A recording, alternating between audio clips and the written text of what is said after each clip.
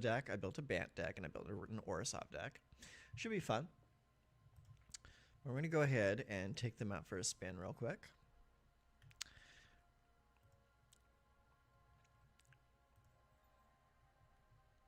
Let's see here. Let's go ahead and play. We'll take it into the play queue first, because these decks are really, really bad. Like, really bad. But they look like fun to play.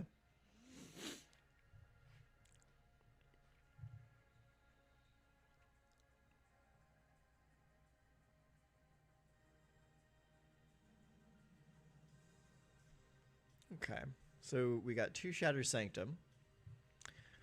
No basics or anything, so this is going to be a slow open, but let's see if we can make it happen, Captain. What are we up against here? Hopefully it's not like mono red beat my ass. But I got a good amount of life gain in this deck, so I might be able to fight him off. So far, so bad. It's not looking good. Alright.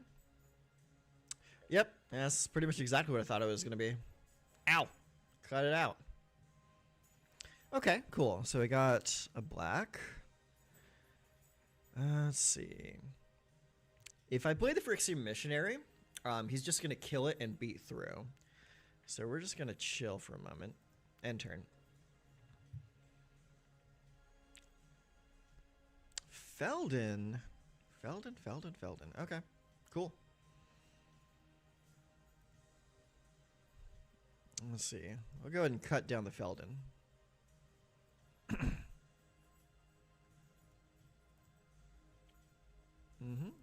Alright, my turn. Let's play the other Shattered Sanctum. And see. We could play the Steel Seraph.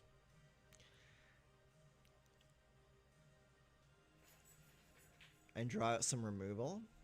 But I think we just need to remove his character. So we'll let him attack. And we'll march it. Ooh, that's a good choice. Yeah, we're just going to kill that outright. Pass. Pass. We can go to 10. My turn. Alright. Go plains. Okay. So if we play the Steel Seraph, we'll be able to march for 2. So yeah, we'll play the Seraph.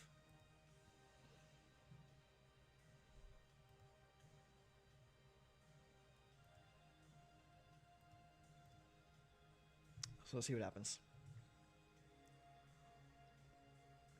Alright. Resolve. Pass. Okay, so here's what we're going to do.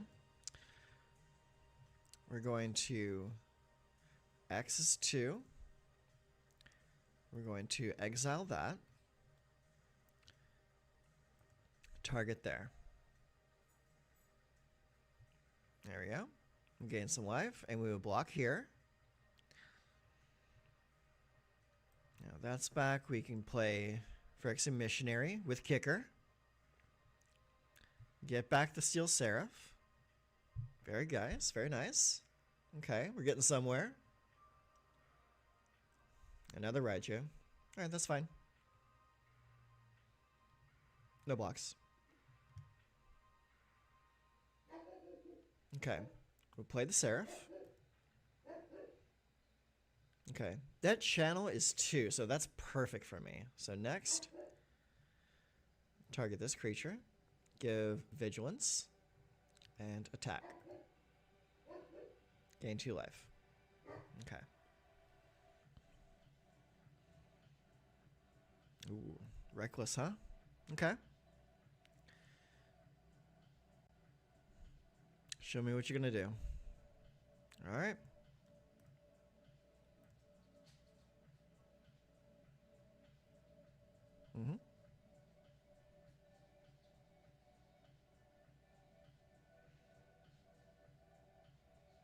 Yep. All right, we'll block.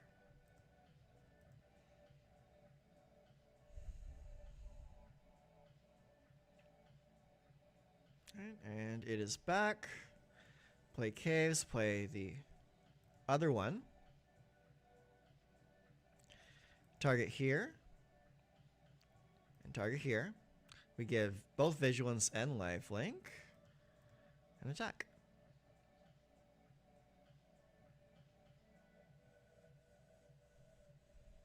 Okay.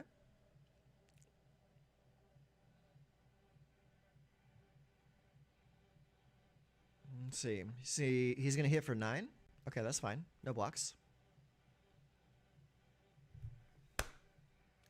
All right. My turn. Target here. And target here. We're going to give lifelink and lifelink.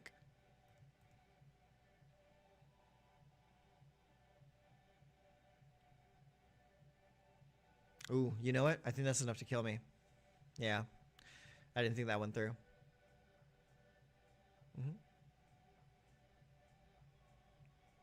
Oopsie. Oh, you live and learn, right?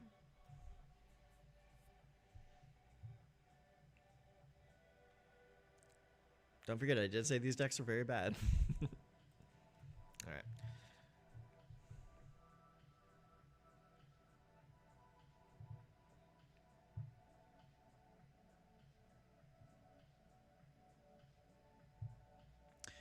Let's see. Okay, that's a little bit better. I got some land out of it. So we'll keep this. We got enough to play either one of my my prototypes, which is good.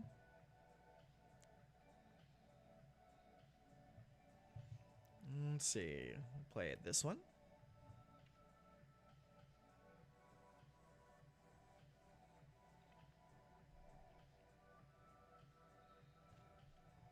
Okay, so he's playing some kind of red-black. So let's start with this.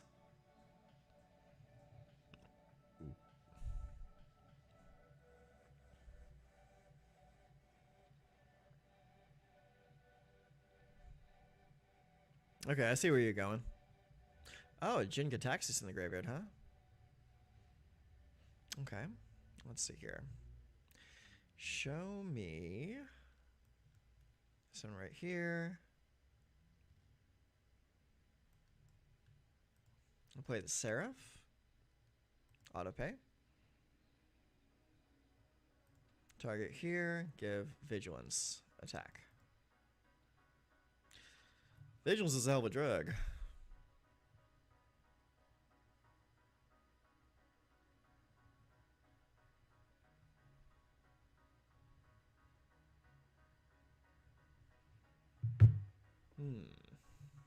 So what are you going to do? I mean, you're obviously playing some kind of reanimator build.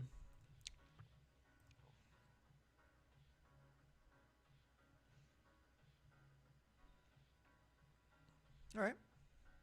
I'm okay with that.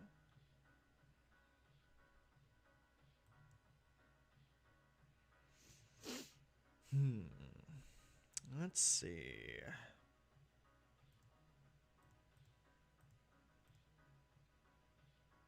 We'll attack with that. We will missionary. Get that back. Okay. Works for me.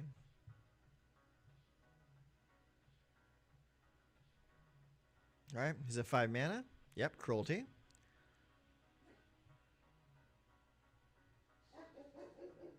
You want me to reveal my hand, huh?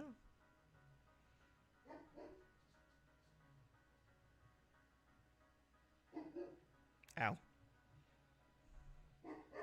Okay.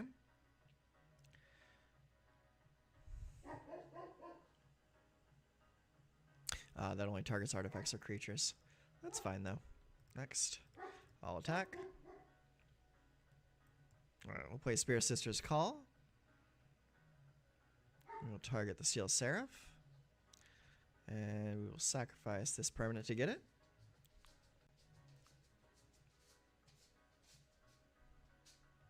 What are you going to search for?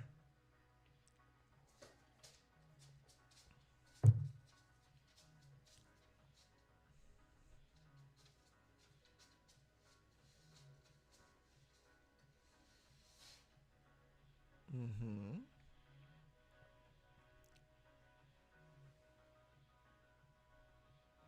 Pretty cool. Let's see. Artifact, instant, or sorcery spell. Whenever an opponent casts an artifact, instant, or sorcery spell, counter that spell. Okay, that's fine. I'll block. Okay. Let's take a look at my graveyard there.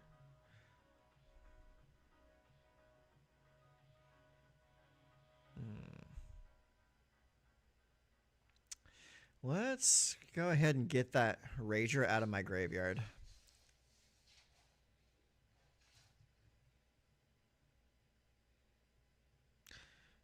This creature here will gain Vigilance. Don't really need the lifelink right now.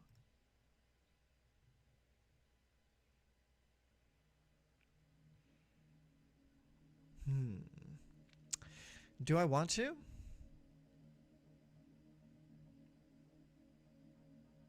No. Decline. Not really, no.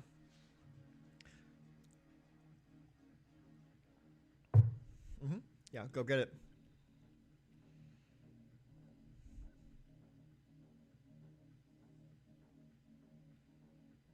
I love Spirit Scissors Call. It's such a cool card. Thrill of Possibility. Ooh. Nice.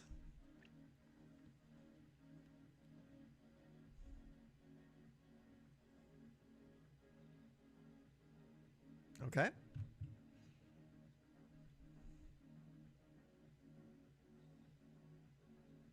Oh, you're killing all my shit.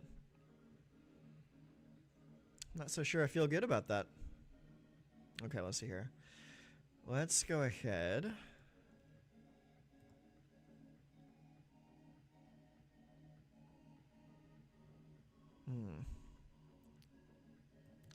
Yeah, we'll go ahead and touch the Spirit Realm. We'll target that right there. And we will just play the Phyrexian Missionary. Autopay.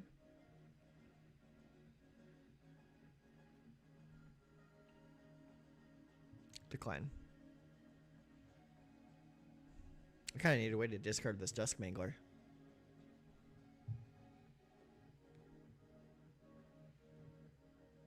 Do you have a way to get that Titan out of your graveyard? Scrapper Mutt. Okay. He's trying to dig his way into one.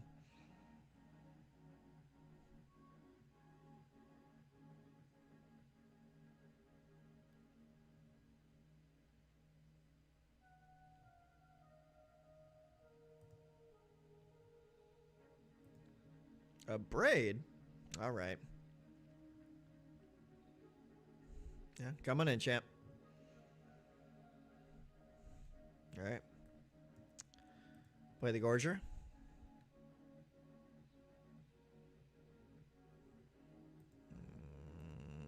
Next. End turn.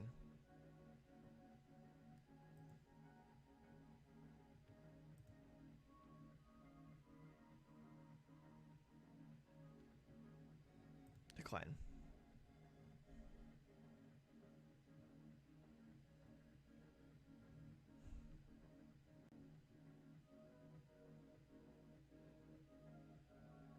Sacrifice Trimway Station. He's really trying to get to his resurrection cards.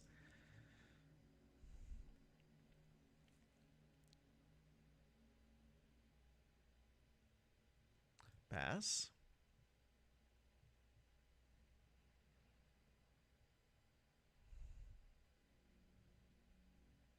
All right.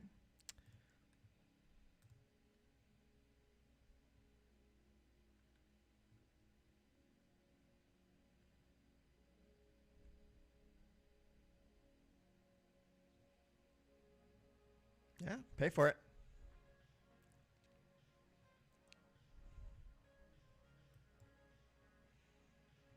Let's see. We'll play a land. I don't have a creature to sacrifice. That kind of sucks. Let's see. That's fine. Next, end turn.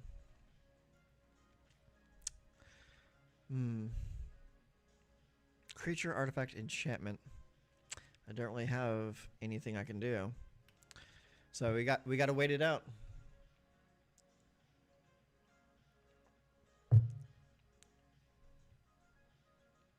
Ah, you got it.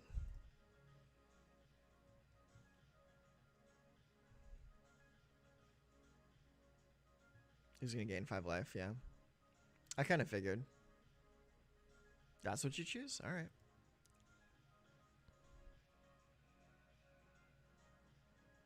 What artifact are you trying to, like, copy? That's what I don't get.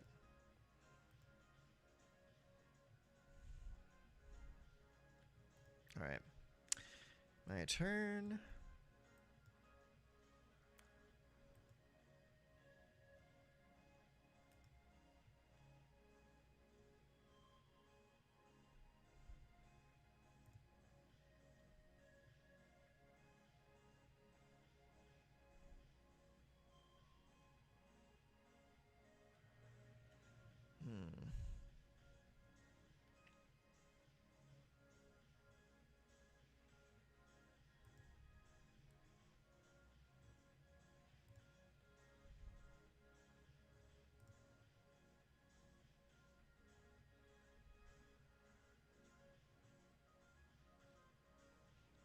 Okiba Salvage. This is an interesting one. Return target creature or vehicle card from your graveyard to your battlefield, then put 2 +1/+1 counters on that permanent if you control an artifact and enchantment. Okay. I can kind of understand that.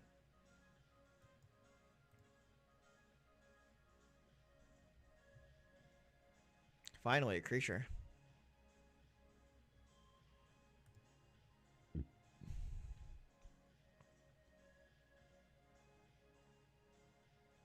This game is dragging the fuck on.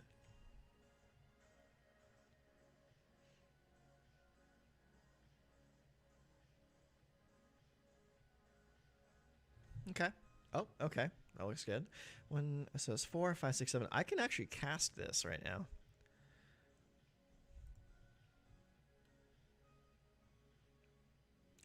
You give lifelink. 1 attacker.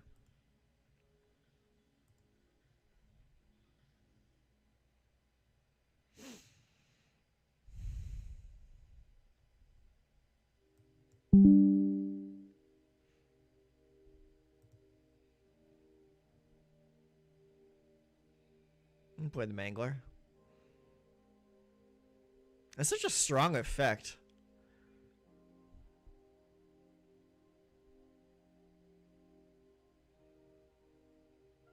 Okay, you still got to do the thing.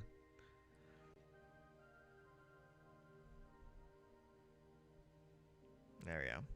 All right, end turn.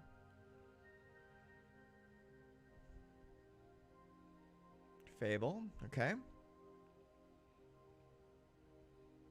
Yep. You need to attack so you don't die.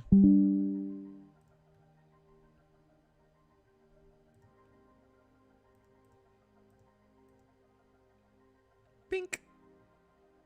End turn. Discard 2 cards. If you do, draw that many cards. That's a lot of mutts. Aww.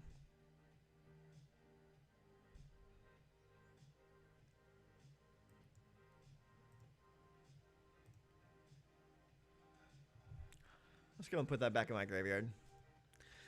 You have no more than enough mana right now. I don't really care if you get a treasure token.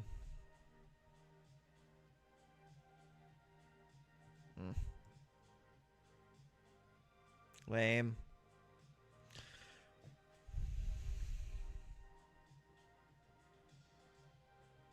Tyrant. Oh, I love Tyrant. Oh, hello, Echo. Welcome to the party. Did you want to play a few matches? Wow, this is fantastic. Let's just throw in all the lands I have.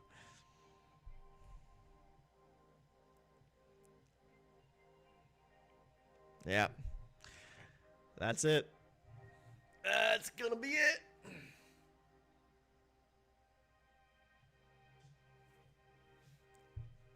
All right. Yeah. Resolve all. Yeah, you got it. Good game. Had him down to 1. I love Tyrant of Echo Ridges. Such a good card. Undervalued, honestly.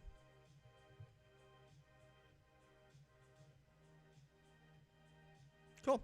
Yeah, just let me know if you want to get a few matches in, and I'll hop into voice. Actually, I'll just place myself into voice in case anyone wants to join me.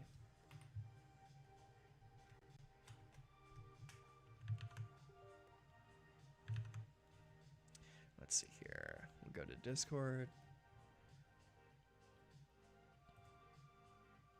Slide that down there. There we go. Perfect.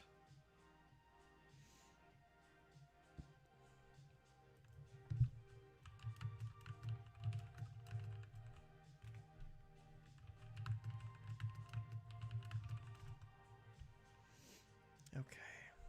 All right, back into the arena client. All right, cool. You know what? That was a pretty decent first game. I think I want to play another one with the same deck.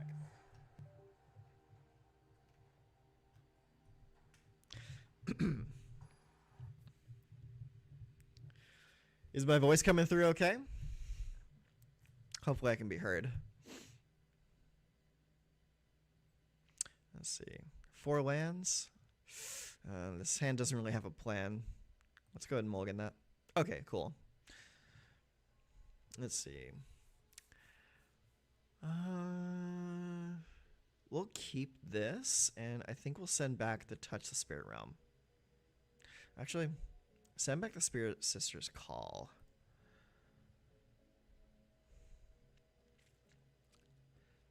Okay. I probably should have sent the other one back. That's fine. Whatever. Okay. Let's drop that. Okay. Planes. Let's play a missionary.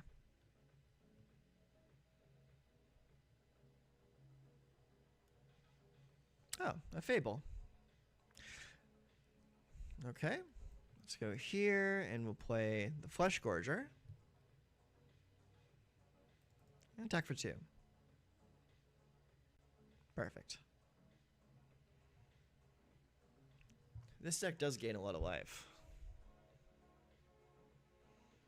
Yep. Yeah, he just wants the... He wants the token. Might Stone and Weak Stone. Alright. Oh. Wrong choice, friend. Alright, let's go and play that. I'll attack. End turn. So we're going to hold up enough mana to cut down his Kiki-Jiki and also cycle Touch the Spirit Realm.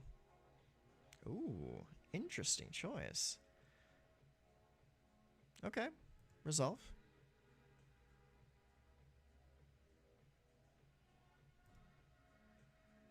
Okay, pass. Yeah, we'll take 6. We'll cut that down. And channel to flip this. Like that. Play Steel Seraph. Next. Vigilance. End the turn. Alright. Flesh Gorger's back. I probably should have timed that a little bit differently. Mishra. Welcome to the party, big guy.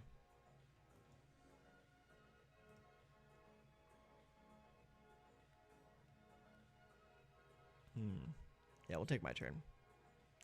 Let's see. We'll play Caves. Next. Target here. We'll give Flying. And swing in. End turn. We're just going to hang on to that Spirit Realm. Yeah, do your thing.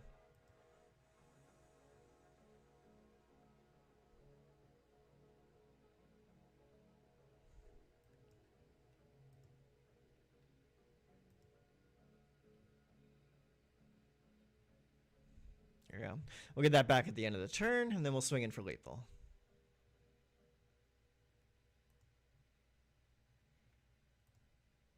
Target here, get flying. I'll attack. Boom, boom. Alright, that worked out a little bit better. Still janky, though.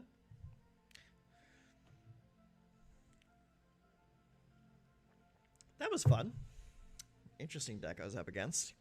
I wonder why he was playing the Mightstone in a Mishra deck. That's kind of interesting. Alright, we'll give this one more go.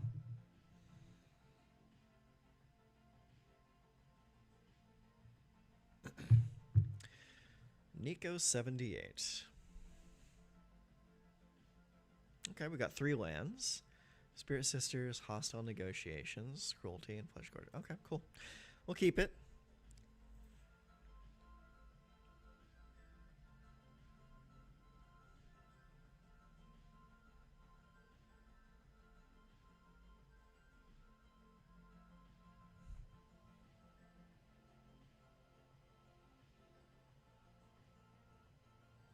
Okay. So let's see here. We got caves. Yeah, we'll probably play the caves for right now, just to give us access to white.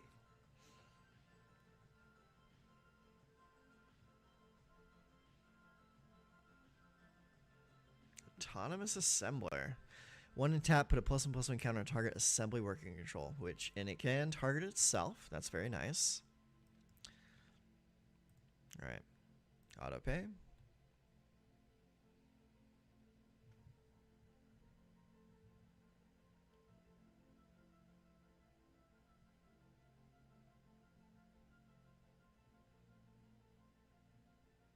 Okay, so you're going to attack in with Vigilance.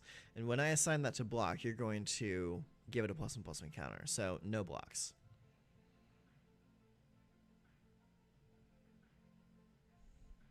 Okay. You're choosing not to do anything, which is fine with me. So we'll play the full Phyrexian Flesh Gorger.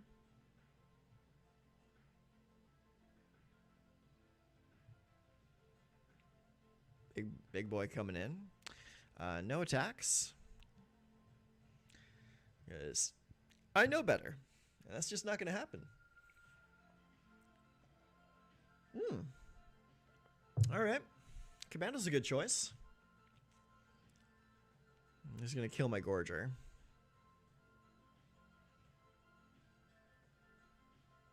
I hope I draw a land next turn. Yep. Now's the right time to do it.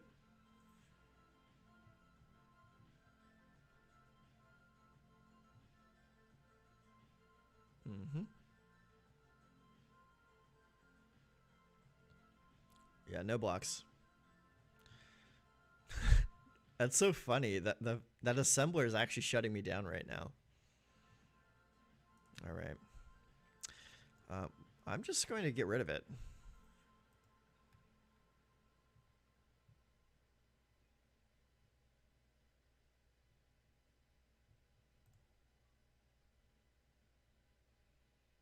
There we go. And we'll attack for 2. Finally.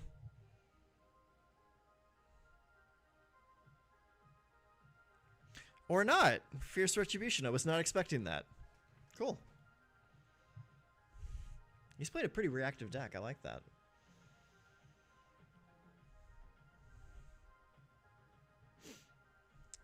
I need some land, though.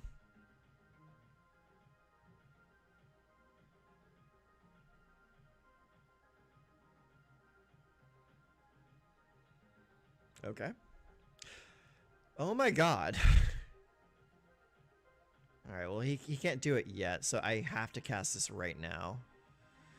Pay 2, submit 0, target, autopay. There we go. Get a little bit of life back. So I really need to get some land draw going. And so does my opponent. I think it's like turn 6 or something at this point, and we're both on 3 lands. Okay, cool. There's something. Something. Anything. Alright. Missionary. Auto pay.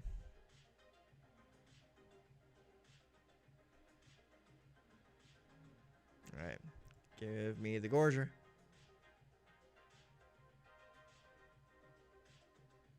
I probably should have gotten the other missionary, but, you know, it's okay. I saw the Flesh Gorger and, like, my eyes went wide.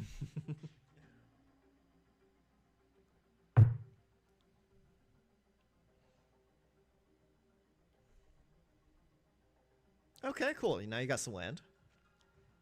Karn Silex. All right. Let's go ahead and read the Silex real quick. X tap, exile Silex, destroy each non-land permanent with mana value X or less, activate as a sorcery. So we want to make him pop that before we do anything else. And that's not really going to do anything for us. So we hit next and attack. So what we're going to do is we're going to play Cruelty right now. I'm going to put it to 1. And try to goad him into popping the Silex early. What's that? Wow, I've never seen that card played. How interesting. There you go. That's what I like to see. All right. Let's see here. I'll play that.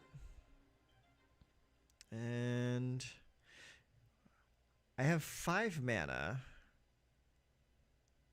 If I can... No. That's just straight up not going to work. Let's see. I don't have any way of just like straight up killing it at the moment. So let's go ahead. What do you have in your graveyard? You know what? Sure. Set it to 3. Give me Cathar Commando.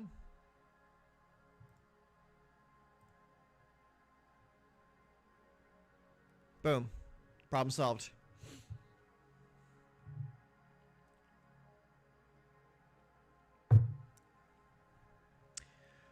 Oh my god, you're playing my deck and I love you.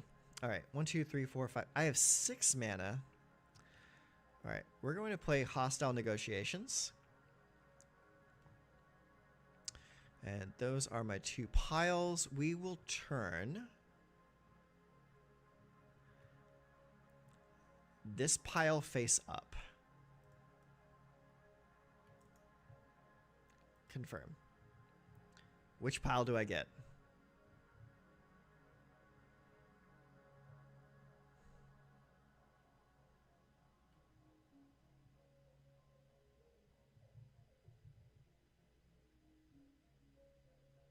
Sweet, I get the removal package.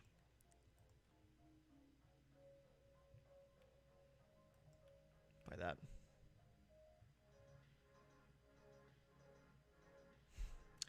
I love this fucking game.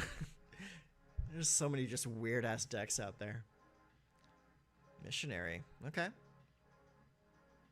What you gonna go get? Probably Lisa. Yeah. Resolve.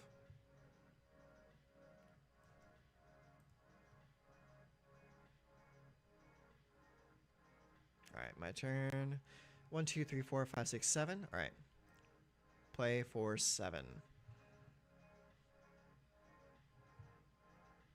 What's in the yard? A whole bunch of stuff. A lot of fun stuff in there.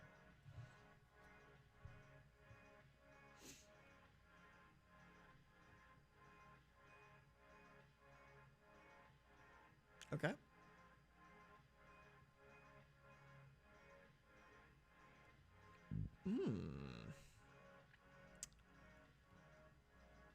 Tell you what, we will chill on that for now.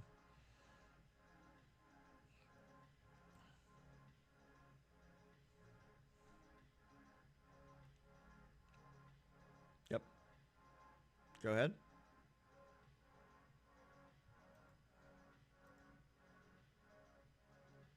All right, let's play that. Play the Dusk Mangler.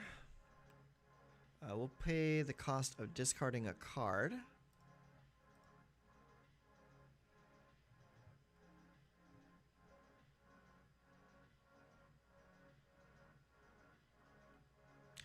Let's see. Give me the Flesh Gorger. Sacrifice that. How are you playing my deck in just like a slightly different version? I mean, it's kind of cool.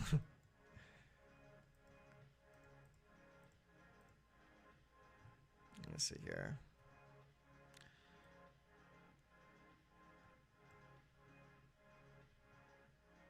Done. End turn.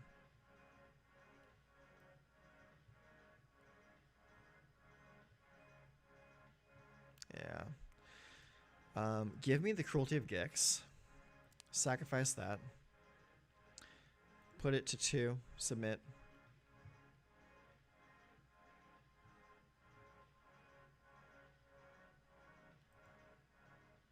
Okay. Alright, that's cool.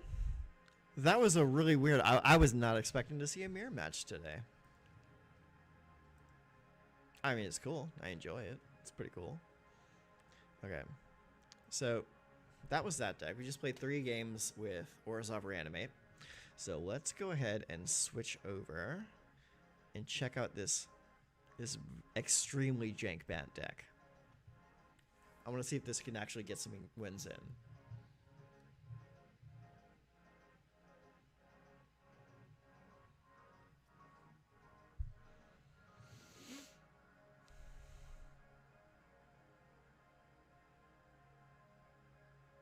Okay, so we got 3 lands. Emperor, Broker's Charm, Falco, and Herd Migration. That seems decent to me. And I have all 3 colors ready to go.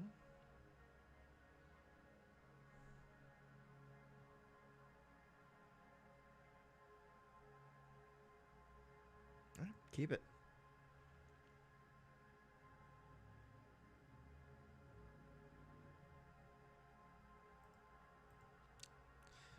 Let's say hello, how you doing?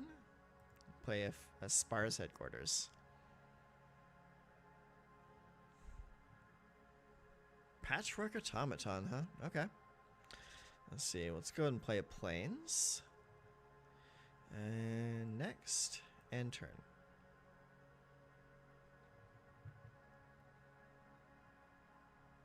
Research desk. Okay. Resolve all. Pass. Pass. Pass. All right. Let's go and channel that.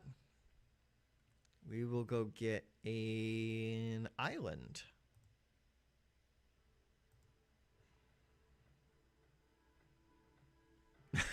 Of course, I draw the island just then. Isn't that just perfect? All right. Next. End turn.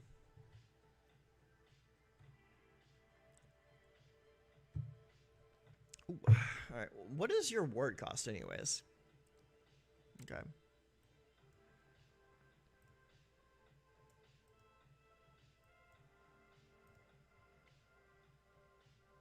Ah, son of a... I'm dumb. I'm big dumb. Okay, that's fine. I was not even looking at the land he had. Oh my god. Okay, cool. Let's go Plains. And let's go Borrowed Time. Target that, yes. I concede. I thought it was a ward 1. I didn't realize that stupid card was a ward 2. Oh my god. Alright, let's try this again. I need to read cards. That's what I need to do. Read cards, win games. That's the way it's played. All right. 3 lands. We're playing with green and blue. Everything in the hand requires a white. There we go. That's better. Keep. And send Elspeth back.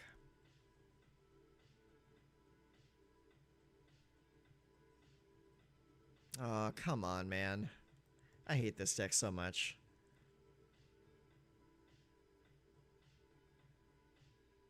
Yep. Yeah, that's mono blue. We're not gonna play against this. We know better. We know better than to play against mono blue.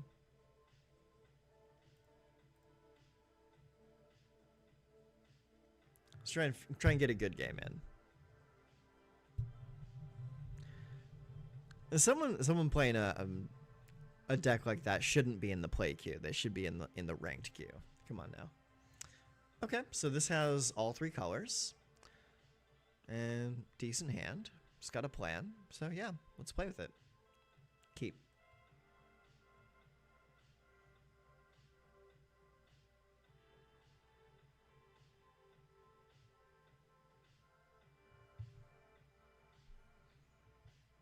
All right, let's see here. Let's play this. So we do need to have all 3 of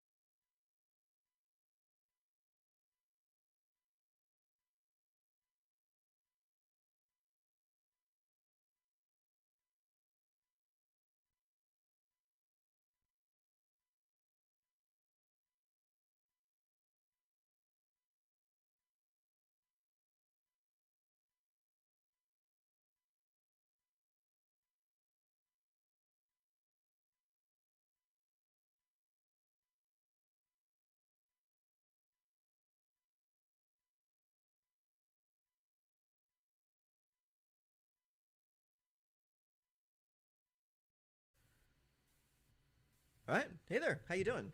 Hey, so I want to step outside my comfort zone a little bit today, and instead of playing control, we're gonna play a little bit of smashy aggro. But I don't want to play mono red because everyone's playing mono red for aggro. I want to bring up an older deck. I want to play some Boros today, so that's what we're gonna do today.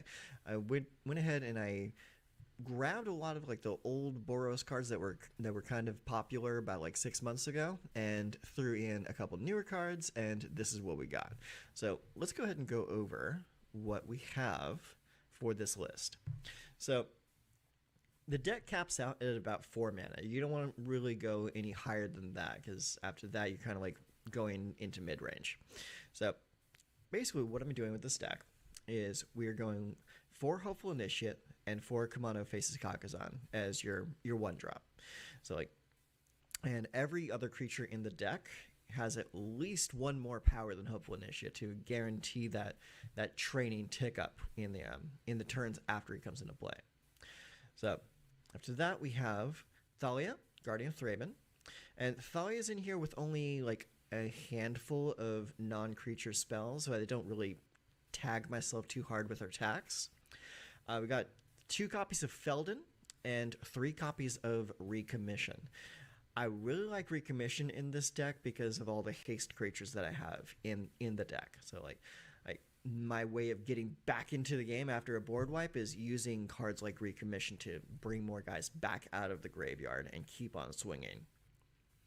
After that, we have Adeline in the 3 mana slot, along with 2 copies of Bloody Betrayal to get rid of pesky blockers, 3 Reckless Stormseeker, I believe full 4 of the Sunrise Cavalier, and then in the 4-drops we have 2 Wandering Emperor, 3 Thundering Raiju, and 3 Nahiri. Nahiri has actually been winning me quite a few games with this deck today. And honestly, I'm not even using her first 2 abilities. I'm just using her 3rd ability to bring a creature back from the graveyard. Because like, she's just doing it over and over every single turn. Bring another guy back out, keep on swinging, keep on swinging. And it's like, so far, this has been doing pretty well. Mana base is really straightforward. I only got 2 Iganjo, running 6 plains, 8 mountains, 4 Battlefield Forge, and 4 Sundown Pass. A little bit more on the mountains than the plains because there's a little bit more red necessity than white necessity for the mana base. But aside from that, this is pretty much what we got going on. Yeah, so that's the deck. Let's play a few games and see how this works.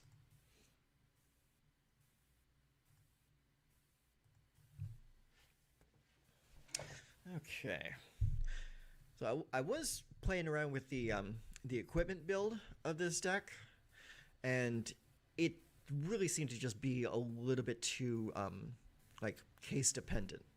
It's like if you didn't get like the right mix of creatures and equipments, it just was not going to work. And so many of those creatures, like Korjadim and Kemba, like they really require you to have the right cards already on the board. And if you don't have them, you're just kind of dead in the water. All right, let's see here. Let's go Feldon.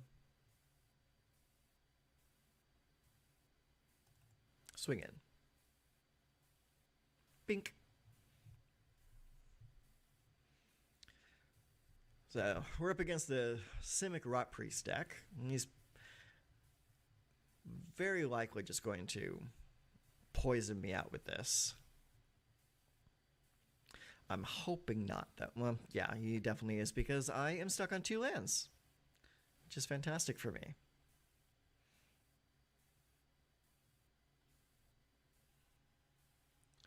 And if I don't draw another land this next turn, we are just going to concede. Because the game is already half over.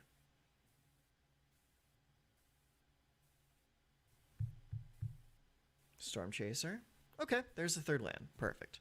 So let's see here. Let's go and Cavalier. And we're just going to start swinging. Race is on.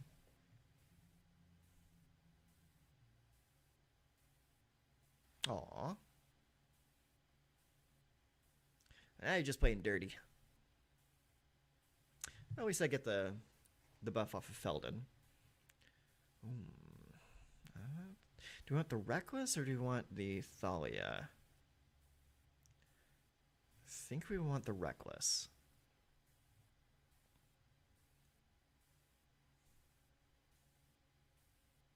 Try and push a little bit more damage.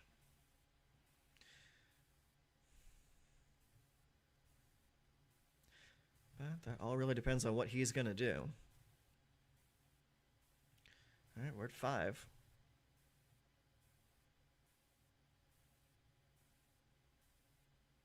Micromancer, huh? Here's the battlefield. You may search your library for an instant sorcery card with mana value 1. Reveal it, put it into your hand. What's the card? Timely Interference. Target is -1/-1 until end of turn. If the spell is kicked, that creature blocks this turn available. Interesting. Let's see here. What do we have in the yard? We have just Felden. We kind of have to play the Stormseeker this turn. So we're going to give him the buff, and we're just going to swing in.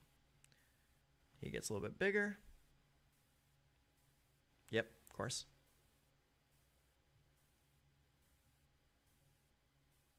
Bam, bam, bam. Okay. Now, if he taps out and tries to swing in, I can just come back in with either the Recommission or the Sunrise Cavalier. But let's see what he does. Okay. That looks good for me.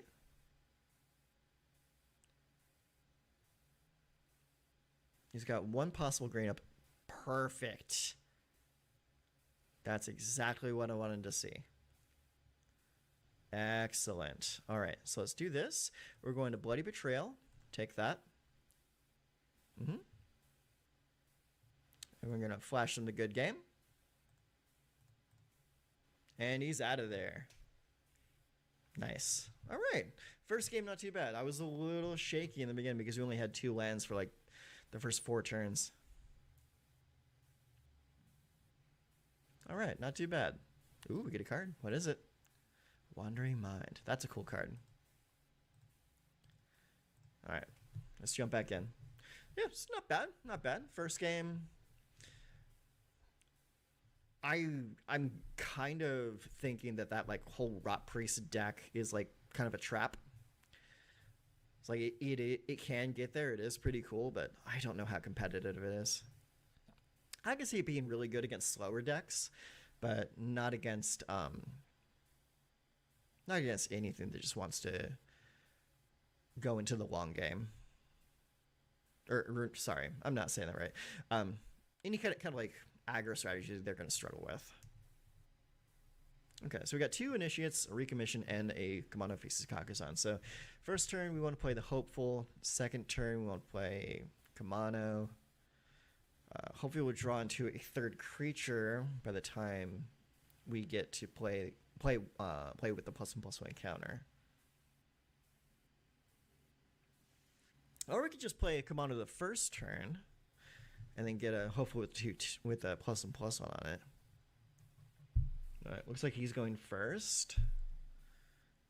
So I get to draw an extra card. Hopefully it's another creature. I'm hoping for a Sundown. That works for me. Shit. Okay. Let's go Battlefield Forge. We will go Hopeful Initiate. And then next turn we'll play Kamano and Hopeful into Reckless on the 3rd turn.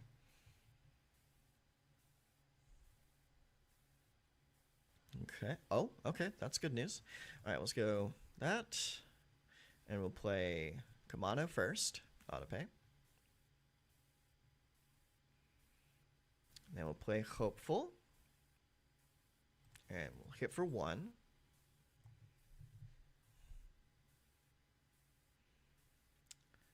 Is this the green-white toxic deck? Oh, no, it's humans. Okay, that's cool. Oh, yeah, that's what I was looking for. Okay, give me Mountain. Give me Cavalier. Swing in. Bink, bink.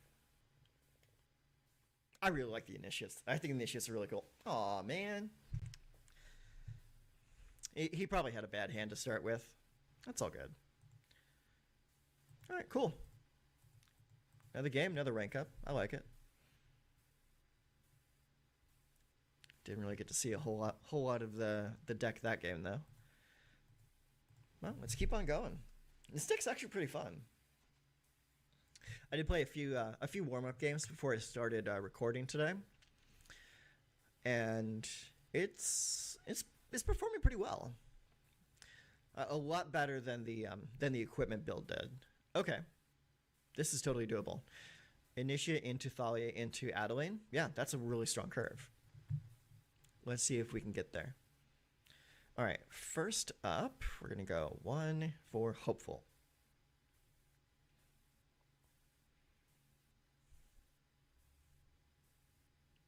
All right, he's playing red. And he's playing aggro. Okay, cool. All right, let's go Mountain into Talia. Swing in. Does he block? He does not. All right. Let's see what he plays this turn. Second Mountain. He could spend his entire turn just getting rid of Talia. And that would save my Hopeful from getting a +1/+1 on it next turn. Yep. I kind of figured. Yep. All right, my turn. Sundown Pass. Adeline. Swing in. Get another boy. Bing, bing. All right. It's looking okay. We get the Plains into Wandering Emperor next turn.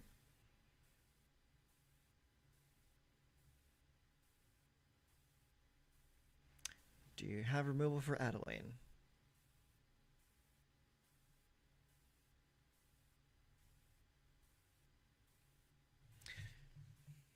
I imagine he probably wouldn't have anything to take care of Adeline unless he's playing like one of those 3-mana deal 5 spells. Oh, no, he's looking for an answer. Oh, Professional Facebreaker. This is a different deck. Okay. I was expecting a much more aggressive build.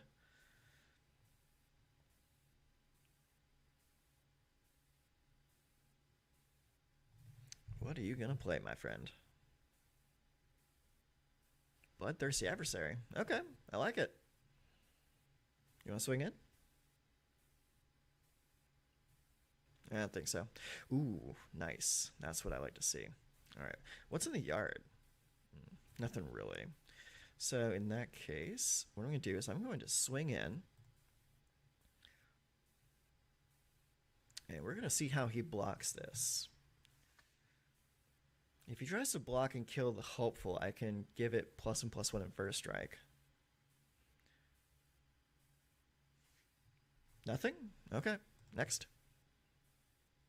All right, we swing in. I'm going to hold up my mana for Wandering Emperor.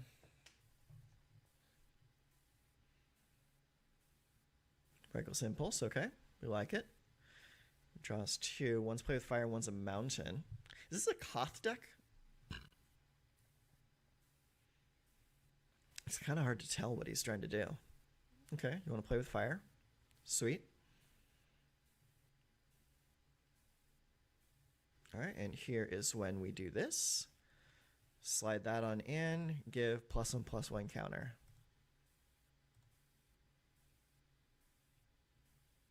And first strike also, so come on, swing into it. Swing into it and not realize it.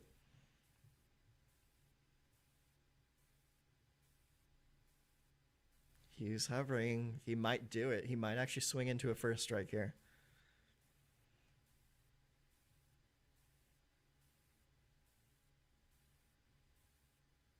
Come on. I know you want to do it. Come on. Ah, shucks. All right, that's fine. Let's see here. Let's go with, what's in the yard here? Just Talia. All right, so let's go ahead and play Nahiri. We'll play it for some Phyrexian mana. And we'll go ahead and discard and draw. I'll discard that. Draw a card. Okay, that works for me. All right, let's go ahead and +1 here. Yeah, he's just gonna quit. Okay, that works for me. You kind of saw the writing on the wall, I think. That was a weird deck. I haven't seen a deck like that before. It might have been a Koth deck, but he just didn't get to the Koth. Venomous Brutalizer. That is a cool card, Phyrexian Knight. Well, the art is cool. I'm not so sure about the card itself. 4/4 Toxic 3. Here's the battlefield. You may pay 2 if you do Purple. Wow, no one wants to pay 6 for a 4/4. Okay, let's keep on going. Well, so far so good. Strife. All right, Mr. Strife. We'll see what you got for me. I do really like that avatar. Ooh, I can't keep that. That's a little bit better. Double recommission and Natalia. I'll keep that and send one of the recommissions back. I'll need 2 of those. Let's go Plains for Hopeful.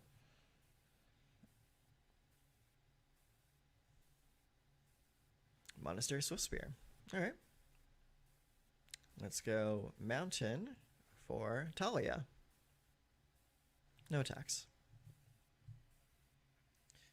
And let's see what you do about my Talia. Oh, you're playing Boros too. I like that. Ooh, getting good, getting good. All right, we're going to swing in. See what you do about it.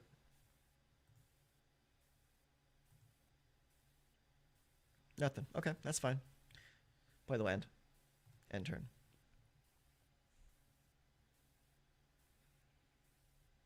Electrostatic Infantry. All right, get in for 2. Okay, let's go. We're going to attack first. See if he can do anything about it. And he can't. All right, let's play Kumano. All right. The race is on. Oh, wow. Okay. Yeah, you get it, man.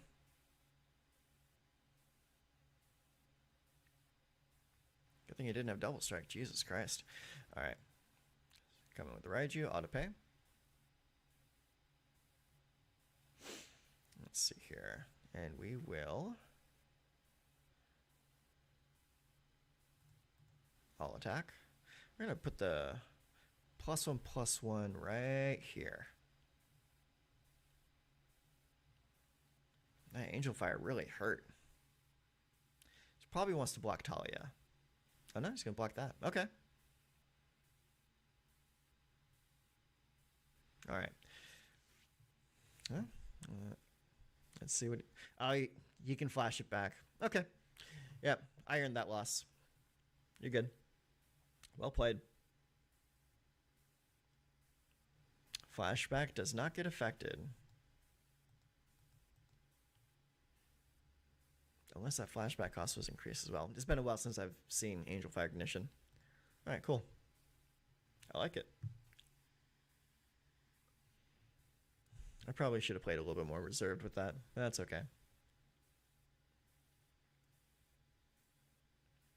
Grimjack.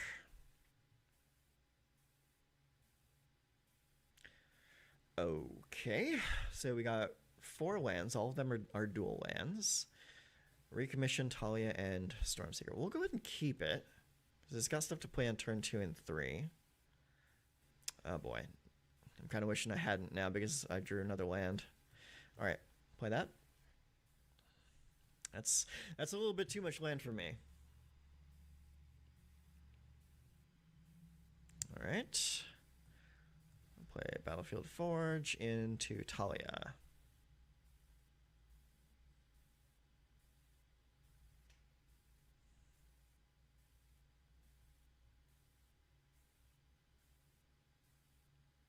Okay, sure, works for me. And it just makes it a little bit easier for me. So we're going to play this. We're going to play Kumano first. And then we're going to recommission Talia. All right, we're back in business.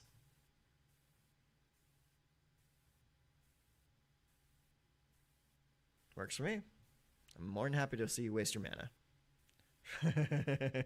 That's funny. All right, let's go here. We will go with Talia.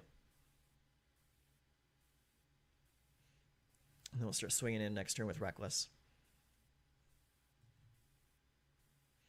Yep. Keep on doing it, buddy.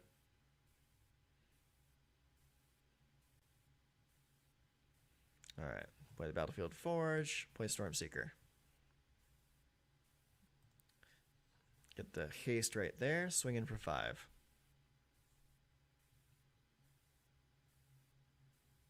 Urbrask's Forge. Okay. And cut down. Got it.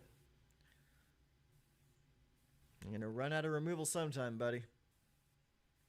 Ooh, that's a good pull. Next. Goes right there. I'll attack. Bang, bang. End turn. I'm just keeping the mountain in hand to make him think I have stuff. Perfect. I win. So that's 4. Ooh, okay. So let's see here. That's 1, 2, 3, 4, 5. 4, 5, 6, 7, 8, 9. Ooh. Oh no, that's Xaxes. All right, sweet. Gimme.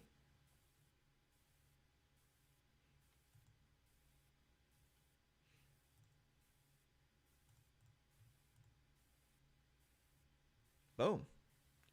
GG. Thank you, Sheldred. I knew I put that in this deck for a reason, and that's the reason. Problematic characters that you need to get around. Nice. That was good. That was good. I like that a lot.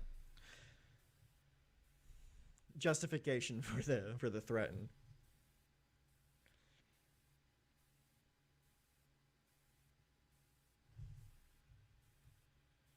Let's see. Not too bad, not too bad. These games are going lightning fast. Okay. This is great. I like this a lot. We'll keep it. All right. Let's go Hopeful into Feldon. So let's go here. Hopeful. So I want to start piling on +1/+1 counters. All right, good. I like the tapped land. Perfect. Let's see here. Let's go Mountain. Feldon. Feldon's pretty decent for like just a little 2/2 hasty boy. Sure.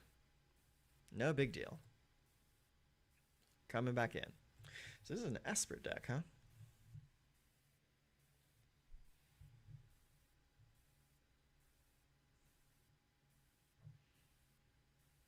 All right. Aw, not Lily.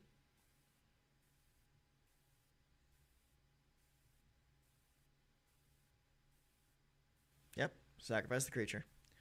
Little do you know.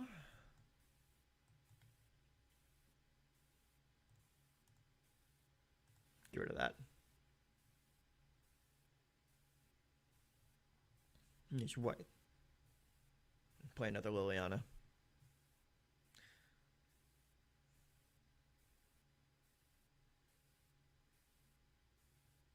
No? Okay. +1/+1 counter right there. All right, let's go here. We'll play Feldon.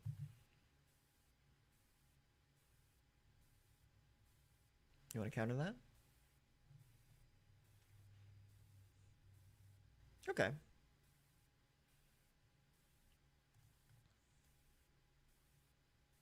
You got a cut down for that? You sure do. Look at you being a good boy. All right. Let's go ahead and get the Kamano out. And next turn we'll play a big stinky Raiju. All right. Play Sundown Pass. Play Raiju. Swing in. Bink. He's control decks. Answer after answer after answer. Farewell? Oh no, you can't play Farewell. Only have one white.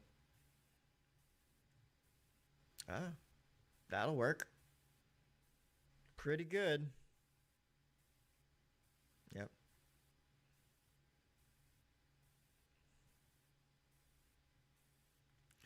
All right, mountain and swing into that.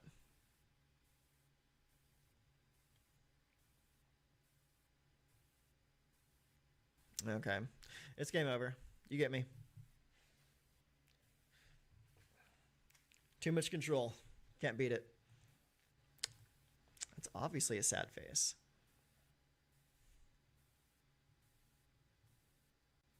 There's only so much removal you can fight through, right? So let's try again.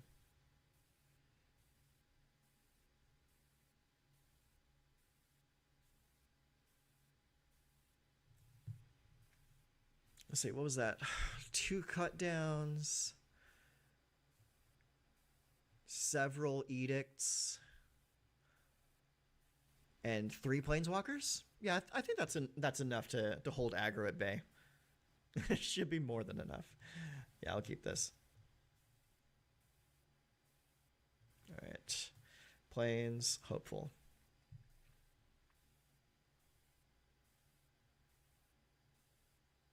All right, mountain, shock.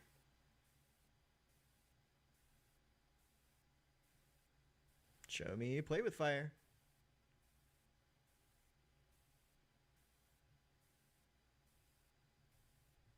He's holding his place for something.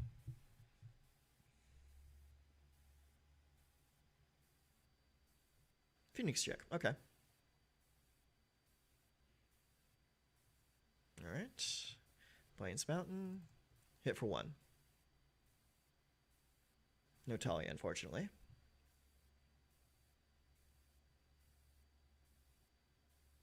Ancestral Rage. All right. Give the old +1. Oh, okay. Bink, bink. Aha, here we go. All right. Give me Talia.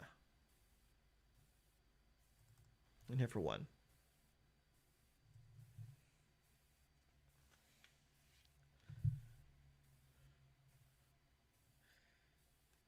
All right. I'll likely play 1 spell this turn just to get rid of Talia.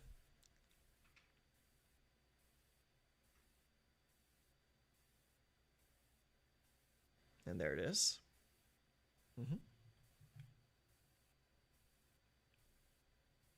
Okay.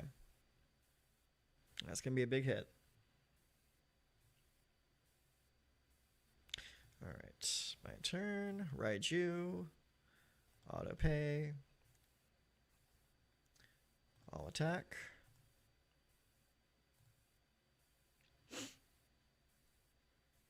Bang, bang.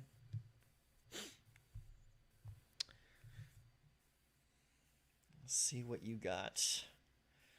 So it's likely going to come down to this next turn.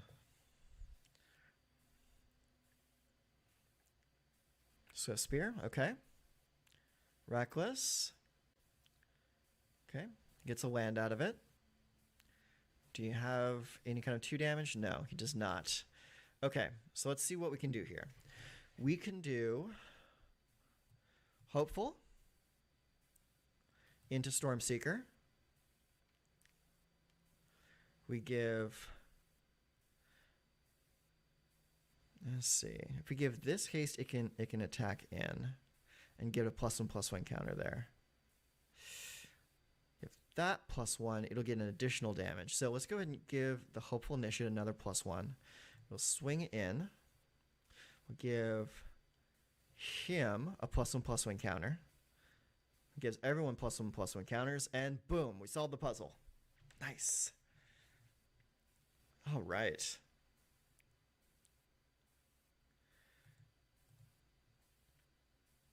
And you know, we're going to play 1 more to see if we can get to the next tier in this video. So, 1 more, win or loss, and we will make our post-game judgments after that. Talk about what we think is working well for this, what is not, and wrap up this video. So far, I'm liking what I'm seeing. All right, Ross Fair. Okay, we have 3 lands, a Recommission, a Talia, Adeline, Thundering Raja. So we got decent curve. We just don't have anything for turn 1. But that's okay. We can still make it work. Are we going first, or I think he's going first?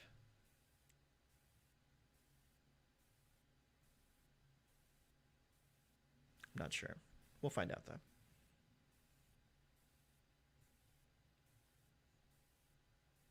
Okay, no, looks like I'm going first.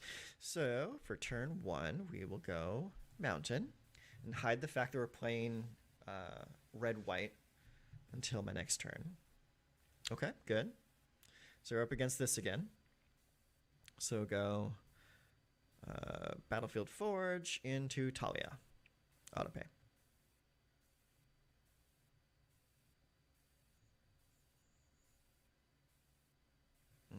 Okay, so he's playing the red-blue. Yep, there's the play with fire. You'll love to see it. Ooh, okay. Okay. Let's start racing right now.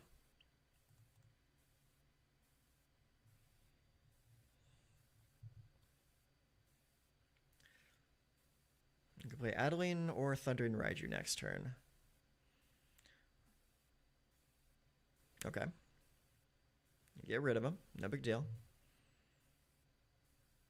You consider your options and hit for 3.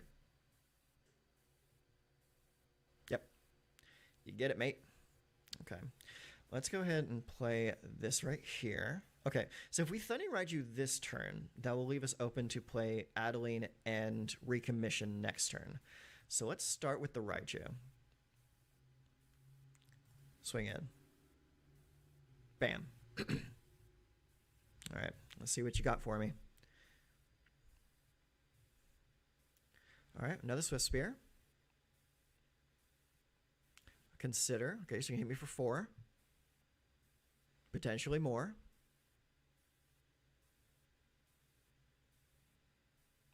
Come on now. Okay. Big damage coming in.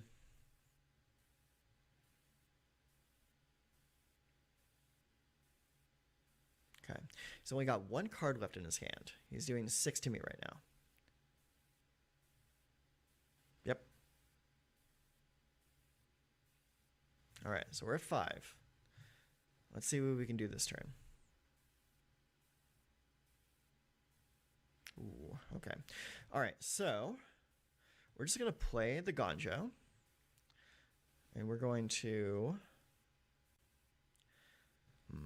yeah, we're going to play Adeline.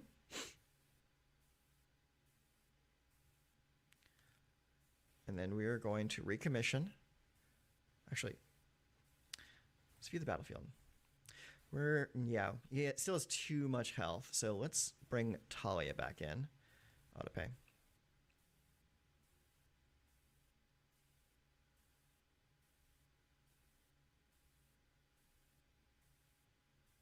All right. And we'll swing in. We're going to give that a +1/+1 counter, so we can deal a total of 3 extra damage. Now we've got 2 decent blockers, and he's got a possibility of 1 spell. Fading Hope? Sure. You want to swing? I didn't think so. Nice. All right, so it's good to see that this deck can hold its own with the red pump decks. All right, and that is us getting into Platinum. Not bad. Okay. All right, well, we're going to go ahead and end the games there. Let's go back to the deck viewer, and we're going to see what we think about the numbers here. So, what we got going on is we got the Hopeful Initiates, we got the Kamana. I really like that for our first turn plays. Really good. The Hopeful Initiate is actually really performing, especially with the fact that every other creature in this deck has at least 2 power to guarantee that it gets bigger every turn. Let's see. The recommissions have been extremely clutch, getting Talia back over and over and over. Felden's good. I could see a potential replacement on him if we wanted to go more spell heavy and swap it out for the vampire. The vampire that gets spells out of your graveyard. But with Talia in the deck, I'm not so sure that's a great idea. We would have to take Talia out. But Talia is like an MVP performer for this deck. So it's like she's such a lightning rod. So I think we might just keep the Feldons as is. Maybe I think we need to play with it a little bit more to be sure about it. But I like him. He's good. When he works, he gets some good stuff out. Adeline, absolute all-star performer. I love her every single time I draw her. Bloody Betrayal really saved us the game that we drew the Bloody Betrayal. I like that it's only 2 in the deck because it's not something you want to be flooded with in your hand. Like you really only want like maybe 1 or 2. Reckless Stormseeker, MVP card. I mean, don't really have to say much more about that. Sunrise Cavalier. I like that I'm running it as a 4 of because I can get more consistency with the deck, having it come in a lot more often. Wandering Emperor, kind of outshining Nahiri a little bit, which is unfortunate. But I think we drew the Wandering Emperor more times than we drew Nahiri in our games. So I think we need to play some more games, but get a bigger sample size to make a judgment call on that. But I do really enjoy having Nahiri in the games that I do get her, just to get that extra card advantage, not just from drawing off of her, but getting those key creatures back out of the graveyard. Thundering Raiju, I mean, speaks for himself. I mean, the card's amazing. And with all the other creatures that get +1/+1 counters on them, the Hopeful Initiate, the Kamano, the Sunrise Cavalier, Recommission also puts a +1/+1 counters. Like, you're going to be spreading counters around a lot with this deck. Oh, Wandering Emperor as well. Yeah. As far as what I think I would do to change the deck, I might go down 1 Nahiri and up 1 Wandering Emperor, or down 1 Nahiri and up 1 Reckless Stormseeker. That might be what I want to do with the deck, but I'm gonna play with it a little bit more. I want to get more games where I actually draw and use Nahiri. She didn't really get showcased today, but anyways, that's what we got for you today. I'm calling it Building Better Boros. And yeah, if you like the deck, give it a spin. Tell me how it worked out for you. So yeah, that's it for me. Take care of yourself. I'll see you later.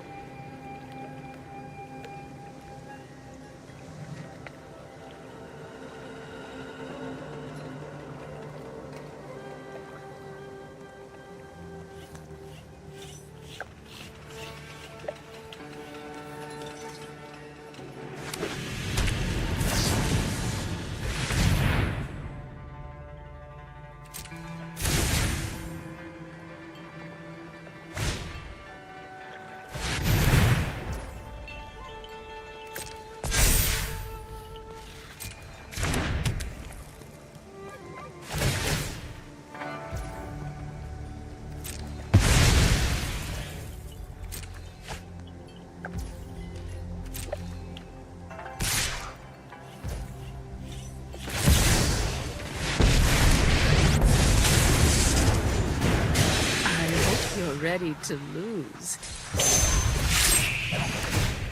You're done.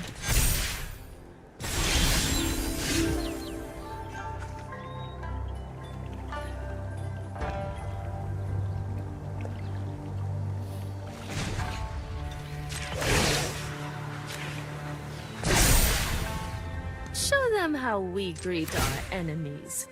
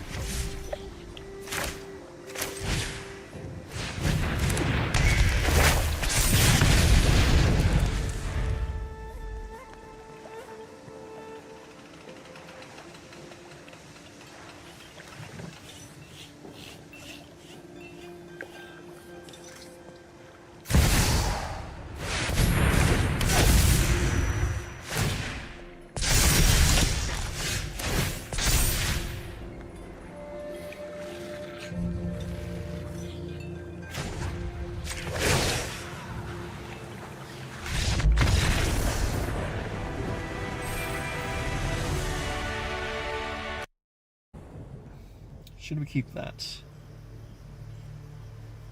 Let's try it. So this is my blue-black mill deck. I'm having some pretty good luck with it lately. Ooh, excellent. Okay. Let's see.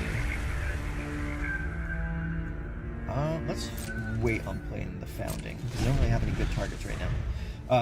Yeah, this is my mill deck. I've been having some pretty good luck with it so far. I'm talking about this in my Discord server lately. And some people have been having some issues playing it. So I just wanted to take a moment to show how I play it. And maybe that will shed some light.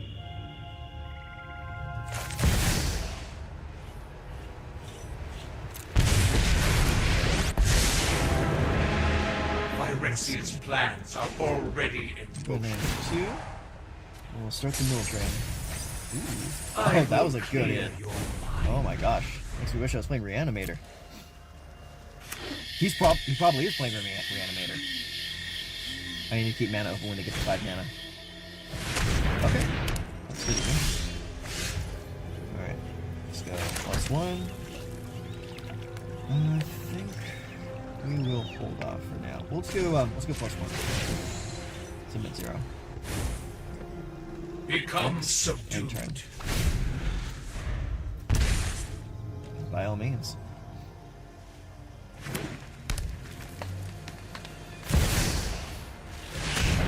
Shelly. Yeah, you can play that. Pass. And I'll take my turn. We'll draw. That's fine, resolve. And what we'll do, we'll play Founding. Put it to 1. Use it to cast Go for the Throat. Kill that. Play another land. And we'll go +1. That'll keep mana open to cast Rejecting. Organic minds are easily quelled. He's very likely going to try to reanimate on 5. I think it's called like Diregraph Rebirth or some shit. Okay.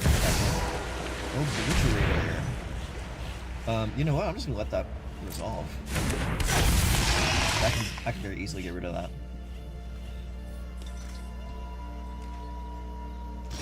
Obliterator is actually the complete reason why I chose to run this deck as blue-black instead of blue-red, because I've been seeing a lot of Obliterators around lately. Let's see, how many cards in your graveyard? 9? Let's see. if I cast that, I'm not going to be able to cast another card. So I'm going to go -2, make you mill 3 cards. The data required. There it is. Perfect. That's what I wanted. Alright. Play Willie.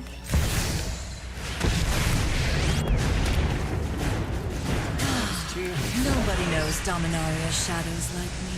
And then One of we'll your friends counter the has next to spell they leave. play. And if it's under 3 mana, I'll get to proliferate all my shit. What's in my graveyard right now? Just cut down and go for the throat. Okay.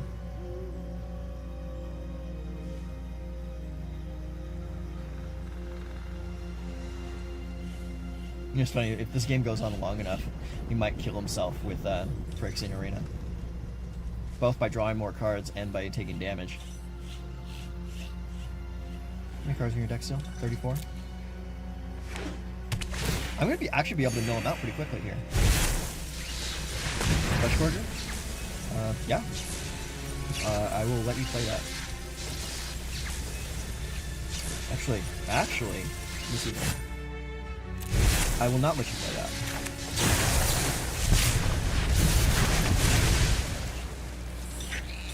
Proliferate. These two do not proliferate that, because I don't have anything to cast with them. Okay, that'll do it too. Concede is a victory.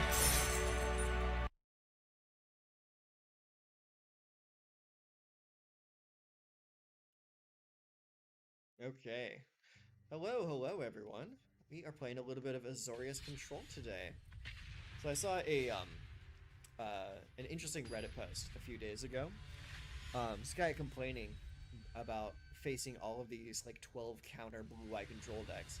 And I'm thinking to myself, it's like, what kind of meta are you in? Like, I don't face that at all. I don't think I've seen that in a very long time. My meta is all it's all like mono red and mono black. So I don't know if he's playing in the same area of the ladder as I am, but that is definitely not what I'm seeing.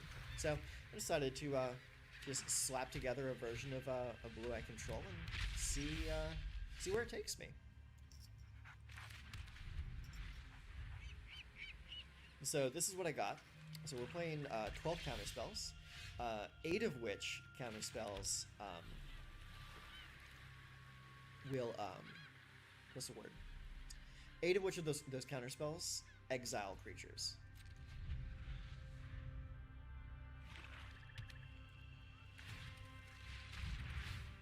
Because there is a lot of graveyard shenanigans going on right now in the meta. And I do want to have plenty of exile effects. What you gonna get rid of, champ? Got a lot of juicy choices for you. Good choice.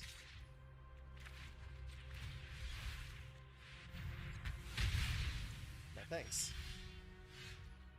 Ah, I should have kept the land. Damn it. It's too good to do, though. Alright, but at least now we're in a position where we can start counterspelling shit. Good choice, though, on the Concealing Curtains. That is easily one of my favorite one drops. Alright, here we go. Getting some land.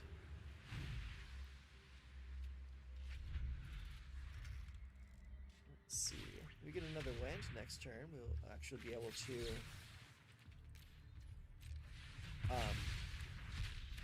play Teferi, which would be pretty nice. But he's also getting up to 5 land next. He is at 5 land now, so it means that I'm going to be seeing a lot of Invoke Despairs coming my way.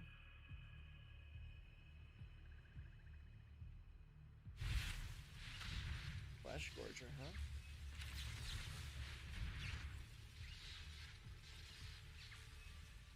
Just ditch that right now.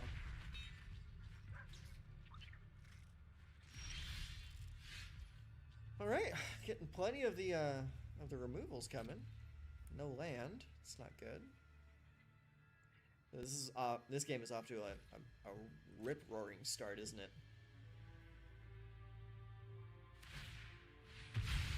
Sacrifice, draw a card. I'm not so sure like the draw spits are like a worthwhile addition. So. I'm not completely convinced of that.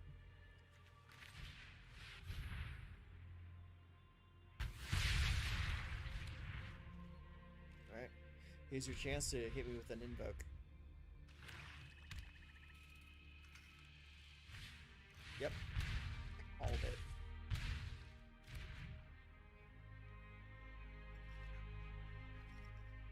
Good way to play around the counter spells, though. Jesus. It's all good. We just need to draw some land and we'll be fine. I mean, I can only hold him off so long. Alright, Shelly. Get out of here.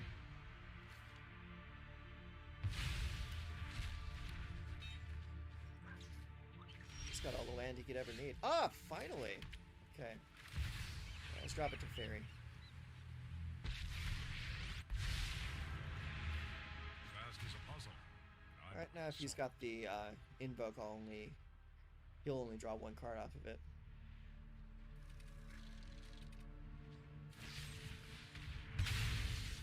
Good call. Who's that handsome devil? Do you have the cut down for the creature? Orange with Affliction. Interesting choice. What do you have in there that is going to give the poison counters, though? That's the question. Let's see. Land. Silex. Now, I'm playing the Silex strictly because my threats in this deck are the Planeswalkers.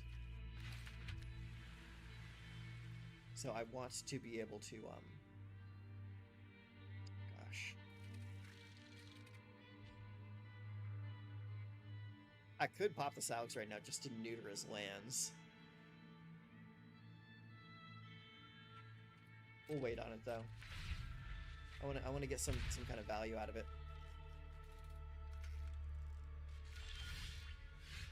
Yeah, see, he's not playing anything. 1, 2, 3, 4, 5, 6, 7. I'm gonna lose one land anyways, so let's go ahead and pop it.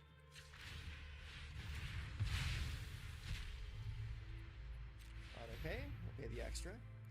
Give me the other Teferi, yeah, that looks good. Choose this land, this land, this land, this land, this land, and this land to keep.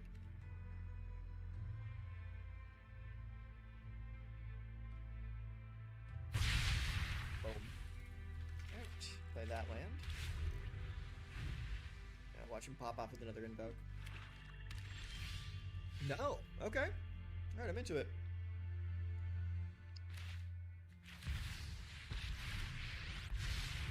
He's got to be playing some, like, hard control variant. I won't back down. Because he's got a full rip of cards over there, and he's just not casting anything. Yeah, of course. Resolve. And I don't know everything. Knowledge is meant to be shared.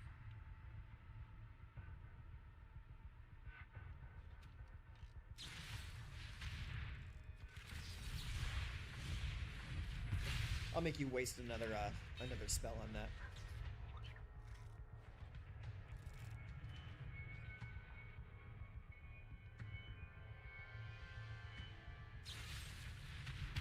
Perfect. That's what I wanted to see. Underdoggo.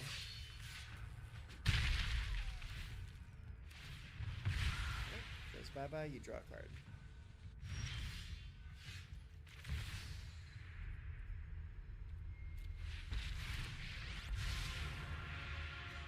Surrender your mind to Phyrexia's will. Go ahead and discard some cards there. I will clear your mind. Looks good to me.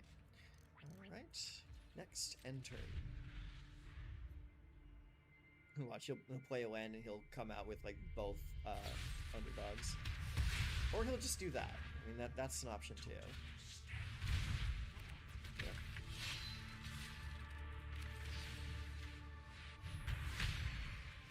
Oh, I'll give him 2 life. No big deal. His library is at 28 cards.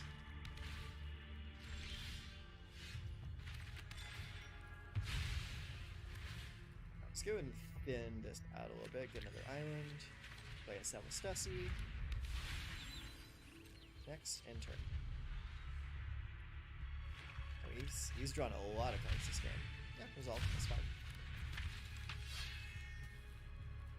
Pass. Come on in, chat.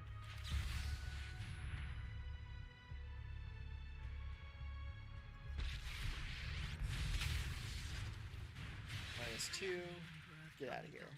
And I will protect my people. Yep. That's what I thought. Now, do you have something to eliminate my guy? You do. Back to wandering. Let's see here.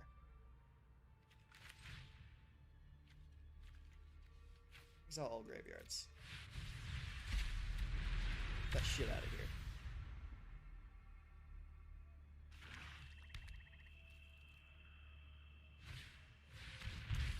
Whatever. Keep drawing cards. God, does he have another one? That'd be hilarious if he casts another one. He's drawn so many lands. Yep. He's seriously like drawing like so many lands this game. It's not even funny.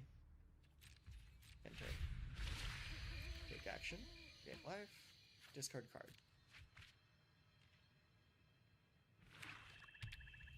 31 to 18.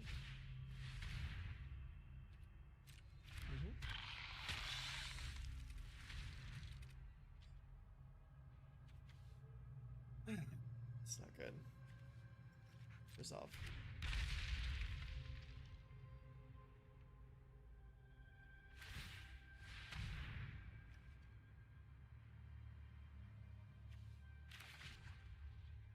Cancel. Ugh! Yeah.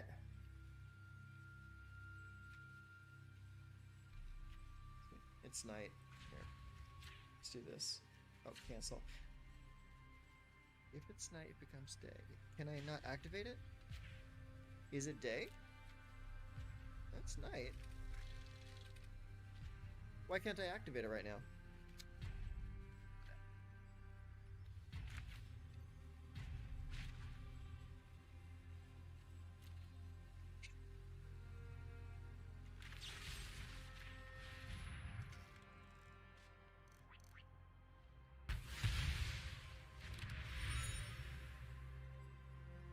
Resolve it. Resolve. It's fine.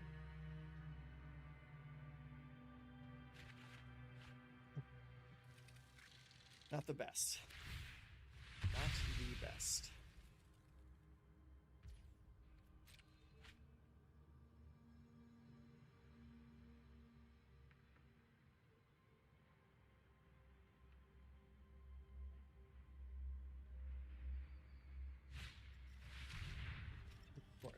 Of course he's got another one.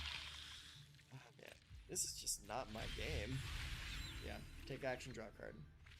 Okay, that'll do. Discard island. Very well. We'll do the depopulate though.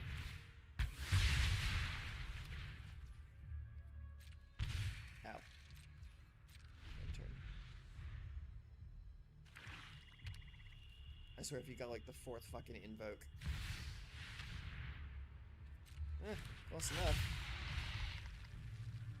Good thing I can't attack this turn.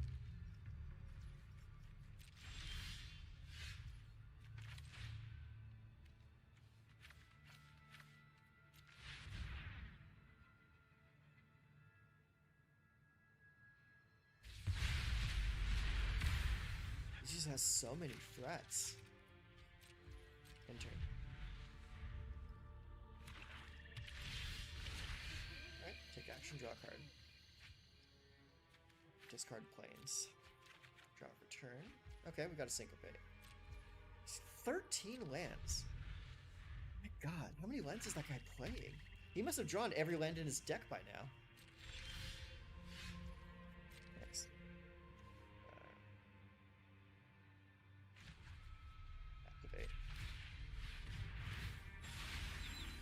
Take action. Draw a card, discard card. Enter. Take action. Draw a card. Discard card.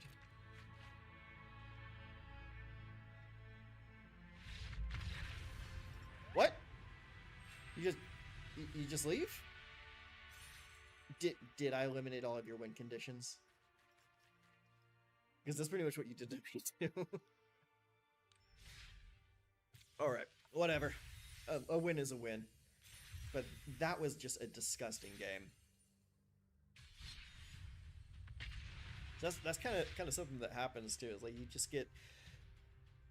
you get sucked into just such a long, drawn out game over time that like one person just gets bored and leaves.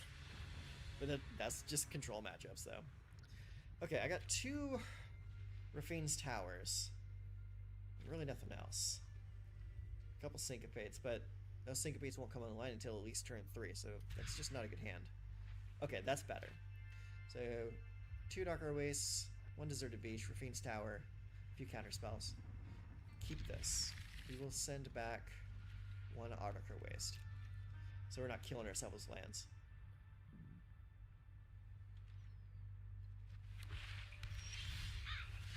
Okay, let's go ahead and play the Rafine's Tower first. This is Shipwreck Marsh and Animal Waste. Okay, so some kind of soul tie. Rona, interesting. I do like Rona. There's some kind of soul tie.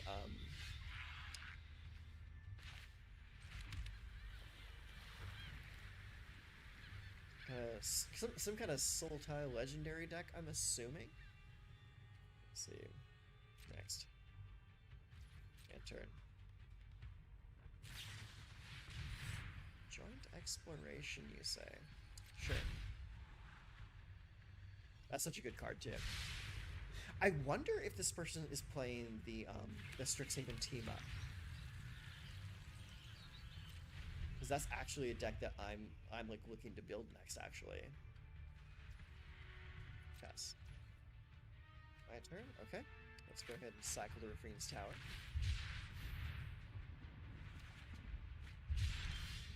Cool. Okay. Let's play the Gonjo. Play the Celestasi. He's gonna counter the Celestasi. Yep. That's fine. Fancy negate.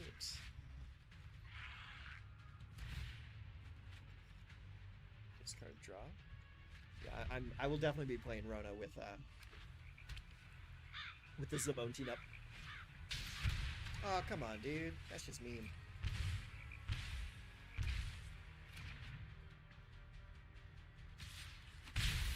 This is kind of interesting that I'm paired up against this matchup when I was just thinking about building this deck today. Provided it is the deck that I'm thinking it is. End turn.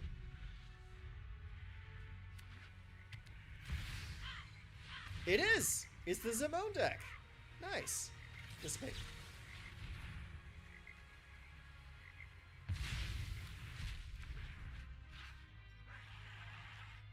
I love it.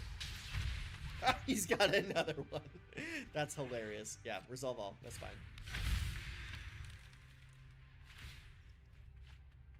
Draw, then discard. And that's going to trigger. So good. I'm glad that I'm actually getting to see what this deck looks like. Let's see. Play it. Yes. Keep that one.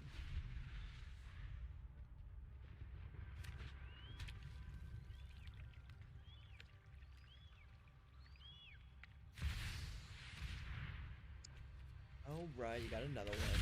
Man, that's 3 you've played so far. That's crazy. Let's see.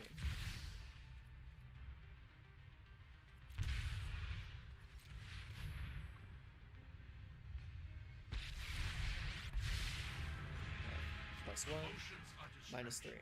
Focus on the facts.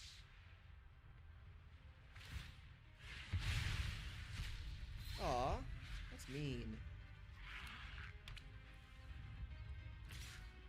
Yeah, that's fine. How foolish. Ooh, you're a jerk. I can't counter that. Alright, that's fine. Yep.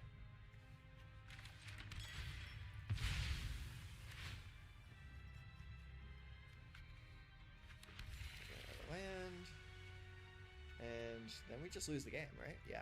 Yeah, I think we just lose.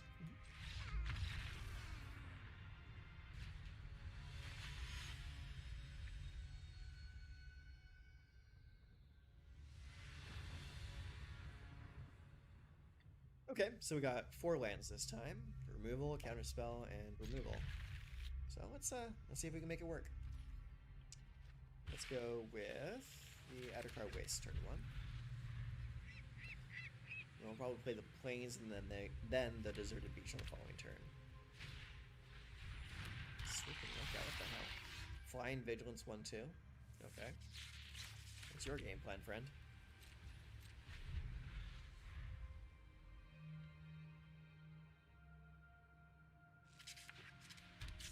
Or is it just a pretty decent 1-drop? Eater of Virtue? What the? Whenever a equipped creature dies, exile it. Equipped creature gets +2. Okay, that's one that steals keywords. Okay, I understand. Let's just get rid of it. I don't want to deal with that.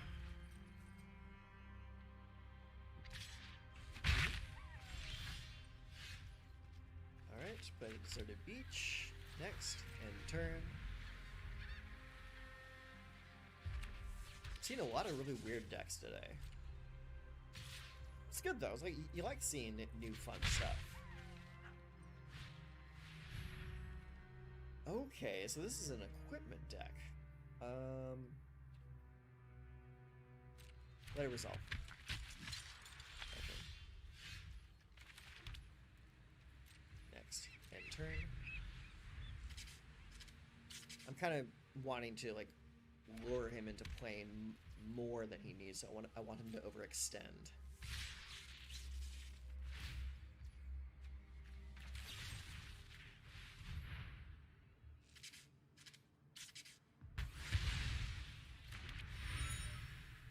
Yep, we'll take 1 damage. Out.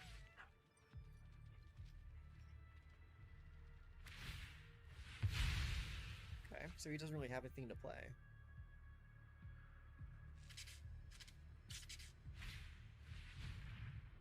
Another Eater of Virtue. I'll say no to that.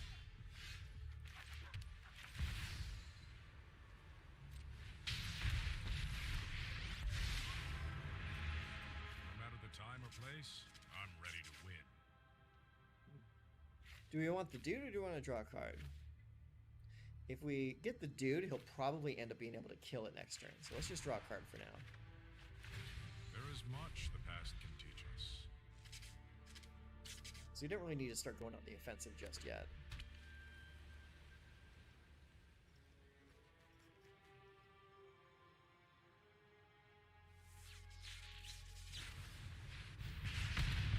Alright, either way.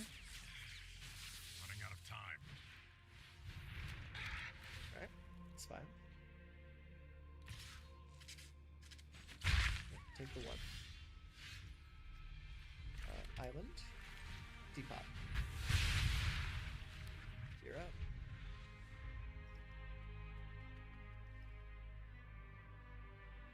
So we'll see if hopefully we can try to stabilize the board now. Plays the Ganja. Astro. With the top 7 cards of your library, you may reveal an equipment or a vehicle card from among them. And he gets the Thran Power Suit. Interesting. Alright, well, that's very well. And remove everything. Except for graveyards. I want the graveyard to stay there.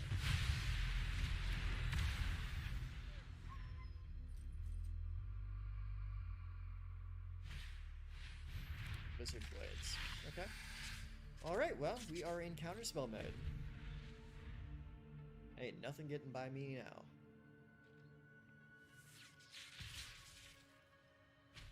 Ow. Ow.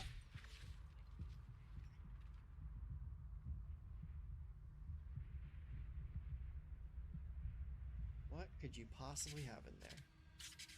He's probably holding onto something that requires double red. Not be surprised. Ah, and a hearing.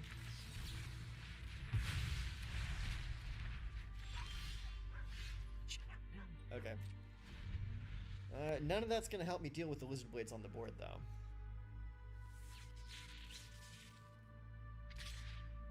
Yep, I'll take another 2.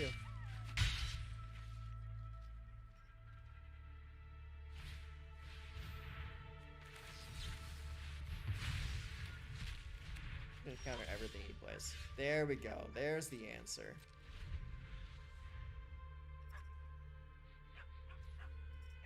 He's bored. I love it.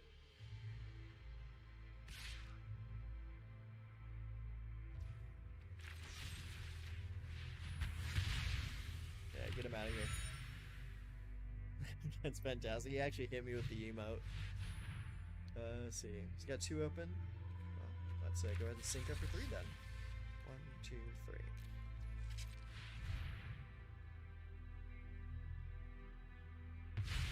That's fantastic.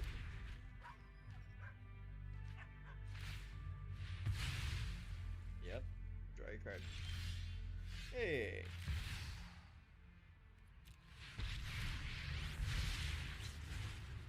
I've already read you. You were potato requires. You dare have a removal spell. It's 10 cards in graveyard. How many do I have? 10. Cards in library is 36.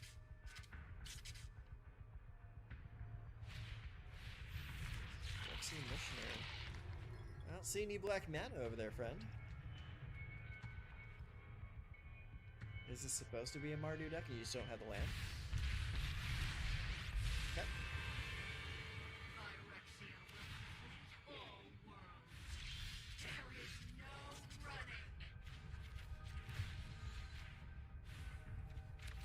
Organic minds are easily quelled.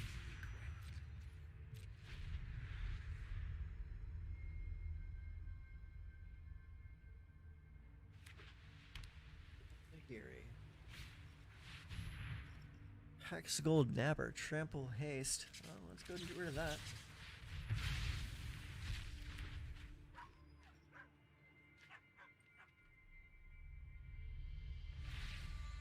Yep, draw then discard, or discard then draw. I like that it's discard then draw for that card.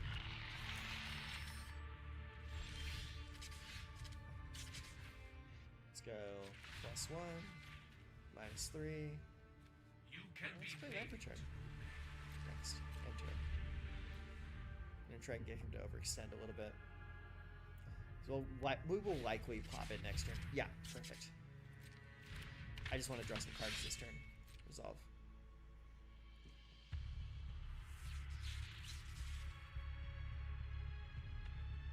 So we're just gonna pop the Silex next turn, regardless of what he does. With the Sword of Forge and Frontier.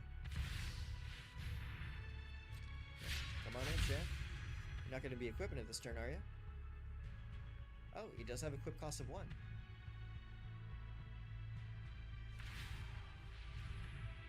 Resolve. Pass.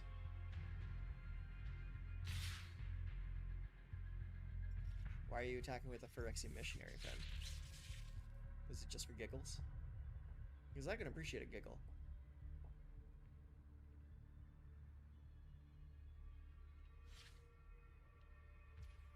Okay, so we are going to draw 3 regardless of what phase of the turn it's in, so maybe we can draw into a removal spell. Nope, we could not. That's fine. 10, 12.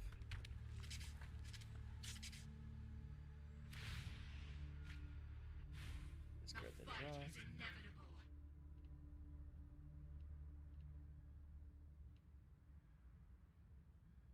Is that an impulse draw? Okay. So see here. We're gonna go -2. Mill you. Draw a card. Okay. So 1, 2, 3, 4, 5. Okay, so we're going to pop it. Pop it like it's hot. Pay the 2. And we are going to get ooh, Do we want Teferi or do we want the Emperor? I think we want Teferi.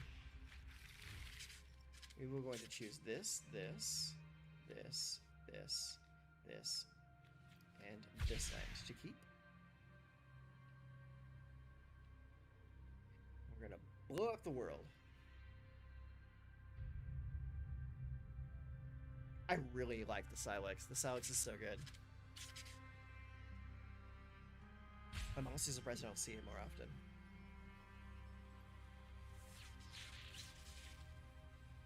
Excuse me, boom. Alright, so let's go ahead and... Actually, we'll play the Deserted Beach now. There we go.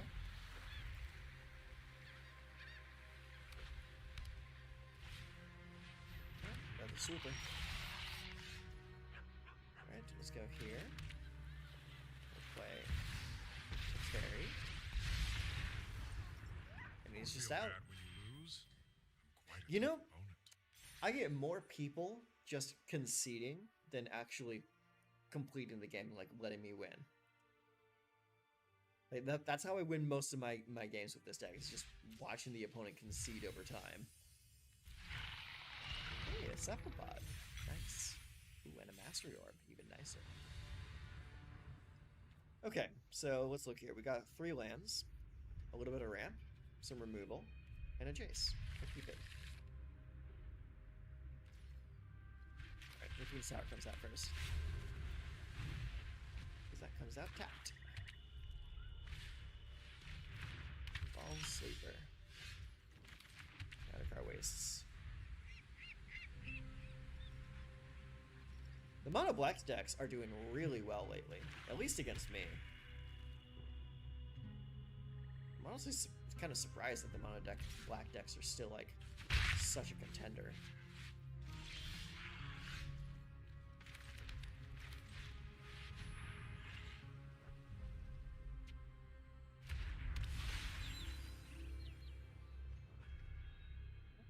Go and evolve your dude.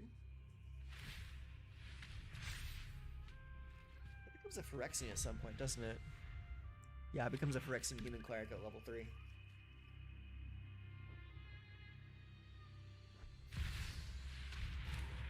Iron Silex, you say?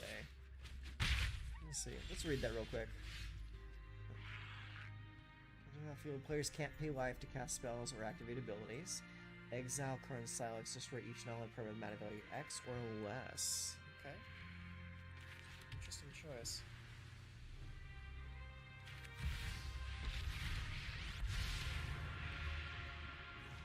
Is wasted. You cannot win. Organic minds are easily quelled. Oh, that affected the casting cost of Jace. Interesting.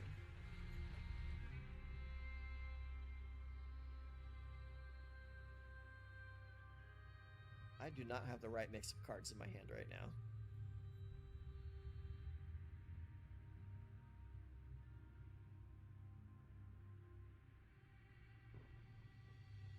Not at all.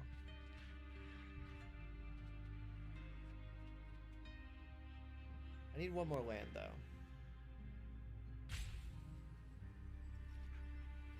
Are you just gonna pop the Silex? Yep. Sounds good to me. Alright, well, at least now I have a counter spell in my hand. Feel a little bit safer.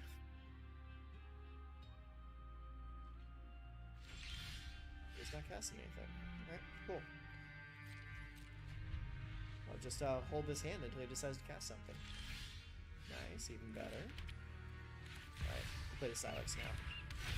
We can sync up for 1 at least. Okay, he's got his 5th land. He's probably going to try to invoke this turn. Oh, okay.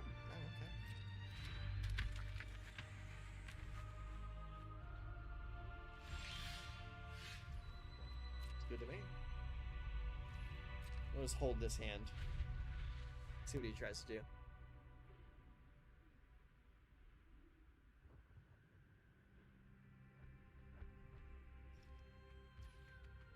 Pass.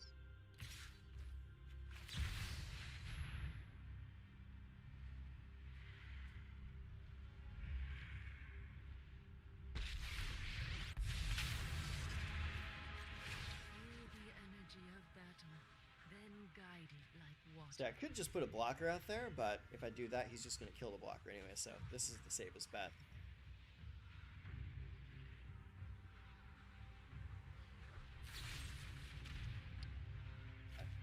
That's fine. Go ahead and cut him down.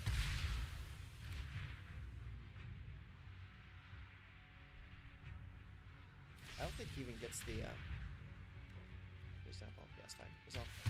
I don't think he even gets the effect, right? One or more other creatures. Yeah, so it doesn't account for itself. I did not think so. Enter. So we're just gonna chill here until he decides to do something.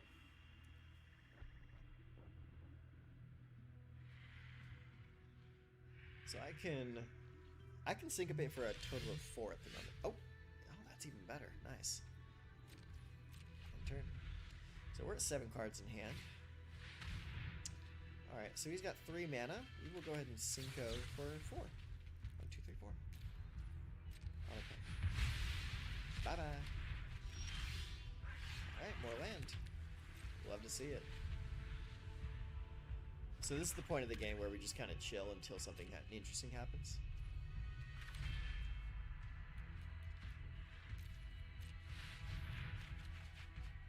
Wow, that's a lot of land. Wow, that's a lot of land. Let's get some more land out of that deck. We're down to 3 lands left in the deck. Well, 3 basics, I mean. Yeah. End turn. Discard. That is too much land.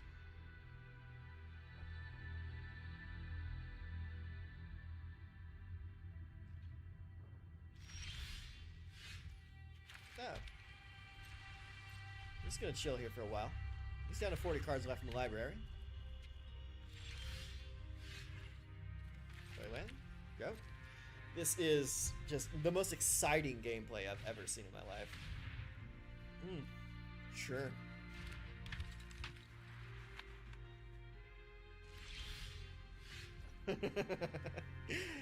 Alright. I'm just gonna throw it. End turn. We're just gonna toss it to populate. He's never gonna cast enough creatures to make it worthwhile.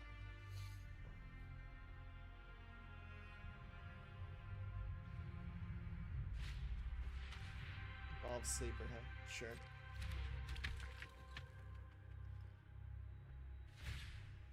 Yep. Resolve.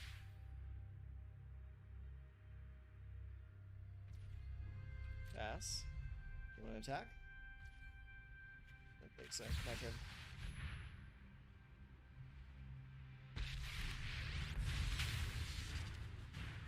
I've learned much during my travels.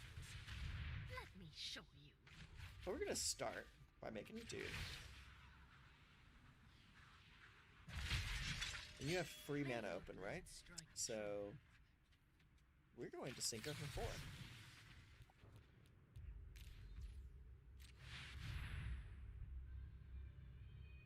Make you burn another removal spell if you got it.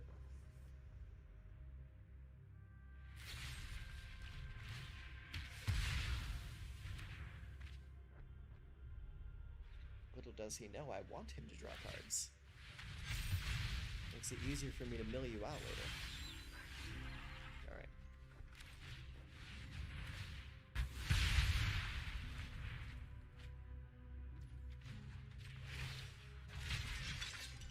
Let your blade do the talking. End turn. Karn Silex, huh? You know what? I'm okay with that.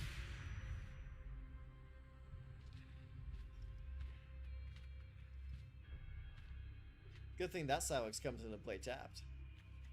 So I'm just gonna pop my Silex on my turn. Alright, let's go ahead and do +1 to that.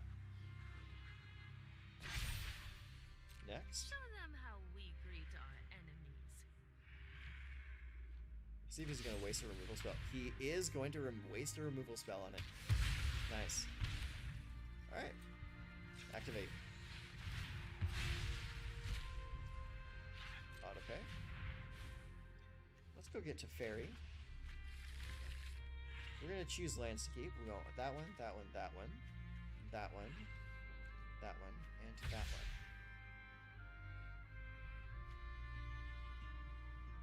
Your turn. So we're going to be able to Cinco for at least 2 next turn. Maybe 3. Don't remember if I played my Lantern yet. I don't think I did though. Yeah, Try here's not Lantern to turn. miss. Interesting. Okay. Sure. By all means, keep drawing cards. Okay. Fairy's coming out. Minus 2. You know, I've always got time to fight. It's nice to see a familiar face.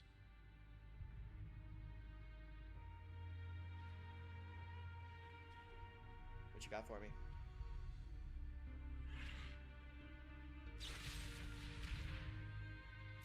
Okay. Let's go play the land. I really don't think I need it for the channel effect. Okay. Okay.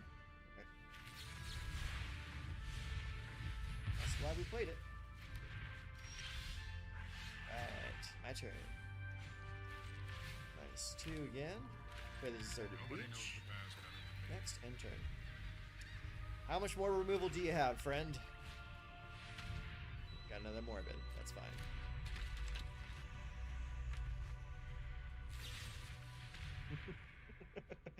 You know what? I'm gonna counter it this time. +2. 3.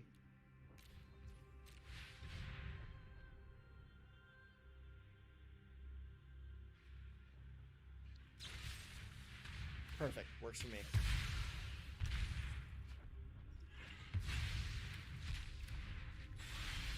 I want you to burn all your removal. Let's draw a card. Another mystery. Even better. solved. Next. End turn. Hey, little buddy. How you doing?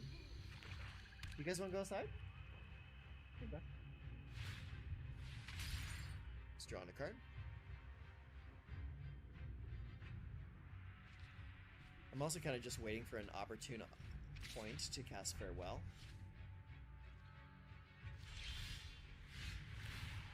Smarty party. Alright. Let's make another one. God, this Teferi is so good. Knowledge is meant to be I had my doubts on this Teferi when I first saw the spoilers. I wasn't sure if he was going to be better than Who Sets the Sunset, but like, dude, he's really good. Yeah. Keep it going, man. I'm just going to keep on making tokens for you to kill. You have 26 cards left in your deck, and I have not... Have I burned through any Jaces yet? I think I might have burned through 1 Jace. Let's look.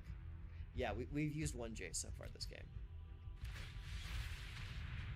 Nakanuma. What you gonna get back? Anything? He's already put himself down to 19. Okay. Okay, he gets back the Evolved Sleeper. Let's see. Let's just remove it.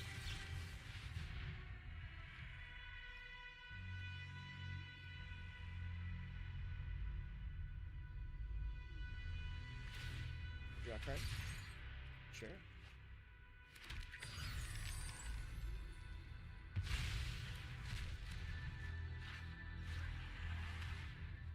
You know what? I'm okay with that.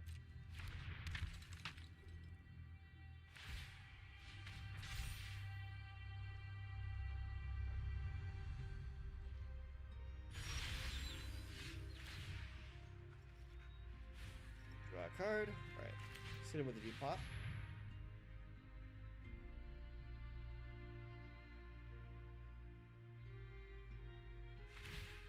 Just gonna keep on removing shit. Over and over and over and over. That's just what this deck does.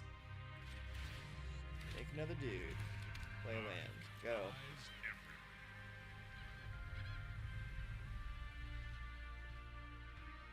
everywhere. Play cut down? Yeah, play cut down. My man.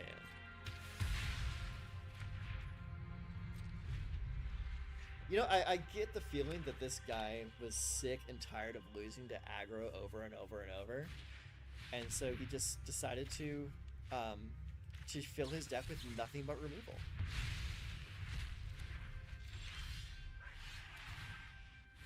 All right, what do we got here? You have 20 cards left in your deck. All right, we're gonna draw a card. Very cool. There is much the past can teach us. And we're gonna remove your deck. I'll take note of all your failures.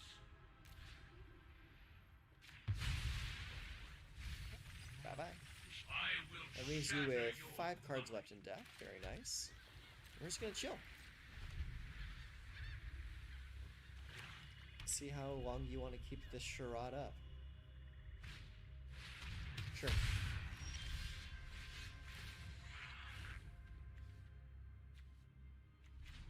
It's 2.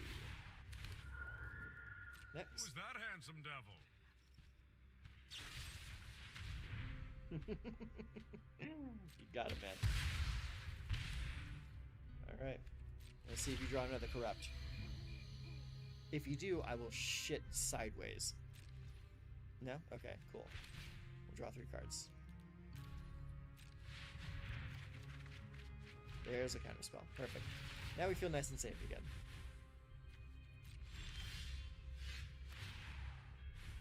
Draw a card. -2. Make a dude. For no particular reason. It's meant to be shared. And you see, it's decks like this that I run Jace. It's like there are so many decks that just fill their decks to the brim with removal. That like you just need a way to just kill them, and Jace is how you do it. Yeah, he's got two cards left in his library.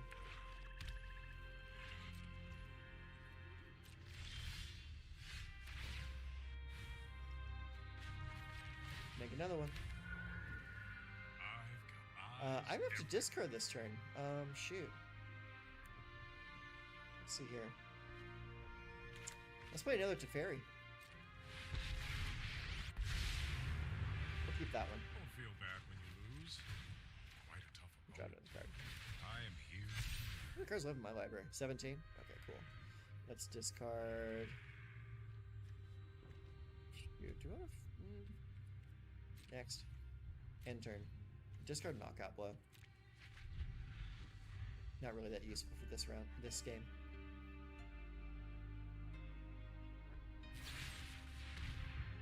Hero's downfall, huh?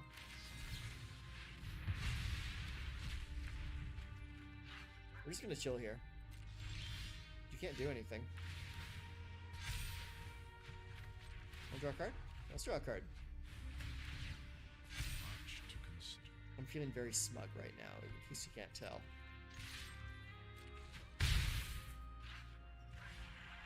End turn. Discard the land. Don't need it.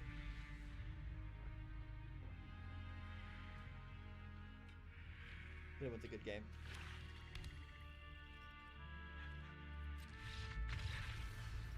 Take care, champ. Yeah, see, that's exactly it right there. It's like there are some decks that are just filled to the absolute brim with removal, and you just cannot get through with creatures, and so you have to mill them out. So that's why Jace is in this deck. Okay, well, so that's the deck. It's standard blue-white, 12 counter spells, all the removal in the world. Nothing really too special to report, other than it works. It's like you get the right mix of counter spells, the right mix of removal at any given time, and the deck just kind of coasts you to victory. It's like if your opponent doesn't concede out of sheer boredom from what you're doing, they're just going to end up getting milled out, as we saw with that mono black deck. So yeah, I'll go ahead and post a link to the full deck list in the description once I get that uploaded, of course. But so for now, if you've actually lasted this long, I thank you very much. I mean I enjoyed playing it, but I don't know how enjoyable that was to watch. That those games got really dragged out real far. So, um, I guess we'll see you next time. I got some other deck ideas I want to work on, but for now, I think I'm going to shelve this deck. Not because it's bad or anything, it's because I got other deck ideas I want to work on. So, anyways, for now, take care of yourselves. I'll see you in the next one.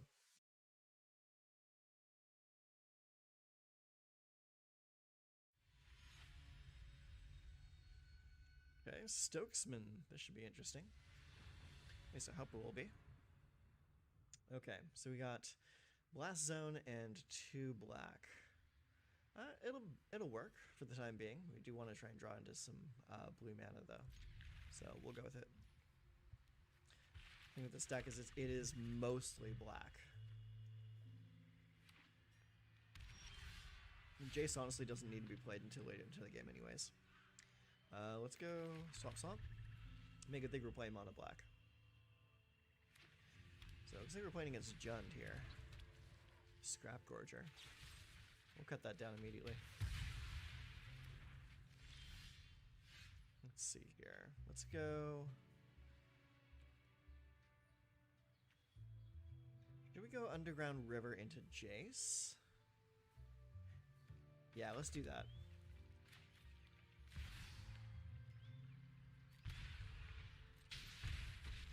Auto pay. This down to 1. Milieu. Okay, so this looks like a typical mid-range list. Okay, that works. Come on, man. 3 turns in, you're already conceding? I've had more interesting buys at a freaking FNM. The thing about this deck is you'll win most of your games without using your win con. Your opponent will just concede after long enough. Because this deck is like filled to the gills with spot removal, sacrifice, only a couple counter spells.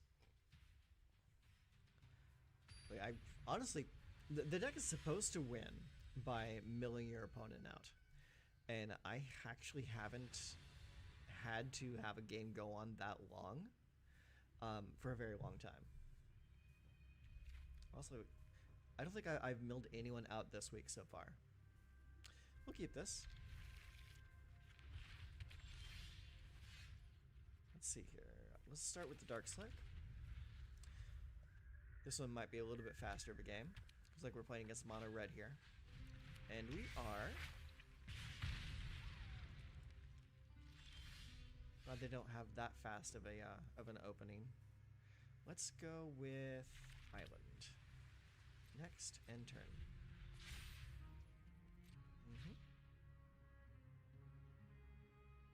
So, if he plays a creature this turn, we're going to have to augur up some removal. 3 lands.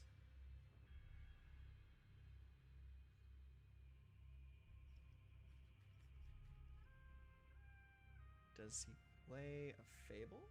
Does he play Mechanized Warfare? Invasion over Agatha. Here's a battlefield deals 4 damage to another target battle or opponent and 1 damage to up to 1 target creature. Okay, so this is a burnout deck. It just has a really weird hand.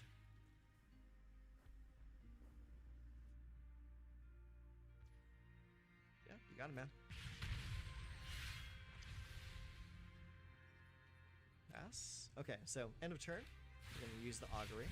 The really fun thing about the augury is you can actually proliferate more counters onto the battle.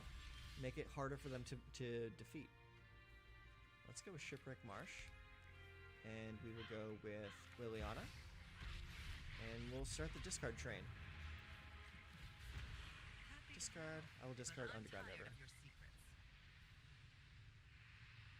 See what they discard. End the Festivities. Does that mean they have another End the Festivities in their hand?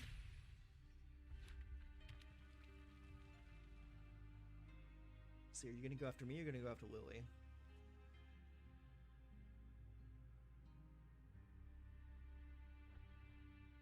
Or they could play a Mechanized Warfare into another End the Festivities and just hit me for a ton this turn. Oh, Chandra. That'll work. This little candle's gonna set your world on fire. 1 damage to up to me or a Planeswalker. Okay. Deal 1 to the Planeswalker and then send Kumano at her.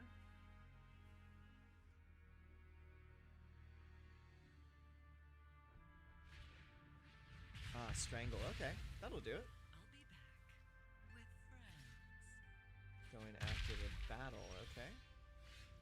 All right, let's see here. Let's go with Swamp, and we'll play Jace for the full amount, and do +1. Take note of all your failures. Make that character ineffectual, so that next turn we are free to cast our Invoke Despair and get rid of their board.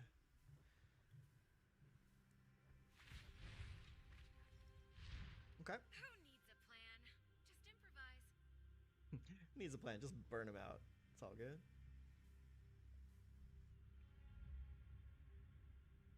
What's on the back side of this? 4/4 Prowess. Belden. Okay.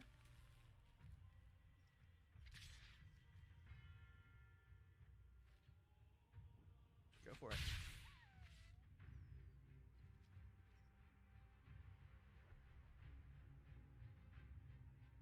Now use the flame to do the last 2 points of damage.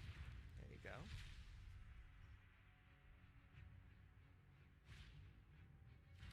Comes back. Okay. So what we're going to have to do here is, now that the board state has changed so much, now we have to come up with a plan. So we are going to play this for its alternate cost. -2. Transform that into a treasure token. +1. And knock that down.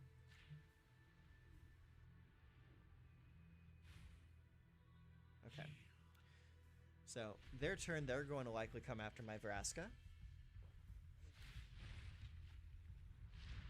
And the Festivities, that's a good choice. Something good. Do they have the Mechanized Warfare now, though?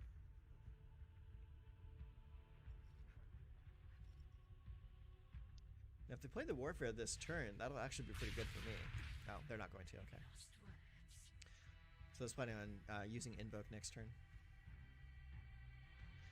And she's already used Chandra's ability, so she can't +1 and deal that last point of damage to Vraska. That'll work, though. Then this fight won't matter at all.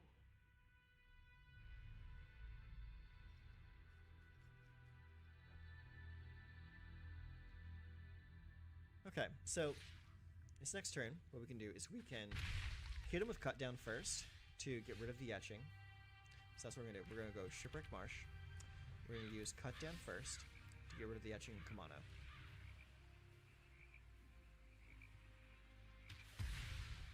Then we will cast Invoke Despair and get rid of the rest of their board.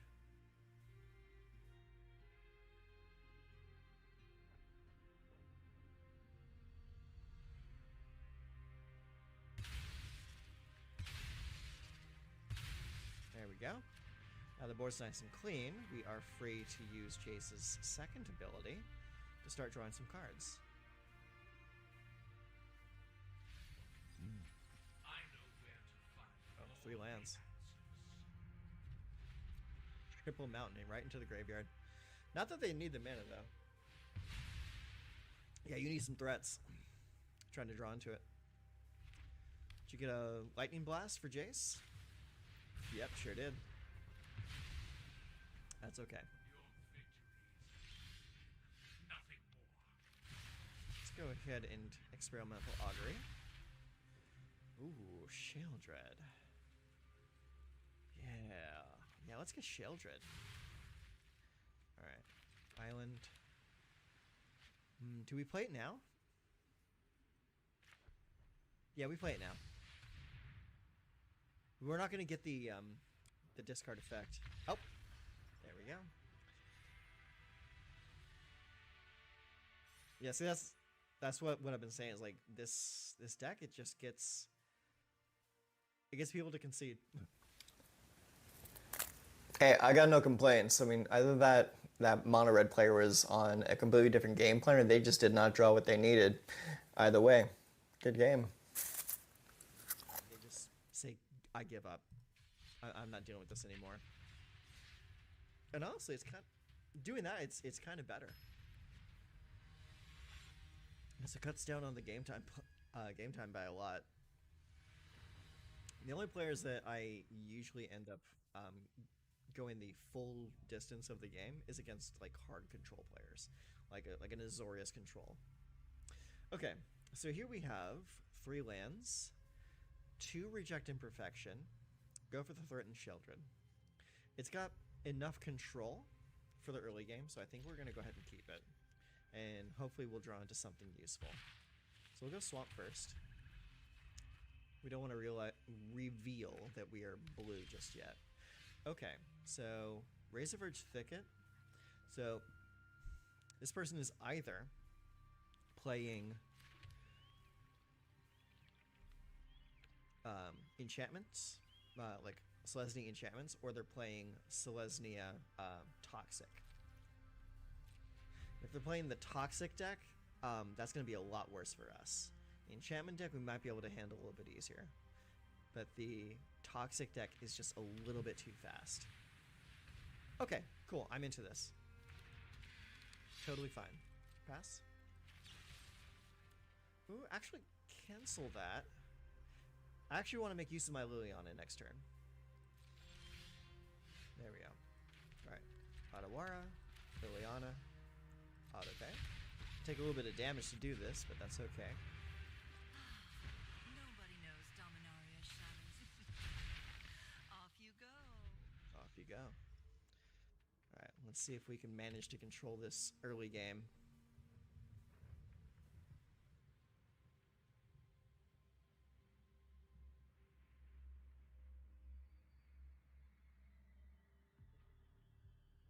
What you got, friend? What you got?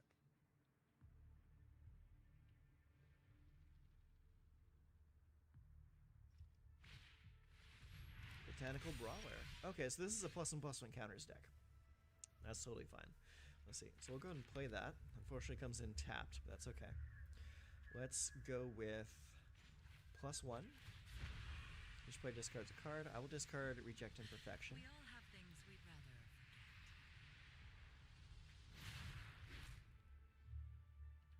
And we will say end turn. Whenever one or more +1/+1 counters are put on another permanent you control, it gets an additional +1. Yeah, that's fine. Pass.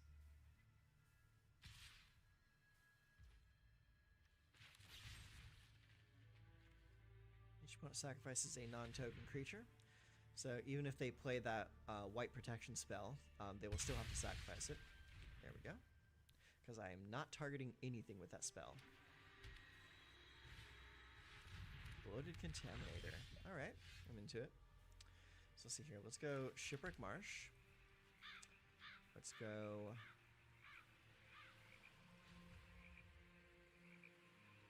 +1 for the discard. I will discard my other Liliana. Tired of your secrets.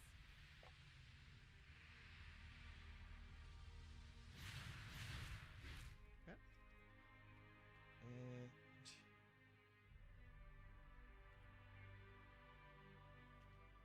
curious.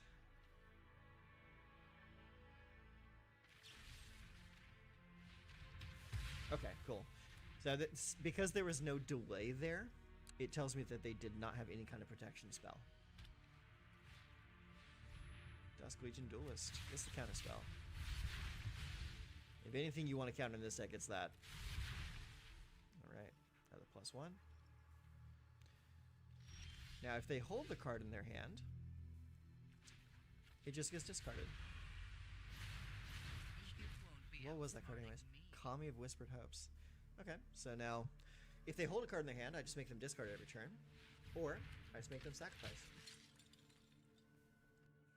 So, this next turn, I'll be making them sacrifice a card. There you go. I've always hated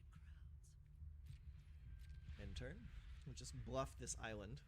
Make them think we have something. We do not. Alright. What do we have in our yard? We don't have anything very impactful. So what we'll do is we'll play Founding. We're going to set it to 2, and we're going to mill ourselves in hopes that we can get an Invoke. Okay, no Invoke, but that's okay. Let's go +1. Each player discards a card. No cards on hand. I'm tired of your secrets.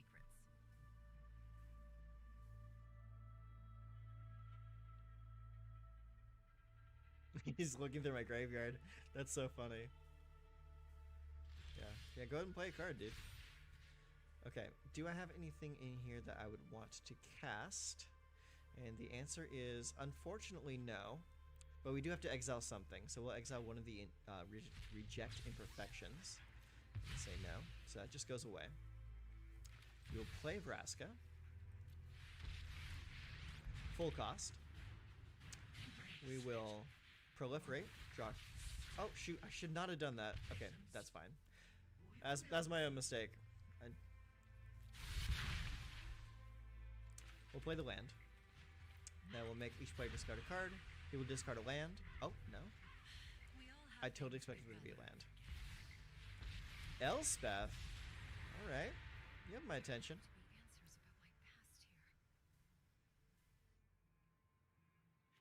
So you're gonna look at the top of your deck. You probably want to do that. Because you don't have any creatures to put +1/+1 counters on.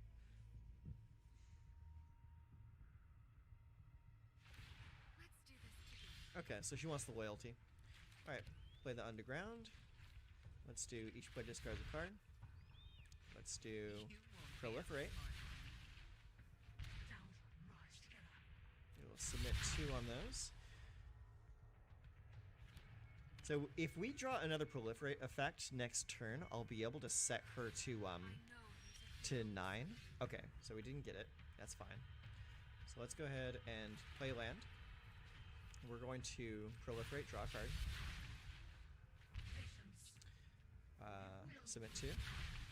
And we'll go -6. Target you. And we're going to separate all permanents that player controls into 2 piles. So we're going to set that, and that into pile 2. And they can keep the lands.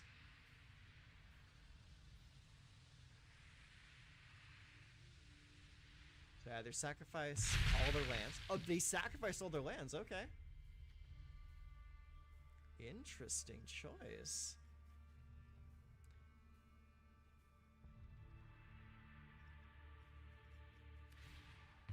Okay, they create 5 angels. Fall back.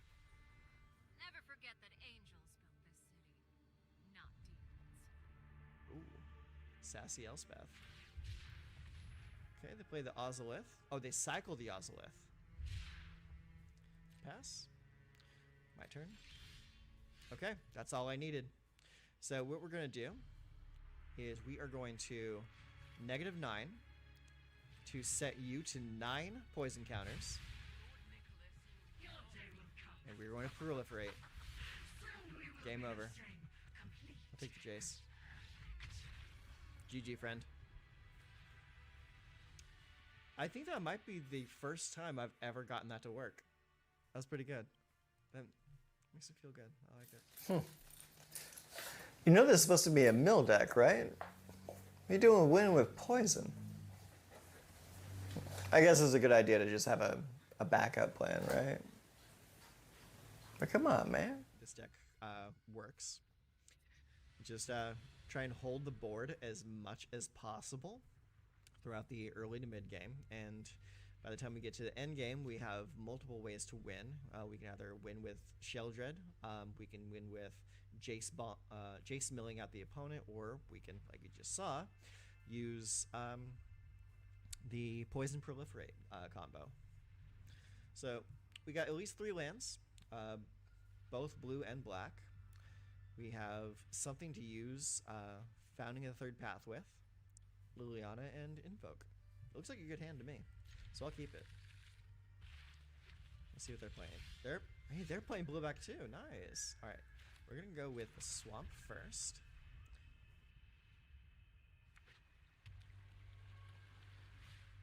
Okay, so they play the Bank Buster. We are going to do Underground River. We're going to play Fountain in the Third Path. Auto pay it. We're going to set it to 1 and cast Experimental Augury off of it. We will get Jace. And we're actually going to proliferate the Founding, set it to 2 immediately. And we're going to mill ourselves. There we go, we got some options there. And that way we set it all the way to level 2, so that on our next turn we get to immediately use the second half of it. Or the third half of it, I mean.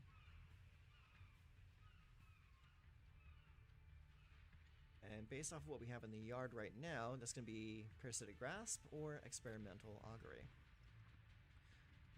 And they look to be playing some kind of Soul Tie, so they might be playing the Zimone and Dina deck. Let's go with Experimental Augury. We will cast it. Auto pay. Looks like they do not wish to counter. We'll get the Invoke. And I will submit 0 on the Proliferate. Play land. And the rest of the turn is yours, friend.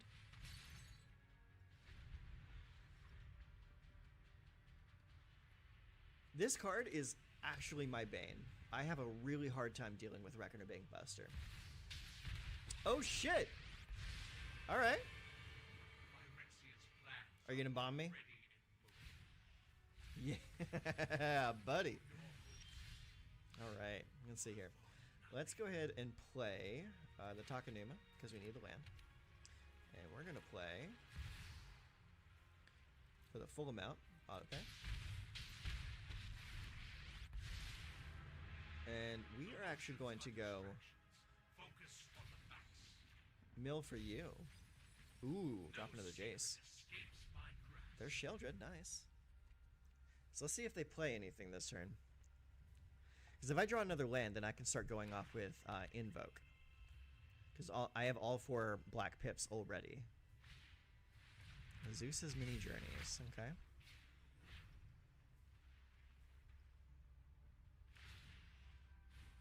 Okay, so they +1. Okay, so what we need to do is we need to Experimental Augury. We need to find a land. And there's Shipwreck Marsh, perfect. So we'll take that and we'll proliferate my Jace. Play it. We'll go -2 on you. Draw a card. How many cards are in my graveyard? Oh, I'm at 18. I should probably be milling myself, but I don't think that'll be too necessary. Let's say. Okay, so we will... Okay, but unfortunately we won't be able to cast Reject Infection next turn. But I do have Liliana and Sheldred. So let's see. If we play Liliana, we can start making them discard cards. I'm just going to hold on to the Sheldred for now.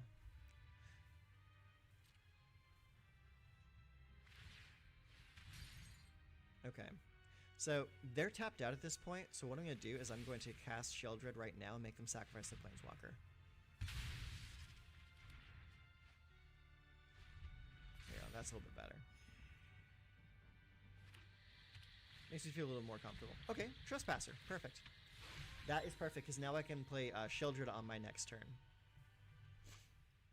Make them sacrifice it.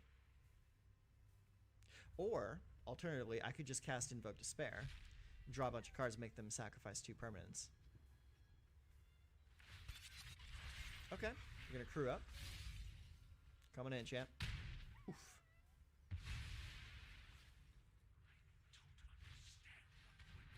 Okay, yeah, they're tapping out, so they don't have anything for me to worry about. So let's go here, and I'm actually going to do Invoke you. Auto pay.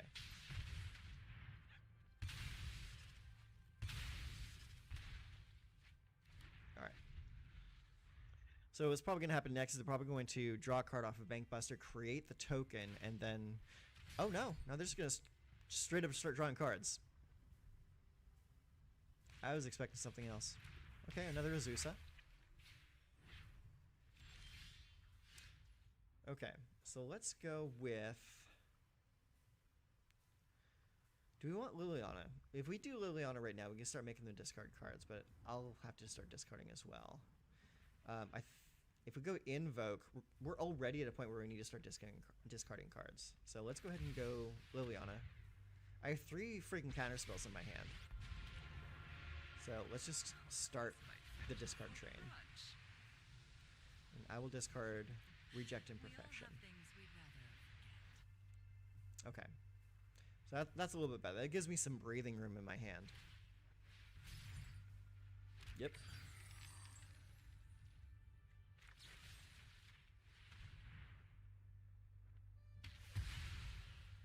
There you go. Make it so you can't attack with that stupid Bank Buster.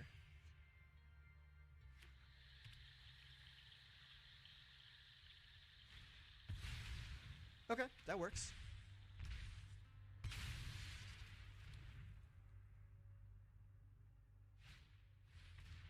Azusa again, huh? You really like that Azusa. Okay. Let's go with... Do we want our own Invoke? Or do we want Founding? What do we have here in our own graveyard? Okay, let's go ahead and... Let's do Island Swamp. Play Founding. Set it to 2.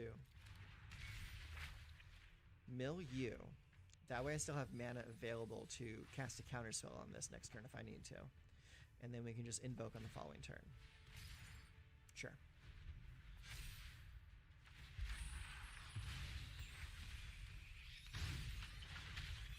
God, those Bank Busters are actually going to kill me. They're so good. It's such a busted card. Yep, you got it, man.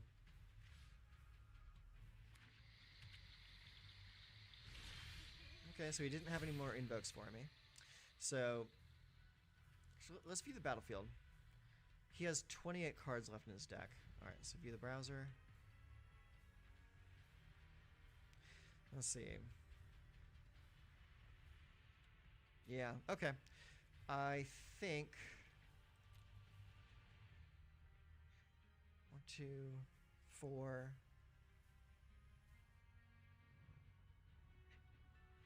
I don't really have any way to force them to sacrifice anything else, so we're gonna have to go with the invoke.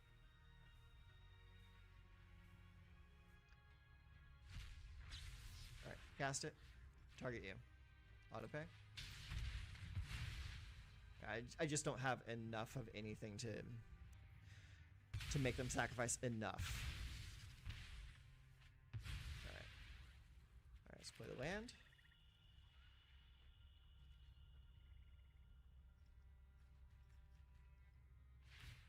Mm-hmm. Now, do they have another creature in their hand that they can crew both? So if they have another creature, then they could crew both Bank Busters next turn and just straight up kill me. And I can't do anything about it.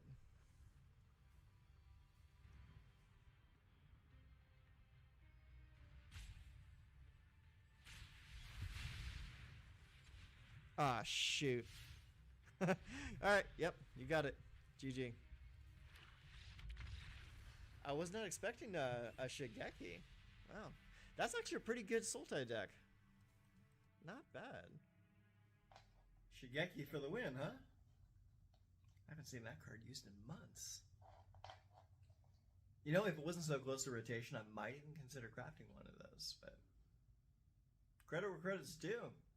Guy fought hard for the win. Give it to him. Both colors. We got Founding. We got a little bit of removal to play with it. And Children Invoke. Looks decent. We'll keep it. Alright, so this is Spara's headquarters. So we're up against some kind of Bant. So let's go with the Swamp first. And is that? Oh no, we're playing against Domain. Got all the land types out there. Let's see here.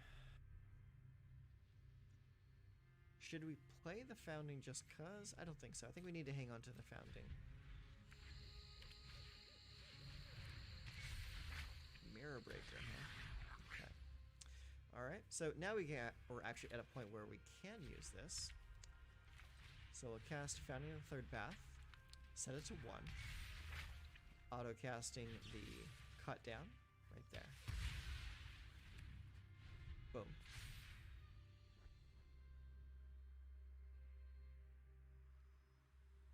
This might be one of those Atraxa decks. I have played against this a few times against this deck, or with this deck, I mean. And they're not easy to overcome because they just generate so much value.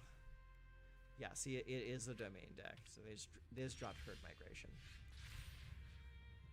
Let's see, what's in my yard? I'll actually make you mill. Let's see, we'll play Takanuma. And we will play Liliana.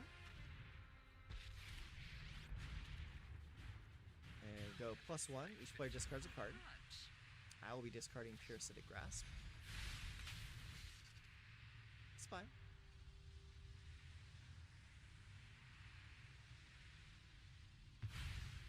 Oh, you chose the wrong one, friend. You won't be Yeah, we'll discard Parasitic Grasp. He really does not want me casting another card next turn.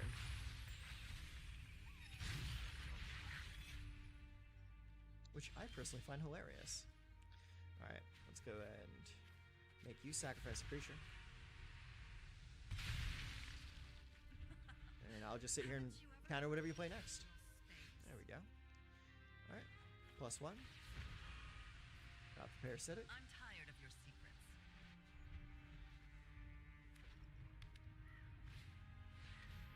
Invasion of Tolvada.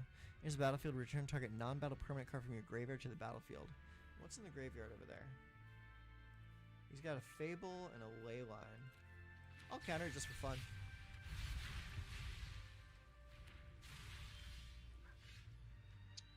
Jace is here.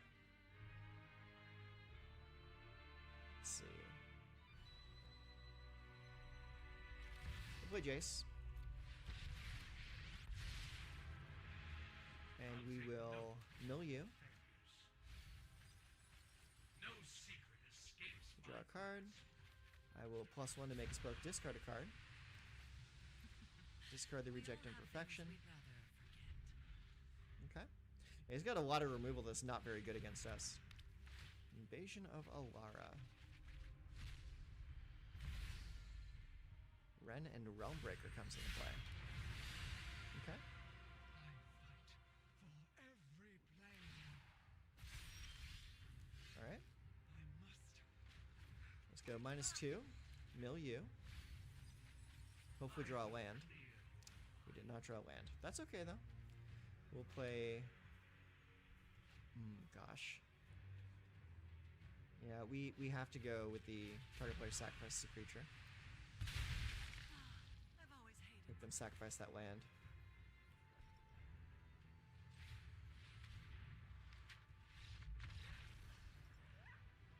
Yep, that's kind of how these games go. Man, another early concede. That opponent could have easily dragged that out for another 5-10 minutes easy. Yeah, I just don't get it. I don't know why people concede so early. I mean, they even had Ren out. I mean, come on. Other player just conceded. Didn't want to wait long enough for us to do our fun stuff. It is what it is, unfortunately. So this is probably my favorite deck of the season right now. It's like every time I go on to just play some games, I'm playing this deck. I mean, it's kind of cozy, you know? It's like when I play this deck, I'm not feeling too threatened. I'm really enjoying the flow of the game, and it just feels comfortable to play, at least for me. So I'll go ahead and put the the deck list in the description down below. You can go and find it at mtgazone.com. That's where I uploaded the deck to. So, but if you liked it, I'm more than happy to make more of these. So if you like what you saw, if you want more of stuff like this, then drop a like, comment if you want to, maybe even subscribe to the channel. We'll even try to make these more of an ongoing thing for the channel. I'm really enjoying putting these videos out every so often, and if there's enough demand for it, I might increase the cadence. So either way, thanks for dropping by. Well, I'll see you in the next one. Later.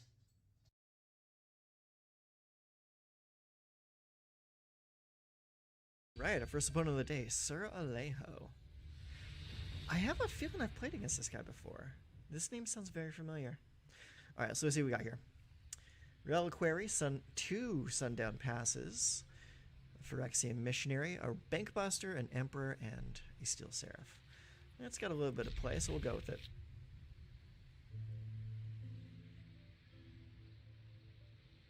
We'll probably drop the Missionary on 2 and the Buster on 3. Unless we get something better. Or maybe the Steel Seraph on 3. Alright. Sundown Pass first, because it comes into play tapped. Alright, mono red. Let's see what we can get. Let's play Reliquary into Missionary. I think this deck's got a decent enough amount of life gain to it that I should be okay against this deck. Okay. Let's go Sundown Pass number 2. And we'll play the Steel Seraph. Target this creature. Give it flying for the turn. And attack in.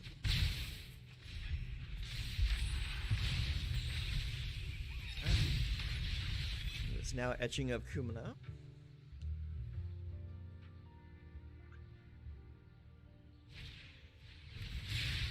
Not the Hammer Hand. What does Hammer Hand do?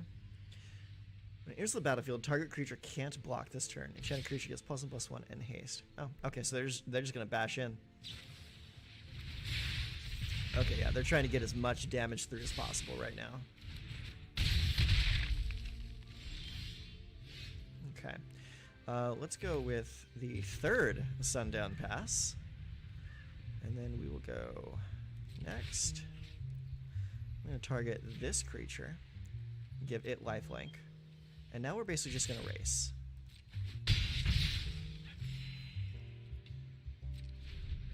Okay. I'll wait for him to make his choices, and we're going to drop the Wandering Emperor this turn.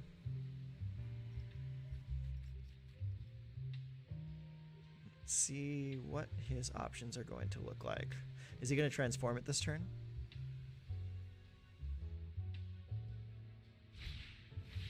Oh no, he's going to play another Spell Spear. Okay, that's fine. I really like that card. The Trample Prowess, really good. Okay, so he's just going all out. He just wants to swing hard. Okay. Alright, we'll go -2. Exile the Etching. This is what you get for hurting my Okay, people. my turn. We're going to go +1/+1 counter on the Steel Seraph. Show them how we greet our enemies. And then we're going, let's see. That's going to cost 3, so we only want to cast 1 spell this turn, so we can still use the Aganjo on their turn. Okay. We'll give this one right here lifelink. We will all-out attack again.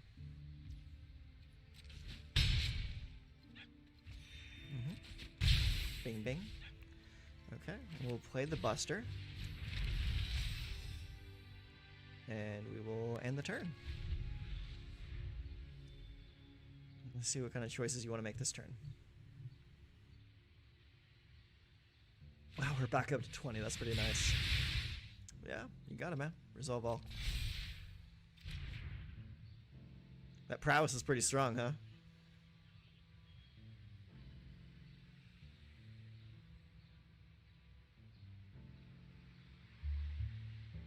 Imagine removal will be pretty strong too.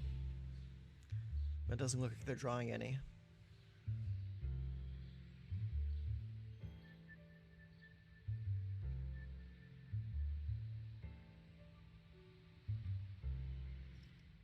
So where are you gonna go? Okay, looks like he just wants to go full face.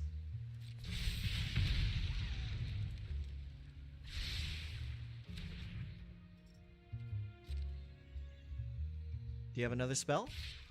Okay, it doesn't look like it. Okay, so this is going here. Those are going to my face. Do we want to kill the ones going to face? Because that's only going to be 9 damage. I can handle 9 damage. Let's Gonjo this out of here.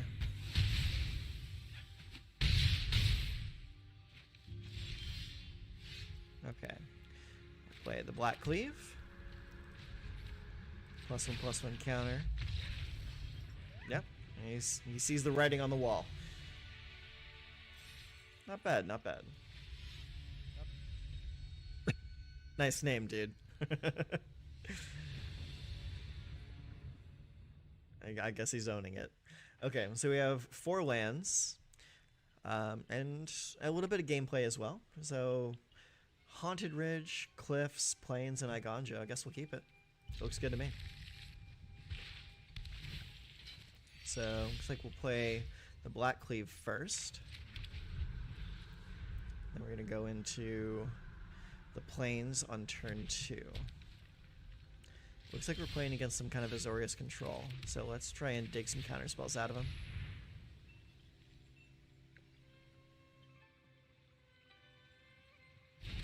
Oh. He lets it resolve. Okay. He wanted to do Faithful Mending. This is going to be a long game. I can tell already. Okay. So, what do you put in the guard? Graveyard? Special Adversary. Interesting.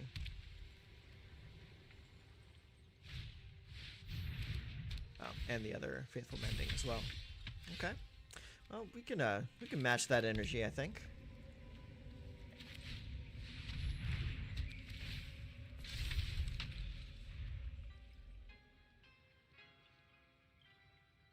See if this is just like an everyday control deck, or if there's like a discard reanimation theme.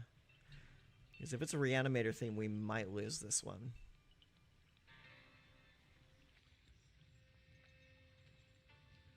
Just not quite sure we can get there in time.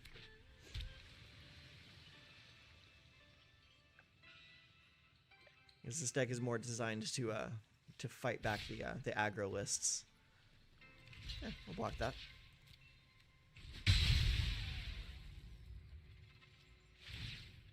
Okay. Alright, my turn. We will play the Gonjo. And we will play a Fable.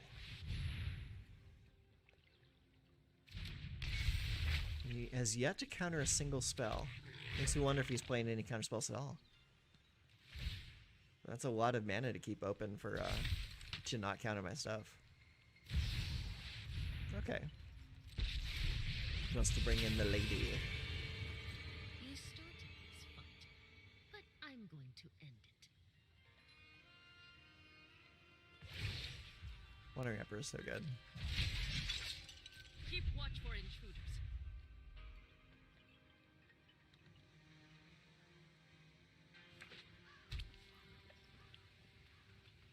Really good art on it, too.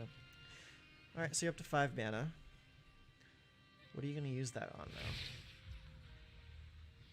though? +1/+1. Yeah. It resolves. I can't really stop it. We've got the edge in this fight. Pass.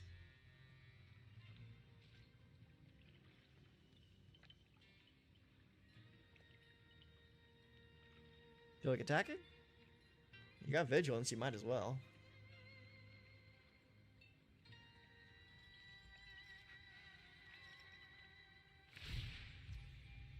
Guess not.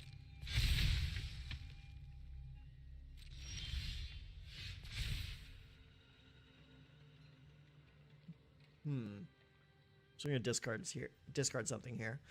Do you want to discard the Steel Seraph or the Archangel? Probably the Seraph. Oh, there's another Archangel. Okay, cool. Let's see. Let's go with another wedding announcement.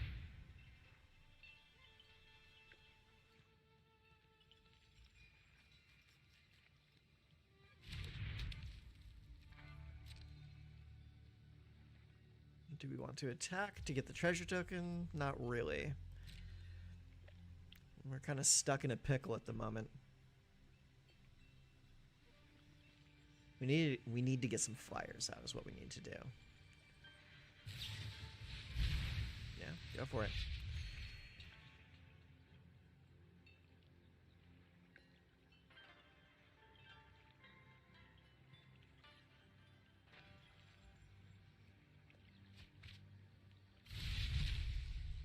Alright.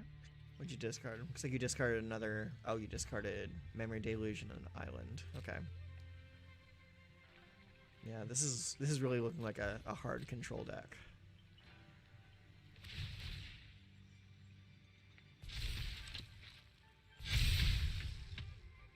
Alright, boys are bigger now.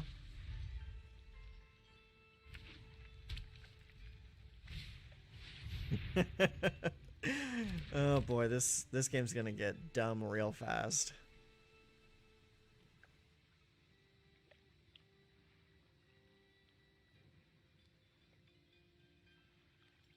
Or real dumb, real slow, I should say.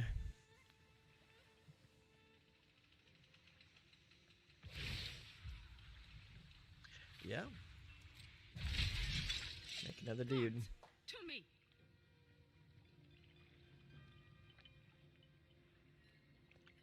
I can shoot with the Archangel of Wrath, though.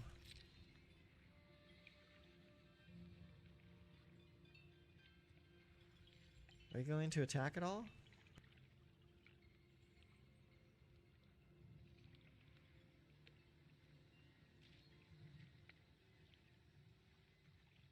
You kind of have the advantage at the moment. Yeah, he's not going to attack. Alright, my turn.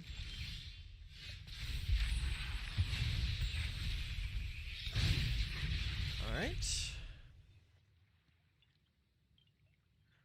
Let's see here.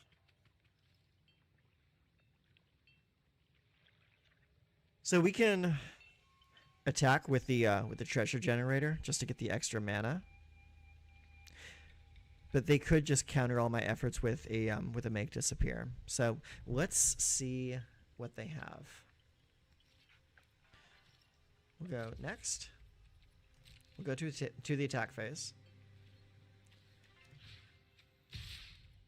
Attack there.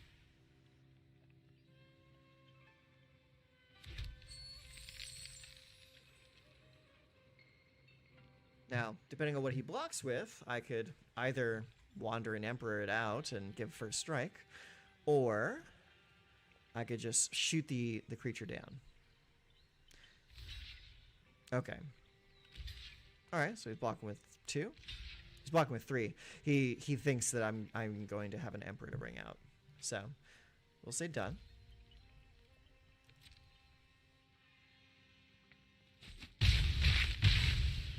Bing, bang, boom. Okay. So now, because I got the token, we'll go with this. And we will kick once. Auto pay. Does it resolve? If it doesn't resolve, then this game's over. Alright, it resolves. Nice. Alright, kick it and shoot her down for 2 damage.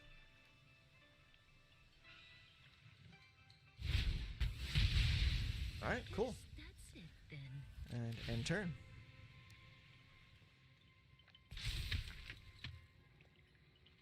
Alright, so now that we have aerial superiority, we might be able to turn this game around. That is if Reflection lives. If Reflection lives, we'll be fine. But if he, like, board wipes right here, then we're in trouble. Pass turn.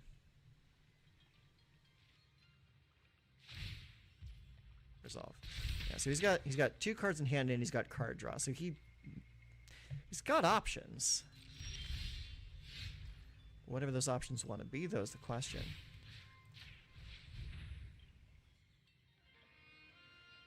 And I'm still stuck on 4 land over here. So I think I'm doing pretty good for being stuck on 4 land. Flash Flying. When adversary enters the battlefield, you may pay 2 any number of times. When you pay this cost 1 or more times, put that many +1/+1 counters on adversary, then up to that many other target artifacts, creatures, and or enchantments phase out. Okay, sure. Resolve. What are you going to cause to phase out?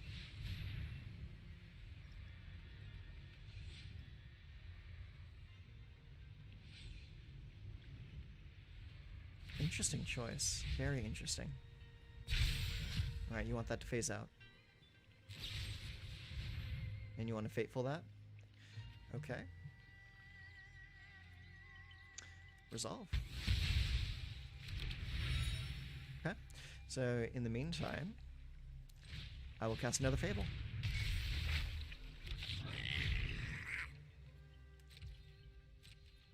And no attacks. End turn.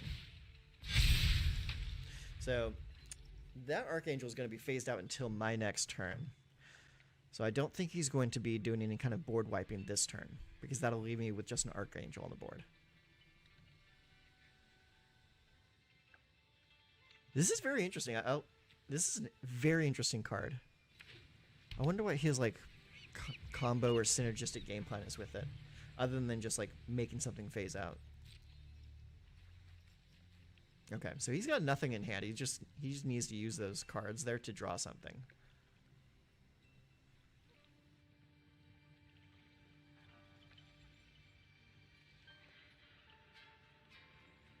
I think honestly we're just going to keep what we have in hand. Okay, my turn. Actually we'll discard a missionary. Draw a missionary. All right, cool. All right, let's see here. Next. And we're just gonna start swinging with the Archangel. All right, so here's where you start doing your card draw. It's not going to. Okay. All right, bink. Let's see. What do we want to do? We have 4 mana to play around with. We can either play another Wedding Announcement right now, or keep mana up for Wandering Emperor. I think we're just going to go with another Wedding Announcement.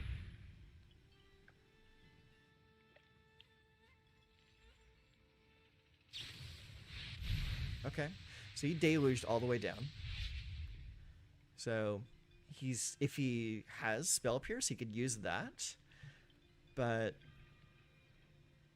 who plays Spell Pierce?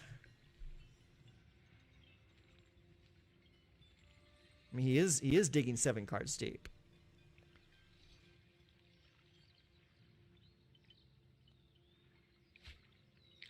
Okay, so he got his 2 cards. My spell resolved. Make another dude. Does he have Farewell, maybe? Farewell would definitely do it. That would just empty the board completely.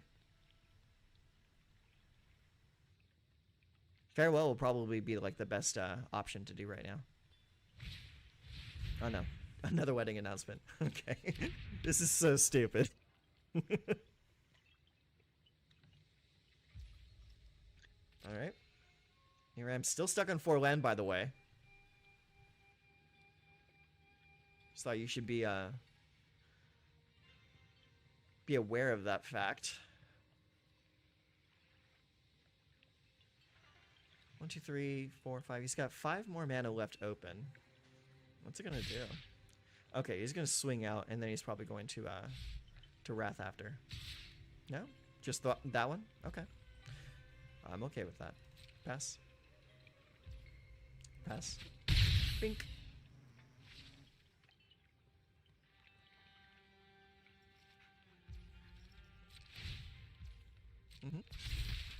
Yep. All right, my turn.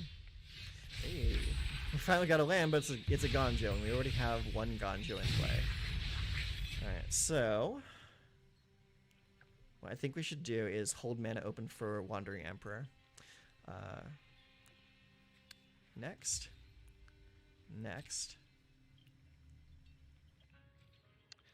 We're just going to attack with this. Let's see what you draw. Next. Okay, so it looks like he doesn't have an Emperor in hand, otherwise he would have used it right there.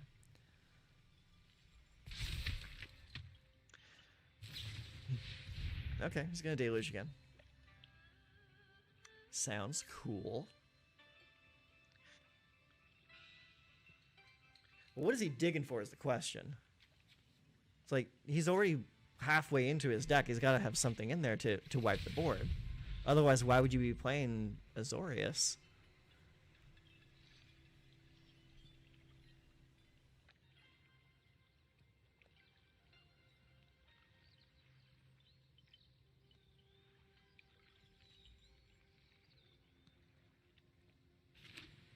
That Bankbuster has done nothing all game. It's just chilling.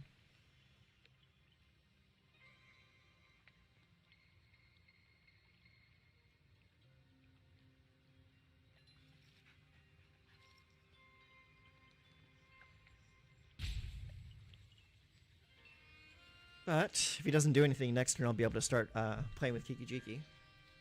Pass? What you gonna do, man?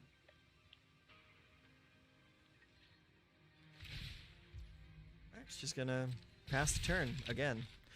Alright, so we'll activate, draw a card. Resolve it. Okay, we got a land finally, that's good. We'll also draw off a Bankbuster. Okay, Archangel of Wrath.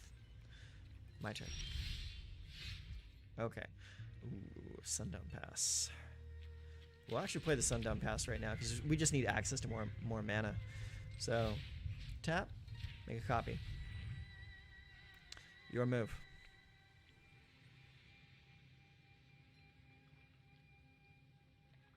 Jiki's so damn good, man. Alright. Next.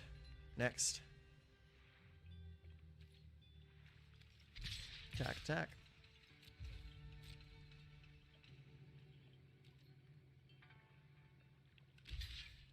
Alright. So, that's not enough damage to kill it. So what are you going to do?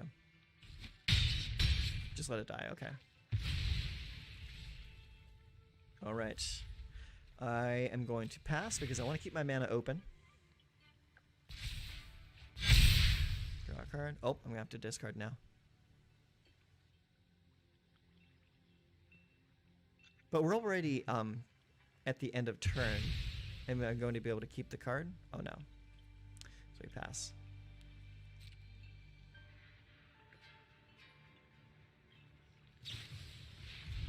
Gonna Deluge again. Okay.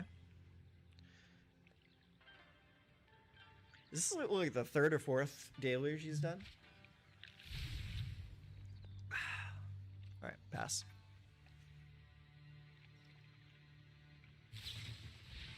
Faithful Mending. Okay. You're trying to draw to something.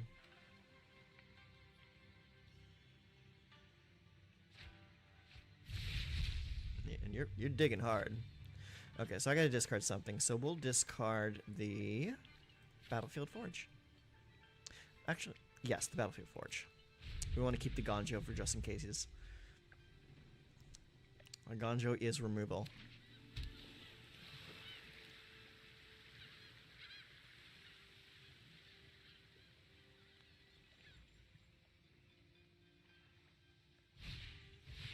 Sunfall. Exile all creatures. Incubate X, where X is the number of creatures exiled this way.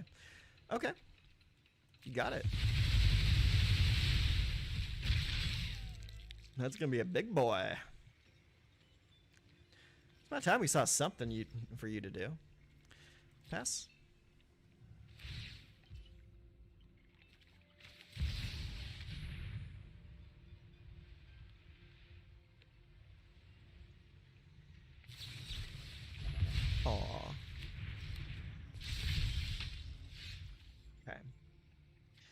play the Roadside Reliquary. And we will play, let's see, 1, 2, 3, 4, 5, 6.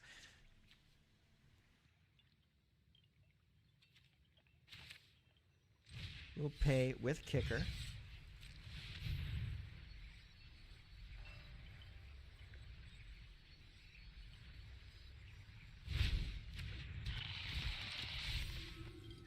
We will get the other Phyrexian Missionary. Do you see what I'm doing here?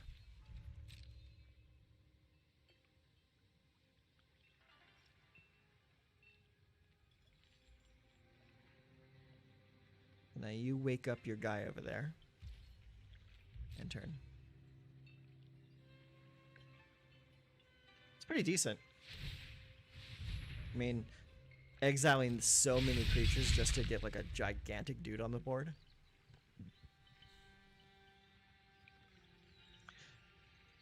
See, now I really need an abrade. Requires 2. Alright, pass.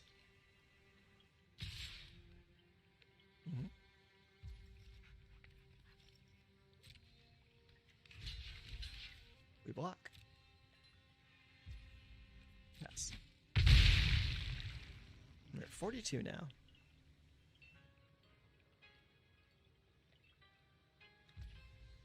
Alright. Let's activate. Draw a card.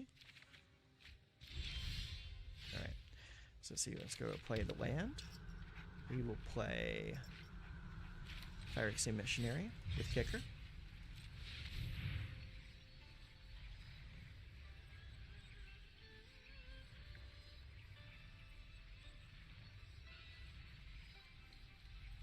Can you counter it?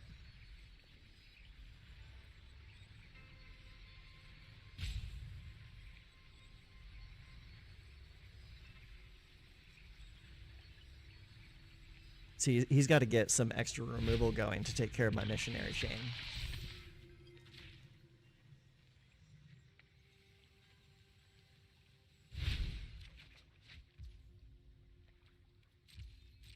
Because otherwise this is just going to get dumb. Because what I'm doing here is I'm honestly just stalling for time until I can draw a braid. Resolve. I hope you're ready to lose. Yep. Let your blade do the talking.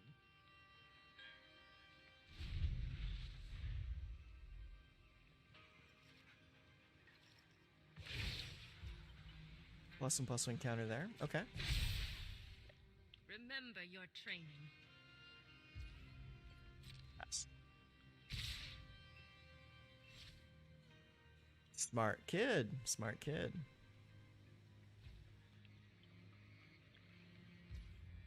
Okay. Pass. We block here. Pass. Yep.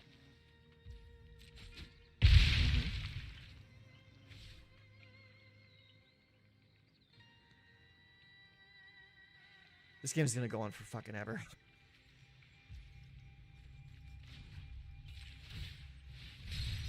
Draw a card. Hey, there it is.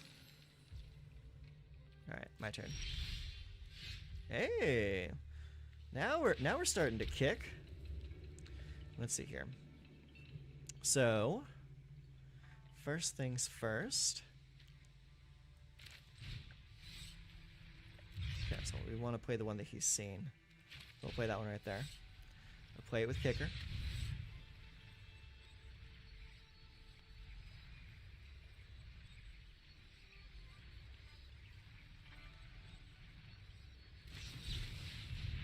Ah, you want to dissipate. Okay. So, if you've got that going, then that means...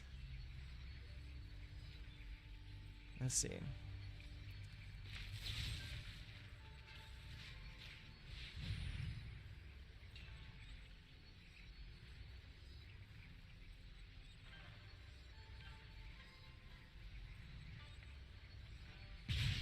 Boom. Alright, resolve it. Next, next. No attacks. End turn. We'll wait till next turn.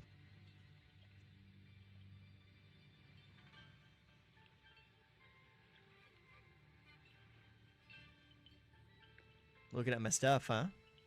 Looks kind of cool, doesn't it?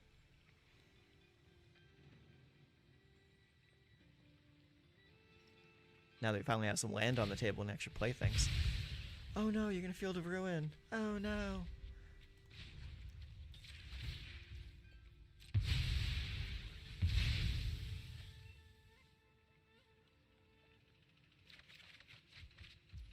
Okay. Resolve. Pass.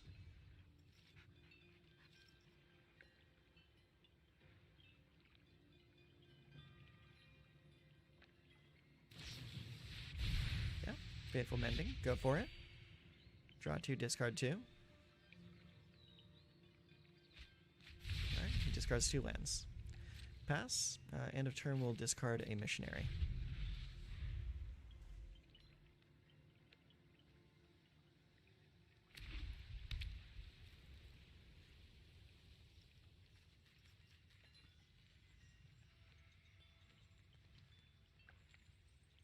I'm at 41. I can just take the hit this turn.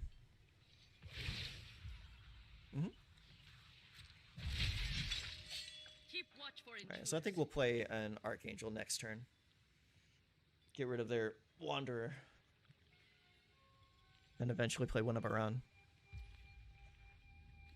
Pass.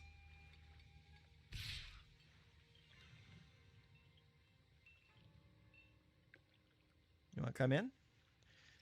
My Buster's bigger than your human.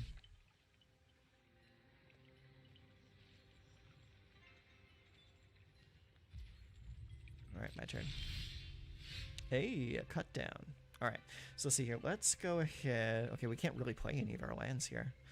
So let's go ahead and Archangel for 2. Just 2.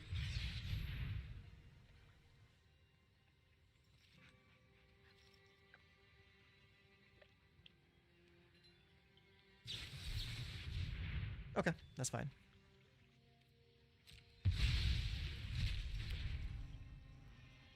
Let's see.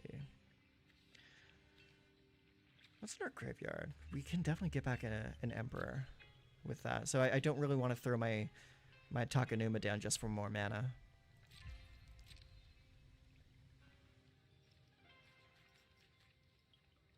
We're quickly running you out of options though, dude. You're gonna have to cast another one of those things this turn. No attacks. End turn. Yep. Memory Deluge. Go get it. Interesting version of Azorius, I gotta say.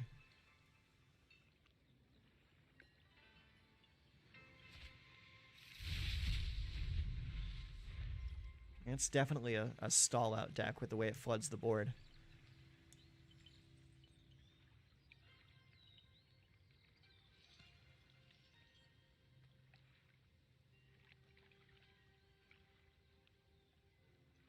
Yeah, 4 cards. What are you gonna do?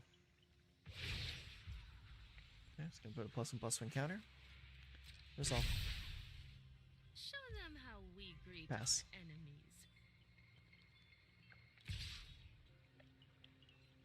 Just that one, huh? Yeah, I'll take the 7. No blocks. Pass. Pink.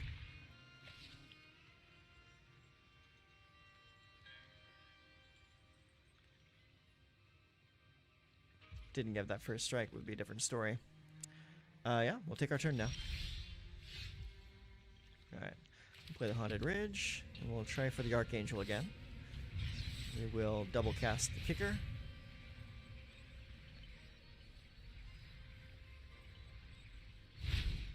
Hey, it worked. Bink. And bink. Watch out. I never give up. Our swords will cross again. Next. Okay, what's in the yard? So, No attacks. End turn. So let's look at your yard. We have more Phyrexian missionaries, so we can start digging those back out of the graveyard. We also have Steel Seraph in the graveyard, and the Wandering Emperor. If we need another one, we can get it out with Takanuma. How many cards are in my deck? 29 versus 23. Yeah, he is digging through his deck faster than me. But for what is the question? I want to hold the Emperor in my hand long enough for him to cast that Sunfall again. Because I'm pretty sure he's not going to be the kind of person to put only one Sunfall in his deck. And the fact that I haven't seen any Farewells or Depopulates yet tells me he's probably leaning on it. Alright, we got a nice full hand over there, Ned, dude. Aw. Yeah, we'll crew up.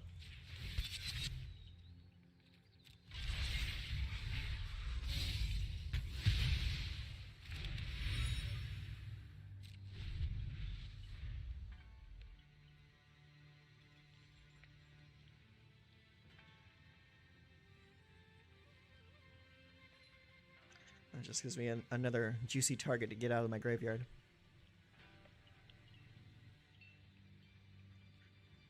Oh my god, this game is taking forever.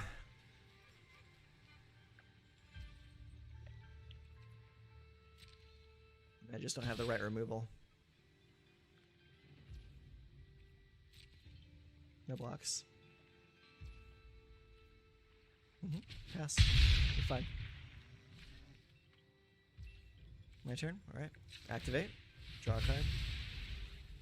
Resolve.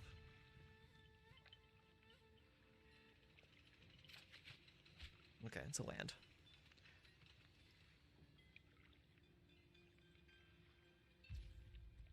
Alright, my turn. Hey, look who it is. Alright, let's play that. And now we'll play Missionary.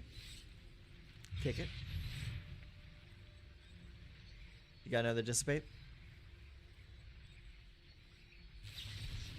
Yeah, he does. Okay, that's fine. Resolve all.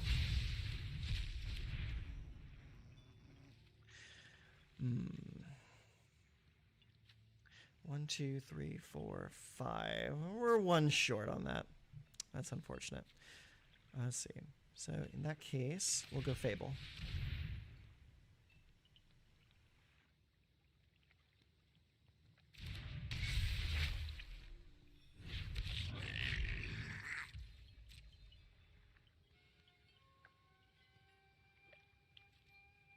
No attacks. End turn.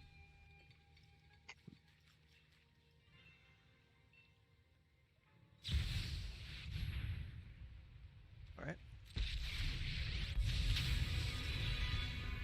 Anyone who harms my people must contend with me. Yep. Remember your training. I have a feeling this game's just going to end with me conceding out of pure boredom. Yeah. I have got new moves to teach you.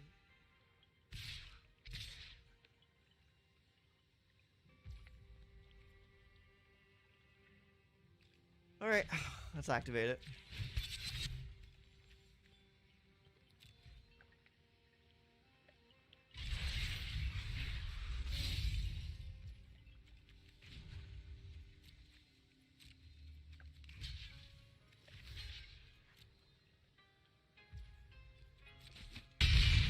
Yep.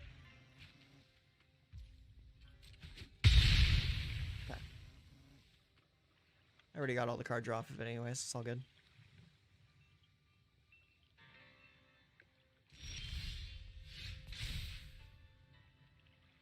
Yeah, let's discard that. Discard the other Gonjo? Probably not. Just discard the cut down. Alright, we got a land out of it. So Sundown Pass. Let's see here. I'm gonna cast Big Boy mode.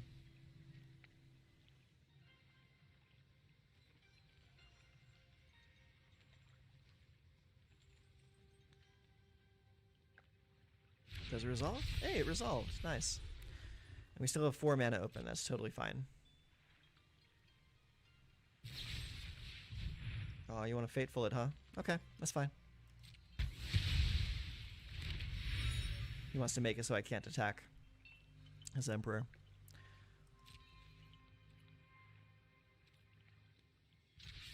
We'll attack it anyways. Fuck him.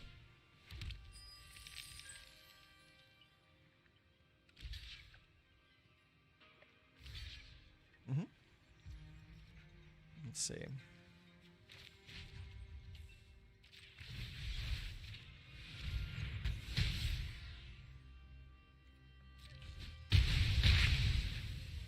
There you go. Clear that board.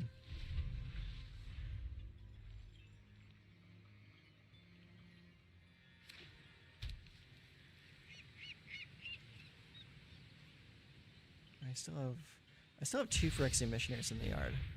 Oh, you jerk. Oh, shit. Special adversaries, huh?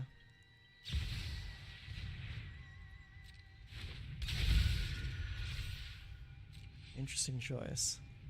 You don't have a whole lot of targets for the Paragon with that deck.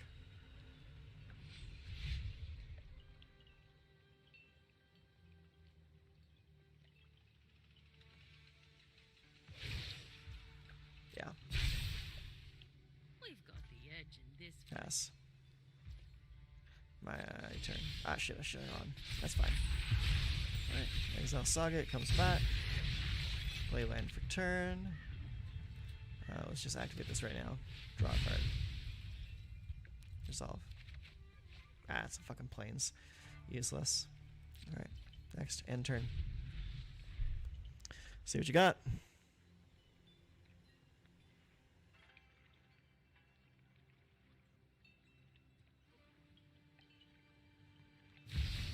Yeah, where's the other one? Resolve.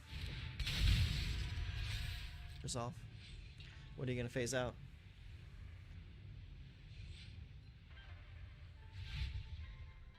Nothing. Okay.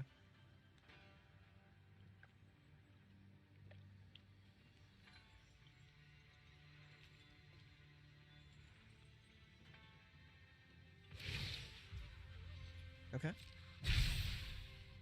Remember your training. Is that one going to be attacking this turn?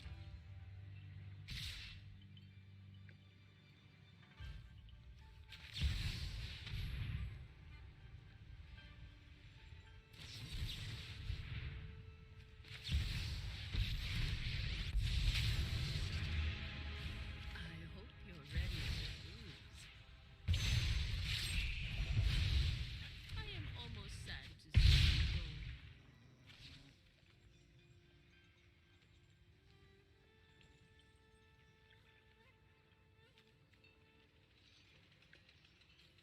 Yeah. That was a little too expensive to do just yet. Alright.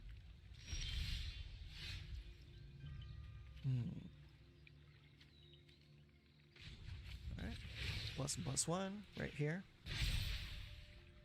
Strike fast and strike Next. hard. Choose to attack there. Let's go through. Big mistake. Let's see here. Plains. We'll end the turn. So we're probably going to use that Hakanuma to get one of our emperors back. Pass.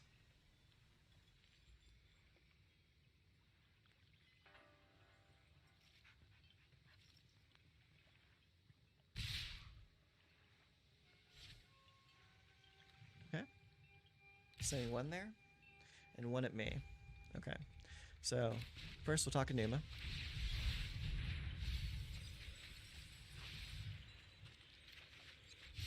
Okay. Then we'll Emperor. Keep that one. Overconfident. -2. Underwhelming. Exile that one. My judgment is final.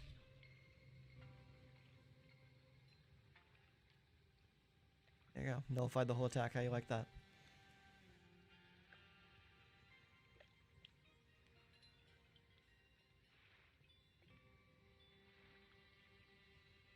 This is such a dumb game. Oh my god. How long has this game been going on?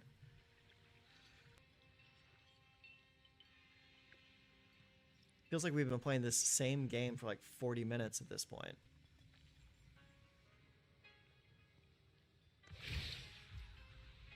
All right. I have got new moves to teach you. All right. Land. Gain a life. Surprised people still play those lands. All right.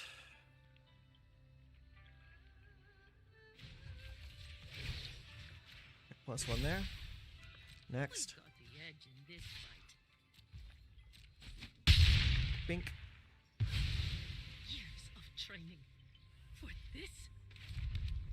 Battlefield Forge. You're up.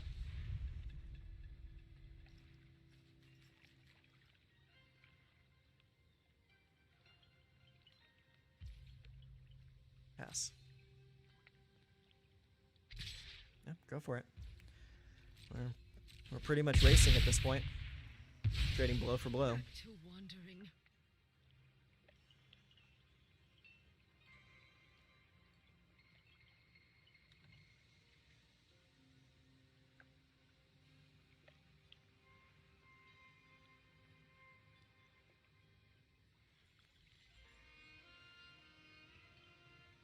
Nothing else?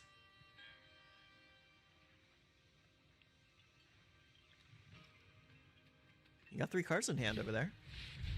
There it is, the Sunfall.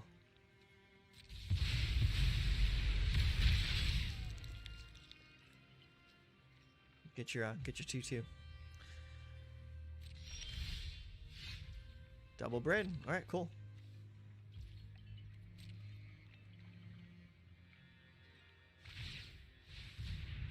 Resolve.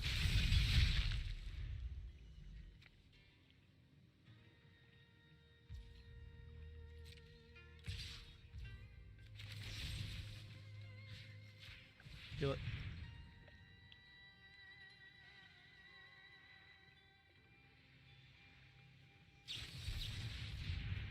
I said kill it.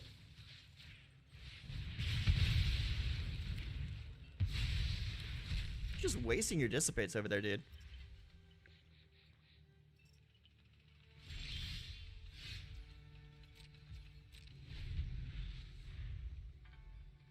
Maybe stop wasting so much damn time.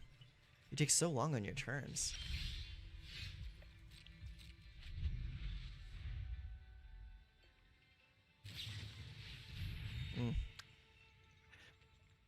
That's nice. Hey, you got a lot of card draw in that deck. You're gonna deck yourself out anytime soon? Yeah, you are. You're at 10 fucking cards left.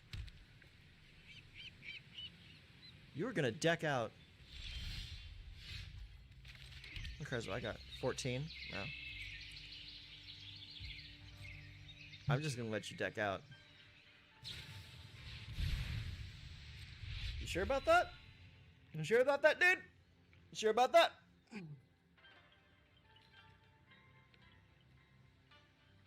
What are you trying to get to? You cast that, you're gonna look at your entire deck. Alright. Adversary it is. Mm-hmm.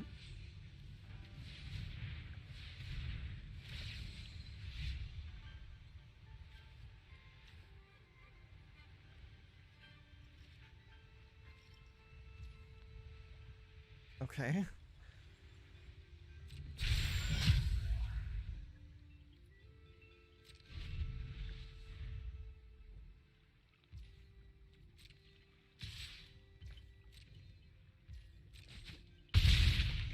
Mm-hmm.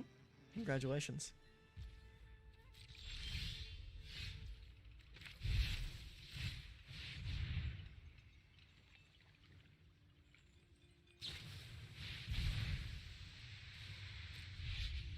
Yeah, go for it.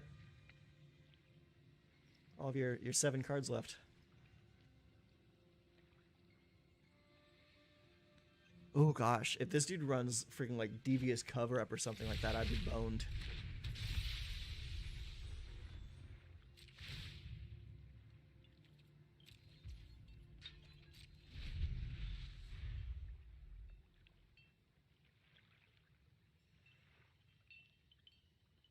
God. This one game could be a video on its own. You want a Sunfall? Sure, go for it.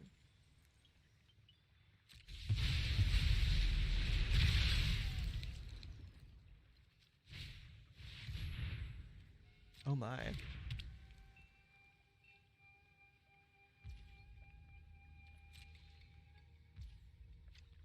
Pass. Resolve. Alright. Activate the reliquary. Draw 2 cards. Ah. Alright, Shattered Sanctum, Lisa.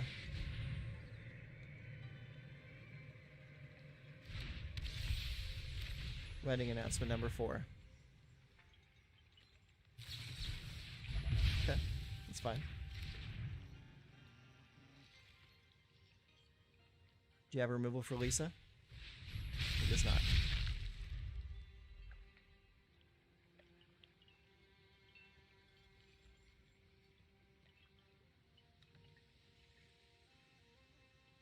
He's searching all over the board to see if he has any outs.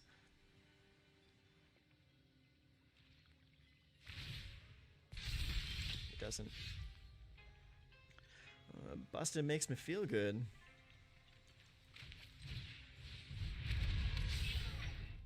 I'm just gonna chill. I have absolutely no reason to attack. 2 cards left. It's too bad I can't make him draw cards. That'd be pretty cool.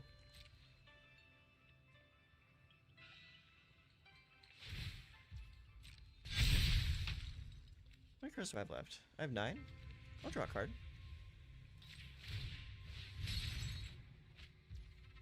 Alright, my turn. Oh, a cut down. That is garbage. Play that. Next. Next. No attacks. End turn.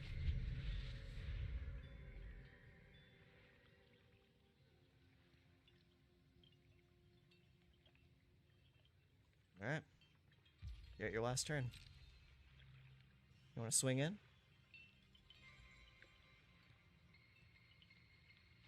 If you have a removal, you could actually take me out this turn. There we go. That's what I was looking for. Alright. That guarantees my... oh, that perfectly guarantees my win for the next turn. I don't want to hit him with a good game just yet. No attacks. End turn.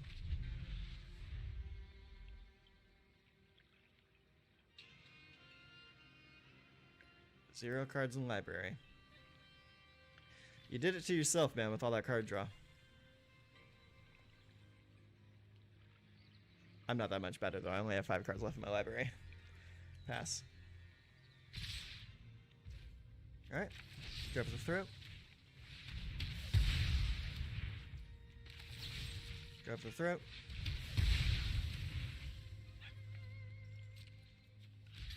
Block.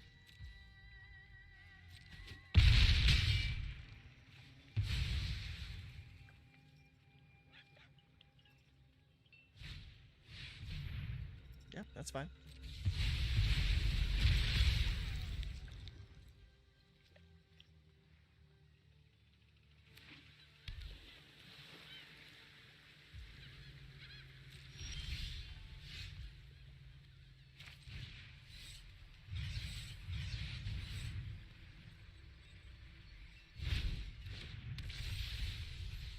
I'm just gonna poke you in the face a couple times.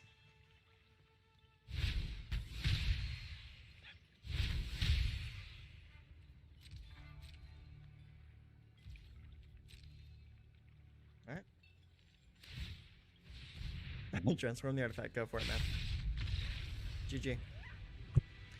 Oh my god, that was so long and forever taking.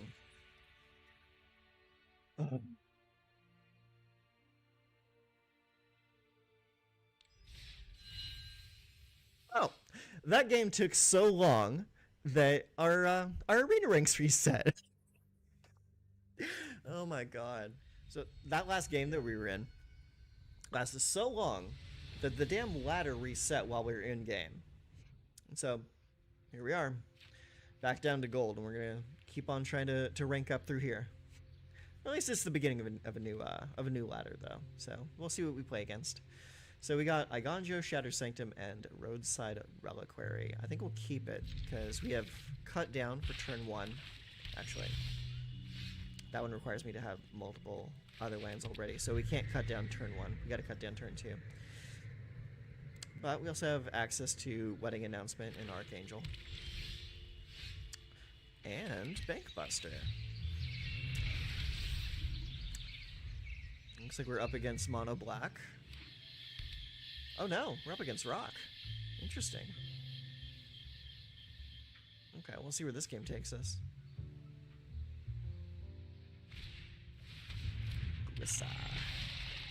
Alright. Let's go the Haunted Ridge. And we will abrade that. Get him on out of here. Don't need that thing hitting me and taking the counters off Reckless Bankbuster.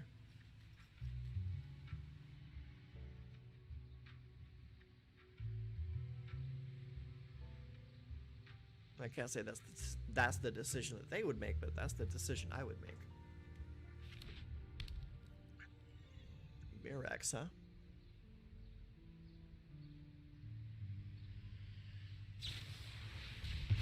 Aw.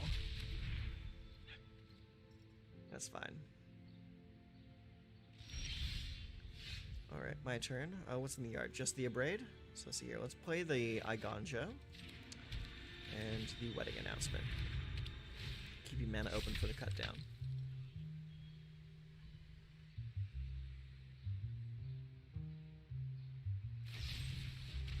Oh, you got your own cut down. I can respect it.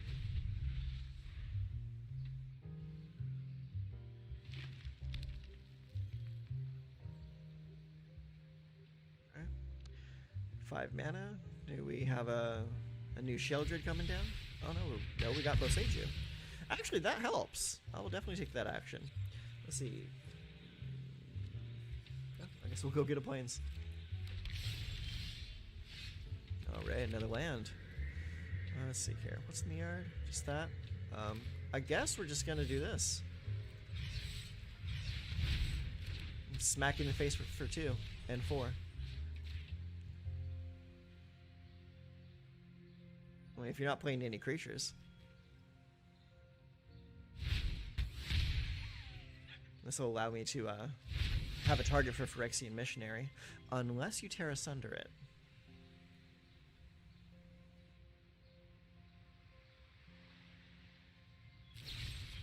Okay, no, it's just scoping through. That's fine. I would prefer that. I know you're over there playing removal tribal and all. Oh no, it's a Sheldred. Draw. Resolve.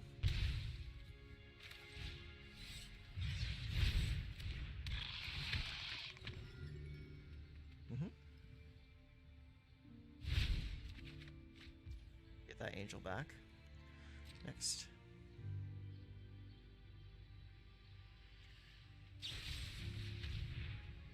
Sure. We have officially emptied your hand. Now, you know I'm playing white. Do you dare attack? You do.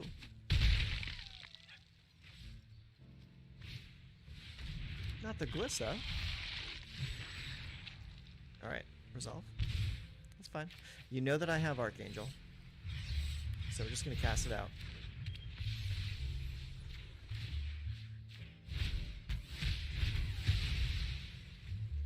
I can outlast you if your only game plan is to deal direct damage. So let's see what you do.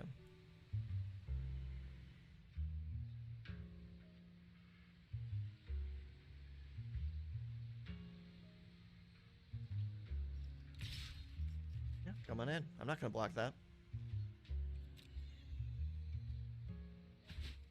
Bink.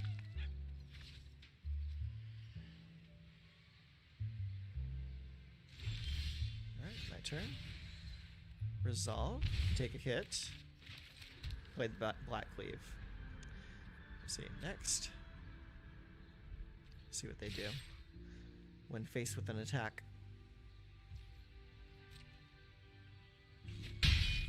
Just take it.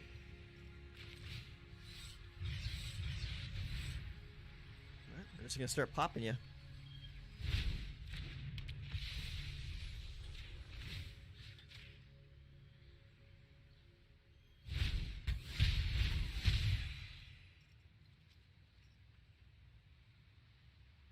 Make a infect token? Yeah. Mirrex is such a good land. I mean, it's just being able to like continuously generate more little turds to attack with. Just it's great. It just gives that inevitability.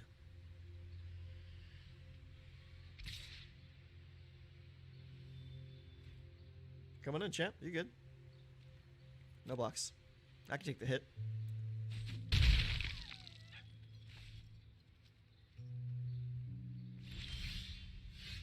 All right. Now we're getting somewhere. Play Fable. Fable is such a strong card, man. It does way too much for only 3 mana.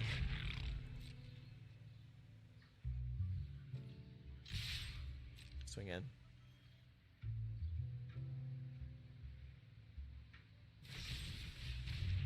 Edict? Okay, I'll Edict.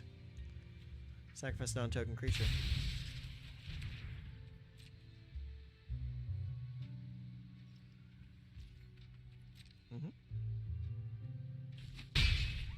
You are absolutely playing removal tribal over there.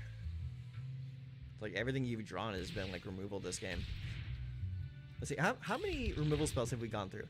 1, 2, 3, 4, 5, 6. Yeah, you've cast 6 removal spells so far.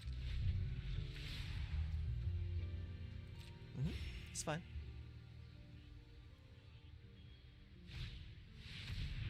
Incubate twice where X is the number of lands you go. Wow, nice card. Beefy boys.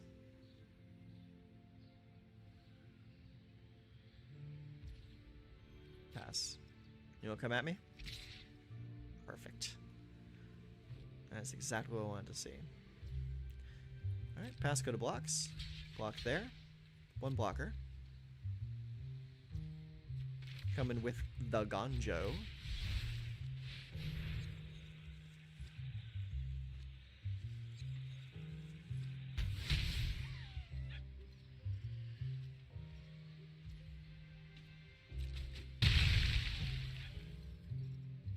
And we take it.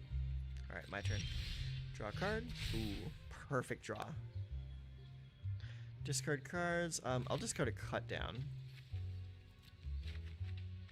Ooh, another Fable. Let's see, we have 1, 2, 3, 4, 5, 6, 7. Okay, yeah.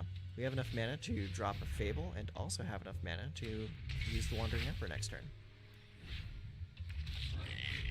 Right. Or on their turn when they try to attack me.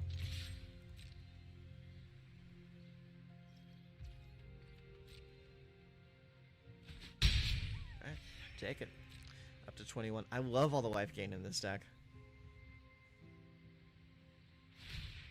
Just really counterbalances everything. Yep, come on in, champ.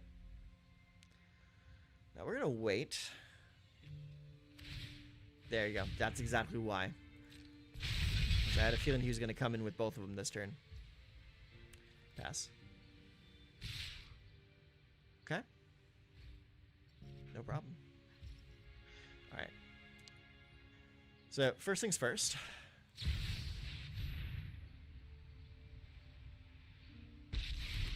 Drop the Emperor in. I've learned much during my travels. -2. Let me show you. Exile that.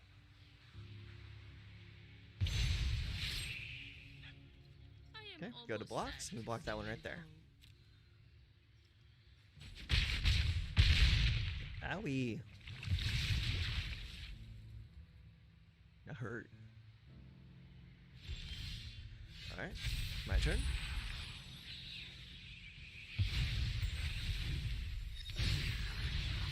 Discard 2 cards. We'll discard the land, for sure. Oh, nice. What's in the yard? What can we get back? We can get back the Archangel, or we can get back another Phyrexian Missionary. So we'll go here.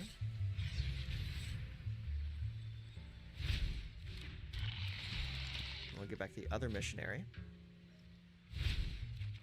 There we go. Let's see, we'll give +1/+1 to this creature right here, so we can steal a little bit more life. Next, Strike fast and strike hard. we're going to attack with both of these, so we generate a treasure token, so that when we sacrifice Roadside Reliquary, we get to draw 2 cards instead of 1.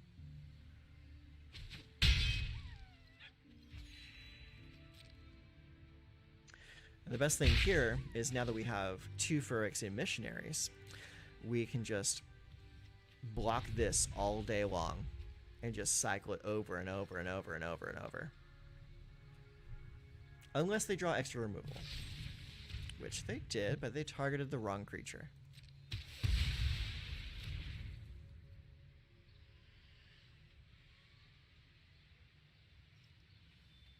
Alright, you got 1 more card left in your hand. What are you going to do with it?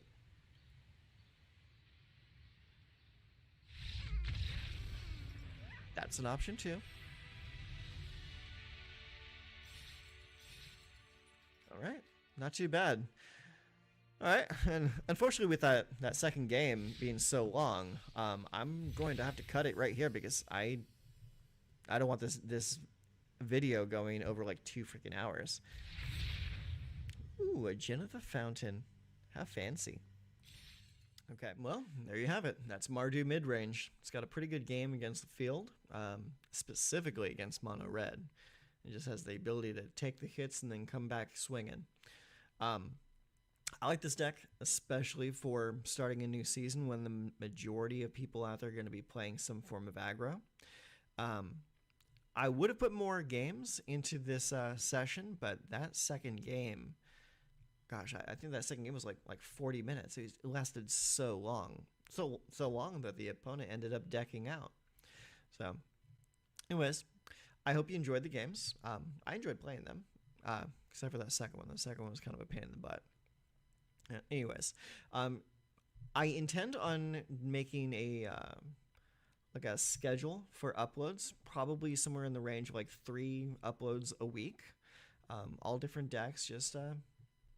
trying things out. So if you want to see more fun, interesting decks to play on ladder and best of 1 on Magic Arena, drop a subscription, and I'll see you in the next one.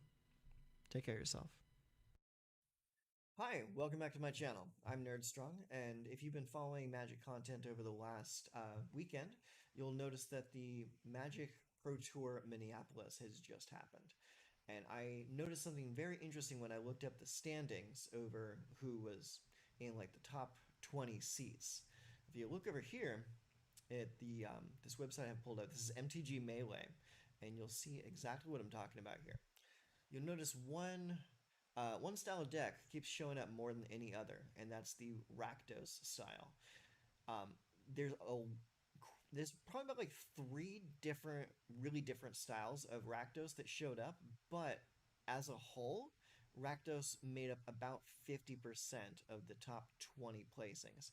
If you look here from rank 1 all the way down here to 20, you'll notice you'll see Rakdos a lot more than any other style of deck. There's about 10 Rakdos decks in the top 20 alone, let alone, however, many other people brought the deck to play with. So, the reason why I wanted to bring this up is because I think this is going to be the next deck to beat more than anything else, because it had such a strong showing, not just among the top seats, but the fact that so many people brought it to play with. So I wanted to take a look at a few of the deck lists that kind of caught my eye, and we'll bring that up just now. So I chose 3 decks out of the top 20 that I wanted to take a look at.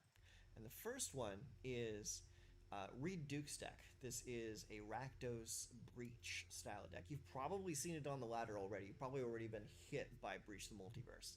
But if you look at this deck, it's pretty straightforward. It looks like a regular red-black mid-range style deck that tops out with Chandra Hope's Beacon, casting Breach the Multiverse twice, or Invoke Despair twice to end out the game.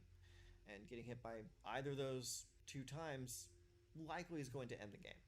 So let's take a closer look at each of the different card choices. So you have 2 Cut Down, a nice early removal, 2 Duress. I like that more decks are involving Duress in their main board. I've always been a big fan of like just surgically picking stuff out of your opponent's hand. So I'm glad to see the Duress is making its way back into the mainstream. Next up we have 3 Go for the Throat, a single Abrade. Honestly, I'm a big fan of the use of Abrade just because Reckoner Bankbuster is so prevalent right now, and you're not always going to have the right removal for a Bankbuster. So that's pretty nice. We have 4 copies of Blood Tithe Harvester, kind of a staple for any red-black deck. 3 Reckoner Bankbusters. You got 2 Graveyard Trespassers. I like this inclusion simply because of all of the graveyard shenanigans that are going on right now. So I'm very glad to see that. 4 copies of Fable of the Mirror Breaker. If you're playing red, you're likely playing 4 of these. See. Then we have Children, the Apocalypse, 2 of those. Just a solid all-around good card. Like even if you're not like on your main game plan, you just drop this and put your opponent in a very difficult situation. We got 3 copies of Big Score. I was a little surprised to see this, but I guess like sometimes you just need to ramp up a little bit and draw some extra cards, and this does both of those things. We got 3 copies of Invoke Despair. I mean, probably one of the most played sorceries in Standard right now.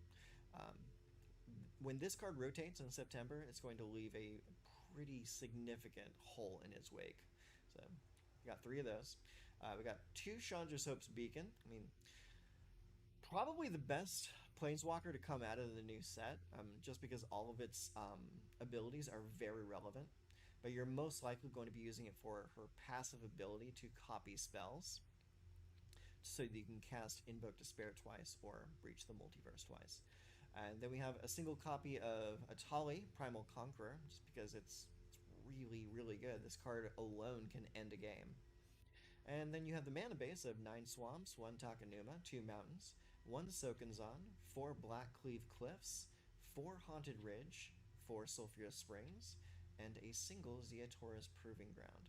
I'm assuming the single copy of that is in there so you can like cycle it away in the mid game, and also have full access to all your colors in the early game. So that is the first deck we're going to be looking at today. So that is Rakdos Breach. That was done by Reed Duke. Next up, we're going to take a look at Nathan Stour's deck. This is another mid-range deck, but it doesn't go the breach route. It's got a lot of the same players in the deck, just with no breach. So like, you see a lot of the same cards being played here. You got the Cut Down, you got the Duress. Interesting tech choice here is Light Up the Night. Light Up the Night deals X damage to any target. It deals X plus 1 damage instead if the target is a creature or a planeswalker. And you can flash it back for 3 in a red and remove X loyalty counters from among planeswalkers you control. If you cast the spell this way, X cannot be 0. So this could be a pretty decent Hail Mary against anything that's on the board, or just send it straight to the face at the end game, copied by Chandra. So that's an interesting choice, because this can go face, and probably will go face if you're casting it twice. Then we have a 4 Go for the Throat. That's nothing new. Abrade we saw in the other deck. Blood Tithe Harvester, Bank Busters. The numbers are a little bit different from this deck to the other. Like there's 4 Busters in this one. We got 4 Fables and 2 Graveyard Trespassers again. 3 Sheldred. So that's 1 more than the previous deck. 1 more on the Invoke Despair. And 2 Chandra Hope's Beacon. So a lot of this deck is the same as the other deck. It's just they cut the Atali, they cut the breaches, and they just kind of bumped the numbers on a few of the other cards in the deck to improve consistency. So that's pretty much what we're looking at in this deck. So this is a lot more straightforward than the other deck. So I can see why this deck did pretty well. The last deck we're going to look at, and one that is a little bit more interesting to me, is the Reanimator style. Now, this one was made by Javier Dominguez. And this guy's deck Plays a lot of the same cards that you already saw, but it also plays a suite of great cards to reanimate. So look at here, we got 3 cut down, 4 go for the throw. So you got a lot of early game removal, which is good. You got 4 Blood Tithe Harvester, 3 Reckoner Bankbuster, 4 Fable the Mirror Breaker. You notice this one is not running the Graveyard Trespasser, so you're not going to be able to remove a whole lot of stuff from the graveyard in this deck, unless that's coming in from the sideboard. And then we have 2 Atsushi Blazing Sky. I imagine this is in here to get the extra treasure tokens in order for you to hardcast Atraxa if you need to later in the game. Then we have Elder Dragon War. This is another good way to get cards into the graveyard to reanimate, or you can just use it on its level 1 to just clear the board early. Then we have Cruelty of Gix. That is our reanimation tool. It does have other modes, but most games I think you're going to be using this just for its reanimation. 3 Invoke Despair. Then our reanimation targets are 3 Phyrexian Flesh Gorger. We got 2 Atali Primal Conqueror, and 1 Atraxa Unifier. So you got a pretty decent amount of good, solid creatures to reanimate. All of which you can play just outright with the mana base and the extra treasure tokens that you're generating from Fable and from Atsushi.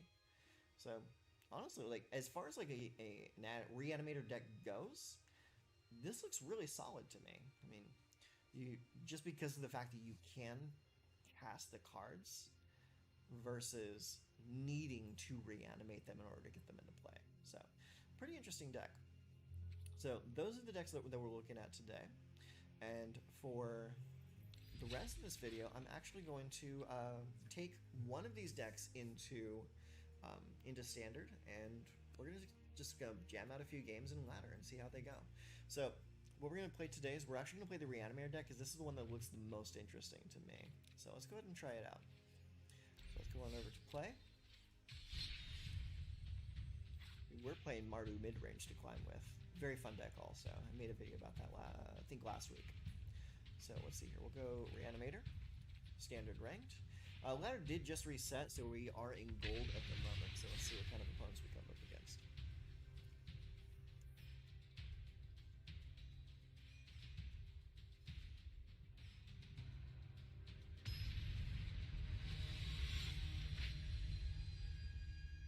Alright, we're up against Svarnoble 666.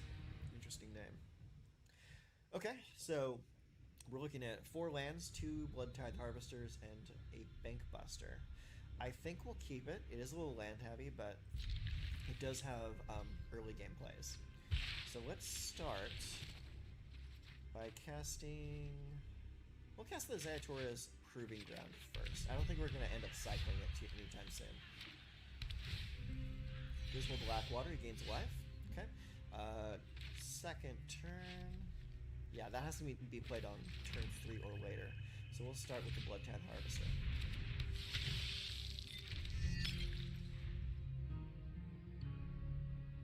Alright, let's see if he's just black-blue or if he's got other tricks up his sleeve. So it looks like this is a Dimir deck.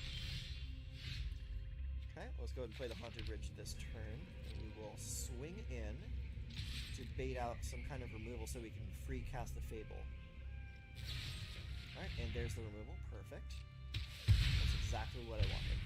Because now we can play the Fable. And now we can start generating some tokens. Alright, he's up to 3 land. Okay, he's going to cut it down right now. Good option. Alright. We can discard up to 2 cards. We will discard 1 Blood Tithe. Draw a card. Alright, Black Cleave. How much mana do we gain? Let's go ahead and play that right now. And we'll start with the Blood Tithe Harvester. See if he tries to counter it. He does not. Okay, so that tells me he probably has a Make Disappear in his hand. Otherwise, he probably would have countered it. We'll end the turn. Another good thing about the Blood Tithe is it generates these tokens right here that allows us to discard cards and draw cards. Let's see here. Yeah, we will take our turn, we'll draw. Oh, hi. How you doing, buddy? Hey, hey. Hi, buddy. How you doing? Resolve. That's fine. Okay. Let's come back. So let's take a look here. Let's look at Elder Dragon War. Deals 2 damage to each creature and each opponent. So if I pop that now, it's not going to be the best. Because it's going to clear my board as well. So what we'll do is we will play the Black Clay Cliffs and the Reckoner Bankbuster. And after that, we will pass, because I want to be able to have the Blood Tithe available to sacrifice for -4/-4 if need be. Okay, he's got his own Bankbuster. That's good.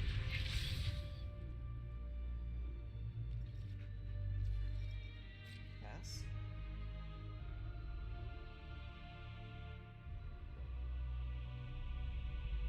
Is he gonna try to come at me? Okay, no, I guess not. So, my turn. We will pay 2. We'll draw a card.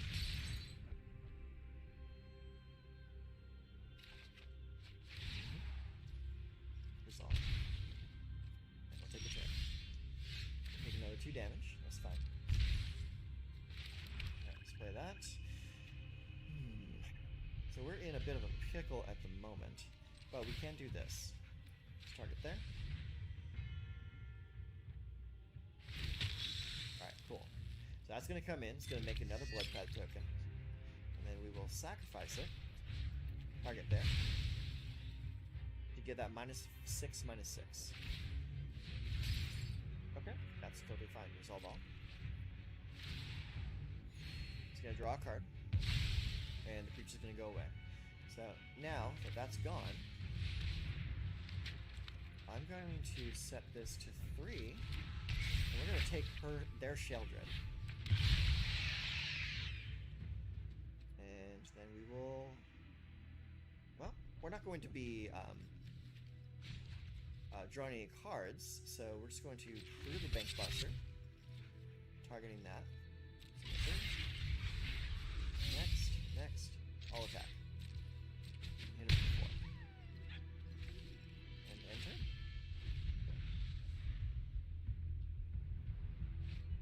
Okay, let's see what their plan is. Alright, they take 2 from their own Sheldred, which is nice.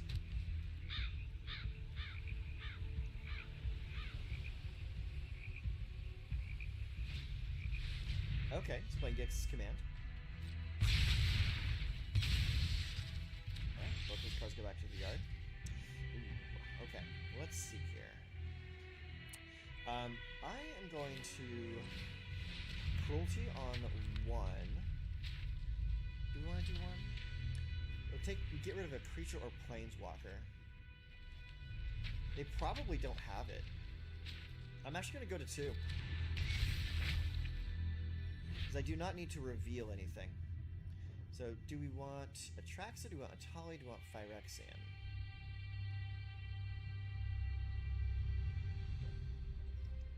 Let's go with Atali. And we're going to keep that 1 mana open so that we can discard it to the blood. And we will activate that. Next, and we will attack.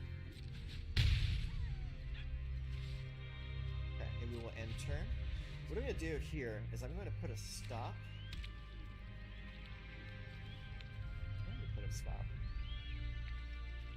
Here we are. There it is. I'm so used to playing on mobile. Innovation Omnicat enters the battlefield. Each player mills 3 cards. Then each opponent discards a card and you draw a card. Oh, that's perfect. Okay, yeah. Resolve that.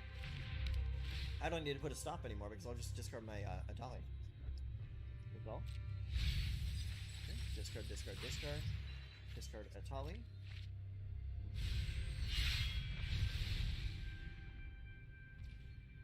And pass.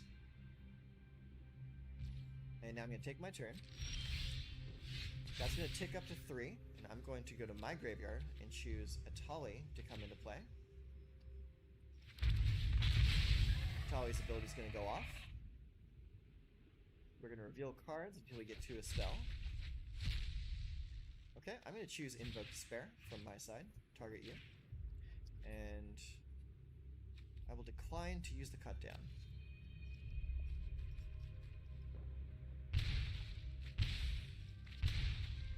Pretty solid. Alright, let's play the Haunted Ridge. And then we will play... What do we want to do? We'll play a Fable.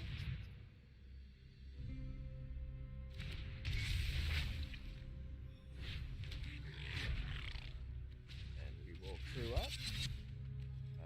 We will submit 7 with a Tully. That comes in. And they concede as they see the writings on the table. Okay, not too bad, not too bad. So that was game 1. Tully came in and helped us cast some invokes. Let's play another one.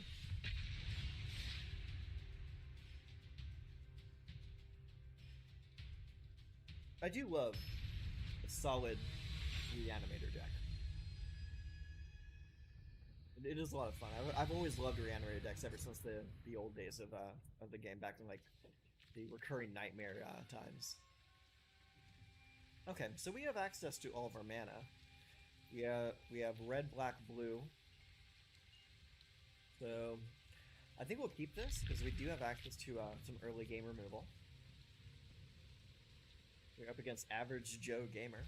I like that name. We're going to play that in case we're playing against red.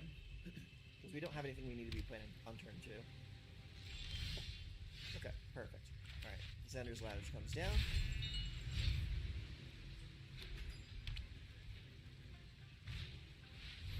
Alright, they're playing a Skrell's Hive. Interesting. Alright, so my turn. We'll play the red, and we'll play the Bloodtide Harvester. Next, end turn. So, we'll get a token. I've been seeing a lot of Skrell's Hive decks lately. Ooh, wedding announcement, interesting.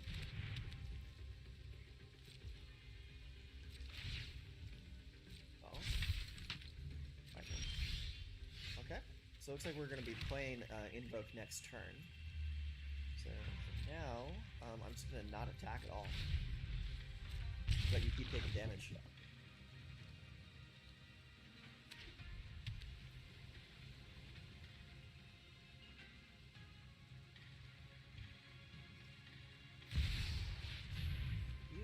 Norn. Okay. That's for me. Let's see here. We're going to start with cut down. And cut down. Resolve. Yes. Resolve. Okay. So, my turn. Yeah, that can only be done as a sorcery. Let's see here. Alright. Play Swamp, and we play Invoke. Target you.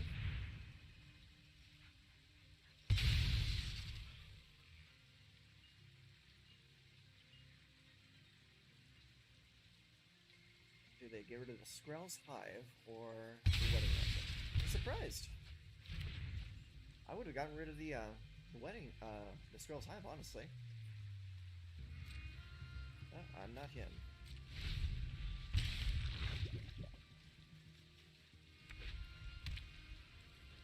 Okay, so she has to sacrifice 3 other creatures. Oh, that's the 3rd creature.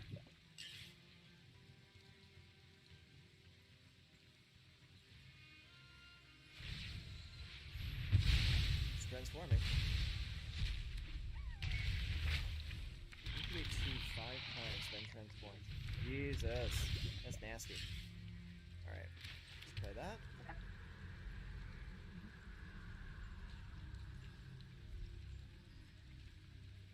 We'll go to the next game.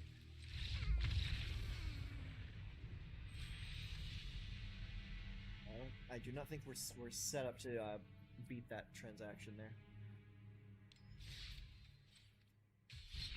Next.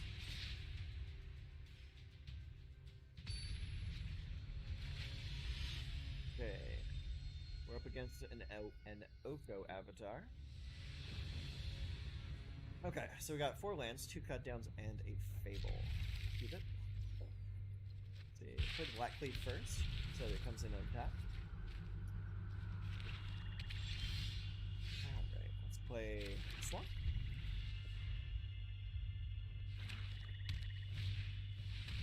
Get a Banker.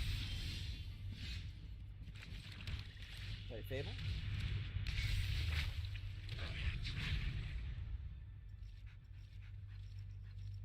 Fable is so strong. It's such a ridiculous card. It does way too much for only 3 mana. Yeah, I'm all about it. Take care of those tokens. Discard up to 2 cards. Discard. There we go. Alright, Silver Springs. Next, enter.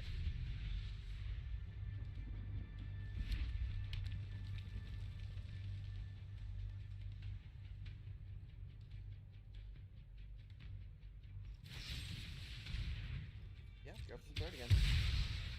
Get your removal. Alright. So we got a Kiki-Jiki. It wants us to discard up to 2 cards. We'll discard 1 card. Works for me. That. Invoke you. Auto pay.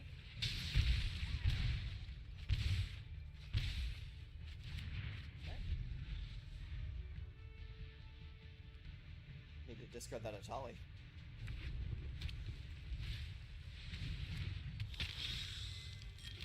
Okay. They can come at me.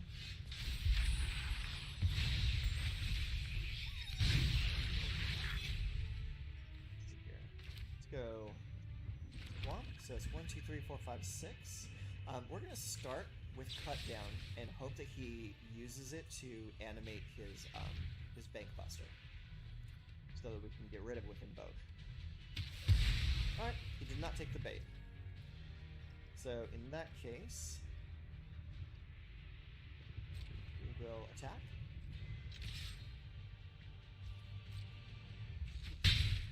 Yep. And then we will cast another Invoke.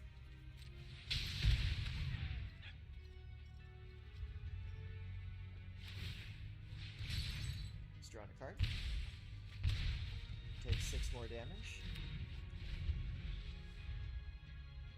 We got a lot of land in our hand right now. So we got 1, 2, 3, 4, 5, 6. We can actually just straight up play Atali next turn. Which I think we will. Because it looks like he's playing, I think he's playing the exact same deck we're playing. So he might be on the same game plan. So let's play Swamp, and we play Atali. Auto pay.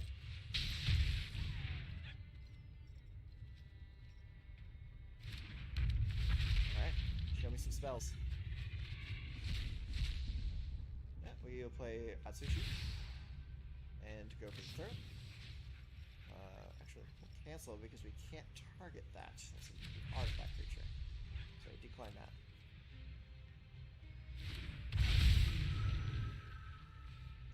And we will go taps. Draw card.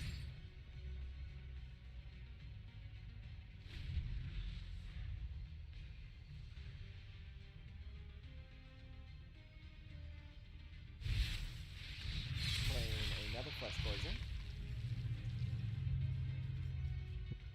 Hey buddy, down you go. Alright, so Atali is legendary, unfortunately, and so is Atsushi, so we can't use the reflection to do any business there. Let's go with Swamp for turn. And next, I'm going to attack in with these.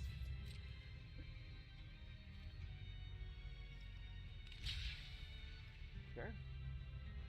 You gain a little bit of life, but they both die.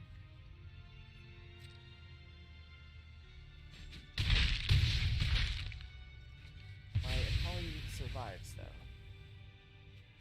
Playing full cost Phyrexian Flesh Torture. Enter.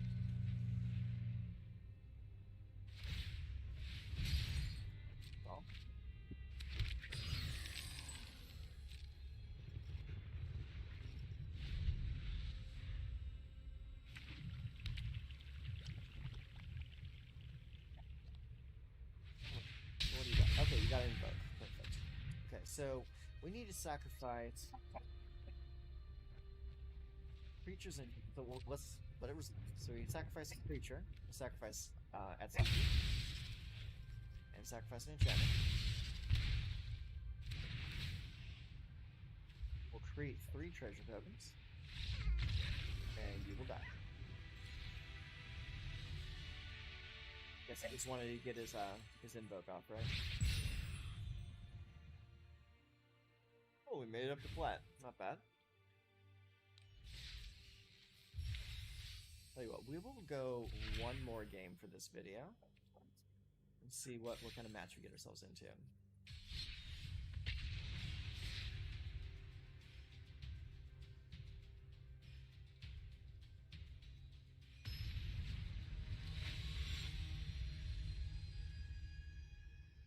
Beverage guy, I like that name.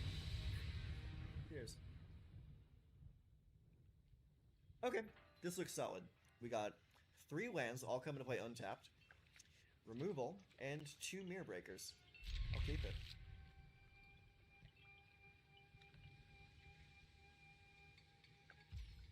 Okay, well, play the black plate first.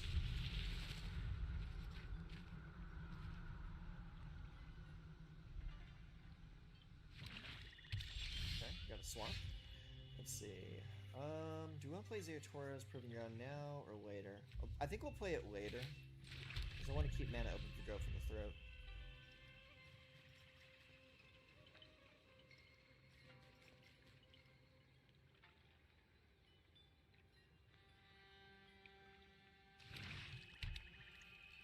Double swamps. This guy's very likely playing mono black. Let's get rid of that. So, 3rd turn, 3rd land, we get Fable of the Mirror Breaker. This has a little token.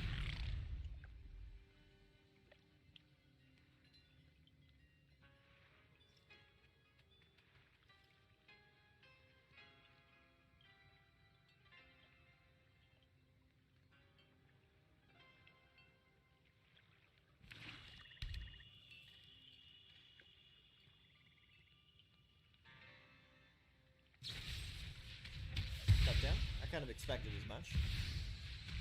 Blade of Battle. I was not expecting that. Okay, cool. Let's see. Discard cards? No. I like what I got. Let's see here. Let's play another Zeratora. And we will play another Fable.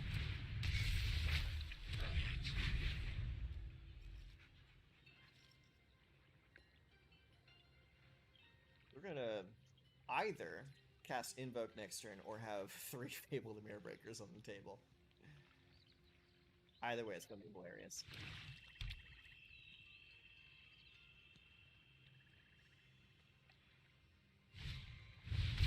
Alright, Underdoggo comes back in. No blocks. Come on in, Jack. I want to get that treasure token if possible. And that's exactly why, too. Right, discard 2. I will discard 0. Submit 0. Alright. Next, I'll attack. Get the treasure token. Think. And then we will invoke you. Auto play.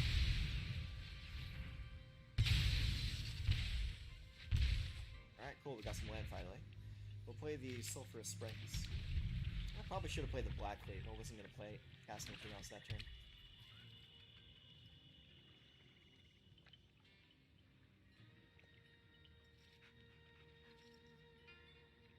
Live and learn, right? Plus closure. Seen a lot of Flesh Gorges today.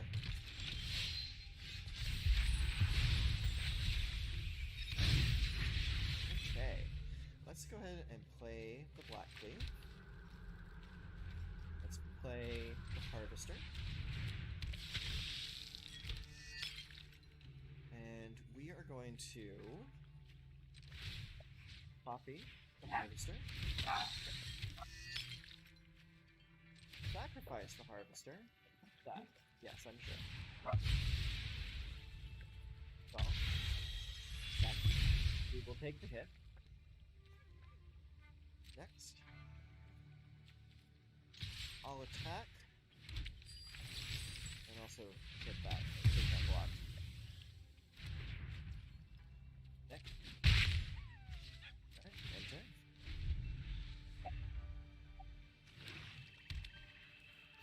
Go, guys. Sure, you got shielded. Got anything else for me? I don't think so. Alright. Yeah, we will draw for turn.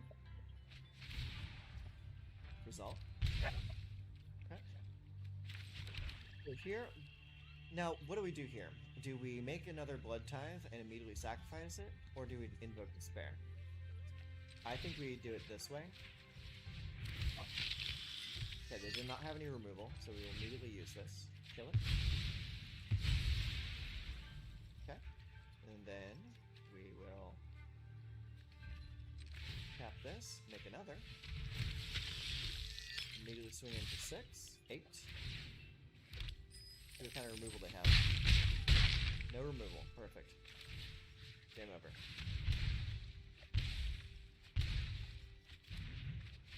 Okay. So, I gotta say the deck works pretty well. Out of the games we played today, we won 3 and lost 1. One due to... I probably have to say that was a pretty god draw from our opponent in that Elish Norn token stack. And our deck is not exactly set up to kill tokens, so chalk that up to just being a bad matchup.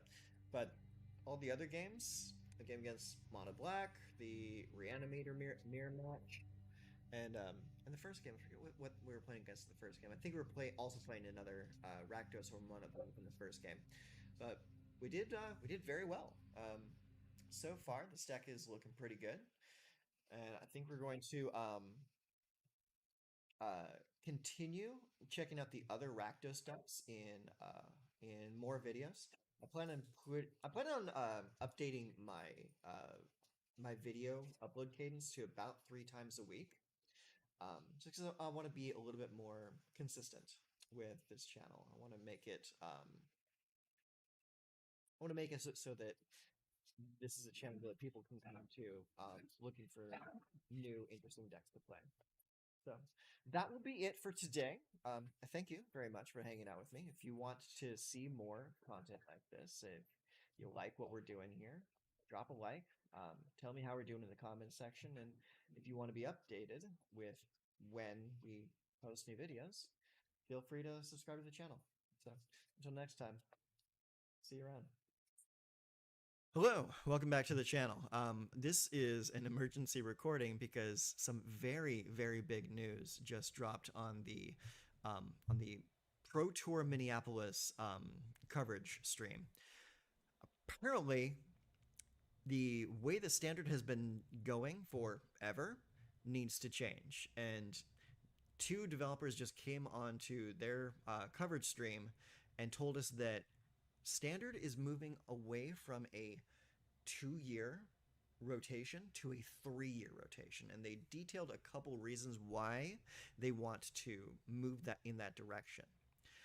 They're not very happy with the way that paper tabletop standard has been going over like the last few years, ever since the COVID outbreak, and so they are deciding that they want to move to a 3-year rotation, and this standard has been a 2-year rotating cycle for as long as the game has had a standard rotation. Like way back in I think it was 95, 96, they started doing standard rotations for their competitive scene.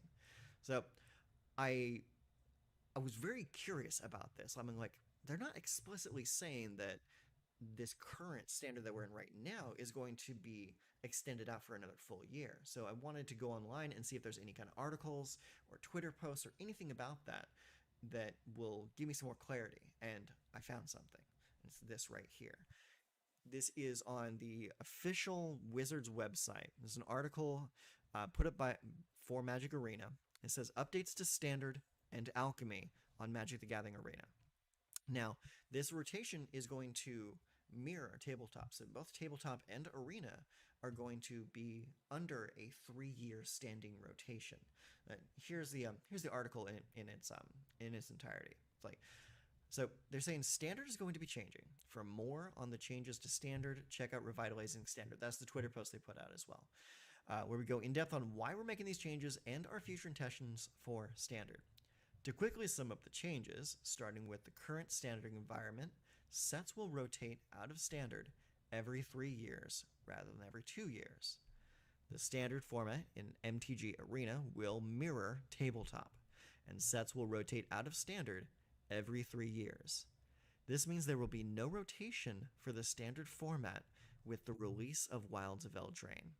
And this is like hot off the presses news, because like until about 20 minutes ago, I was already like creating deck lists and deck ideas to be like rotation proof, because that's one of the things that I like to do every year, is kind of like find out like where the decks are going to be going moving forward. Like last year I did this too. I made decks that were only using the surviving sets. So now I guess that idea is going to be thrown out the window, because we're basically stuck with what we're playing for a whole nother year. So Wild of Eldraine is going to be coming out in September, and it's not going to trigger rotation like we thought it was going to. So this is kind of huge. So forgive me if I'm a little excited about this, because this is unprecedented. I'll say that.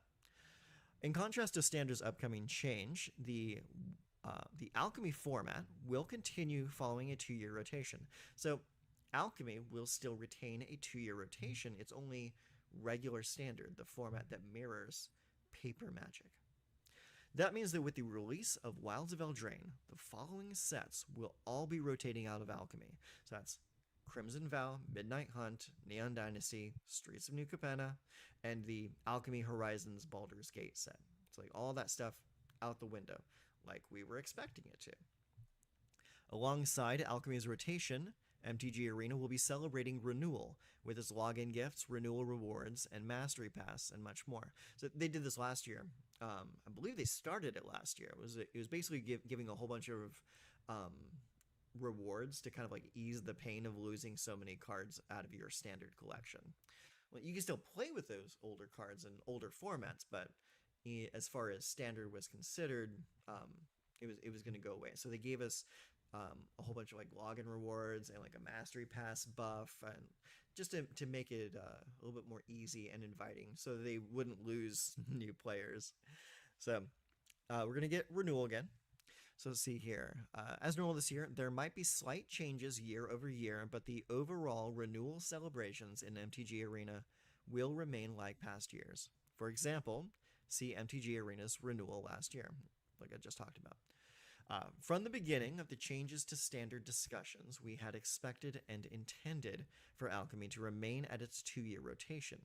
Our objective with Alchemy has remained: provide a format for our digital-first players who are looking for an ever-evolving and fresh Magic meta. Sure, that's great. That's great for those people that enjoy Alchemy. I'm not one of them. I kind of wrote off Alchemy when it first came out because it reminded me too much of like Hearthstone, Legends of Runeterra, other digital-only format card games. And that's not why I came to Magic Arena. I came to Magic Arena for the real Magic experience. And regular Standard does that for me. I don't need Alchemy. From the beginning of the changes to Standard discussions, we have expected and intended for Alchemy to remain at its 2-year rotation.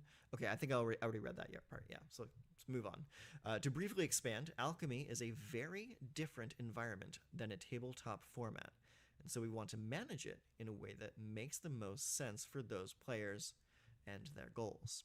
Alchemy is built for our digital-first, high-volume players, so people that play a lot of Magic Arena and pretty much will only ever play Alchemy. These are players who want to see regular changes in the meta because they're playing tons of games every week.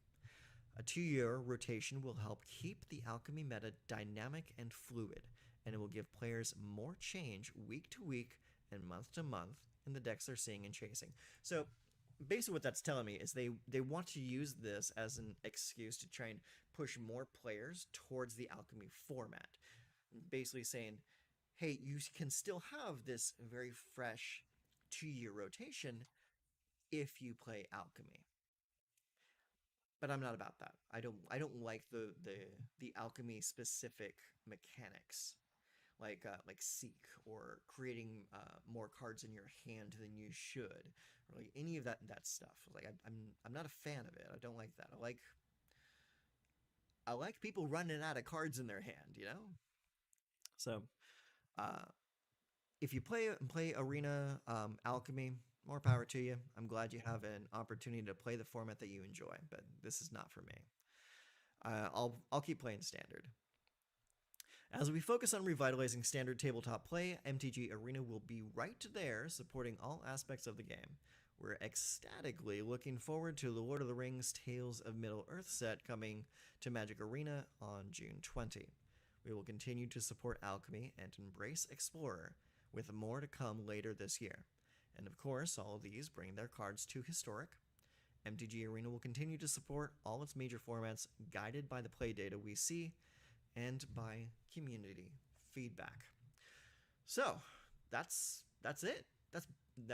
This is like probably the biggest change to Standard since its inception way back in the 90s. I'm stunned. For lack of a better word, I'm completely stunned. I never thought that this would ever be a thing, but here we are. I guess they just want to, one, try and revitalize Standard as a whole. They want to extend it out by a full year, give more decks more chance to breathe and to grow. And they think that having a bigger card pool is going to do that. Maybe will. Who knows? We'll see when that happens. And they also want to give players a reason to go and try Alchemy, because as far as I'm concerned, Alchemy has been kind of a bust ever since it was announced. I mean, there've been plenty of people who've given it a chance, and for those people, I'm glad you have a format that you like, but it's not for me. Yeah.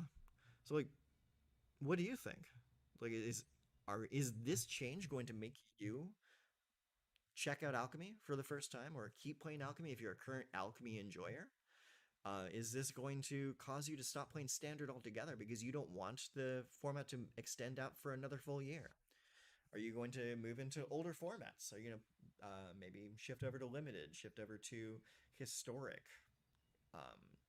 What is this going to mean for you? I'm very interested, because all I can speak on is myself and where I'm going to be playing. I'm going to continue playing Standard because it's the only format that I really enjoy. So that's my take on it.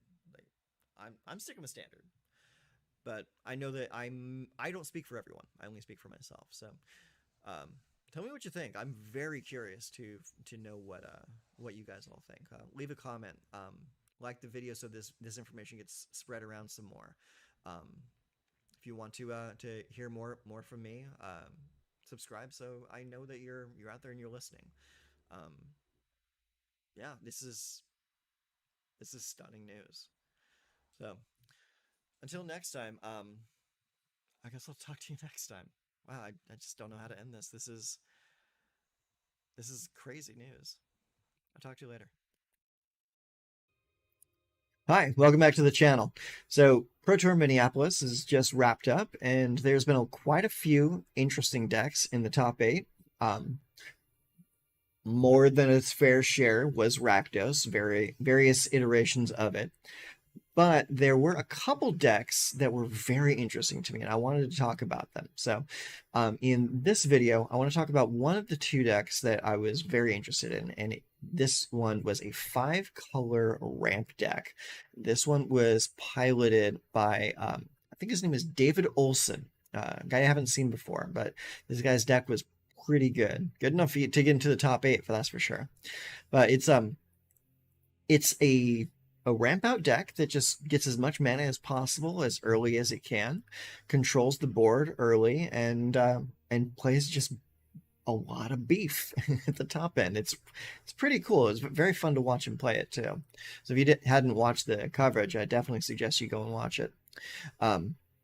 But let's just go through the deck real quick. So the deck itself, it seems pretty straightforward, right? So it starts with 4 copies of Ossification for control. You got a couple Bank Busters because every deck has Bank Busters. 4 Topiary Stompers for a little bit of ramp. And you have 4 Invasion of Zendikar for more ramp. Archangel of Wrath is in here for a little bit of life gain. Have yourself a decent beater and a little bit of control as well, because it'll shoot down up to 2 different targets for 2 each, and each of those shots gives you 2 life back, by the way, because it has the life link. For sweepers, we have 2 copies of Sunfall. This one's pretty interesting because it not only exiles everything that's on the table, so it prevents any kind of reanimation strategy, but it also incubates for as many creatures it gets rid of. Very, very cool card.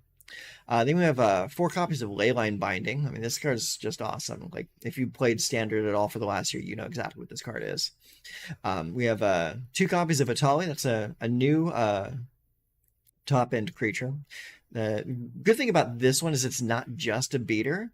It's the fact that when it comes in, you get to cast spells off the top of both players' libraries. It's very cool.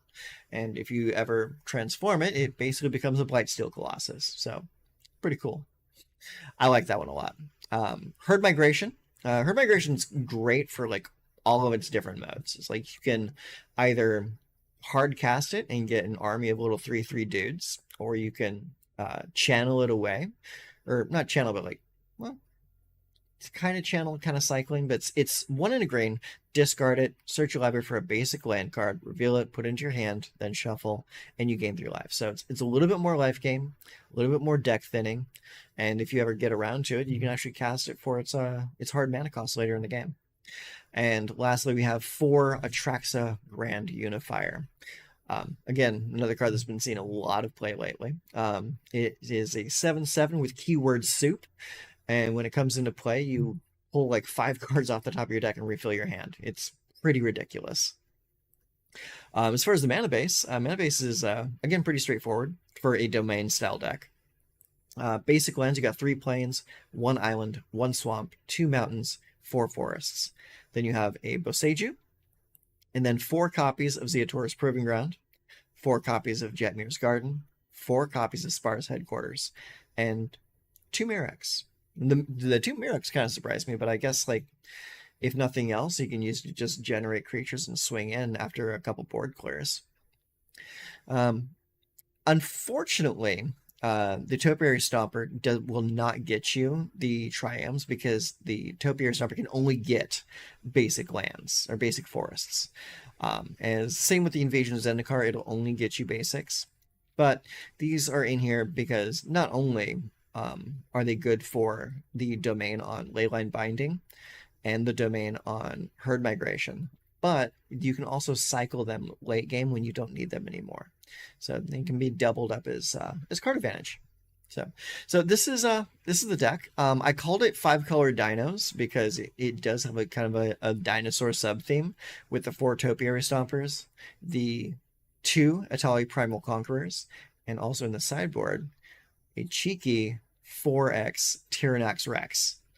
More dinosaurs.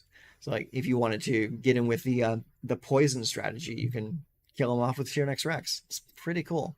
So yeah, out of all the decks that I saw in the top 8, this one really had my my attention because 1, it was doing something different, and 2, it wasn't Rakdos.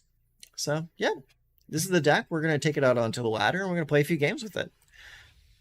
So let's go take a peek. All right, running out to the standard ladder with 5-color dinos.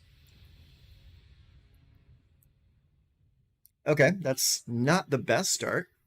It is a mountain and a forest, but it does have Herd Migration, so we can discard it and go get a basic land.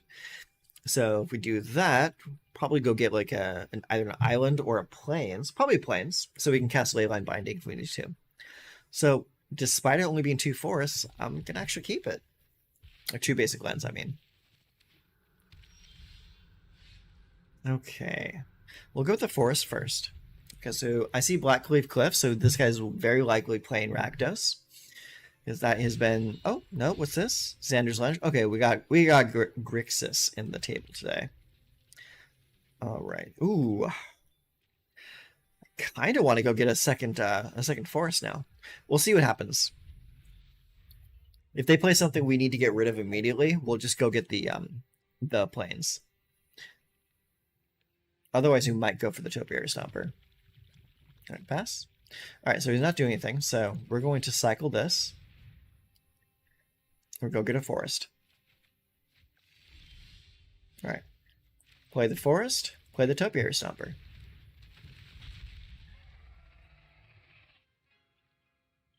Now we'll go get a basic land card to put onto the battlefield tapped, and this time we're going to go for the plains. There we go. Do you have... Yep, he's got to go for the throat. I figured he'd have some form of removal. Alright, Shelly's here. We will start with this. Get rid of that.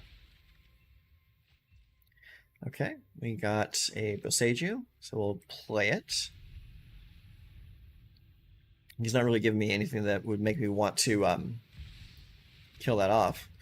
Or like use the Boseiju for the draw. Okay, let's go for another topiary stomper. And this time I think we'll go get an island.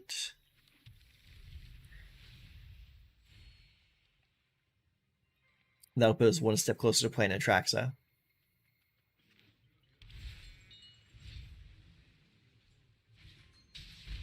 Okay, he's going to play Corpse Appraiser. Get rid of my Topiary Stomper, so he can look at the top 3 cards. Probably he wants to go and find himself a counterspell of some sort. Ow. Okay, so 1, 2, 3, 4, 5, 6. We're at 6, so we can't cast Atraxa just yet, but we can cast Topiary Stomper. Okay, judging from the fact that he didn't hold me up at all, that tells me he does not have a counterspell in his hand. So we will attack. Boom. So next turn we'll have access to pretty much anything we want to play except for Atali.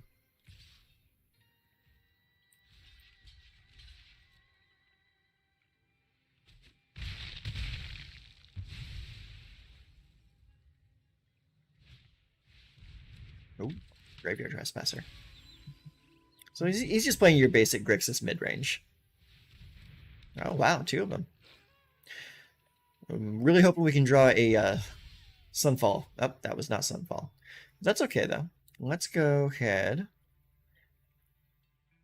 2 basic land cards. Yeah, we'll go ahead and cast this. We'll go get 2 basic land cards. We'll get a mountain, and... Let me look at the battlefield, actually. Yeah, I don't have any swamps out there. We'll go get a mountain and a swamp. Put those both on the table. Okay, we're about to take a lot of damage right now, though. Mm-hmm.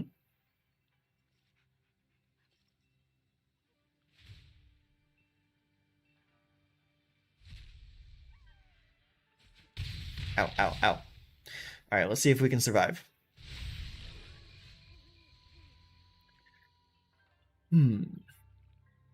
So we can kill off one of his dudes with the Archangel. Or we can play Atali and just run with it.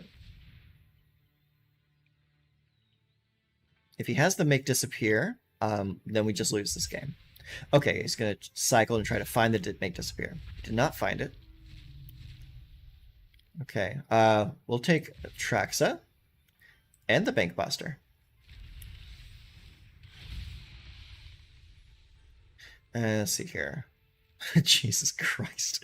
This is so stupid. Yeah, we'll take the Ossification. We'll take Spar's Headquarters. So it looks like we only get 2 things, but that's okay.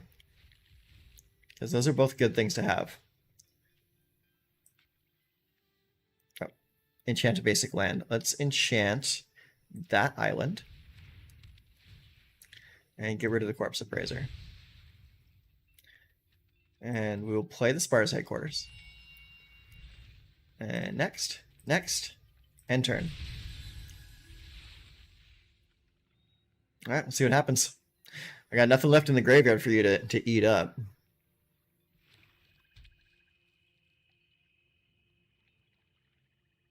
You're bound to have some kind of removal in it by now, though. Okay.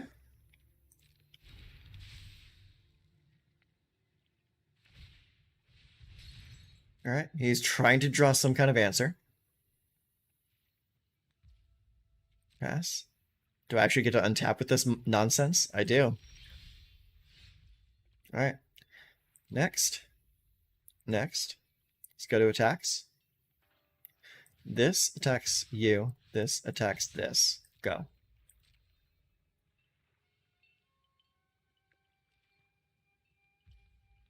All right, we're coming in.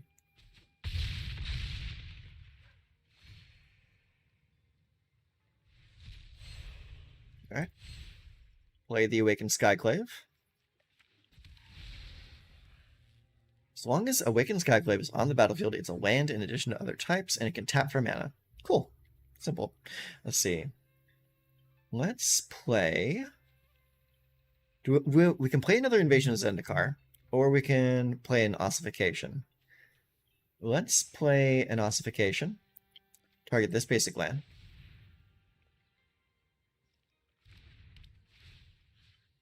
And we will exile that. Yes. We will discard a card for it. That's okay. Resolve. Discard a card will be the invasion. Submit one. Alright. I guess we end the turn.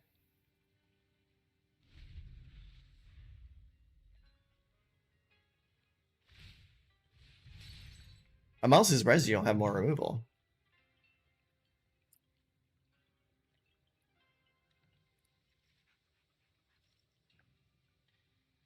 The Traxa is a gigantic lightning bolt for a Doomblade right now. Okay. Guess that'll just be it. Alright, so game one.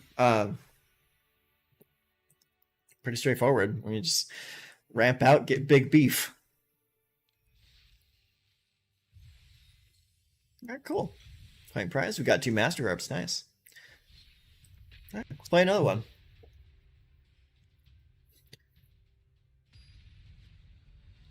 Very interesting deck. It's funny how effective the just the really straightforward decks are.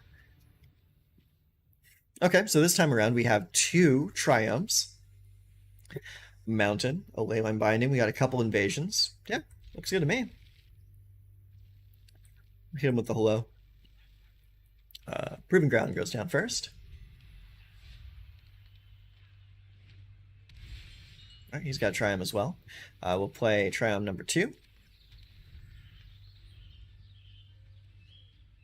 Okay, release the Jetmir's Garden Neck, and we'll tap for white.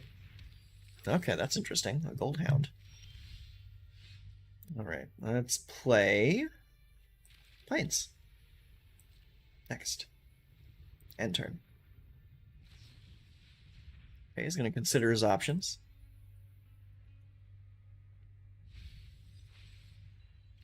Discard draw. Pass. Yeah, pass, pass. Swing on enchant. There's a land. Okay, Phyrexian Dragon Vision. That is a perfect choice. Get rid of that. Now, we're not certain if he's playing some kind of like Mishra Meld deck or not, but I don't want to run the chance. So we're going to ramp out right now. So we need blue. And sure, let's view the battlefield. Let's see what axes we have. We have red, green, white there, and red, green, black there. So we definitely need double white and we need blue. So we'll take that and we'll take the plains. Pop them both out. That was a really good invasion. In 4 mana, get two basics. Pretty good. Alright, plays a Celestis and Rona. Okay, so he's tapping out. I'm all about the tap out. So let's see here. We're going to go ahead. We're going to play the Archangel for both its kit costs. Do we want to kill Rona? Yeah, I think we want to kill Rona. Because we can just swing into the Invasion of Zendikar next turn.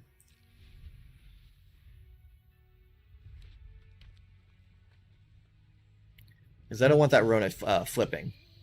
Resolve. It's fine. Alright. Let's see how he handles this. Next. I'll attack there. Do you have removal to stop me? He does not. Sweet. So we get ourselves a little creature. Alright. Let's go ahead and... Oh gosh, do we want to play Atraxa? He's got full mana open over there. He's not really doing anything. Let's actually play the Bankbuster. And we'll play Topiary Stomper as well. Let's see here. Okay, he's playing Hullbreaker. So that's what he was going for. Resolve all.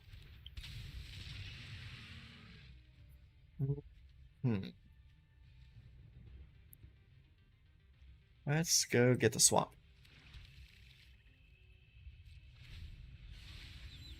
Resolve.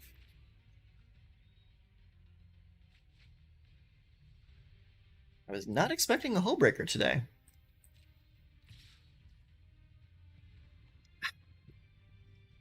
Pass, pass, no blocks. Pass. Not worried about it. My turn. Resolve.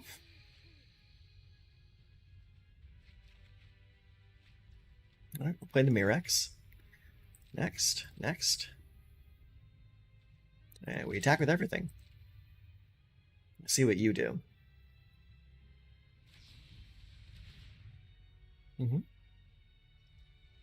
So you want to return that? I'll resolve it.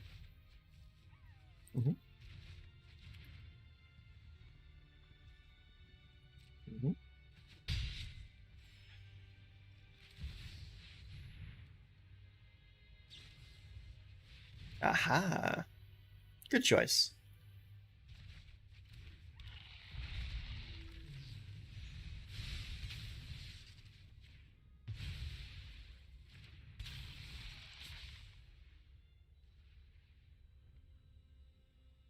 Yeah, so you counter the Atraxa. I draw a card. I draw an Atraxa. Alright, cool. I'm into it.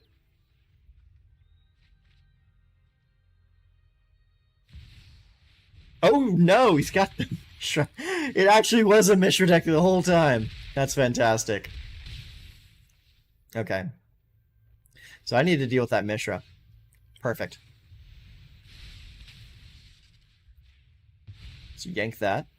And now we'll play another Atraxa. So let's see here. What do we want? Do we want Sunfall? Oh, we want Ossification for sure. I want Ossification. I want Archangel. I want Spar's Headquarters. I want this sorcery. And that battle. I'm at 5. Jesus Christ. So silly. Okay. Oh, shoot. I'm still going to have to discard at the end of the turn. That's hilarious. Next. I'll attack. Oh my god. Yep, let's see. I guess I'll discard Invasion of Zendikar. This is a dumb deck. I love everything about it. Okay. Discard a card, draw a card. Okay. Scrapper Mutt, Tenacious Underdog. Okay, he unearths the Mutt. He's trying to get to something. He couldn't get to it. Concedes at 20 health. How you like that?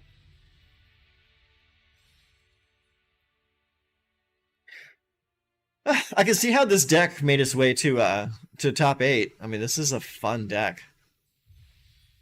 Fun deck, and it works. All right, let's get another one in.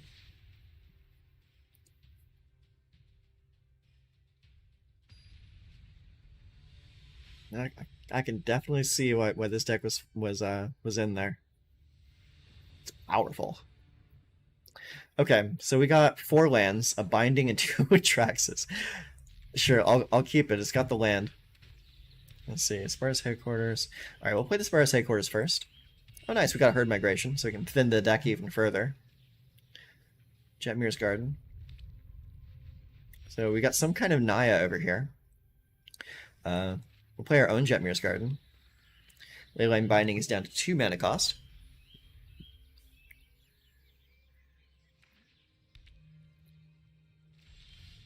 All right.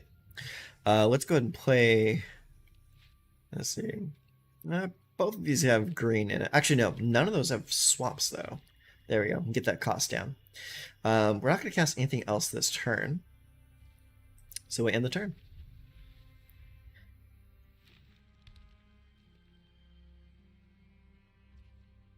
Pass. Alright, my turn. I will cycle this, gain 3 life, and go get myself a land. Let's see. Let's view the battlefield. Let's go ahead and get that island. Actually, yeah, let's get the island. Or do we have the... Oh! We have the island in hand already. We'll get the plains. Alright, my turn. There's another binding. Alright, play that. And say go. We need the ramp. The Herd Migration is great, but it's not ramping. Resolve, resolve, resolve. You good? So is this a Naya Humans deck? Pass. Yeah, come on in, champ. You're good. Bink, bink. Alright, still not doing anything, so I guess we'll Herd Migration again. Negate that attack phase. We'll go get... Let's go get... Do we have the swamp already? I think we got the swamp already. Let's just get the forest. Yeah, the swamp's in play already. Alright, my turn.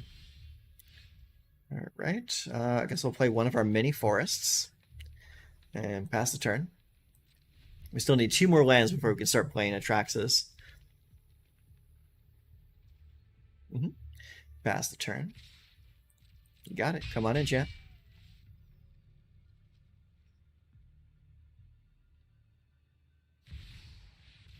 Okay, we got a Mondrak. Resolve. We will bind it.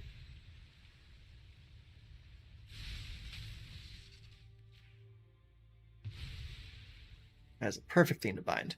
All right, my turn. Okay, so we got another Jetmir's Garden. We'll go ahead and play the Jetmir's Garden now, so that we have the mana available next turn when we need to play Atraxa. This is by far the slowest game I've had with this deck. Like, no ramp at all. Like, tons of land, but no ramp. Pass. Yeah, coming in, chat. Be good. Bink, bink. Alright, my turn.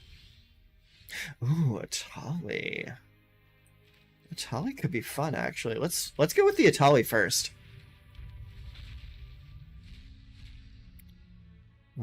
White Sun's Twilight. Okay, we'll definitely play the Topiary Stomper. I guess we'll play it. I mean, it's an X spell, so it's not going to do anything, but we'll just play it. Go get a land. We'll go get a mountain. We're almost out of basic lands in the deck now.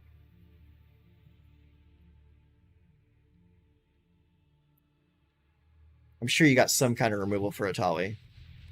No, you got Rabble Rousing. What am I playing against here? Whenever you attack with 1 or more creatures, create that many 1/1 green and white citizen creature tokens. Then, if you control 10 or more creatures, you may play the exiled card without paying its mana cost. Interesting. Okay, so he's playing Ossification. Get rid of the Atali. Good choice. Yeah, block.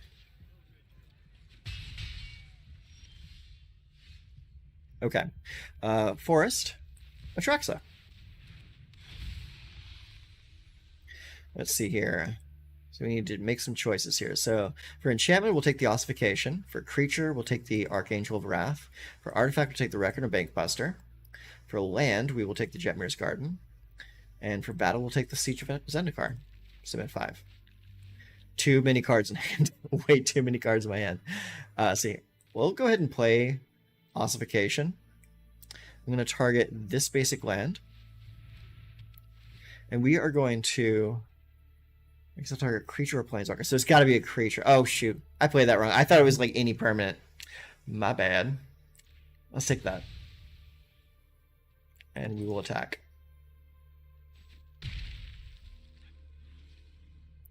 Now, we need to discard down to 7. We have 1, 2, 3, 4, 5, 6, 7, 8 cards in hand. Let's discard the basic forest.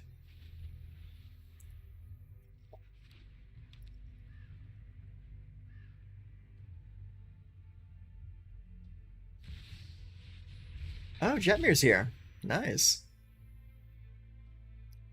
Do you want to attack? It was basically a free attack for you because you got the rabble rousing. Mm-hmm. Yeah, block there. Block there.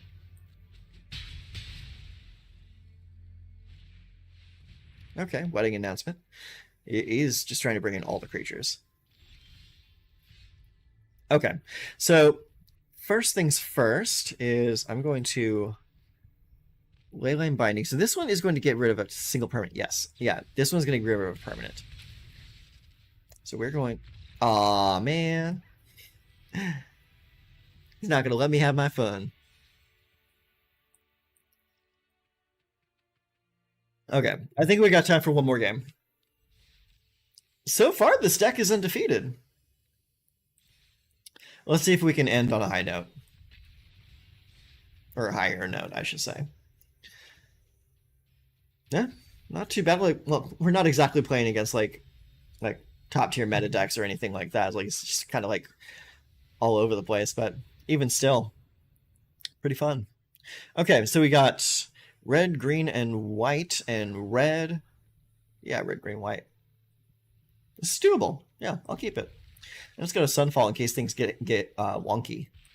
Jetmir's Garden comes down first. Let's see, we'll probably play the Forest second. Okay, now this will be interesting because this is a mono red beat my face in deck. So we'll go green. Ooh, we could channel the Boseiju away and get rid of that mono. And that'll prevent them from getting a +1 counter on the next creature.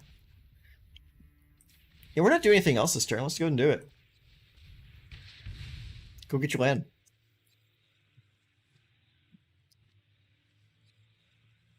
I'm going to slow him down just a little bit. And since we're not going to have any kind of like interaction until at least turn 5, we need to slow him down as much as possible.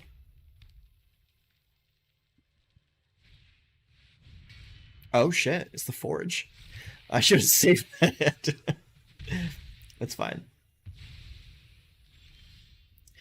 Okay, we got a binding. That's cool. Alright, Mountain, Topiary Stomper. Let's go get another Plains so we can at least play our Archangel and Sunfall.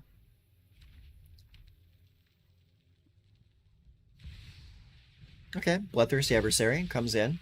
It's not going to be able to cast anything because they don't have anything in the graveyard yet. Oh, double Adversary. He wants to come in hard. Well, I can't block. Okay, so we're going to play the land. And we are going to play... So we can play Archangel, Leyline, or Invasion. Invasion is going to bring the cards in tapped. I think we need to play the Archangel right now. So that we can, at the very least, kick one of them down.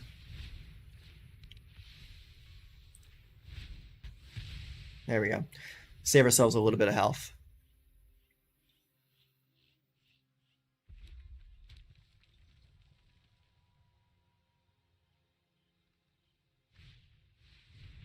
Reckless Impulse. He gets a Mountain and a Bloodthirsty Adversary. So he could drop... Well, I think he played the Mountain. I think he played a land already, so he can't play that Mountain out of his hand. Okay, he's going to Lightning Strike. What else are you going to do?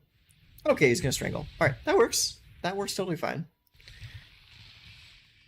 Yeah. Okay, you're gonna get some more damage in. That's perfect.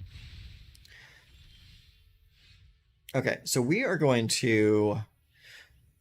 Okay, that's only going to reduce it by another 1. Let's go ahead and get the invasion. Jetmers can still tap for white. We're going to go get 2 lands. We're going to get an island.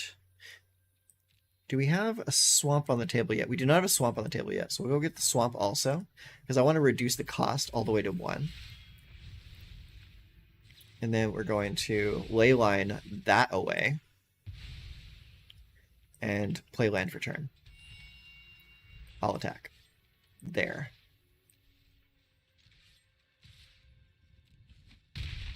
Get ourselves another creature.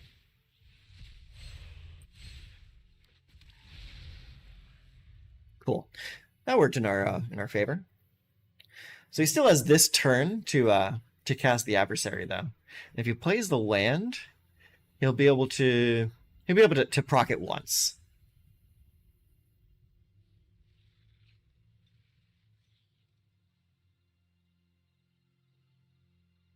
Sunfall's not in the best position for me right now, though. It's kind of a dead card at the moment. But let's see what they do.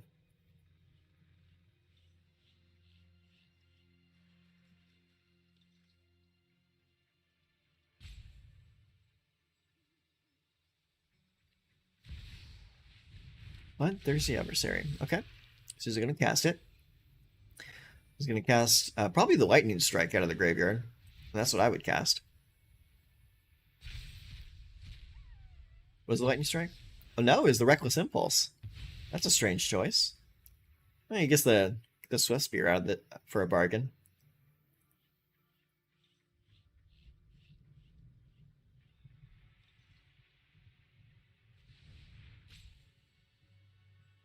Both my creatures have vigilance, so they're going to be attacking and blocking every turn. Swift spear comes in. Do you attack? You're not in a good position to attack right now. Good. All right, let's play another Topiary Stomper. And we'll get a Plains. Next, I'll attack.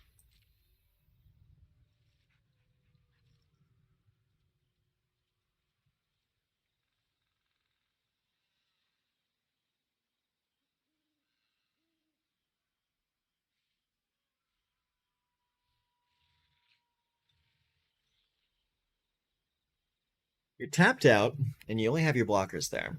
You got 20 health, though, so you can honestly just let this damage go right through. That's what I thought. Turn. So we're in a position now where we can just start creating Mirrex tokens every turn. He is absolutely flooded with land right now. It's not looking good for him.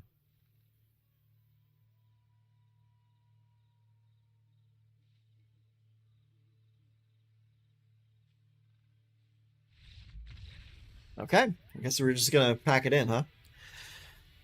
All right. Well, that was a bit anticlimactic of a final game, but hey, it is what it is.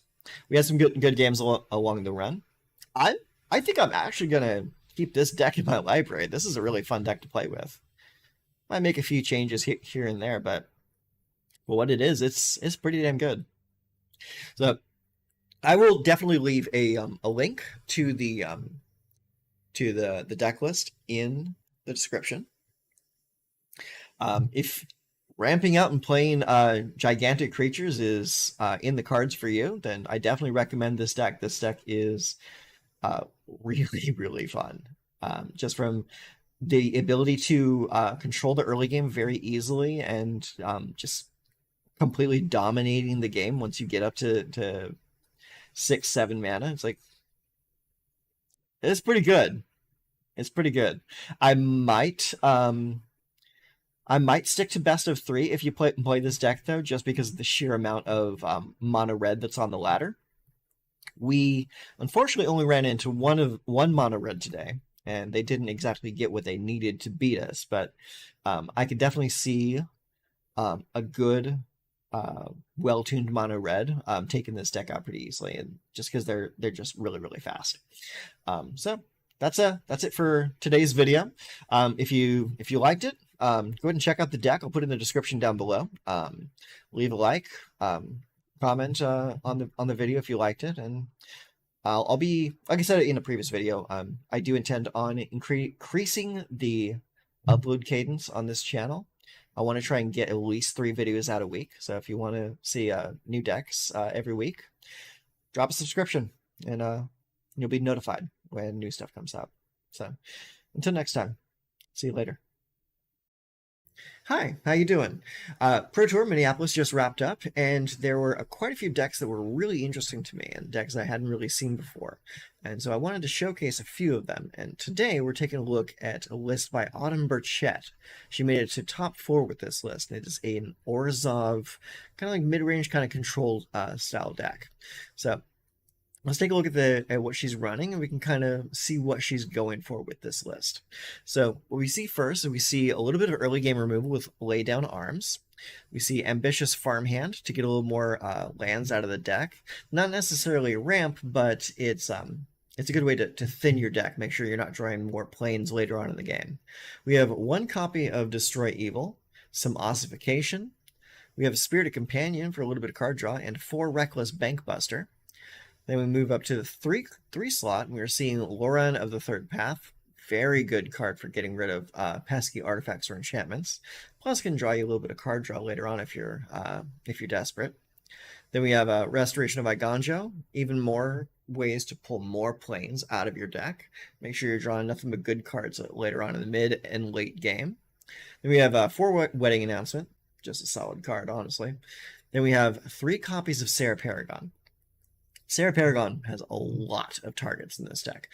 So Sarah Paragon gives you this ability to, once per turn, play a card from your graveyard, a permanent card, that was mana cost 3 or less. So that's pretty much anything over here. So that's Loran, that's Restoration, that's Wedding Announcement, Bankbuster, Spirited Companion, Ambitious Farmhand, Ossifications, like all this stuff can be replayed through Sarah Paragon. And another interesting thing is you can also play lands that have gone away. If you say you sacrifice your Field of Ruin, Roadside Reliquary, Obscure Storefront. This is really good in case you're falling behind on life. The Obscure Storefront comes in, immediately sacrifices itself, gives you 1 life, and you go get a land. But if you replay it through Sarah Paragon, you actually get 3 life for it. Because Sarah Paragon has this little clause at the end. It says, when this permanent is put into a graveyard from the battlefield, exile it and you gain 2 life. So you're actually gaining 3 life off of a single use of Obscura Storefront. So that gives you a little way to stay in the game if you're getting your head beat in. After that, we have 3 copies of the Wandering Emperor. That's pretty much just a staple in any kind of white base mid-range control deck. We have a single copy of Sunfall. Really good board clear. We have 3 copies of the Eternal Wanderer. So we have Baby Wanderer and Mama Wanderer. And then we have 2 copies of Breach the Multiverse. And this card, I think, is kind of like a tech option, really. Because a lot of people were playing various versions of Reanimator in this tournament. And Breach the Multiverse is awesome because it allows you to just rob their graveyard. You just get a Planeswalker and a creature from their graveyard if you want to. As far as the lands, we have 10 plains, 2 swamps, 1 Caves of Koilos, 4 Raffine's Tower, a Field of Ruin, 4 Obscura Storefront, and 2 Roadside Reliquary. So it is very much a base white deck with a little bit of black splash. In the sideboard, we saw quite a few tech options. You got a single Surge of Salvation. That'll prevent someone from hitting you with an Invoke Despair. Destroy Evil, kill yourself a Sheldred or another pesky enchantment. Invasion of Gobekon, really cool if you really need to get inside someone's hand and make someone not cast something for a while. Go for the Throat, Sheldred's Edict, very good removal spell. 3rd Loran of the Third Path, another copy of Sunfall in case you need it. And then we have a couple copies of Cut Down, some Duress, and 2 Archangel of Wrath. So all in all, it looks like a very solid deck, and clearly it was because Autumn took this deck all the way up to top 4. So I'm going to go ahead and take this on the ladder and see how well it does in the Magic Arena environment. Okay, so we're up against a guy named Vitamin Kaz. Alright, so we're looking at 2 lands. We got 2 Bank Busters, a Restoration, Lay Down Arms, and the Eternal Wanderer. So it's not the best. I probably would have wanted at least 2 planes to be here. We could throw this back, or we could just keep it and lean on the Bank Busters to get us to our 3rd land. Let's see what it gets us. We'll keep it.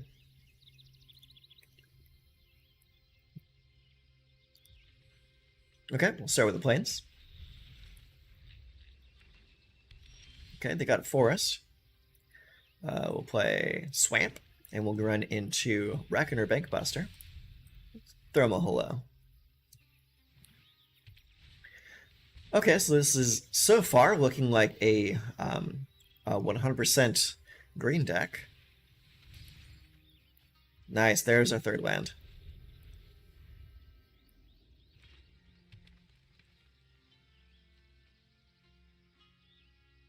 Okay, so he's got up to 4 mana to play with this turn, and he's got Polukranos. Very interesting. Okay, so that's a legendary creature Hydra. We can't really hit that with anything we have right now. So we're going to play Restoration of Iganja. Go get another Plains. Drop it on the table.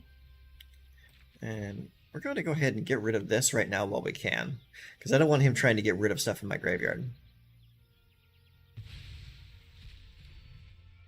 Alright, just keeping the gray mana open for no reason, really. Maybe he had a protection spell. Deeproot Wayfinder, what is this?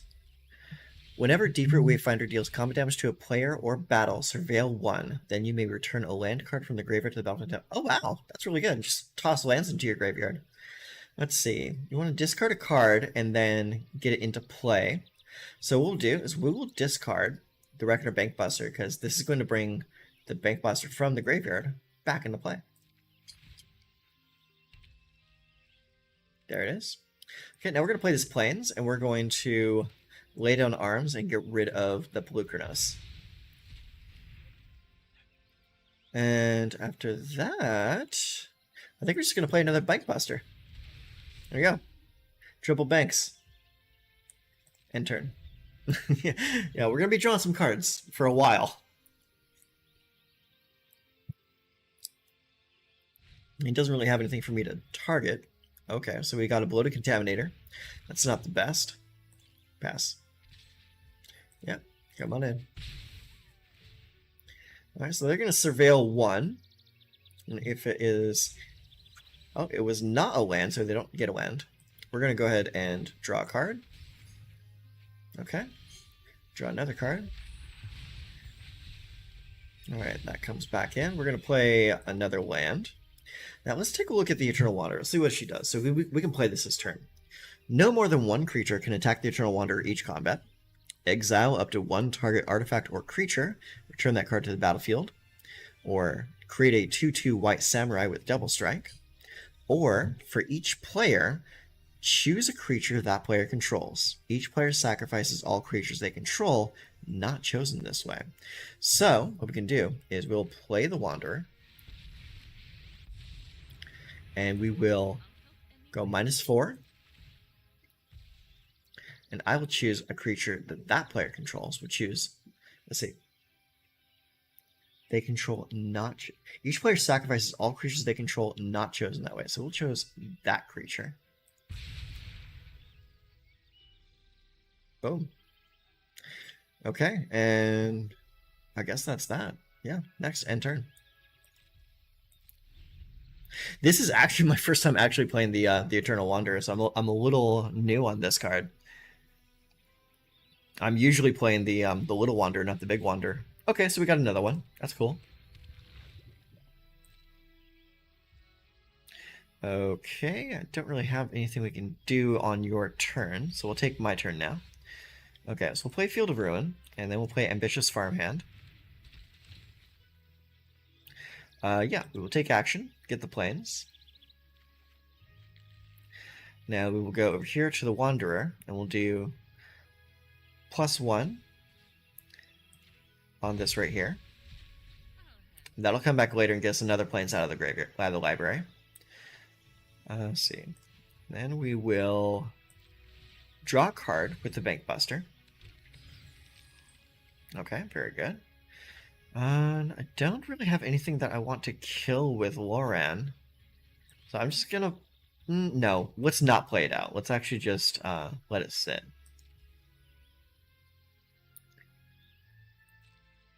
No attacks. I want him to attack me.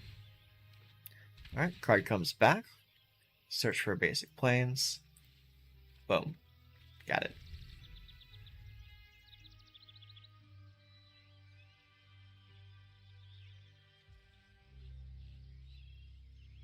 Okay.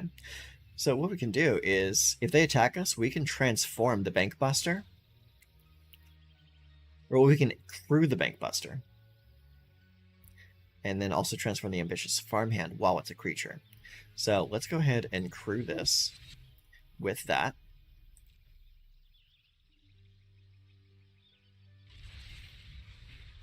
Alright, it comes out. Okay, so we will then activate.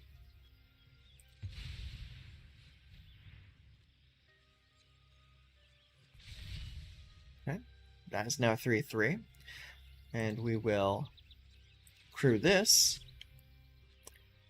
targeting this one right here to crew it. And now the other Bank Buster comes in. Okay. And now we resolve the Boseiju. We'll go and draw and get a land. Take action. We'll get the Rafine's Tower.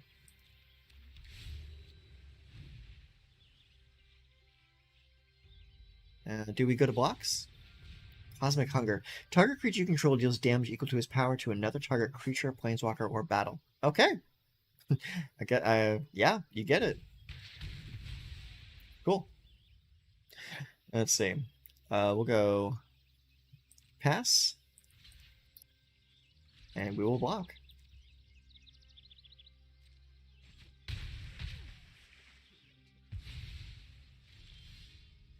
Ooh, we can actually cast this now.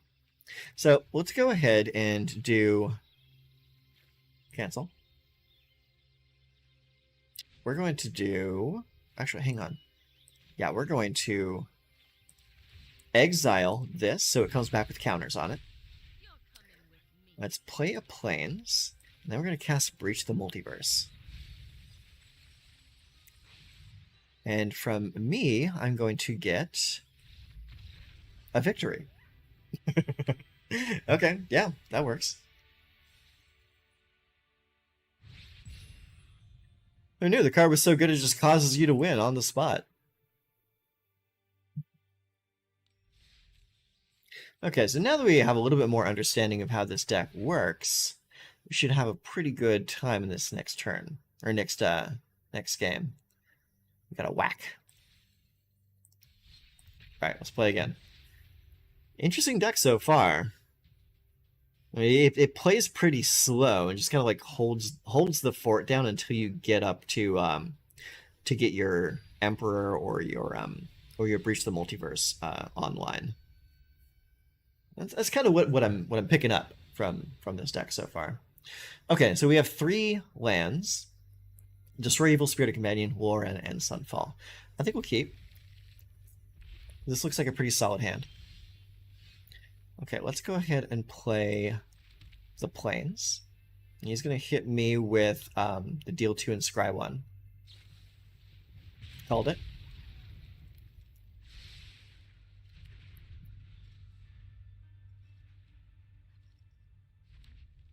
Okay, double red. Counter Spell Spear.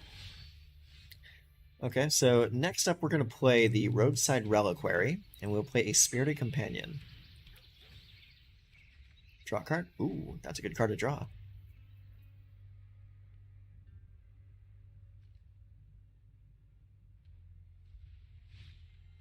Alright, Swift Spear comes in.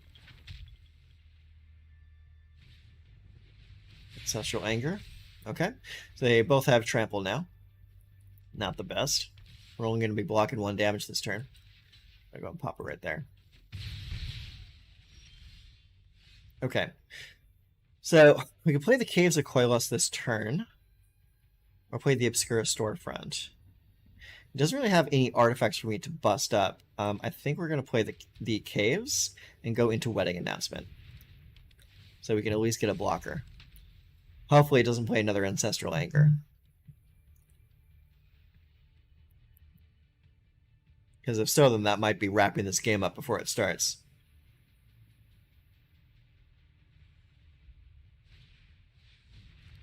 Okay, another Spell Spear.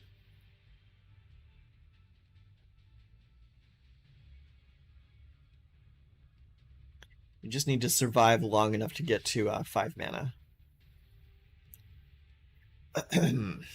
So, either way, we're taking 2 damage. So we'll block over here.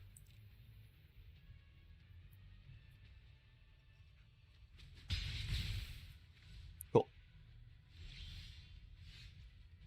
Okay, let's play the Roadside Reliquary. And gosh, we're going to be taking some damage either way here. We can play the Ambitious Farmhand to go get another Plains. I think we want to play the Ambitious Farmhand this turn so that we have a guaranteed 5 mana next turn.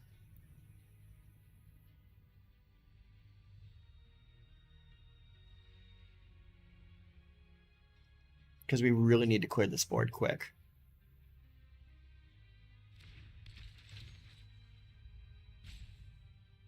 Take action. Go get the Plains. Okay, so we still have access to Destroy Evil if they get anything that's like gets too big. But they're likely going to take big advantage of this next turn. Alright. 4 mana, they got a Felden, sure. Resolve that. Pass. Pass. Alright, so we block here. We'll double block here, and just to see what they do.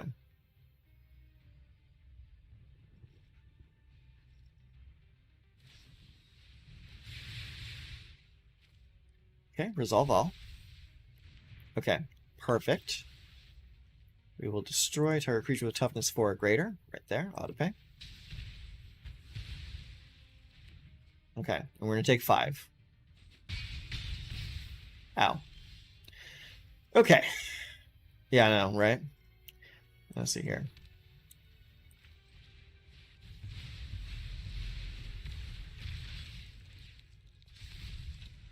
Alright, so we got a blocker. You got 5 damage? Yeah, he probably does. He has a lightning strike in hand right there. And then 2 more.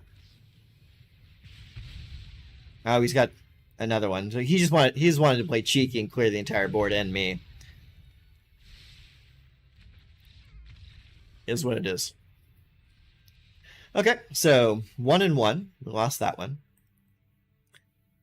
Sometimes mono red just gets there, you know. Let's go again. I like what this deck is doing. It has a very interesting play pattern.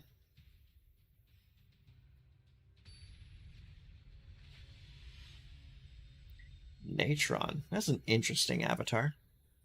I don't think I've seen that one before. Okay, so we're looking at 2 lands. And we have 2 Lay Down Arms, Buster, Spirit of Companion, and Sunfall. We'll keep it. It looks decent. Recruitment Officer. Alright, cool. So we will start with the Obscura Storefront. I would like to have 2 lands on turn 2 untapped lands on turn 2. Alright, Valiant Veteran. Cool. Alright, we'll go Plains, and we're gonna go Spirit of Companion. Draw a card. Ooh, Ossification. Sky Strike Officer, okay. That's a money value of 3. Yeah, we're definitely gonna block the 3.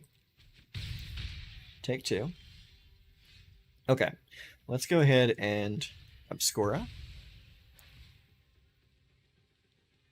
Let's go get another Plains. We kind of need that value. So let's go ahead and get rid of the Sky Strike Officer and the Valiant Veteran. There you go. That makes things a little bit more manageable. And hopefully we can get them to overextend by playing a whole bunch of cards. Oh, Meeting of the Minds. Interesting.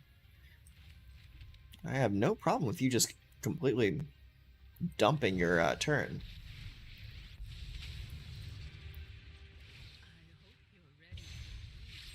There you go.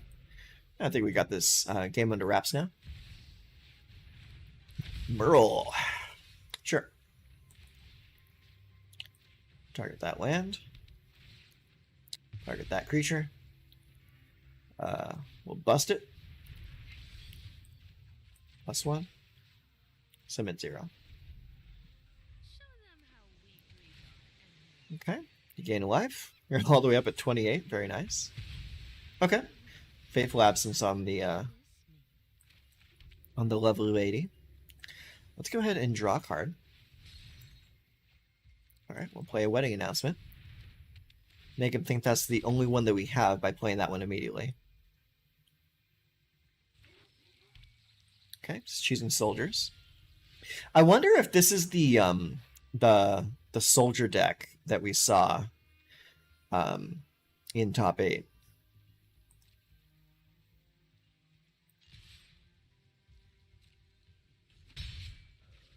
No reaction. Let's play another Bank Buster. End turn. Get another boy. Very good. Pass turn. All right. Draw another card. All right. Got an ambitious farmhand. We will play said farmhand. Go get a Plains. Yes, we will take action. Plains. Play said Plains. And then we will cancel. We're not crewing it just yet. We're going to create a pilot. Draw a card. Then we will crew 3. Ooh, you know what? No, we won't. Because you're just sitting there with a ton of open mana over there. Next. Next. All attack. Actually, I already submitted it. It's okay. I was going to try and hold one back so I can get a card draw. End turn. Alright, draw a card. It flips. Faithful Absence, huh? Okay. You get it. Pass.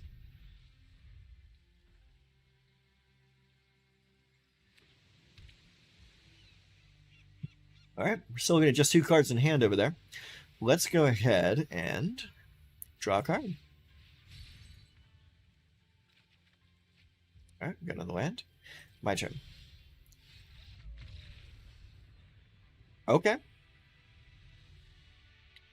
I guess that works too.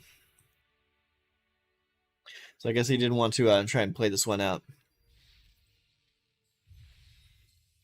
I think we got time for one more game. Let's see what we get our hands into. I would like to resolve freaking Breach the Multiverse. It'd be nice.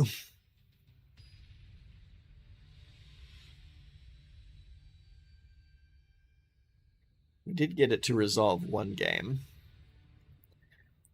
Did we just crash? I think we just... Okay, we're back in it. We just had a crash, but it looks like we managed to get back inside in time. This looks like a decent hand. We're going to keep it. Let's see. We will start with the Obscura Storefront. Go get a Plains.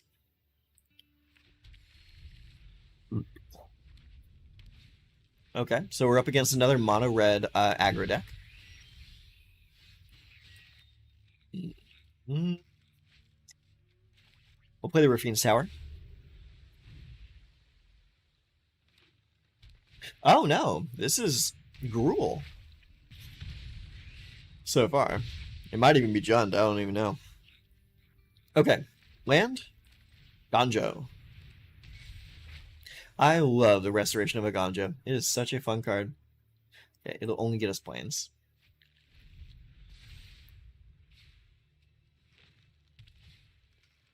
Alright, we get a Reckless Stormseeker. Interesting. That's fine, we'll play the planes next turn and we will be able to get rid of the Stormseeker. Yeah, discard a card. Let's discard the Bank Buster. And we will bring back the Bank Buster, so we don't have to spend any mana to cast it. And then we will play this. Now, the Rafine's Tower already counts as a plains, so I don't need to get a third plains. Now we can cast this and get rid of the Reckless Stormseeker. Very nice. And then we will cast a second vehicle.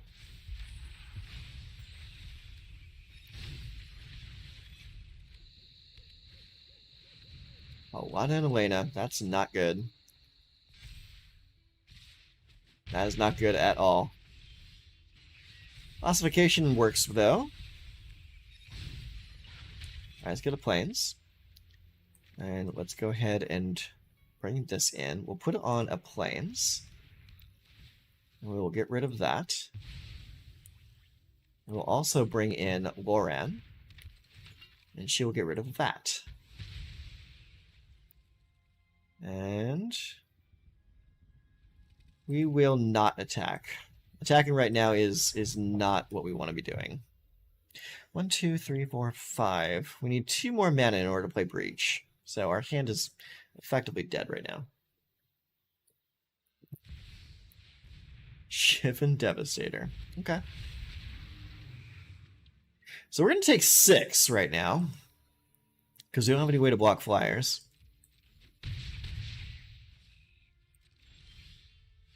Okay, that works for me.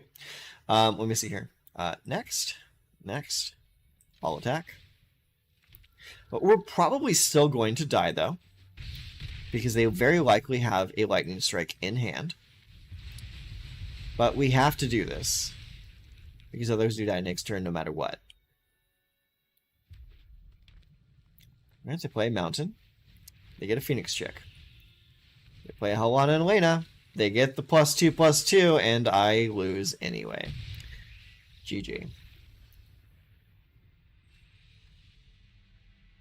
Well, at least it was fast. Alright. We're going to play one more game. Because we just got our butts handed to each other, and I don't feel very good about that, honestly. I think I want to play one more. Okay, so what do we have here? We have 2 lands. We have a farmhand to get the 3rd land. And then Restoration of Igandra will get us a 4th land. Yeah, looks good. Keep it.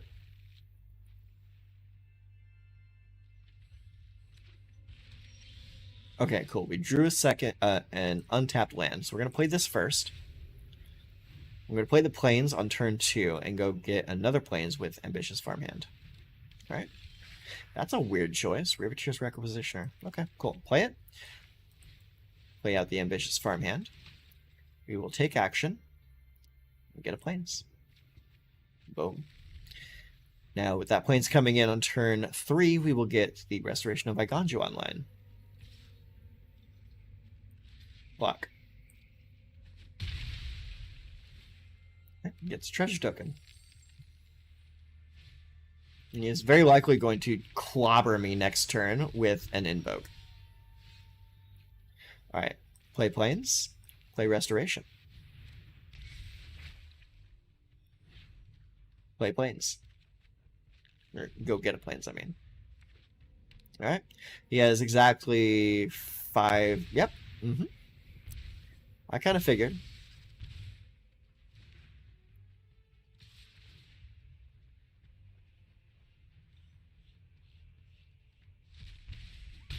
Okay. We did that. So let's go ahead and get another Plains out. And we will play Sarah Paragon.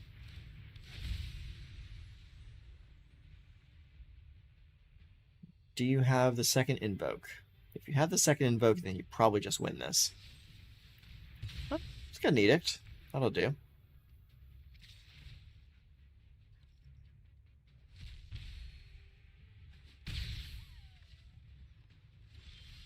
Okay. Next turn, let's see here. We have 5 mana. I kind of have to do this, unfortunately.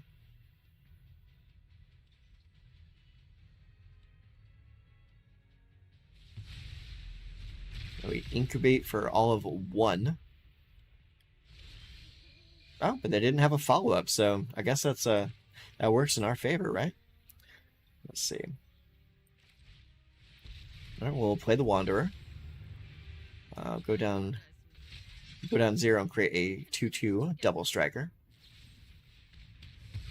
It gets eaten up. And our first bit of damage is dealt by himself.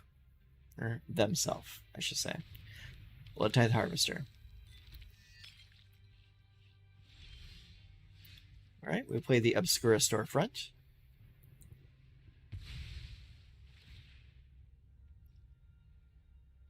That goes bye-bye. We will actually get a swamp this time. For just in cases. Let's see here. Do we want to play the Buster? We have 1, 2, 3, 4, 5, 6 mana available. Yes, we will pay 2 for the Buster. And then we will go 0. And we have another dude. Do you have removal for it? You likely do. Grab the throat. You got it, champ. Alright. End turn.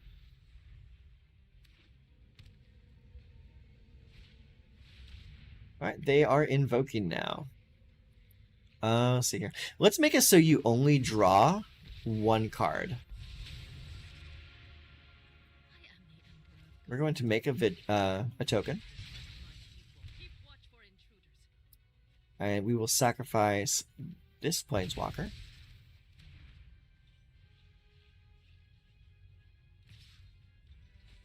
Alright, he's going for face.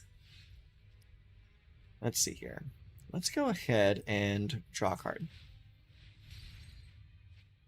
Alright, Obscura Storefront, we'll play that. Go get a Plains. Let's go ahead and make a boy. Come on, click. There we go. Next, end turn.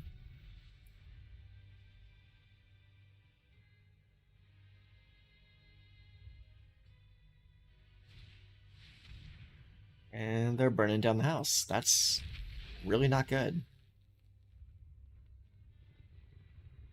I think we lose no matter what here, don't we? Just about.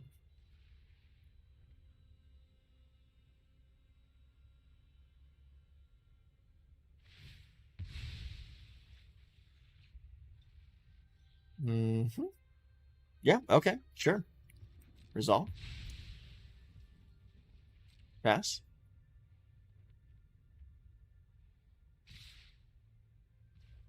Okay, well, we're gonna have to activate this. Bring it in. Go to blocks. Block 1. And we're still gonna be taking 3 damage here. Ow.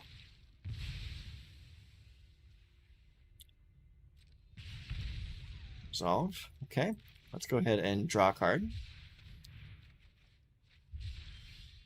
Alright. Let's see, what is in my graveyard here? We'll probably play another Obscura. Yeah, okay, so let's do this. We'll play the Sarah Paragon first. Then play Obscura Storefront. We're going to get 3 health off of that. Get a Plains.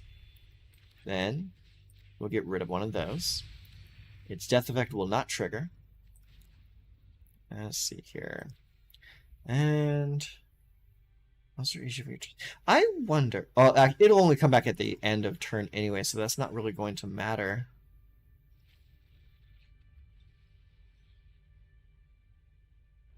Okay. Show them the edge of your blade. End turn. I'm fully expecting another invoke right here. Or some other way to deal some damage to me.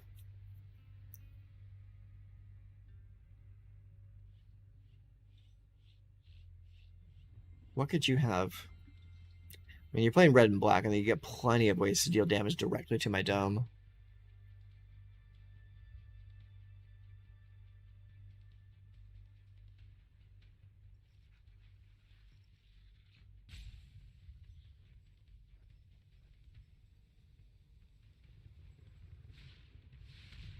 Okay. Casting Burn Down the House again. Great. Shoot. Alright. You get it.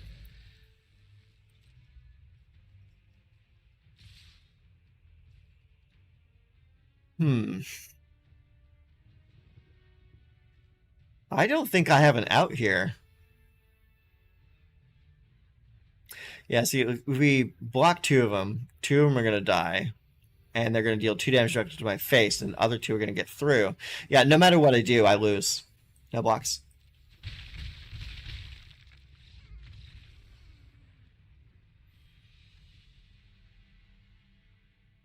Okay. Well, I think that's going to be it for this deck. So far, it is a very interesting deck, but I think I might need to relegate this deck to best of 3, because in best of 1 you get ran over pretty hard by aggro. Not like the 5-color deck that I tried earlier. The 5-color deck was really good. Really didn't have any issues whatsoever. Maybe it just came down to draws, but this deck seemed a little too situational on its draws. It had a decent game plan though. Probably gets a lot stronger in game 2 after you get your sideboard going. But game 1, the deck feels really dirtily. Like it's just kind of like just putzing around, trying to hold the line long enough to get you up to Breach the Multiverse. So I would recommend that you take the deck out if you have the cards already, and take it out for a spin and just try to play it and see what you can do. But if you need to like craft a whole bunch of cards from this deck, I might hold off. But yeah, that's the deck. Orzhov midrange, or was it midrange? Yeah, it was kind of midrange. But yeah, I do like the way the deck pulls extra lands out of your deck throughout the course of the game, so you don't draw more lands later on. I might move the numbers around a little bit. Having 3 Eternal Emperors in my hand didn't feel too good. I mean, having dead cards in hand never feels good, but it is what it is. So if you like the deck, give it a shot. I'll put a link to the deck list in the description down below, so you can check it out if you want to. I'm probably going to shelve it myself. There are some other decks that just do a little bit better. So, anyways, that's the deck. Thanks for hanging out with me today, and I guess I'll see you in the next one. Take care of yourself.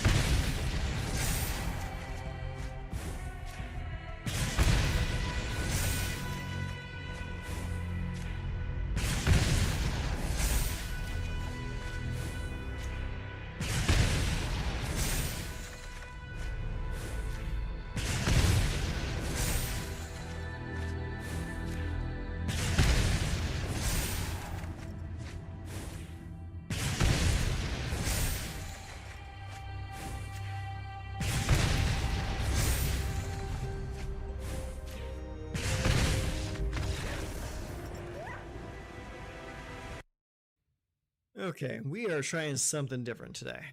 Let's see. So we're playing Bant. Kind of like a loose Bant control. Not really combo, but like a little bit of synergy. Let's see. This looks keepable. So the game plan, if you don't see it already, involves maintaining a full hand. So let's see here. What do we want to play first? We can go Seacrum Coast or Overgrown. I think we'll go with the Seacrum first.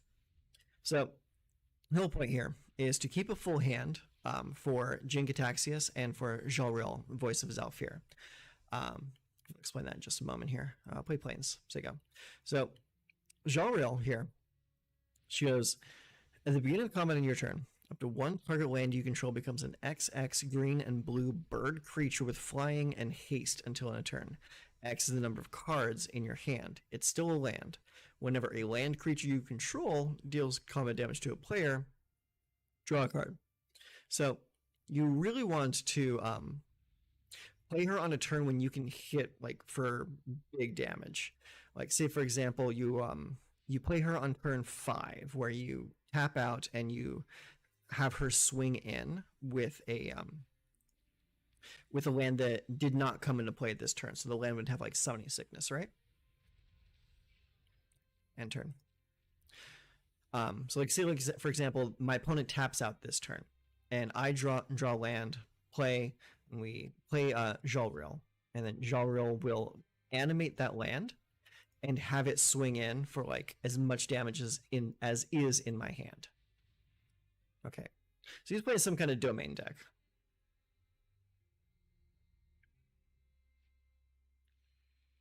So we are going to want to keep mana up for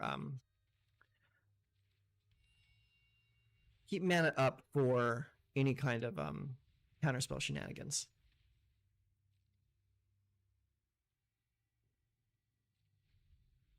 Let's hope he doesn't realize that I don't have an extra blue mana open. Oh, ossification. Okay. Which one are you going to target? You going to target my dude? Okay, that's fine. I'm not worried about that. I'm also glad you didn't do my buster. Okay, cool. So we now have access to Fairy or Celesta. So he has access to 1 blue mana. We could tap out this turn and see if he has mana for counterspell or not. Let's go ahead and play it safe and play the Celestis first. Okay, so it didn't pause on his turn. So that tells me that he did not have counterspell magic available. So I end the turn. We'll see what he does on his turn. Okay, he's trying to play the Kami War, so we're going to dissipate that. Now, he did tap out this turn, so now we have the opportunity to play Jalril and swing in. So what we're going to do is we're going to actually tap this for blue, and tap this for green, and then tap.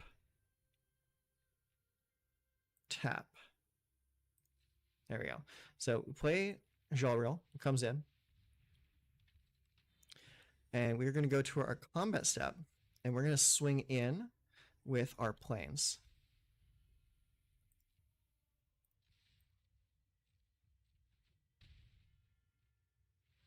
Okay. We draw a card because of it. Sweet. And then we end the turn. Okay, so he's playing Kami War again. So he's playing smart. He's playing in a way that is getting around my counter magic. Resolve. Pass. Okay, so he's not doing anything, so we'll go ahead and draw a card. Okay, so it's Broker's Charm. My turn. Okay, so I was really hoping to draw something that would help me take care of that enchantment, but we didn't, but that's okay. So we'll go ahead and play another Jalril because he tapped out again. And we will go next, and we will animate this land and swing in for 7. Actually, we will crew up, tapping this. We'll swing in for even more. Next, I'll attack. Bam, bam. Okay, he's down to 10 now. Okay, cool. We drew a land. We will play said land. And so now we have access to 3 blue mana total. So whatever he plays next turn, we might be able to peg him with. Turn up to 1 other non-land permanent. Let's see. Resolve. Discard a card. We'll discard Depopulate. It's not gonna really come in very handy for me. Drag to the bottom. So it leaves him with 2 mana open. So he's going to Domain. All right. Let's see. I will resolve it. And we'll say pass. So he's not doing anything else with this turn. So I'm going to actually hang on, cancel. So if he doesn't play anything next turn, and if I use this to draw 2 cards, so that'll be 1, 2, 3, 4. Okay. He sees me counting, so he's just gonna say F it. That's valid. And that's a win. Okay, so we're playing against Costa Rica now. All right, so we have 4 lands and a little bit of deck thinning. Okay, sure, we'll keep it. We'll see how this goes.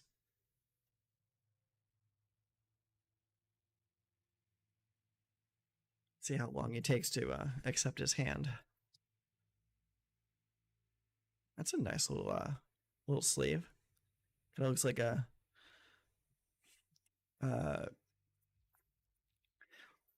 looks like one of those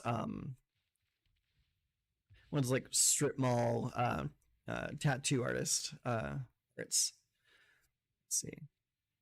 What do we need here? So we need at least double blue. All right, let's go get an island. That'll do.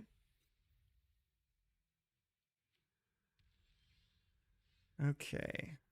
I want to play something this turn, so we'll play Bankbuster. Okay, so looks like we're up against Rakdos, so incoming invokes. Oh no, Invasion of Tarkir, this is new. Alright. Alright, we take 2 damage. Let's see here. We got another Broker's Hideout. We also have Boseiju. We'll actually just play the Boseiju, because we might need to counterspell something this turn.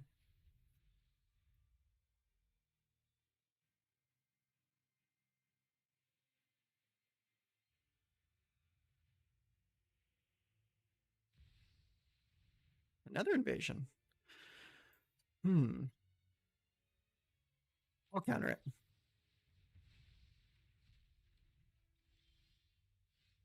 Okay, let's see here. We'll go with the Broker's Hideout. And we will go get a second white.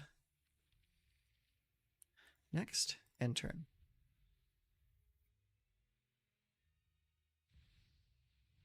Another invasion. You know what? I'm okay with it this time. It appears to be that you're stuck on land and you're not really doing much there. Sure. Pass. I will draw a card. Perfect. All right, my turn. We play Dreaming Cascade. We play, let's tap this actually. Blue, green, 1, and 1. We play Jalril. It comes in, we say next. That will animate, and we will attack for 4.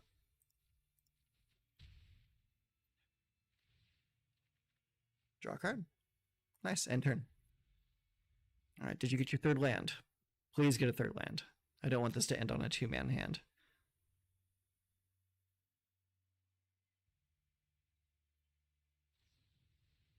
Okay, lightning strike. Sure. That will resolve. Okay, let's see here. Let's go ahead and start with Union of the 3rd Path. Draw a card, then we'll play it land for turn. We have 3 mana open. We'll say next, end turn. And we'll probably play it Teferi next turn. Pass. All right, draw a card. My Bankbuster's so bank busted. All right, let's see here. 1, 2, 3, 4, 5. Let's go here.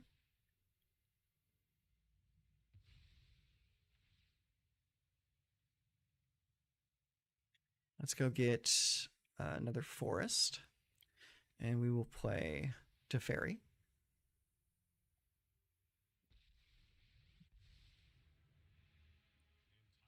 And do we want a dude or do we want to draw cards?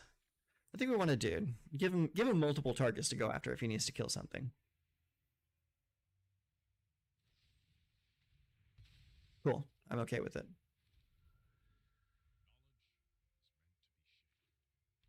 Hey, there's his land. Nice.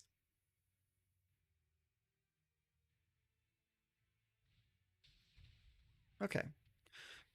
So he's playing oops all invasions over there. All right, let's play the Hermit.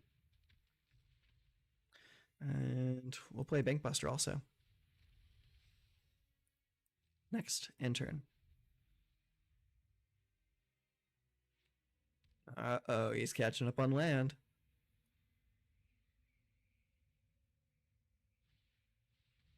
Invasion of Ragatha. Deals 4 damage to another battle or opponent. How about no?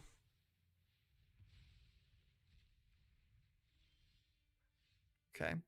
That's not exactly useful. That's okay, though. Let's go ahead and draw a card. Okay. And we will crew up. Targeting that. Next. All attack. All right, end turn.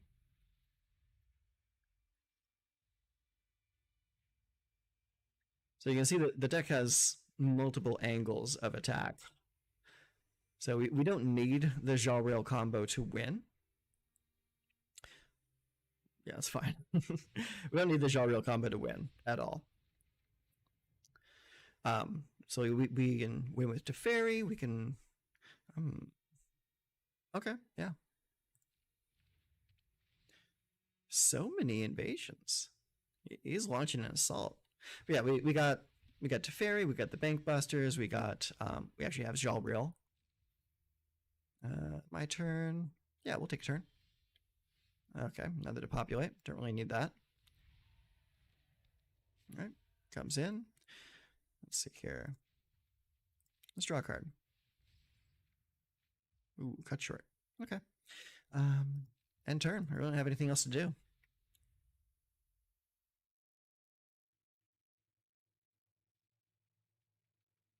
This guy seems to be playing just like 100% removal.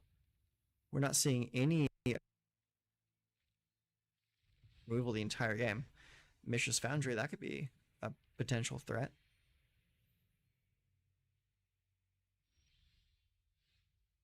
Jen's here. Okay, 1, 2, 3, 4, 5, 6, 7, 8. So if we play this, that's 1, 2, 3, 4, 5. We still have 1, 2. Okay, we need to play land. So let's see here. So that's 5. We need 9 total mana. So we have 5. That's 1, 2, 3, 4, 5. 1, 2, 3, 4. Yes. Let's see. This is it played as a sorcery? It is played as a sorcery. So let's see if he has it. Oh, no. I get this no matter what, because Ward 2.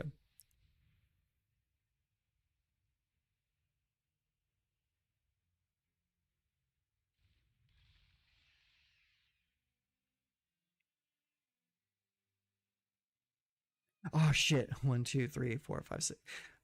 We are short by 1. Yep, that's okay. I'm okay with this. We'll keep mana open for Ottawara if we need to. All right, end turn. I miscalculated by 1 because of the land I needed to play to actually activate it.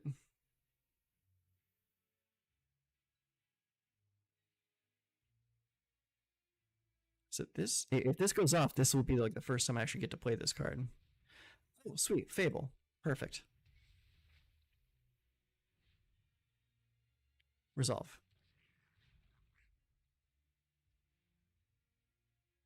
Pass. Let's see here. I'm actually going to take my turn because I'm afraid that if I tap out, I'll get screwed over. So next is going to be, we will actually attack with Gitaxias because that doesn't need to be untapped to use its ability.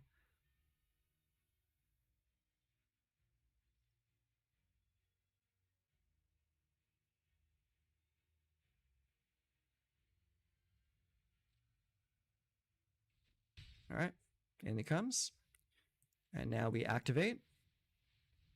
He flips. I've actually never done this before. This is kind of exciting. All right, we draw double our hand. Oh my god. That's insane. Let's see here. I guess let's play Dreamer Cascade. And I could play literally anything in my hand still. I don't want to play anything though because it'll just get bounced to hand next turn. I want this to stay put. If I need to return it to hand, I can though. So let's see. Yeah, we're just gonna chill for a moment. End turn. I want to see what he does. Because if we happen to draw a Jalril next turn, we can swing for well more than lethal.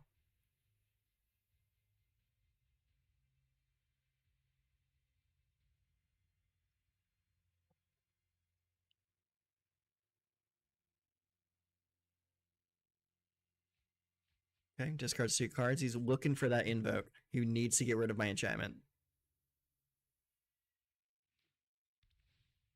Okay. Gains a life. Pass.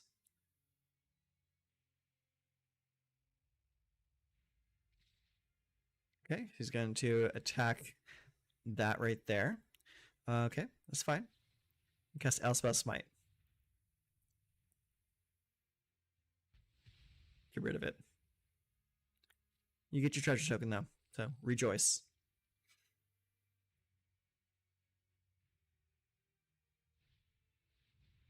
Okay, you cast Nahiri's. Let's see. Let's return that.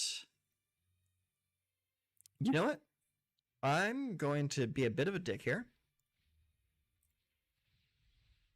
Oh, I can't target anything with it. Cancel. Okay, in that case you get it, dude. Well done. Resolve. Okay, resolve. So this is going to return all non-Phyrexian creatures. So that's not a Phyrexian, so that's just going to go back to hand next turn. Okay, he's going to play Invasion. He's going to deal 4 damage to something. If he does it to another one of his battles, that one's just going to go back to... Okay, cool. He's targeting me. Smart boy. Okay, so he's done. So I've got 1, 2, 3... I got 5 mana total open. So we're going to start by cycling. Okay, we draw a card. And then we will draw, pay 2. Draw another card. I'm just trying to get to Jalril, honestly. Okay, that bounces back. See here. I'm going to choose draw 2 cards. Still not... Jesus Christ. Okay.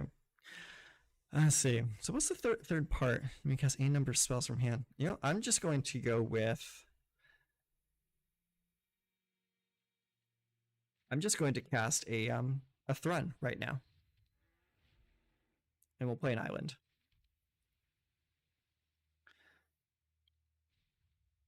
Cancel. And I'm going to crew this using Thrun. And just get some damage in real quick. Because for some reason I've drawn like my entire deck and I don't have Jalril. Resolve.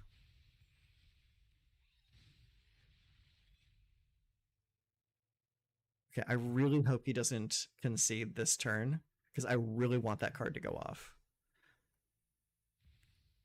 Okay, he's playing Invasion Tark here. Yep. He's going to deal some more damage. He likely doesn't have any dragons in hand.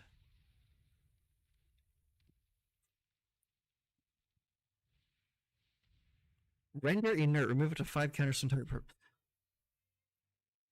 I'm going to allow it. Absolutely. I'm gonna be drawing my deck next turn, but yeah, absolutely. Because that's a saga. It's just gonna keep on ticking up. Pass. My turn. All right, draw a card. Oh, Teferi, if you were only in play.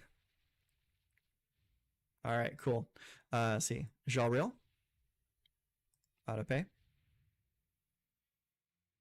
Please don't concede. I just want this to go off, please. Next. Target that land. The Palace of Iganjo is going to destroy you. Oh my god, it actually worked. Yep, I'll attack. Oh, that is hilarious. Iganjo is now a green and blue bird land. Oh, this is so silly. Ah, you didn't let it connect. Poor sport. But hey, we got it to go off.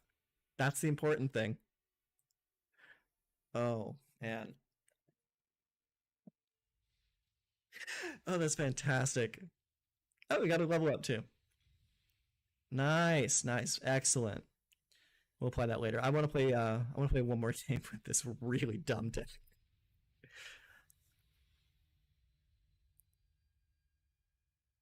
That render inert actually is actually what ended that game right there. Because like my hand was like just nothing but control pieces.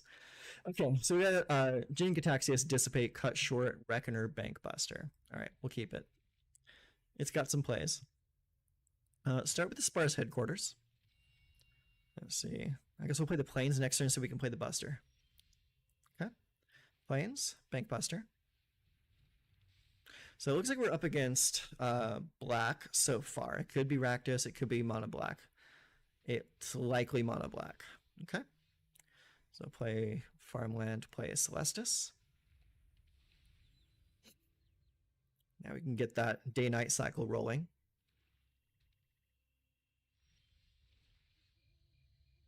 Okay, take action. Draw a card.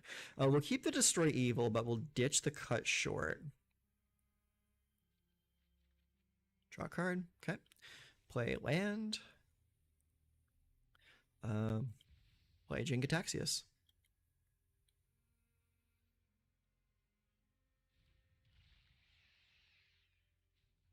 Crew up.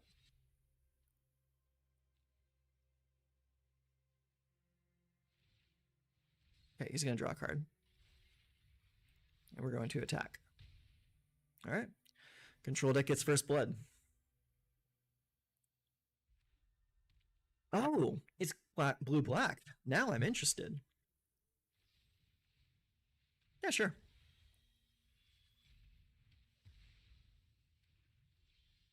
I'm more than happy with that. Let's see. End turn. I need more blue. All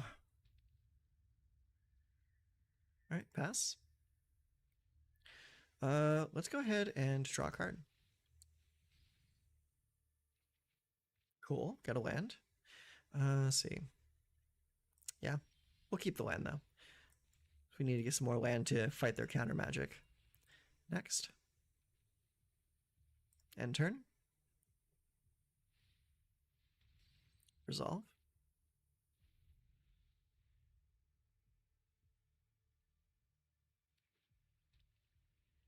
All right, he plays a Takanuma. And a Buster. Let's go and dissipate that one. Let's see if he wastes a counterspell on it.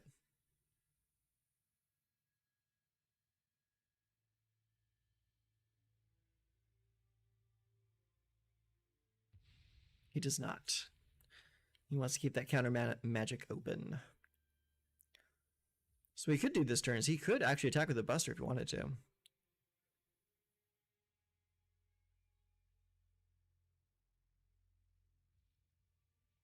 All right, I guess I'll draw a card then.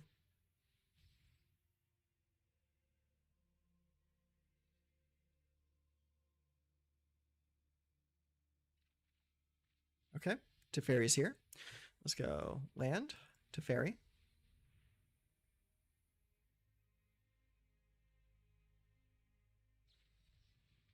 Make disappear. Resolve. I will pay the 2. You got another one? Nice. He did not have another one. We'll make a dude because he's likely going to play Sheldra's Edict this turn. Oh, no, he's going to draw a card to try and find an answer for it.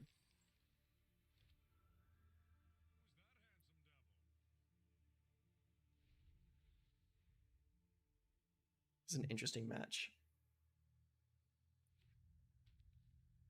Okay, plays a Dark Slick Shore, comes in tapped. All right, cut down's good.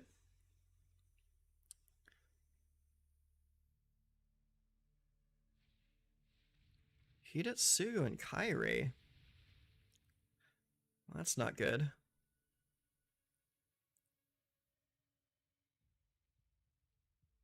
I might end up losing this one because of that.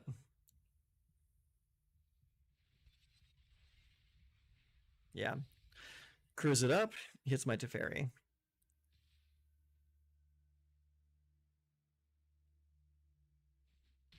Ow.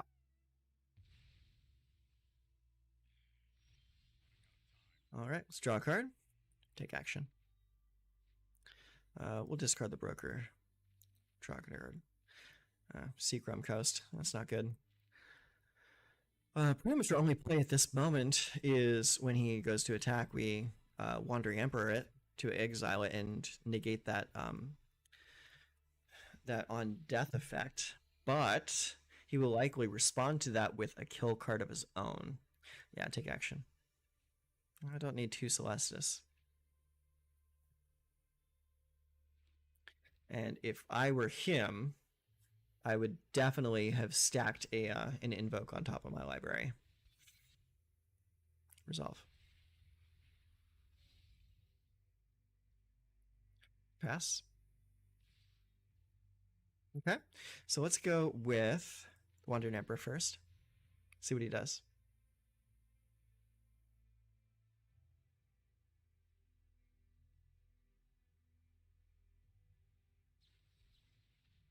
Make disappear. I will resolve, and we will pay for it.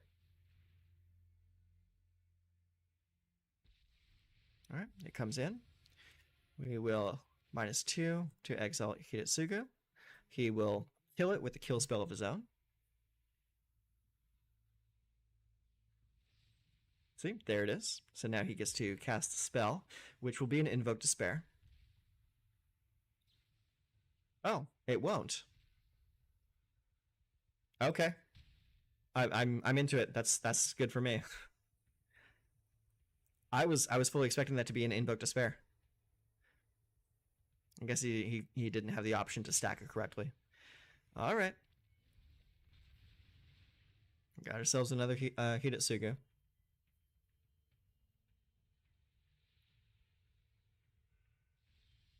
All right, day becomes night. We will take action. Draw a card. Do we discard? Discard the Aganjo. We got so many ways to deal with it anyways. Play Malevolent Hermit.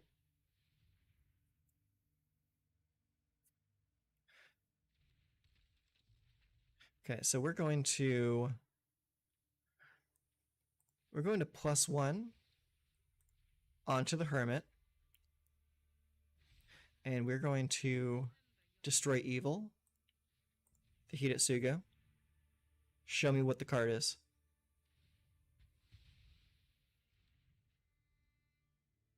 Resolve. Reach the oh, damn. That sucks. That's a good card. That's a real good card. Now he just gets back whatever he wants. Okay. You win this one, champ. Good job. Because I don't have a way to wipe the board once he gets it out there.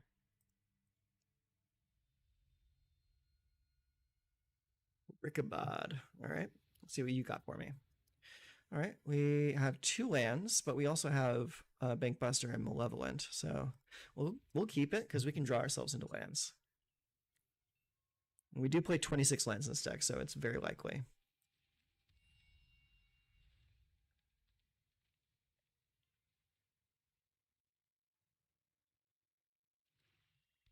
All right, swamp. Gray Broker's Hideout. Go get a land out of our deck. And that land will be a forest. So the only thing we need is double green right now. Okay, Seagram Coast. Let's play Malevolent Wizard. Or Malevolent Hermit, I mean.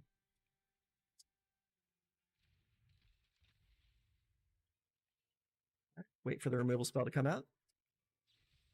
There it is.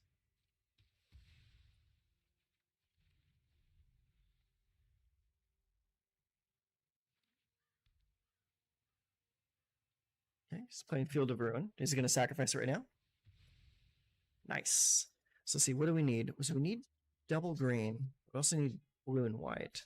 So we'll use this to go get a Plains. Resolve.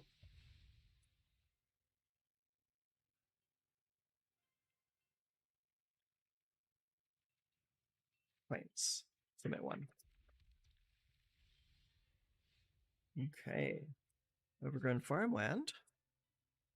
Should we play it? Yes. Let's play it. We'll play the Buster. Next. End turn.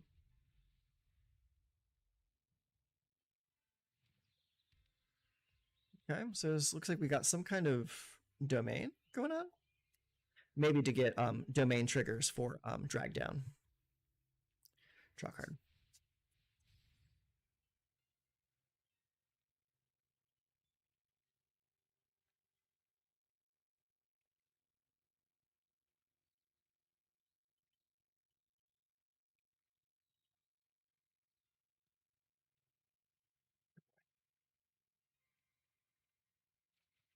All right, draw a card. My turn. We'll play Broker's Hideout. Let's get some more basics out of our deck. And I guess we'll go for the blue. There we go. See here. We got Broker's Tribe, Malevolent Hermit. Should we play the Malevolent Hermit? No. We'll wait on it. End turn. And keep mana up to draw cards at end of turn. Okay. Resolve. Destroy it. Okay. Pass. My turn. Draw a card. Nice. Another Buster. All right. We'll play the Sparta's Headquarters. And let's play... So we got 5 cards in hand. It would attack as a 4/4.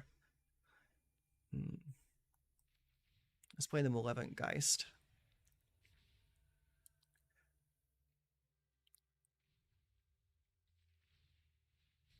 We'll draw a card. Very nice. Next. End turn. I want to keep the hand nice and full so that attack matters.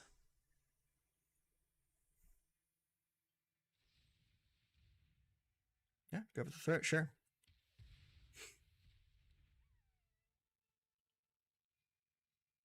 Got 3 more mana to play with. Okay, so he wants to make sure that I can't attack with the Buster. Okay, so let's see here. We're going to play the Dreamroot Cascade. I'm going to use it. So right here is very important. We need to make sure that we tap this for mana so that we can cast it appropriately. So we're going green, blue, and then 1 and 1 to play Jalrail. And then we will crew up using Jalrail. And then next, we will choose this land to attack with. Next, I'll attack. Boom, boom. And we draw a card. Nice. And then we say end turn.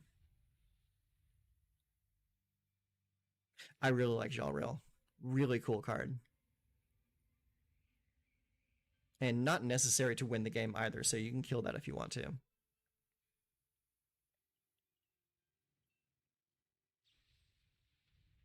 Sheldred's Edict, huh? Yeah. Resolve. Got anything else for me? No? Okay. Well, I'm going to take this opportunity to draw 2 cards. Nice. Okay, we'll play Sparse Headquarters. We'll play Thrun. Crew using Thrun. Next, all attack. Bam. And play the second Buster.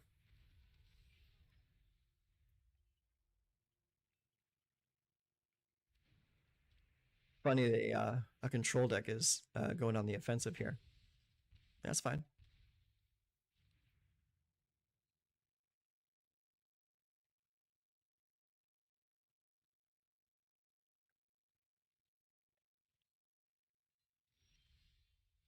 Okay, well, there's a Dissipate. So let's see here. We'll go and play land for turn and say go. Let's see what they try to come at me with.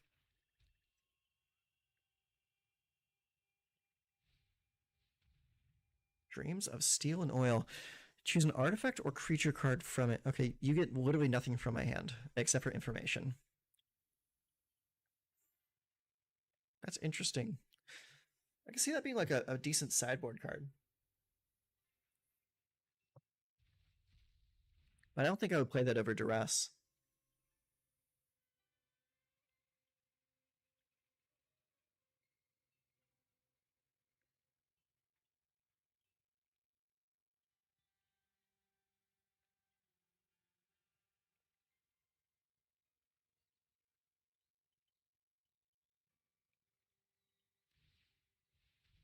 All right, Vicious Foundry, resolve. You want to hit me for 2? Pass. Let's take this opportunity to draw a card right now.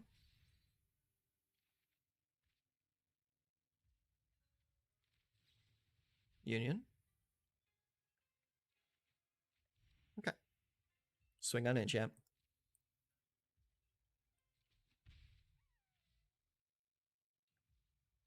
All right, I'll take my turn. That's the card I was looking for. All right, play that. Next.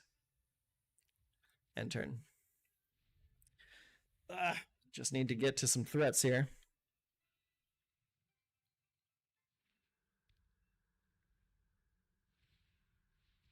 All right, resolve. Pass. Smite it.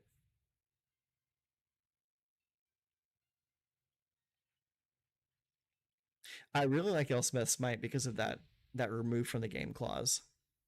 Very useful. Draw card. Cycle. Okay. All right, we got a Broker's Charm, so let's play the Overgrown Farmland. And draw a card. Okay, we got Cut Short. Crew up. Target that. Next, all attack. All right, and end turn.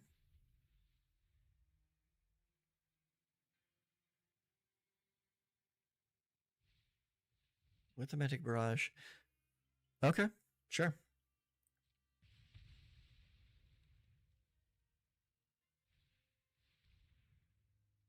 I'm going to have to say hell no to that one, buddy.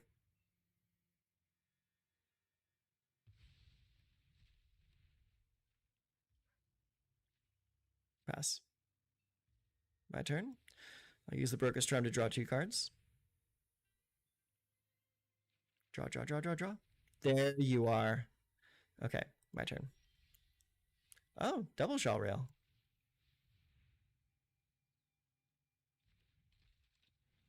Next. Edict. Okay. Let's go ahead and crew 3. Targeting that.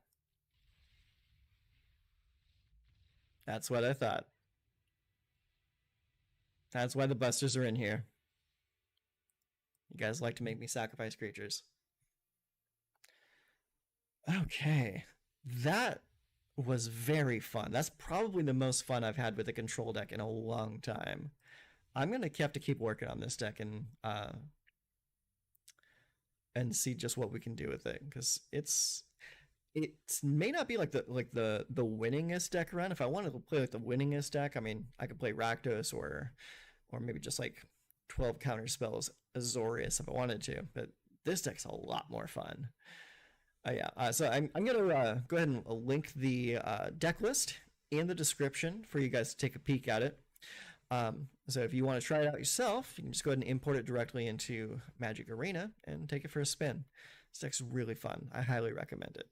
Okay, so till next time, take care of yourselves.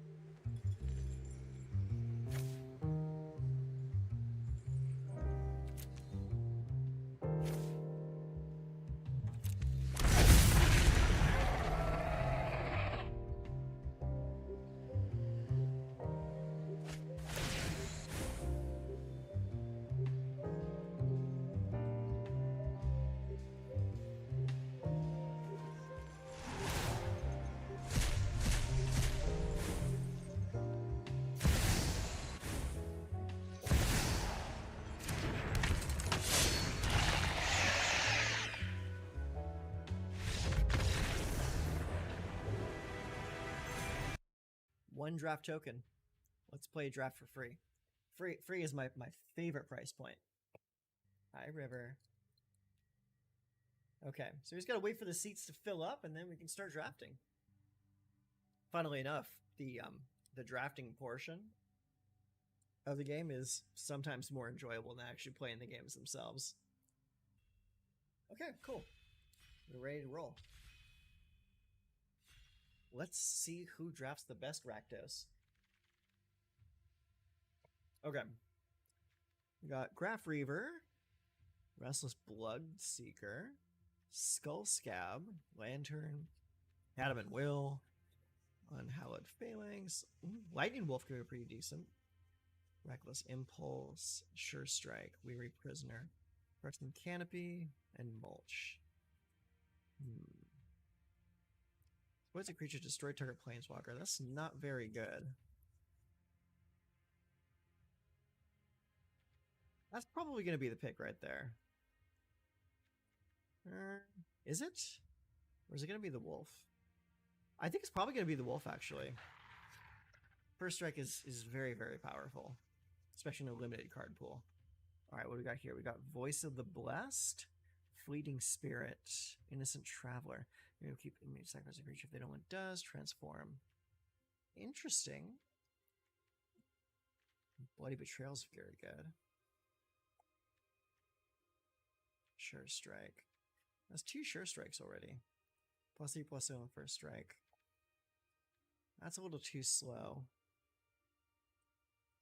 Persistent Specimen.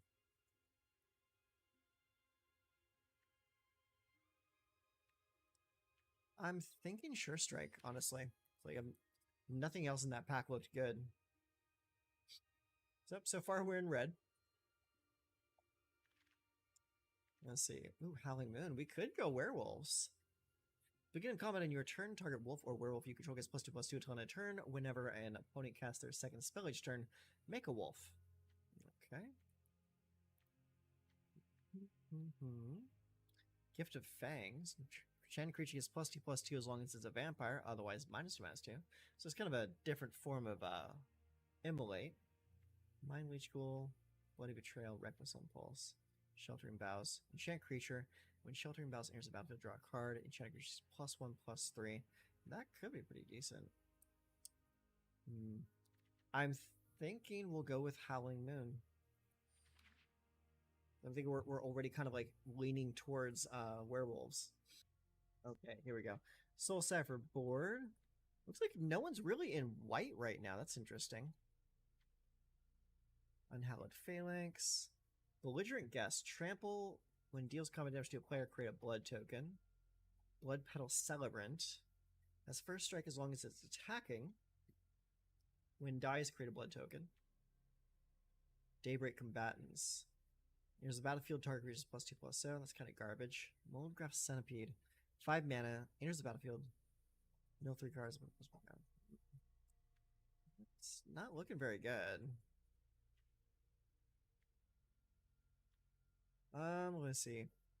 I think we're gonna go with the Belligerent Guest. Confirm. Okay, we got here. We have Into the Night.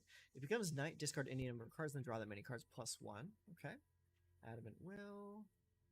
Binding Geist. Okay.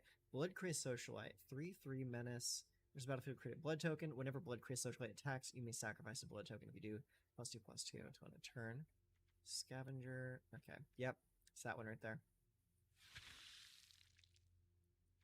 Let's see. Snarling Wolf. Gift of Fangs. Blood Petal Celebrant. Fearful. Oh, let's go with the wolf. The wolf's pretty good.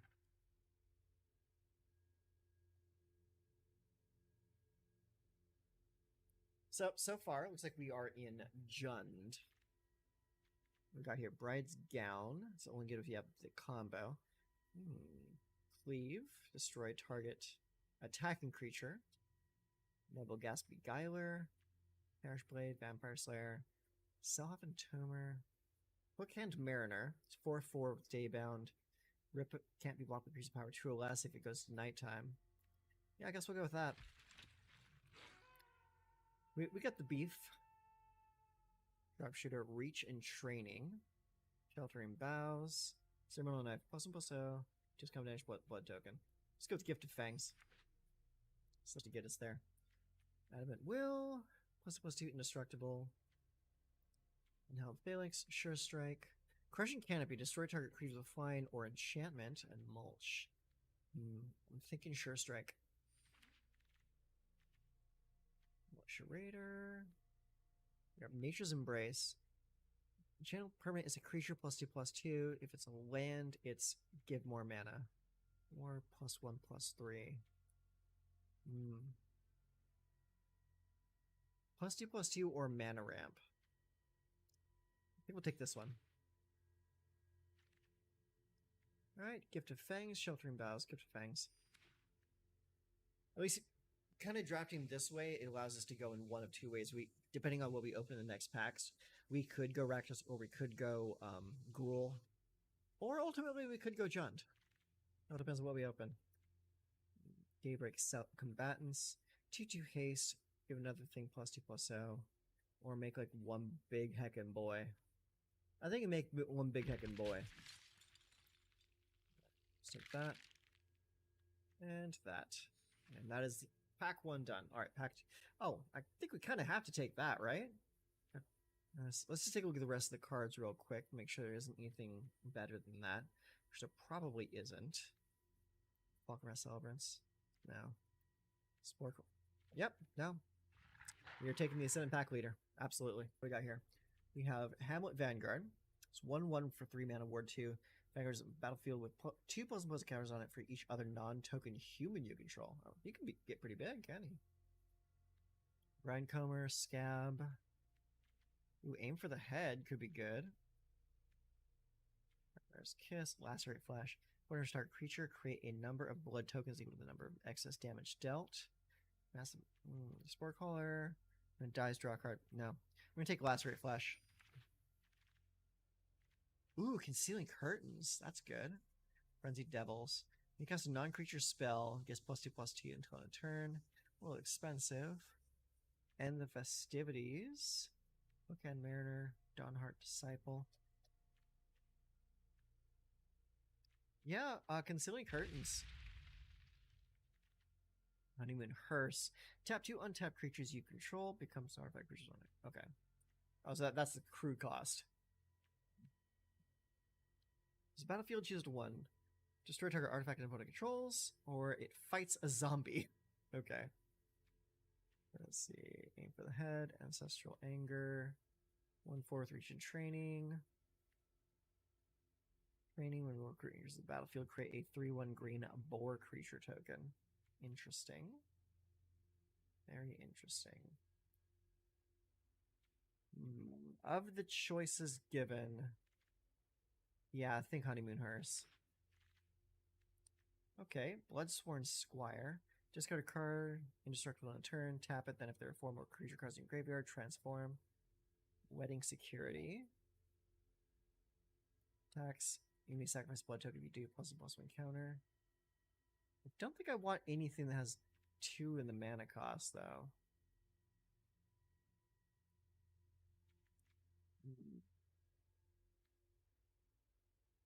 Gosh.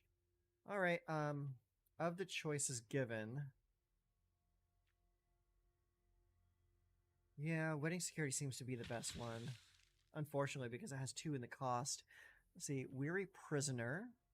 It's a 2/6 Defender. Or a 6/6 Juggernaut. Nature's Embrace.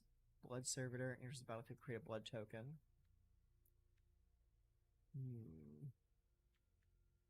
Or Mulch. Blood Servitor. Weary Prisoner. That's a hard one to choose. I think Blood Servitor. No. Yeah, because we need more 3s. Let's see. Dawnheart Geist. Catapult Fodder. Fearful Villager. Blue Flourishing Hunter. That's a good card.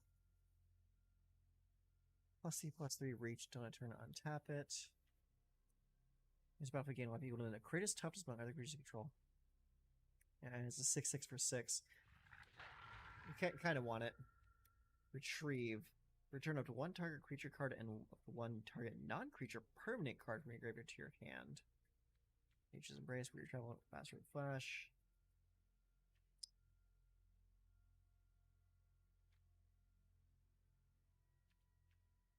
We only have 1 Lacerate Flash. Let's take the Weary Prisoner this time. Alright, Cartographer's Survey. Vampire's Kiss. Target player loses 2 life, you gain 2 life. Create 2 blood tokens. It doesn't affect the board, though. Let's take Witch's Web. Let's see. Aim for the head. Vampire's Kiss. Spore Crawler. When it dies, draw a card. We'll take that. Frenzied Devils. Fear of Death. Yeah. Frenzied Devils, I guess. Holograph Centipede. Mill 3 cards, put a +1/+1 counter for each creature card in your graveyard. Okay. Sure.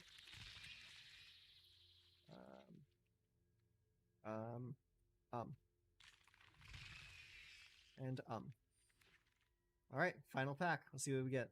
Jacob Hawken. Lame. Ooh, that could be pretty good. Blood Tithe Harvester. That's good. Let's see. Courier Bat. Pointed Discussion. Another Millipede. Sporeback Wolf. So your turn gets +2/+2. We're going to take the Parasitic Grass because that can be pretty good removal.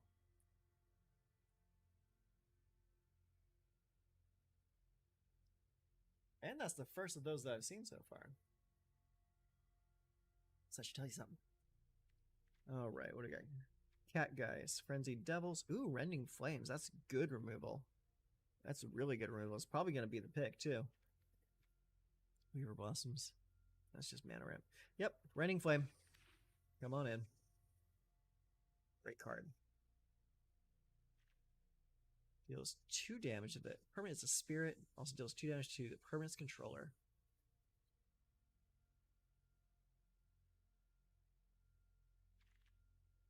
Still Cyberboard. Wash away. Frenzied Devils. Another Lightning Wolf. Bleed Dry. Target creature gets -13/-13 till end of turn. If the creature would die, exile it. Rot Tide Gargantua. Lightning Wolf. Sporeback Wolf. We don't have any turn 2 plays, do we? Yeah, let's take the Sporeback Wolf.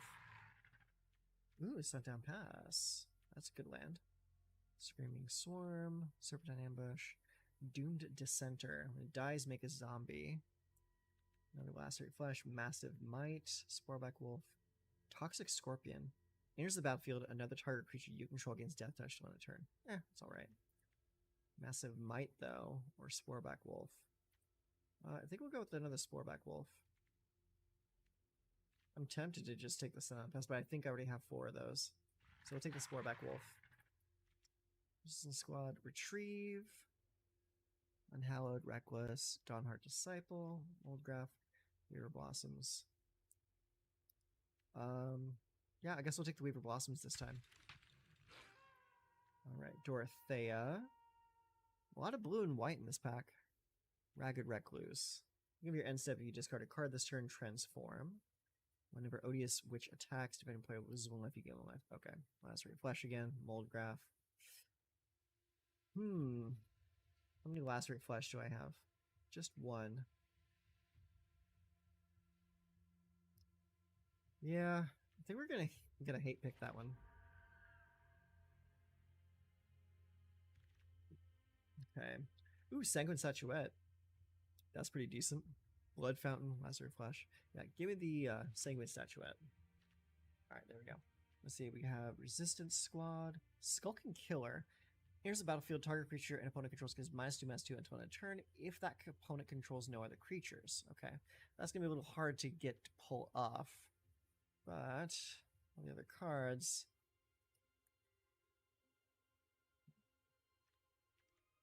yeah, I guess we're gonna go with it. Paladin, Point of Discussion. I'll take another Spore Crawler. Discussion, Unhallowed, Reckless Impulse.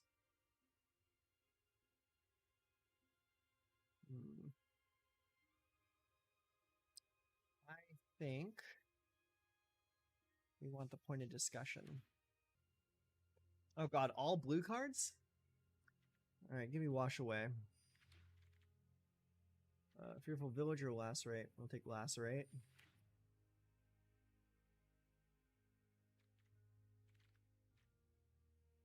Moldgraph, Millipede. Dawnheart Geist. Alright, that is the draft. So now we need to build a deck out of this pile of nonsense. Alright, let's see here. First things first, take that out. Take that out. That leaves. Let's see. Get rid of that as well. Okay, so that leaves us with 15 more cards that we need to cut out. So let's start by removing all of the double ups. Look at that. I kind of like I like these. Those can stay, I think. Nature's Embrace probably needs to go. Spore Crawler. Okay, so let's look at turn 1. Turn 1, we got Concealing Curtains. We have 2 Gifts of Fang. We have a Persistent Specimen, Ascendant Pack Leader, and Snarling Wolf. So let's get rid of the Specimen and 1 Gift of Fangs. So that's only sometimes going to be removal. Let's see, then in turn 2, we have Parasitic Grasp, we have Sanguine Statuette. Here's a battlefield, create a blood token. Whenever you sacrifice a blood token, you may have Sanguine Statuette become a 3/3 vampire artifact creature with haste until end of turn. That's a good card. Sporeback Wolf, Witch's Web. Witch's Web is a great combat trick. I probably want to get rid of 1 Sure Strike to make space for Witch's Web. Pointed Discussion, just get rid of that. Let's see. Belligerent Guess, that can stay. Bloody Betrayal, get rid of that. Honeymoon Hearse. Curious. It might be worth. Howling Moon. I think I have enough wolves to make it work, and if not, well, let's count the wolves. We've got 1, 2, 3, 4, 5, 6, 7, 8. Yeah, I have more than enough wolves to make Howling Moon work. Let's see. I want to keep both the Spore Crawlers. Get rid of the Blood Servitor then. Blood Crazed Socialite. Let's see. You know, if we get rid of all the black cards... There you go. That puts us at 38 of 40. So we can totally just do Gruul with this. Because black really wasn't giving us all that much that was interesting. It gave us a couple points of removal. But the rest of it was kind of trash. So, let's see here. Let's bring in...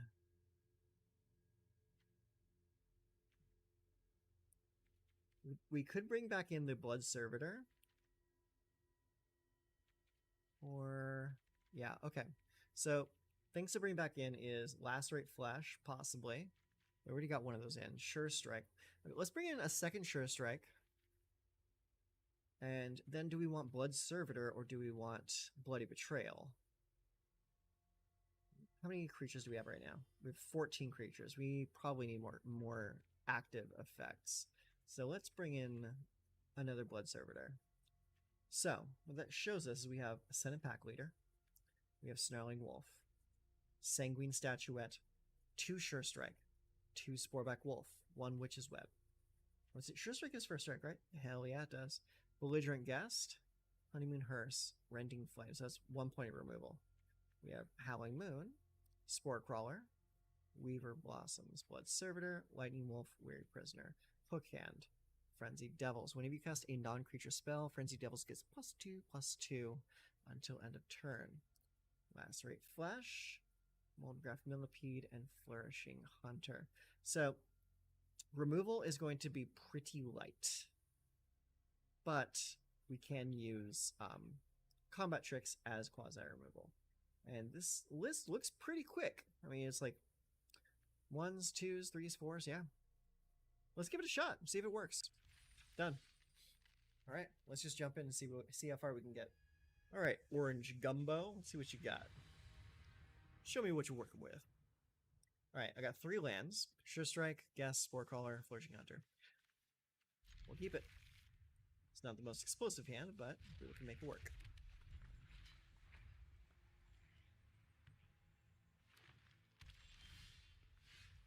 So it looks like they're going green as well. We got Weaver of Blossoms, and we also have Spore Crawler. Wretched Throng. 2/1. Die, search your library for more of those. Okay, cool. My turn. So we're going to play the Weaver of Blossoms, because it can survive a hit from Wretched Throng.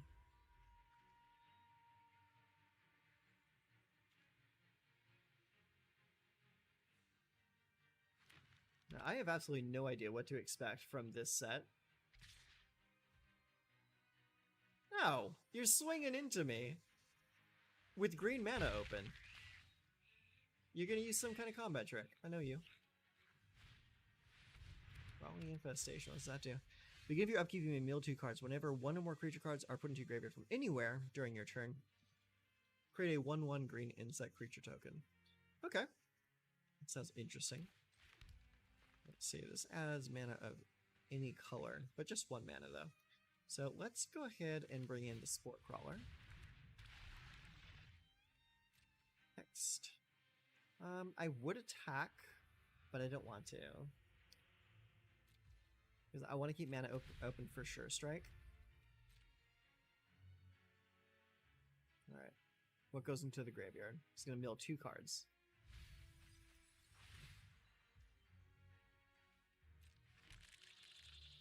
Okay, he dropped a Spore Crawler and a Patchwork. Does this trigger... Okay, it only triggers once per turn. That's good. Boarded Window. Creatures attacking you get -1/-0. At the beginning of your end step, if you were dealt 4 or more damage this turn, exile Boarded Window. Oh, that's kind of cool. I like that.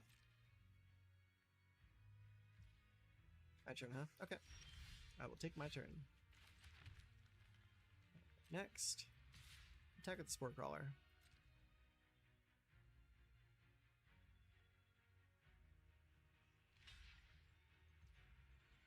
Yeah, sure. I want to get my card draw.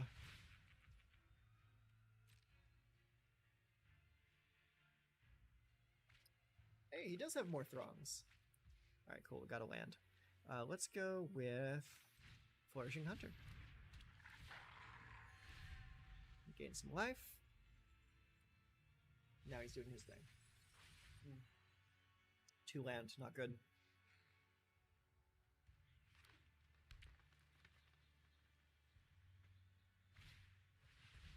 Alright, Wretched Throng again.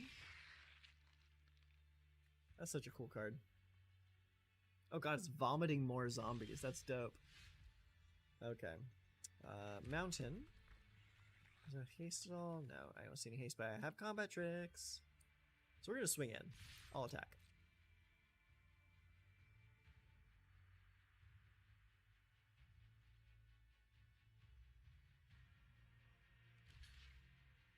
Okay. Oh. 2 block, huh? Why are you double blocking? Do you have some kind of combat trick? This doesn't have trample. Witch's Web, okay. So it's 4, 5, 6. Alright, let's give it first strike.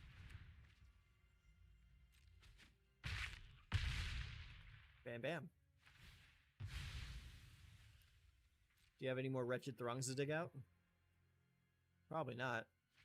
Oh, he does. I am color me impressed. End turn.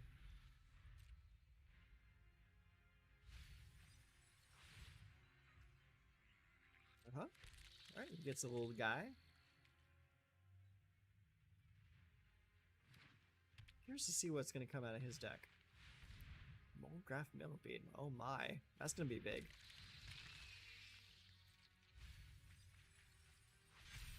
Wow, that's a big boy. Alright, my turn. Let's see here. So we'll play that. And we'll play the Spore Crawler as well. No attacks. That is a big boy.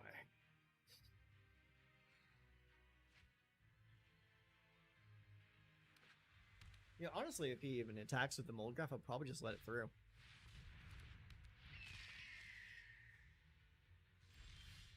And he didn't send it through. Interesting. Alright, next.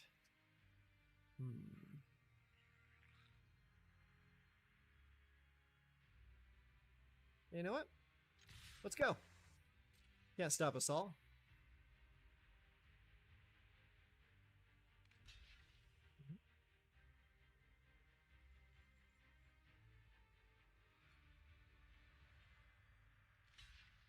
Alright.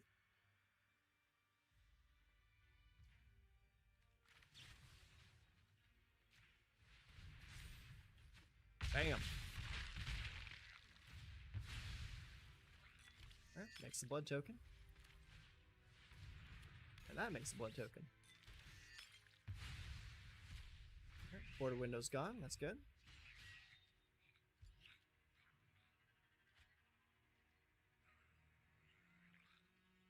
Flourishing Conjure's putting in some work this game.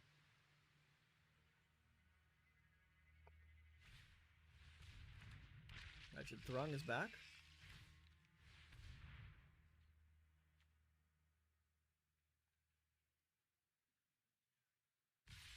Screaming Swarm's pretty good. Player mills that many cards. Alright. Off it goes. Sporeback Wolf, huh? Alright. Next. I'll attack. We're coming. Okay, sure. Bam, bam, bam, bam.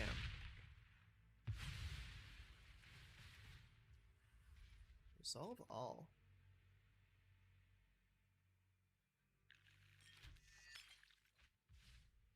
Okay. Let's go ahead and discard one of our Sporeback Wolves. Not really necessary right now. Okay. Play that. End turn. Resolve.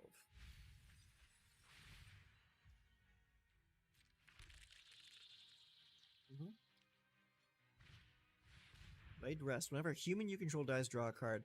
Whenever a creature you control with a +1/+1 counter on it dies, you gain 2 life. That's pretty cool. Too bad you don't have any humans.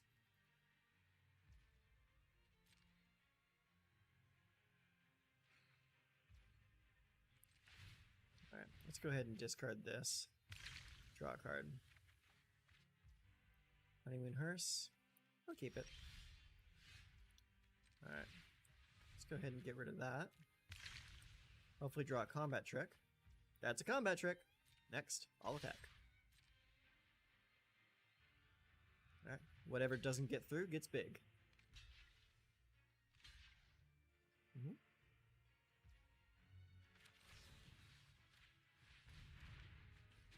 Bam. And that's game. Let's see what he has for us. This is kind of a crap hand. We're not really doing anything until turn 3. Let's mulligan and see if we can get something better. That's better. Yep, we'll keep it. Let's see, we'll probably send back the Frenzied Devils. Yeah.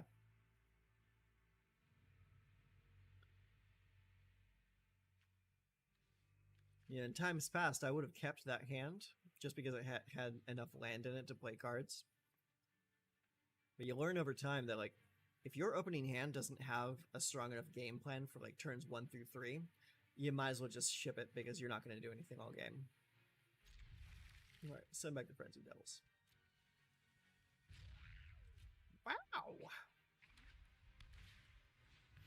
Traveling Minster. That's a pretty decent card. Target creature gets +1/+7 until a turn, you gain 1 life. Activate a sorcery. Not too bad. Let's play Ascendant Pack Leader.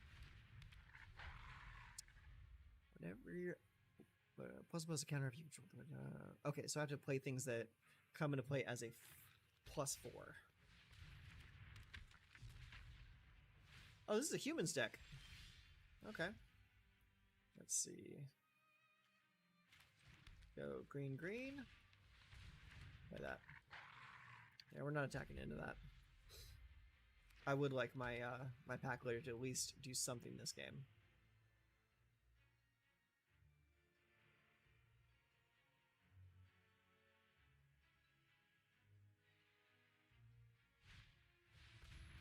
Weaver of Blossoms, huh?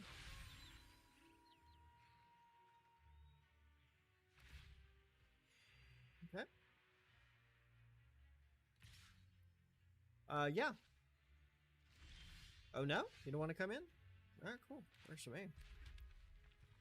I don't really have anything else I can do this turn, so pass the turn. Oh no, it's Werewolf Knight. Oh, Torrens. Yeah, I think we've already lost this game.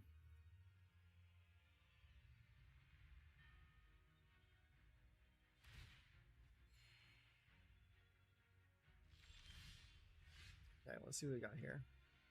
It is nighttime though, so if we play that, we do have a beefster out there. You want to play the Lightning Wolf though? That can only happen on our attack. Let's play something bigger. Big boy. No attacks.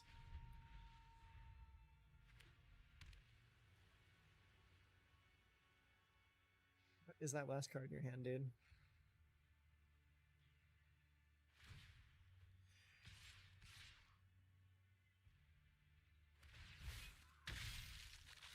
Alright, wants to come in with both, huh? Alright, this will block this, and this will block this. Show me what you got. Yeah, I had a feeling.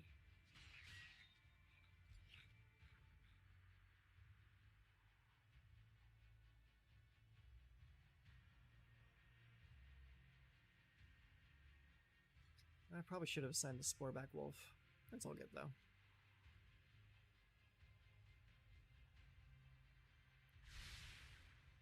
I decided to keep it. I'm interested to find out what that card is.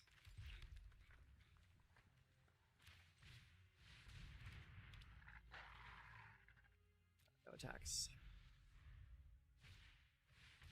Militia. Cannot attack alone. When attacks, untap target creature. Ah, perfect. Get rid of that.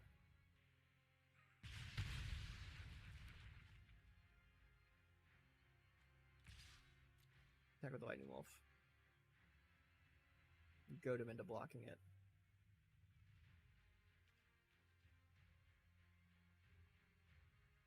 Yeah. Oh no, he took the hit. He probably should have actually just blocked that. Here's what I would do. Being in combat in your turn, target wolf or werewolf you control gets +2/+2 to 1 turn. Yep, you're definitely playing Howling Moon. Let's see. That wolf gets bigger. Swing in.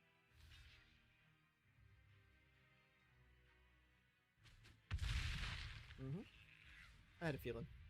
End turn. That's a cool card. I like that card. Oh, you're just gonna concede at 20 health. I'm into it. Sure. Baron von Lols. Oh god. Oh, the names people come up with. Alright. Statuette, Sure Strike, Belligerent Guest, and Howling Moon. Yeah, we'll keep it.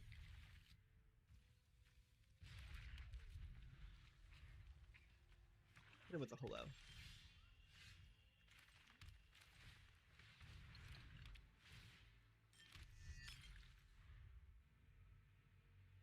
I like Sanguine Statuette. I just think it's a cool card. Oh, Storm Chaser Drake. Interesting.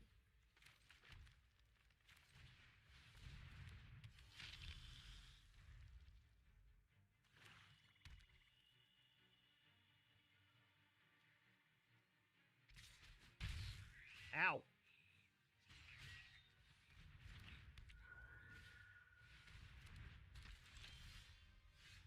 Doom to the center, huh? Alright, let's see here. Let's activate this, discarding the forest. Take action. Becomes a dude.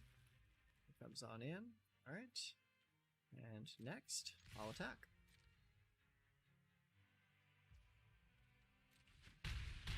Alright, I take the hits. And then we'll play Howling Moon.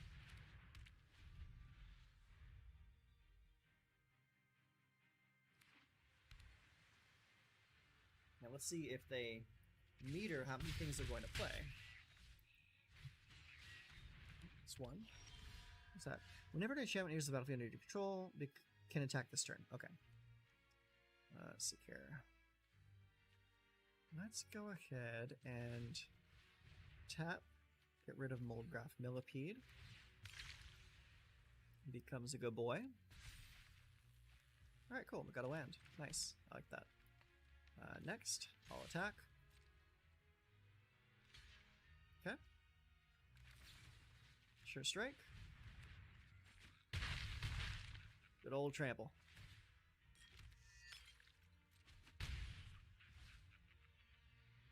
End turn. That's that's pretty good synergy right there. I like that.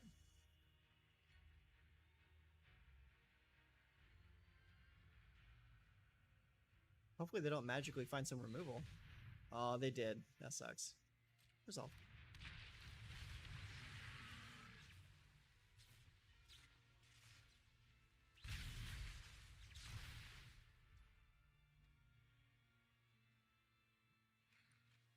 Let's see.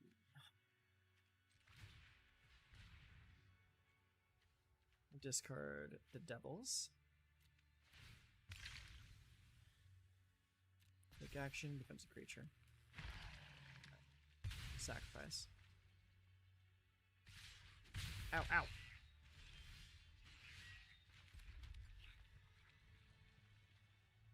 Is it any player? No, it has to be an opponent. Let's see. I'll play that first. I'll play Snarling Wolf.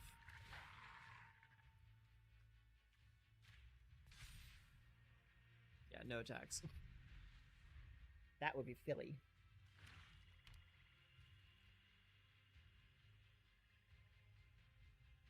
I think they might have this game in the bag, though.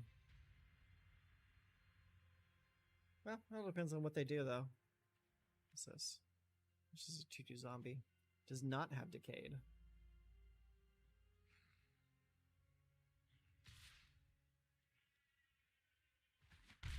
No? You want to attack with both of them? That's fine.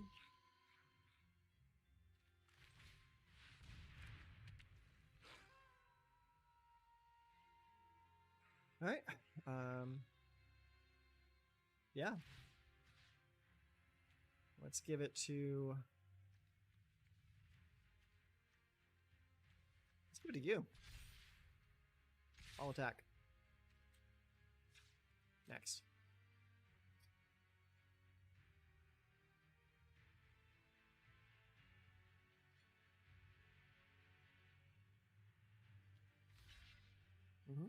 Yeah, you kind of have to. Alright. Alright, that one's going to get the activated ability. Boom. That was damn near a board clear. You see that? That was good. I didn't think that that effect would come in so handy. That can't be blocked by creatures with power 2 or less. It actually became relevant. Nice. That's actually kind of funny. It was like I was looking through my my app earlier, and for some reason Sparky got reset and started like talking through like all the normal nonsense again. We'll keep it. It looks like it has a game plan.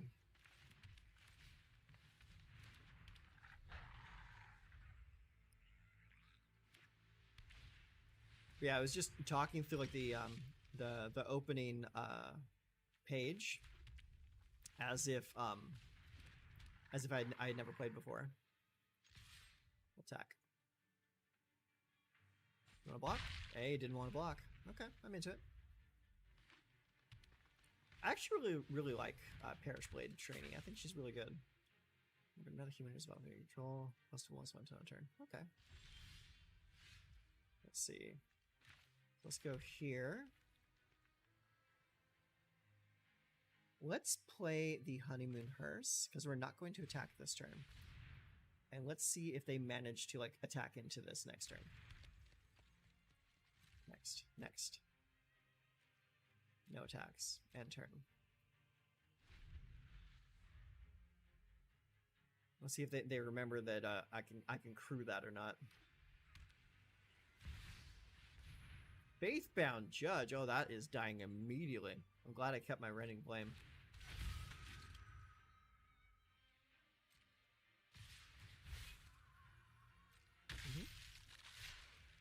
Alright. Let's activate. Tap those.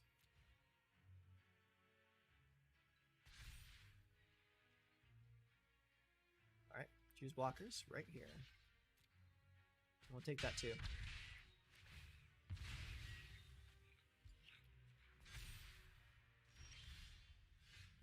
Alright, first order of business.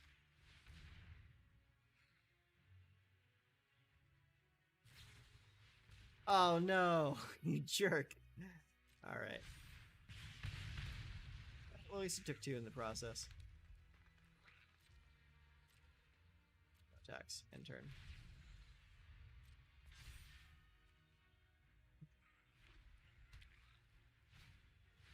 He put a judgment counter on judgment. Oh wait. As long as at the beginning of your upkeep, if Faithbound Judge has 2 or fewer judgment counters on it, put a judgment counter on it. As long as Faithbound Judge has 3 or more judgment counters on it, it can attack as though it didn't have... Oh man, that's gonna suck. Let's see. Yeah. Come on in. Resolve all. I don't know if I'm gonna be able to handle that Faithbound Judge now. Oh, he learned his lesson, huh? Let's see. Give me the Weary Prisoner. Next. No attacks. End turn. Yep. Yeah, I think he's just going to kill me with that stupid judge. Yeah. I keep saying that, though. Like, I keep saying I think he's going to kill me. I think he's going to kill me. I just need to find a way to get around that Faithbound Judge. Sure strike, huh? Okay.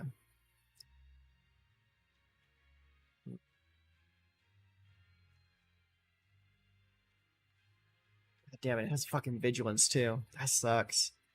Let's see.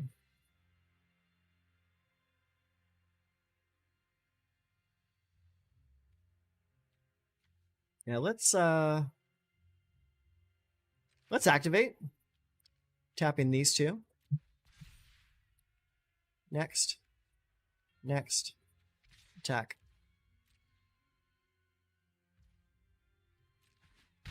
Cool. I like that. Let's see. We're definitely not blocking the Faithbound Judge next turn. So I think we can play the Spore Crawler safely. Yeah.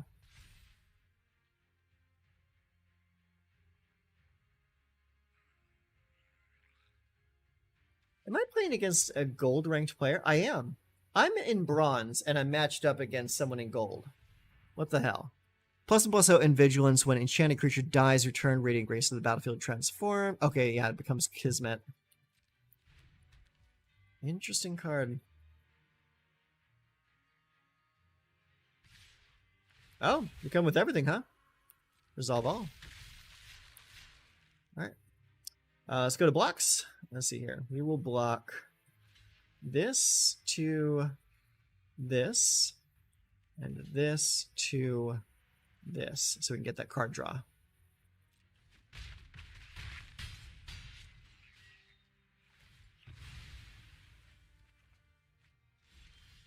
Yeah, that doesn't really do much for me. So let's see here. Let's activate. Tapping those, it comes in. Next. Next, I'll attack. Bink. It's almost like he knows what's coming.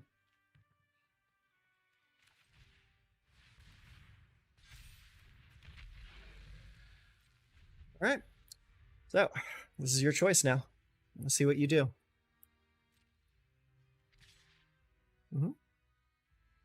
Do you have any kind of pump spell? Okay, he's coming with everything.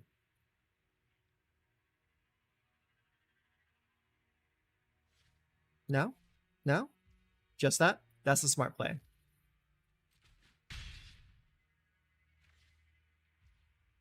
My turn. All right, we can attack in now. Hell yeah. All right, take this. Tap, tap. Submit 2. Next. Next. All attack.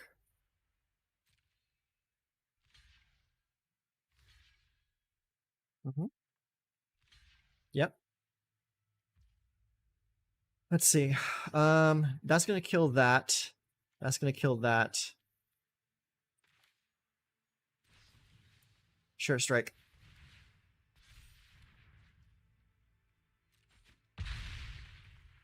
Get rid of that. Next. Kill that, kill that.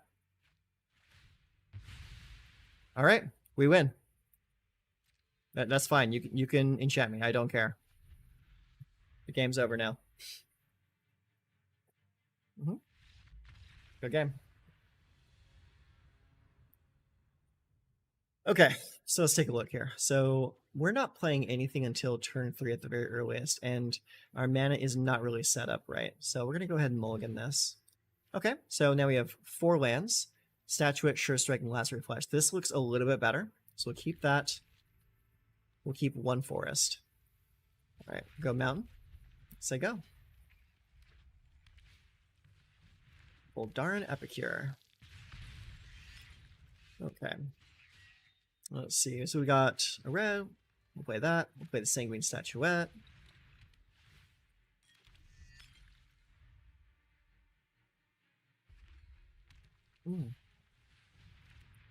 Okay, so this guy's got the synergy. Not bad. All right, so we're going to go ahead and play the Spore Crawler. I like Spore Crawler. I think that's a cool card. Let's see. First strike as long as it's attacking, so we were not going to block that. Nope. I'm going to enchant.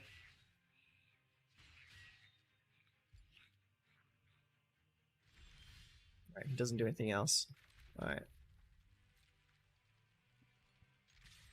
Let's swing in. Yep. Okay, so what we're going to do here. So we're going to swing, then we're going to play the Honeymoon Hearse, keeping 1 mana open to animate the Sanguine Statuette if he wants to attack with that Blood Petal Celebrant again. We're gonna pretend that we're being left open. Yeah, that's fine. That's a good abrade, though. Very good. Oh, you dick! Now I have to do it like this. Oh god, that's a hard one. I think we get rid of Lacerate Flash. Yeah, take action, animate it so you don't get your effect. Yep. And you don't attack. Perfect. I like it. Let's play the pack leader. Let's see. Next, I'll attack. Let's see. We'll give it the first strike. Just to get that thing off the table.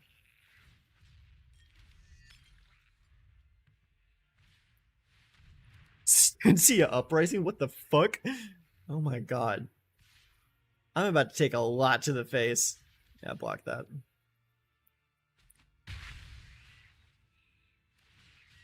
Yep. You got a dude. And now I got nothing. Yeah, so I guess we're just gonna keep this blocker available.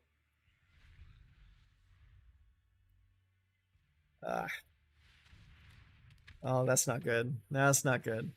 I think this is going to be the run that does me in.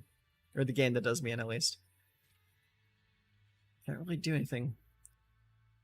Beginning of your upkeep, any opponent may sacrifice a creature. If no one does, transform. No attacks. And turn. We're going to let that transform because we have Witch's Web. Witch's Web can at least get reach and get a block in.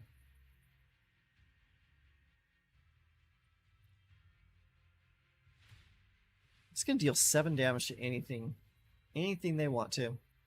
So they're probably going to send 7 damage directly to my face. Resolve. Decline. It transforms. Pass. Alright. Make a blocker. Watch you cast a removal spell. Oh no. Okay, cool. Do I get to block now? Block, thank you. Alright, cool. That took care of that. The hell's that? It's a 2/4. Whenever you cast a non-creature spell, deals 2 damage to each opponent. And that's on the transform side. Whenever you cast a non-creature spell, deals 1 damage to each opponent. Are you kidding me with these lands? You've got to cut it out. Yeah. Yeah, I'm toast. Alright, what did we draw? Another Spore Crawler. Yep. Yeah, we're not coming out of this one unscathed. And now you're gonna exploit the last card out of my hand? You're just being a jerk at this point, dude. Alright, we got a Weaver Blossoms and a Concede button. GG, boy. Alright, here we go. Playing against Skuvums. Let's see what kind of plan Skuvums has for us. Alright, so we got a Wolf, a Blood Servitor, Frenzy Devils. Yeah, sure, we'll keep it.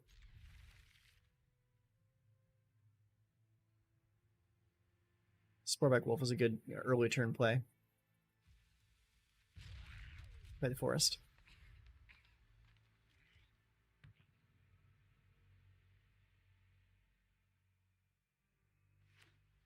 He plays an Island. And a Lantern Bearer. A 1/1 flyer, not bad. Alright, let's come in with the Sporeback Wolf. That's such cool art.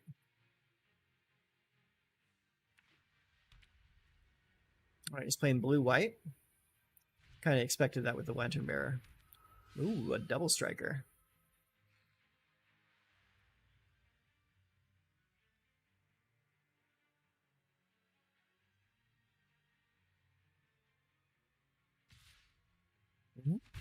Come on in, champ. Alright, let's play that. Play the Weaver of Blossoms. No attacks.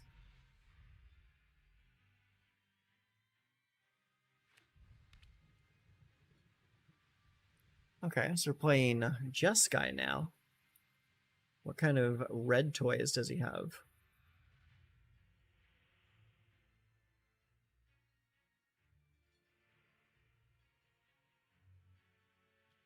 I would imagine some form of direct damage. Audric, huh? Interesting choice. He makes 2 blood tokens. Okay. Let's play that. We'll play the Frenzied Devils.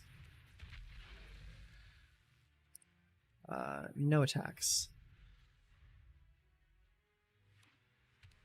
I don't really see a very clear path through. I do want to have them alive when I cast the Sure Strike.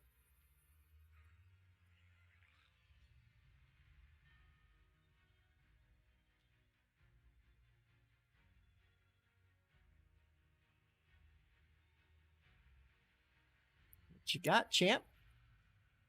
You got 4 mana open and 4 cards in hand. You got to be able to play something.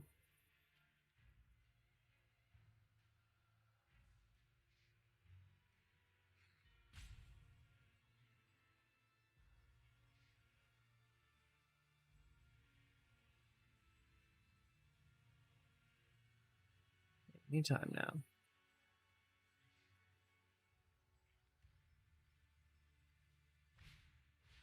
There we go. We have a Perish Blade Trainee.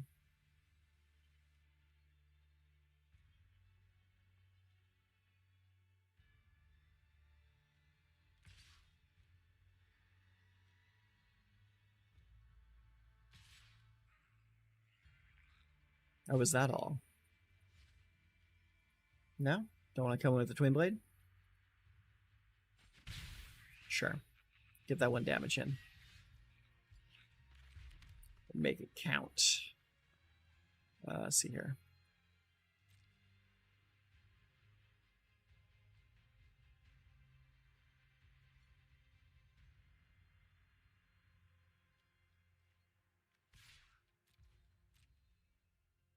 Swing with the Frenzied Devils.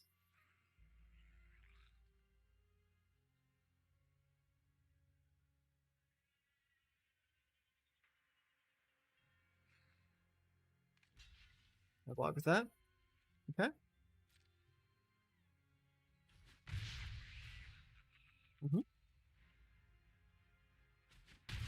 Bink, bink. All right. Let's go and play the Weary.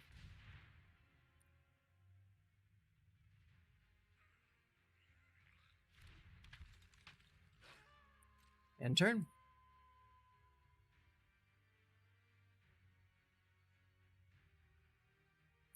Now, if I were him, I would probably attach that double strike buff to the Lantern Bearer, as it's the only thing that's going to be able to get through right now.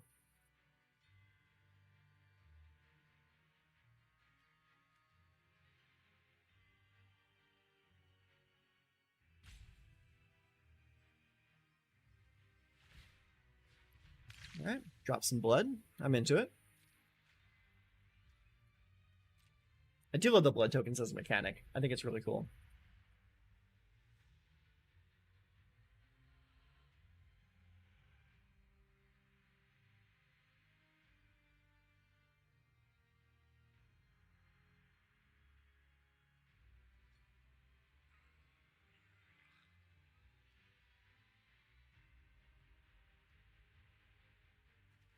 I may just have to spend next turn not casting anything, just to get the nighttime to go.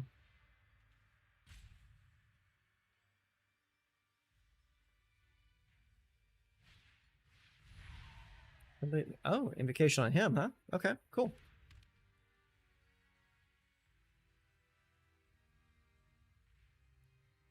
You want to come in? You can.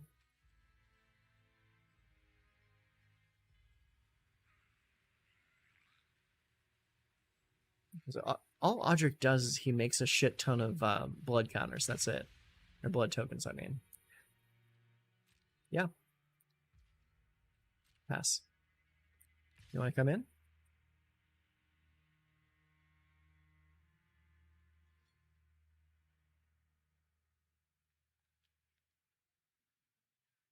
Yes, no? Oh? Okay. Got something going on here. Okay. Okay, he's swinging all in. I'm liking what I'm seeing here. Resolve. All right, it's 2-3 now. Let's go to blocks. Block here. And then we will block here. 3 blockers.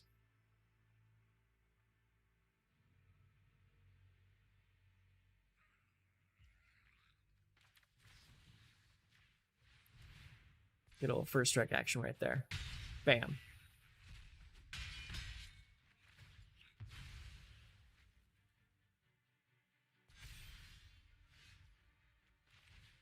Let's play the Blood Servitor.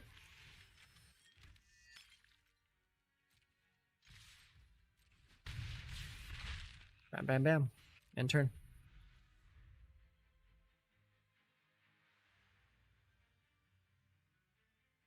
I love combat tricks. They're so much fun.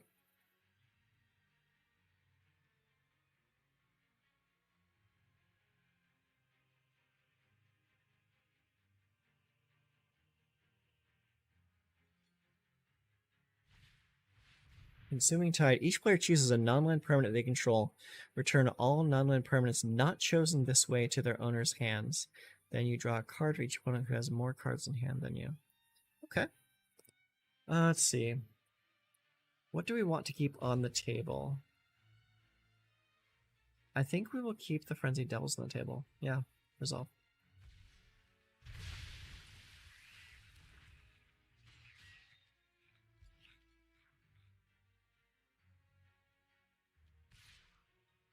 That's a pretty cool card. I like that. All right, let's see here.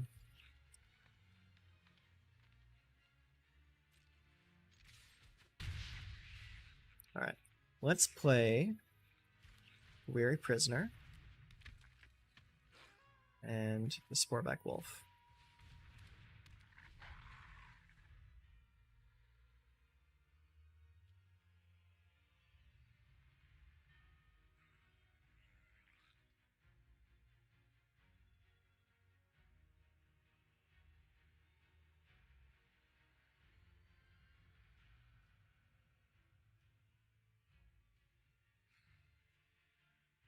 He's been a 4 mana this entire game. How interesting.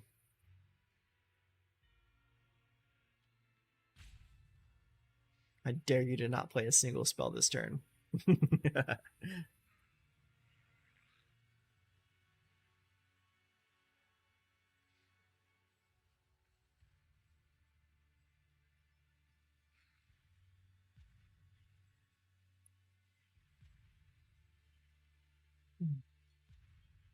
Anytime now, dude. Okay. All right, you played something. Sell-Off and Tomer. I believe that's just a looter, right? Yeah, that's all it is. Just a looter. And it's a zombie, too. That's interesting. All right, you want to keep on swinging, huh? There will come a day when you will not. Looks like that day's coming soon.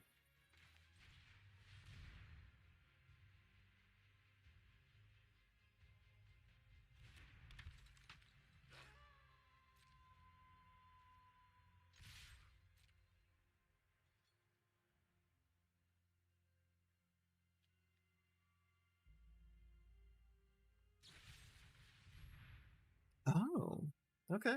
Sure. Good play.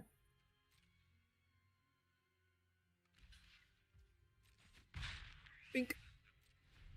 Just bounces off. No big deal. Now, he should see that I have a card in my hand that I could have played that turn. Now, I wonder if he's going to take that into account when coming at me with this attack this turn.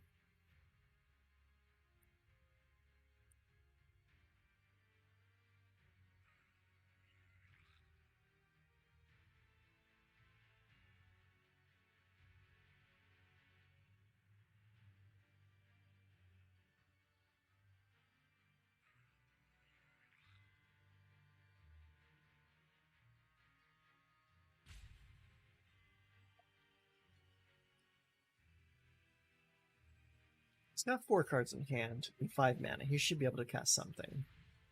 Alright. He's manually casting spells now. This is a little scary. He wants to make sure he has the mana just right. Friendly Ancestor. Okay.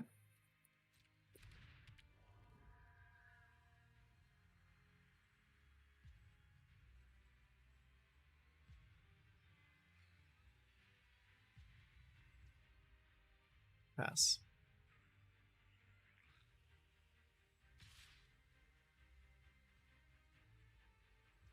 Alright. He's coming in. And get that guy reach.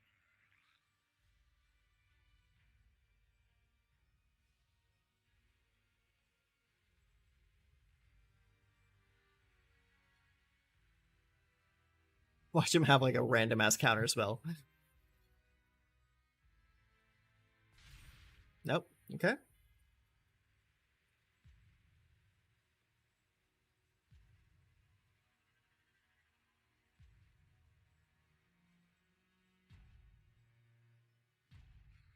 Could he have anything to disrupt this block? Nope. Not this time. Awesome. But now he can give flying to the Kindly Ancestor if he wanted to.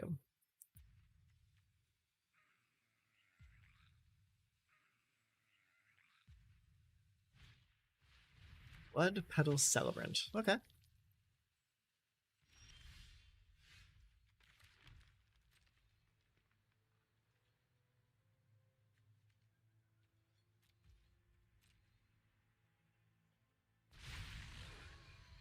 Wolf time.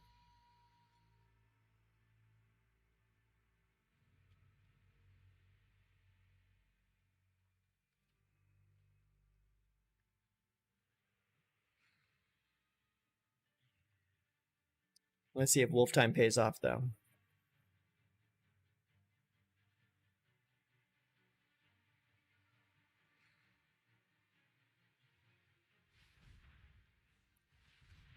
Now, if I were him, I would probably put the Lantern's Blessing on the Blood Petal Celebrant so that I could just come in and start making blood tokens so I can start cycling through my deck. Oh, Wandering Mind. That's different. I was not expecting that. What did he get? Lunar Rejection. Oh my god. Cool. Cool card. Cool card. And he does not have the mana to pay for it. Fantastic. Lunar fucking Rejection. Come on, dude. You sure you want to attack with that?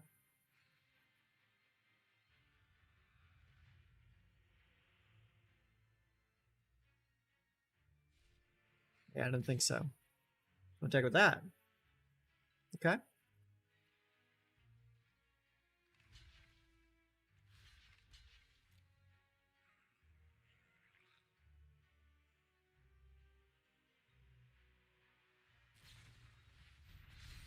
All right. I had a feeling you have some kind of combat trick in there, but not the right one.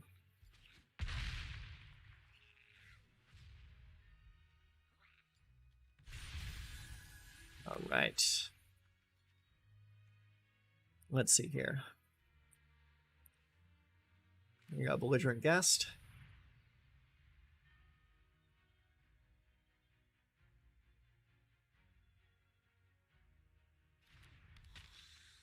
Blood Servitor.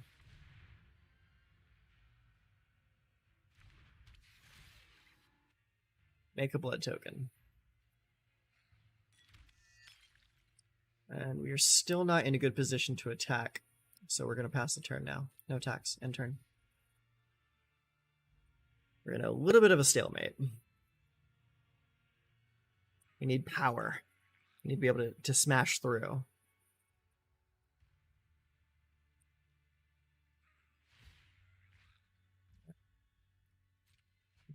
What was that? Karen Blessed Geist, huh? Land. When rejection is instant, he can do that whatever he wants to.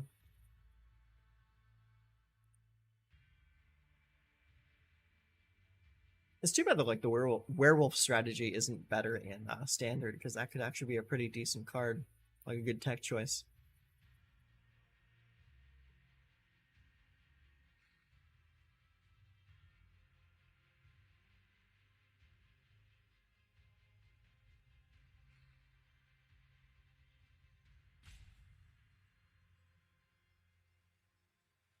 This game is going on entirely too long.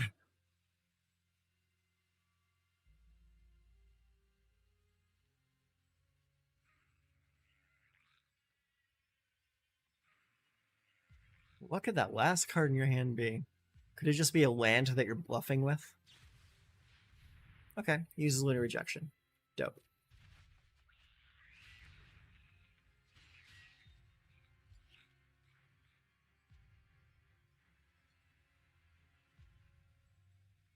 He wants to buy himself a little bit of time.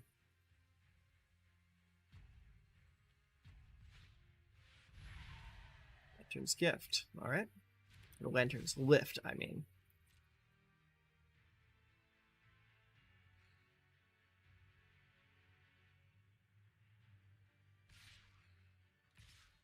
All right. Swinging in. That's fine. That'll give me carte blanche to swing back next turn. Pass. Pass. All right. Let's go and use this. Discard the wolf. Another wolf. Oh, okay. Let's see here. Well, first things first is swing.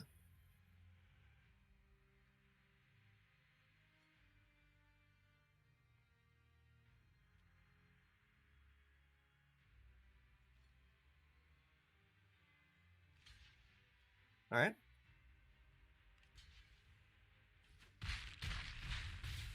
All right. So let's get knocked down. Now next we play this.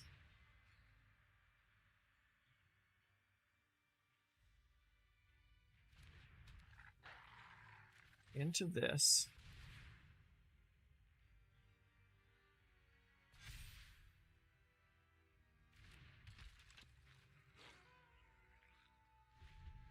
Stay past the turn. He's got 5 power on the table right now.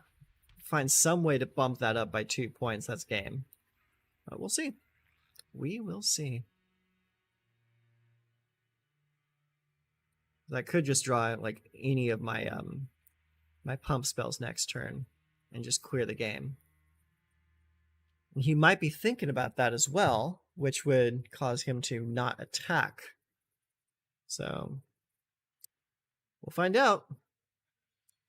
If he swings, I kill him next turn. Oh. Okay, he's taking an extra turn.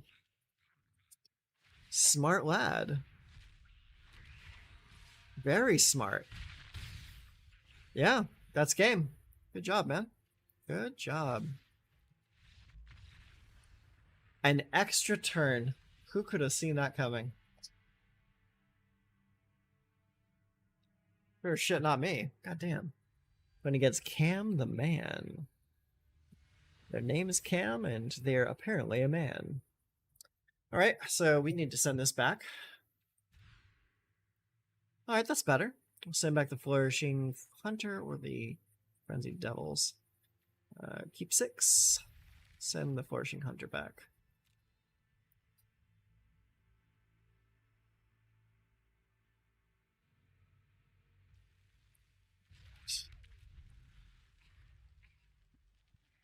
Probably play the Sporeback Wolf first.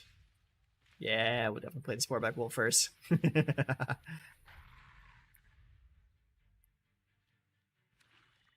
Play nothing, play nothing, play nothing. Ah, they played something. Alright, play that. Play Howling Moon.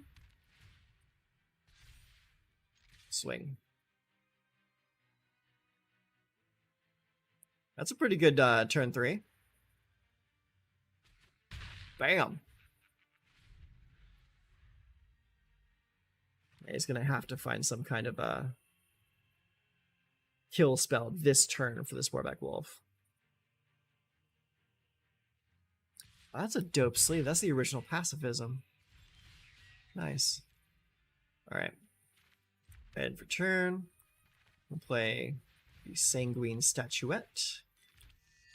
Next. He gets big. I'll attack. End turn. So we're keeping that mana open with the blood, just in case he has some kind of like sacrifice effect. Pass, pass.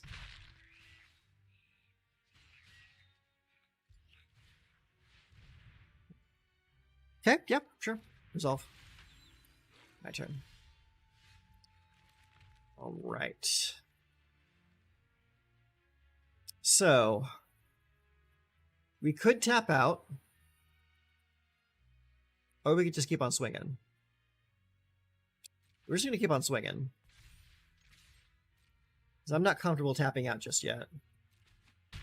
So I don't want to lose my take me all the way wolf.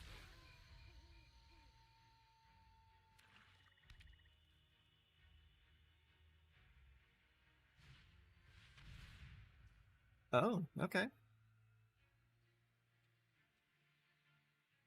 Resolve all. Yes.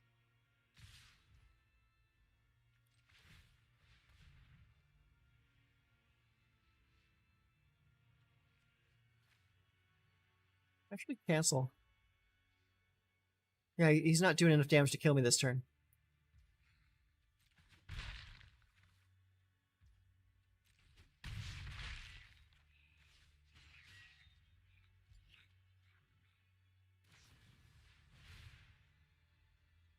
Thank you. Yeah, resolve. It's still a 2-4. Yeah, big groups. Good game.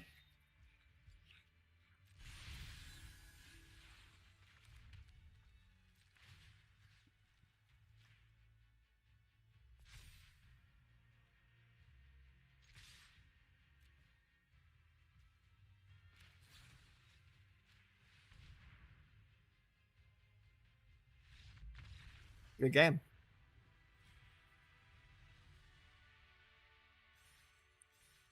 Yeah, he didn't take that into consideration, did he?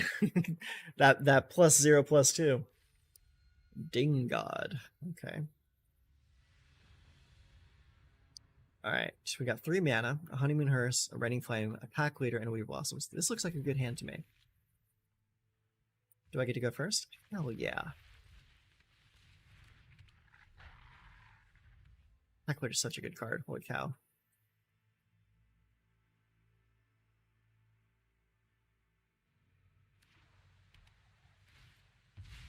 Evolving Wilds. I like to see it. I like seeing tapped lands come into play. Let's see. Red, green. I'll attack.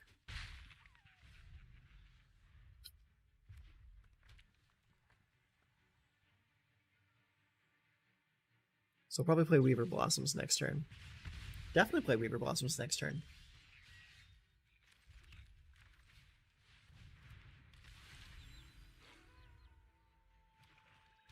Alright, he's playing Rakdos.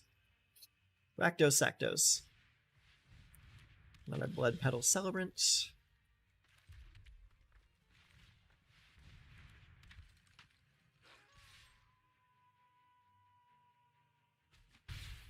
I had a feeling that'd get through.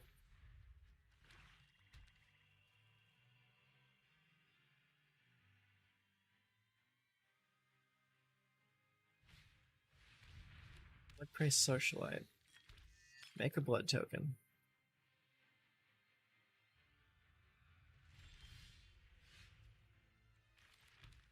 Let's see. Let's see, we need to keep at least 3 mana open. So if we cast for 3 and don't attack with the Weaver Blossoms, we'll still be able to cast Rending Flame. No attacks. End turn. So that gives us an option to either block with the guy or kill the Blood Craze Socialite ahead of schedule. So we'll see what they do.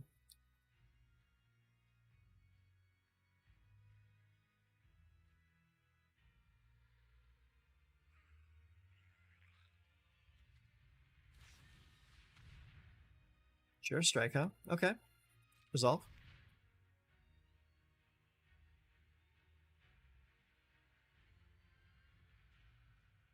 He wants to come in for a real big hit. Reach control could plus one. Alright, Raining Flame now.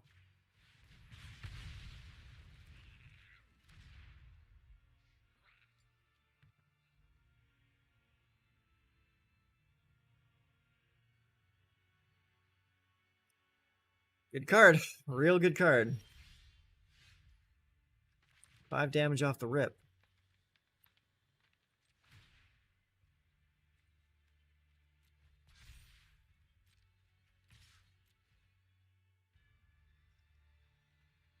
Yeah, you don't want to block that. It has trample, dude. It's got trample. Or do you just really want that blood pedal? Let's play the Lightning Wolf.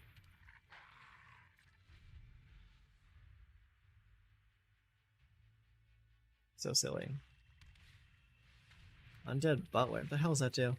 Mill 3 cards. When it dies, you may exile it. When you do, return target creature card from your graveyard to your hand. Okay. So it doesn't even get it into play. It just puts it into hand. Okay. We got a Hail Mary. We'll take Visionary. Okay. Let's see. Tap, tap.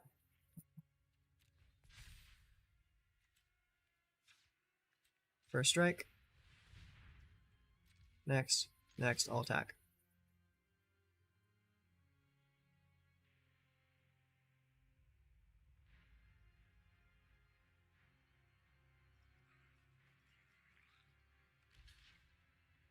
Okay. Bam.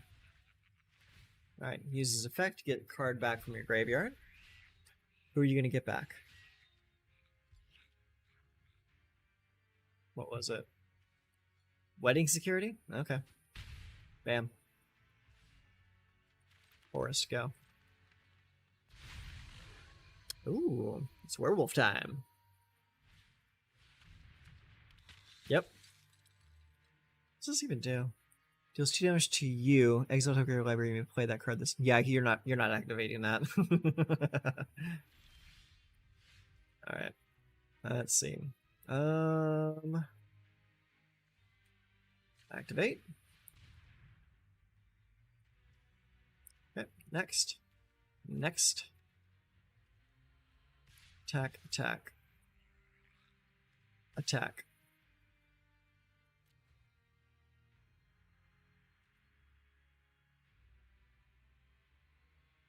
See how you block. This guy's ability anyways. Just when you attack, it gets a +1. Okay. Mm-hmm.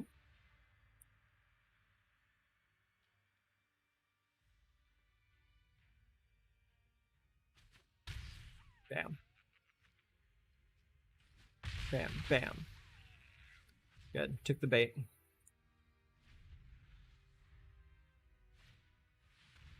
Belligerent guest. Okay. Crack that. Go get something else, maybe?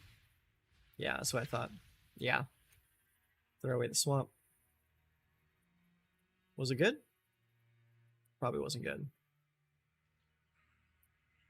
He's probably hoping to find another spell to play to transform my werewolf. Alright, I guess that's it, huh?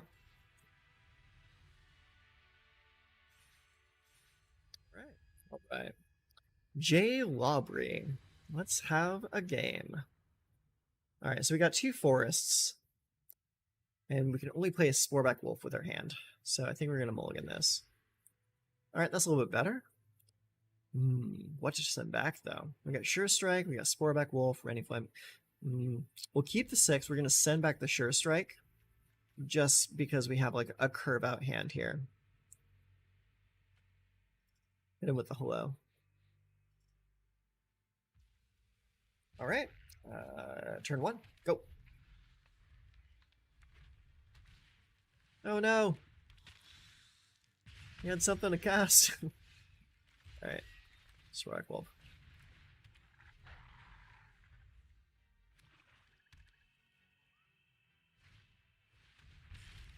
Cool. All right, mountain. Play the Spore Crawler. Swing in. Bap. Got a lot of blood tokens over there. Ceremonial Knife. Deals combat damage, create a blood token. Block.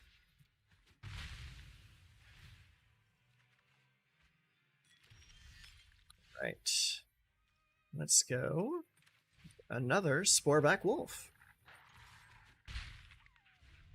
Swing. Swing bada bada. Blood Fountain. Make more blood.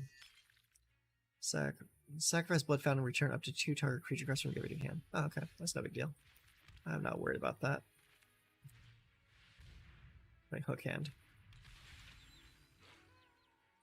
Swing. Bam bam. I like Sporeback Wolf. He's pretty cool.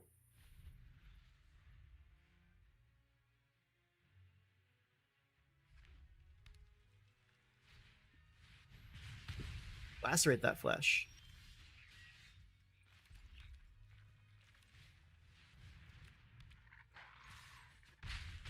Bam bam.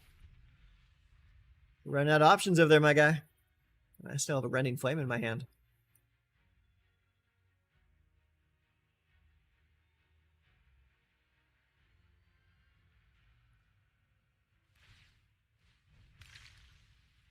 Right, getting rid of Vampire's Kiss. Getting rid of Plains. He's digging, boys. He's digging. All right, what do we got here?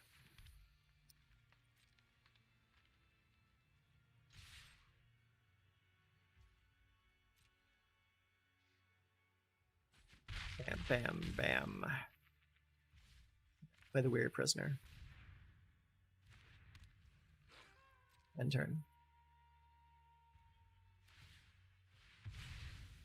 Just gonna sacrifice that. Try and get a blocker. Hits me for 1. Wedding Security. All right, that's a good game.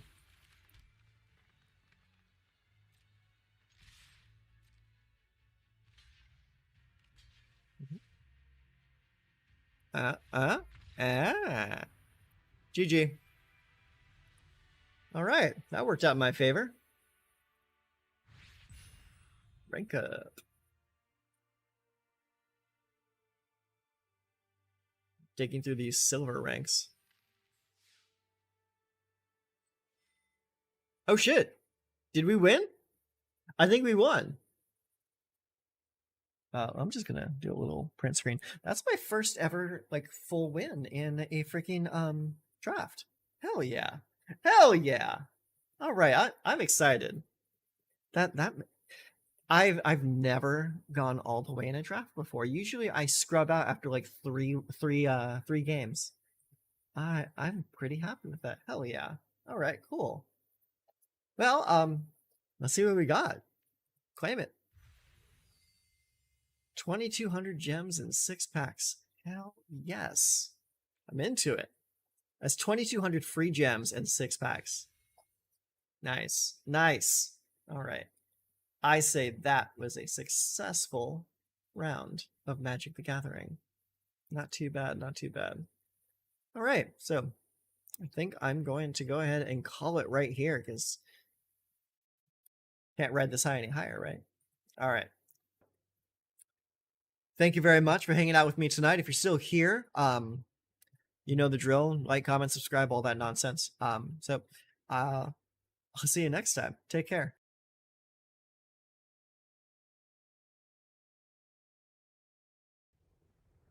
All right, let's take a look here. So, we got something we can play early.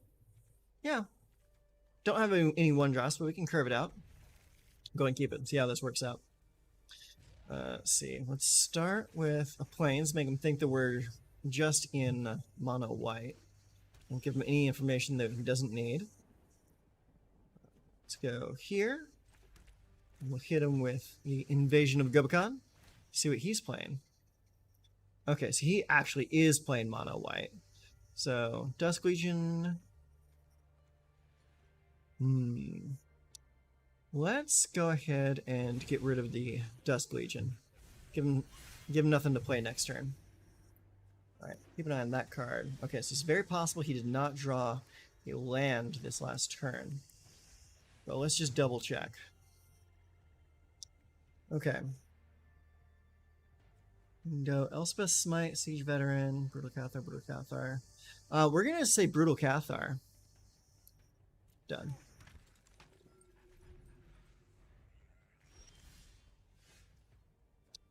Let's see. He has a Coil Loss. Let's read that Elspeth Smite. Target attacking or blocking creature. Well, we don't want to attack into that, so we will just play Wedding Announcement and pass the turn. Now that we know what we're up against. That's one good thing about this deck is you have a lot of scouting information.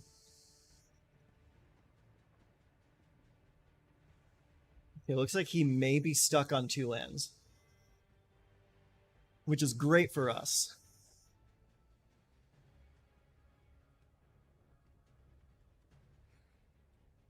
Like so far, he has managed to play nothing.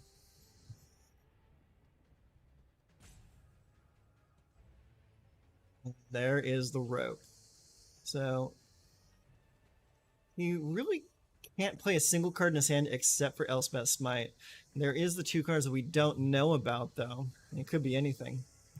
But I'm thinking he might be tilted and running down the clock.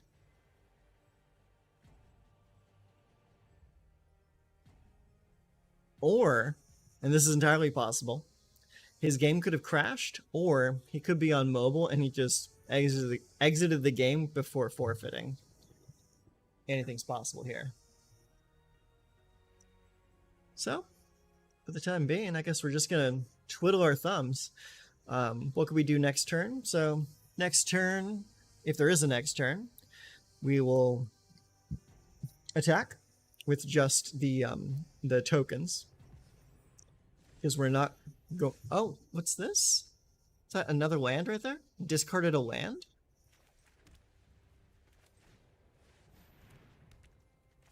Let's go and play these. Get a whole bunch of tokens out. Attack Goba. We want to make sure we do not attack with the Anointed Peacekeeper, because just in case he is actually still there and paying attention, I don't want him unlocking his Brutal Cathars.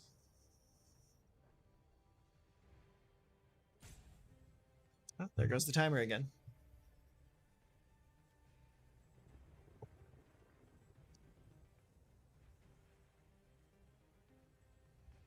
It definitely wasn't the fastest start, but the lockout was pretty tasty.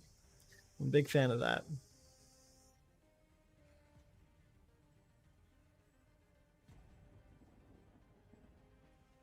That's why I call this deck the Death and Taxes deck. It's a lot of taxation. Okay, so we got a nice full board.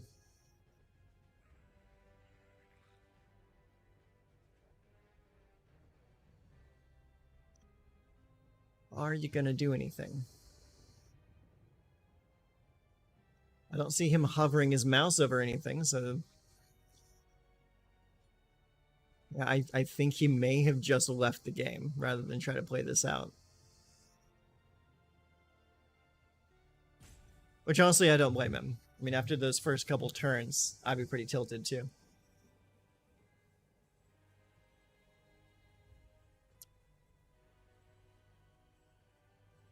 This might be his last time out too.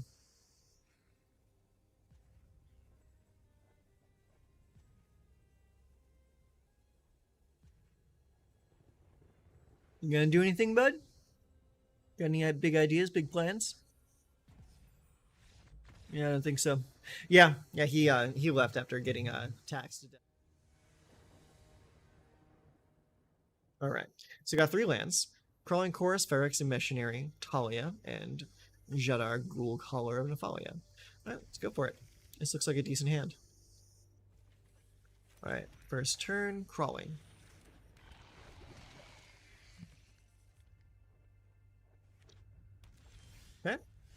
Turn 2, Talia.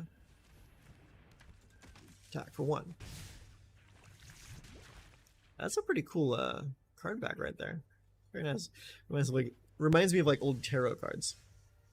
Alright, Shattered Sanctum, Ghoul Caller. Crawling Chorus. All attack. Pink and pink.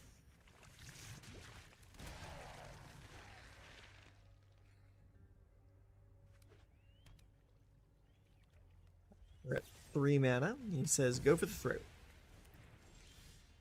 Okay. Let's go play the Gonjo and kick it. Get Talia back. All attack. And that's that. Yeah, that's about right. Alright. Keep 7. Do we keep 7? Yeah, we keep 7. It looks like a good hand. Crystal Grotto, Scry 1. Okay. So, we'll play Plains and a Skrelv. Skrelv is really, really good. It's like ridiculous how good that card is. Hey, we got another land. Nice. Alright, let's go Invasion of Gobakon. Liliana, Invasion Innistrad, Invasion Eldraine. We'll go with the Liliana. Because you're very likely going to cast that next turn. No tax.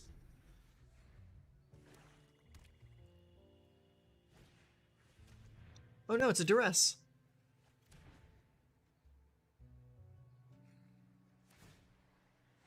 Okay. Alright, let's go Shattered Sanctum into Anointed Peacekeeper. And let's see here. We're going to say Invasion of Innistrad.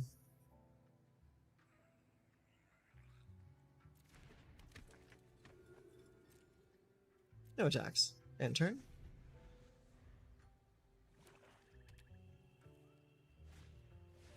Okay, cast Invasion of Eldraine. Resolve. I have to discard 2 cards. It's going to be those 2. So I want to keep the Phyrexian Missionary. Yep. Can't stop the flyer. That's one of the weaknesses of this deck right now. Okay, my turn. Let's play that. Let's go ahead and done. Give him protection from black. Next, attack that. Yes. Let's get that back. And then we will kick it. Get back the Anointed Peacekeeper. And turn. If we got another land, he's probably going to play Liliana this turn to force a discard. Or use the Ravenman to force a discard.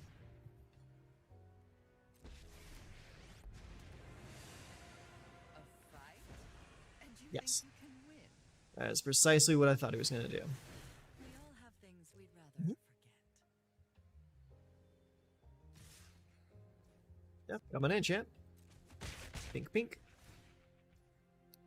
Interesting discard deck he's got here. Alright, my turn.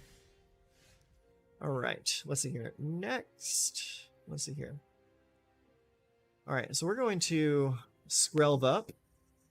We'll pay the white. Give that protection from black.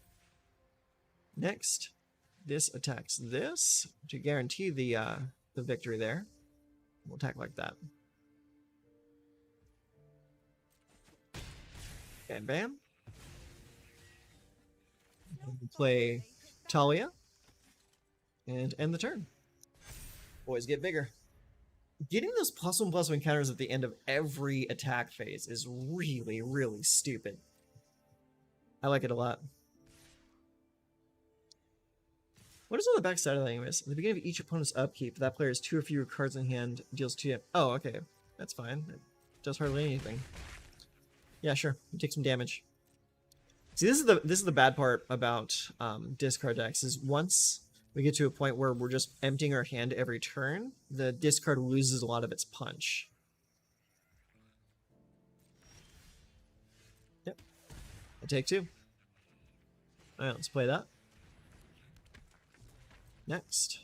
Attack, attack, and attack.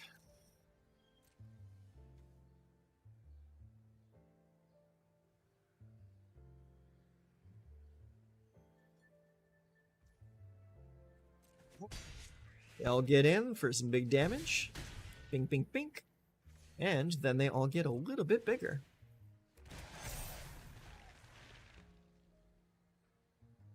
I love how this deck just like snowballs out of control so fast. It's so silly.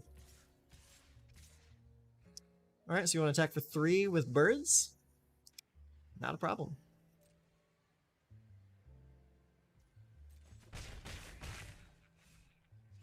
Probably play that Invasion of Innistrad now if you wanted to.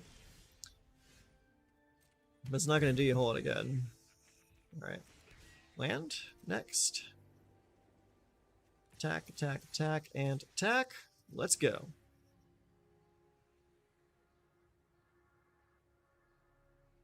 Yeah, sometimes it just gets there. Like when the opponent doesn't have like any like good removal or anything they can get around Skrelv and then some, it's like it's not really going to do you a whole lot of good.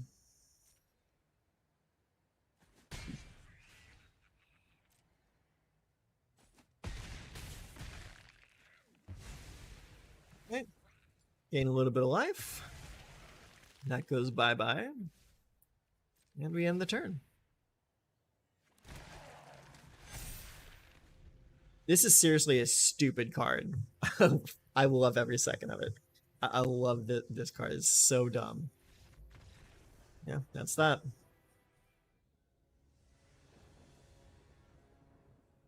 Alright, this looks a little bit better. We got 3 lands, Plaza of Heroes to play the Jadar. Alright, we'll keep it. On a red. Cute.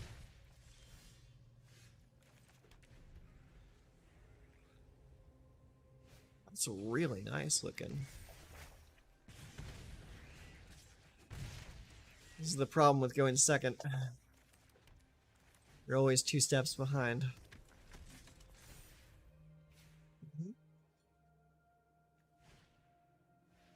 Oh, he's stuck on 1 land. Sucks for him. It doesn't do me much better either. Shattered Sanctum. Let's play Ghoul Caller.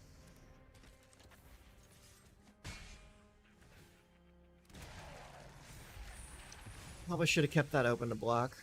I'm stupid.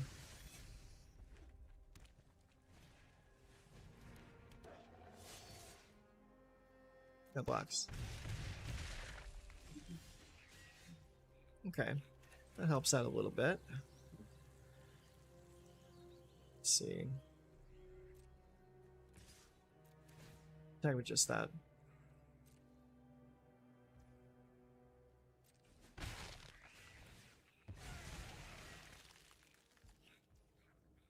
Let's see. Modified cost down to just 1 blue, or one white, I mean. So let's just play this for its non-kit cost. We need to find a way to get ahead. Which is crazy because they're beating my ass with only 2 red mana. Let's punk it. Okay. Alright, now we're getting somewhere. Let's start with next. Attack, attack.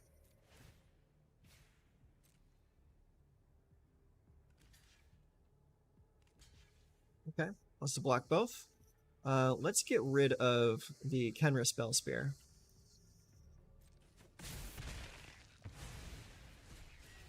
Get a couple health back there. And then we will play the Mondrak. So we double our token output.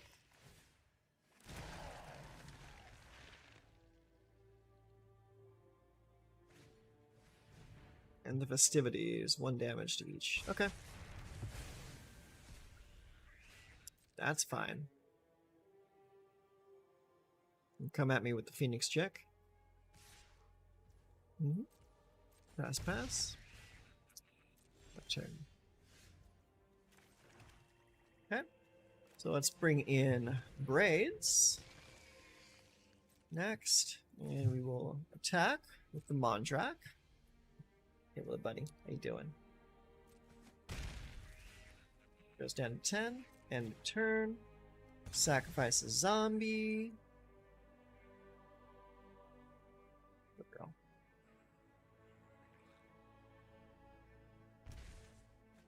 Alright. We'll take the loss. Pass the turn.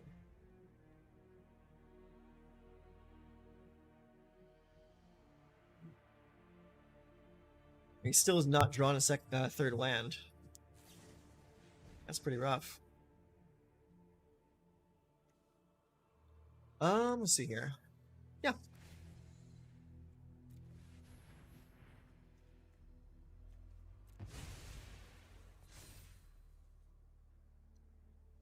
Oh! Hi, buddy. Oh my gosh. Hi, how you doing? Hi.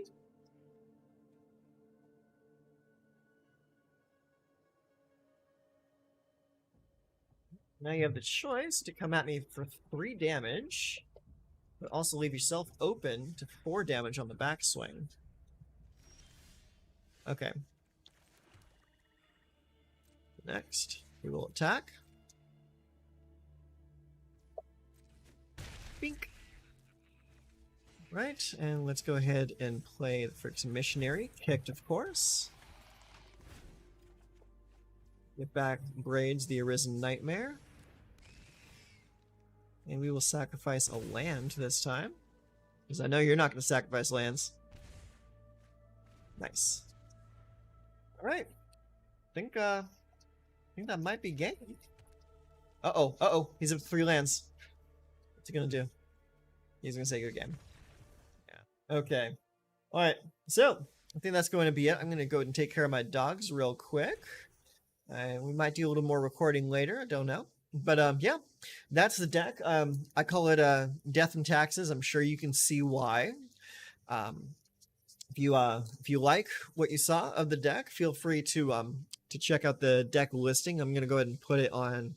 I'll put a link to it in the description down below. I don't know what website I'm gonna upload it to. But yeah, go ahead and take a look at the deck. See if it's right for you. If you want to play a token build in Orzhov.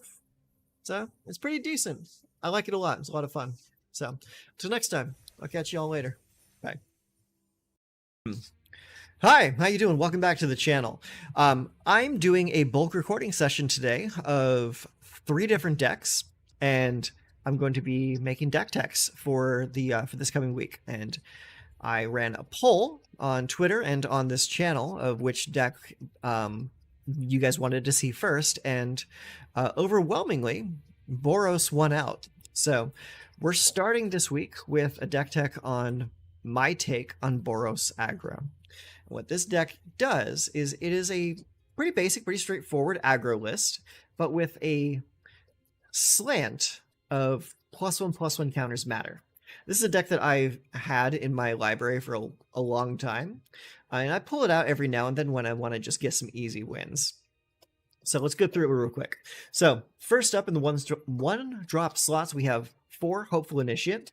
This is fantastic because whenever it gets the training counters for +1/+1 counters, you can actually use that to leverage against all of those pesky prison enchantments. And if your opponent happens to waste a prison enchantment on this creature, well, hell, that's all the better for you because you've got much bigger fish to fry in this deck. So that's primarily what this is for. It's a great 1-drop, and it handles pesky enchantments in the mid-game. We have 4 copies of Kumano Faces Kakazan, again, because it gives the +1/+1 counters, gives you a creature, gets a little bit of extra damage in the early game. So really good card. Past that, we have Recommission. Recommission is a little bit of a sketchy card, but I'm running it because of 2 things. 1, more than half of our creatures have haste. And 2, this also gives a +1/+1 counter to the creature that it brings back. So, if you find yourself in the mid to late game and your opponent just board wiped you, well, you can still come in for the kill with a Recommission.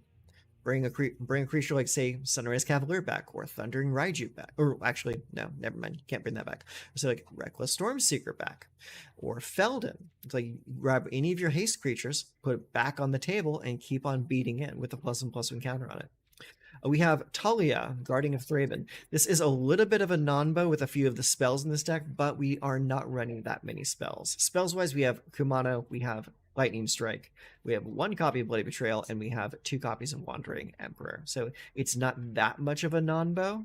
It's more likely to screw over our opponent than to screw over us. So we are running 4 copies of Talia, Guardian of Thraben.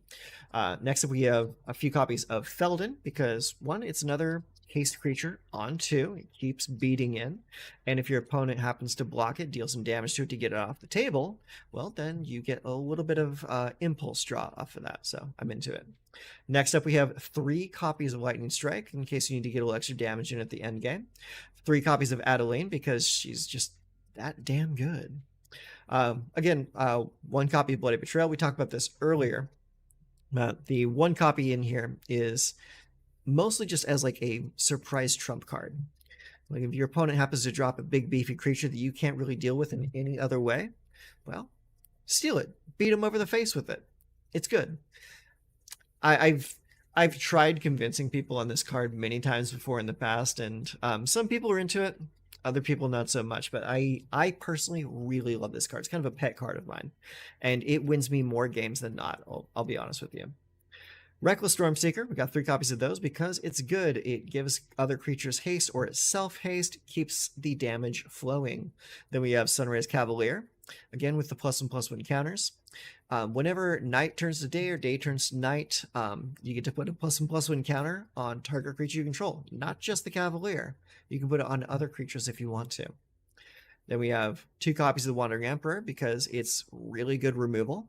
It can make you more threats to keep beating face in, and very importantly, it gives another +1/+1 counter, and can give first strike to a creature.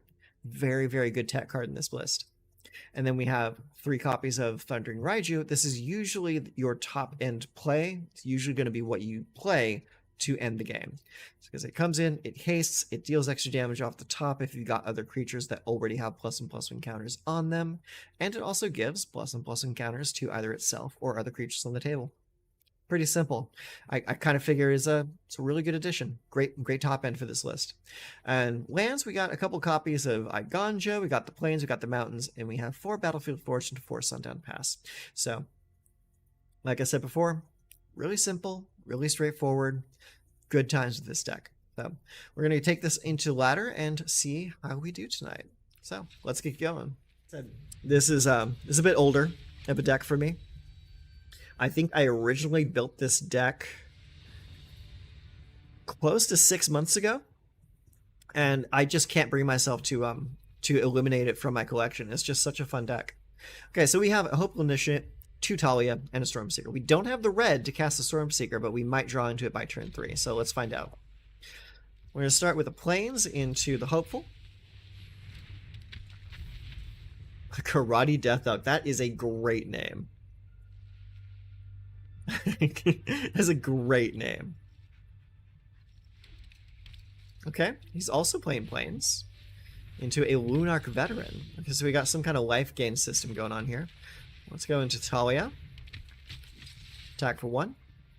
He will not block. He'll take the 1. Yeah, that's what I thought. Kind of looked like he was thinking about it for a moment there. It would not be smart to take that 1 immediately. Alright, 2 mana. Another Lunarch. Okay, he's going to gain that life back. Very smart. Now, let's really hope we get a red. We did get the red. Hell yeah. Alright, bring it in. Alright, give that the bonus, and we will attack with all. Hopeful Initiate gets the training counter. And we just beat face. Yep. No blocks, as expected. So, we got the Igonjo for potential removal. We got a Lightning Strike if we need to go over the top. And it looks like you're playing blue now. Let's see what you can play out of blue, if anything. Okay, so we got an ossification. What's it going to take? It took the Hopeful Initiate. I'm okay with that. Alright. Give the +1 there. All attack.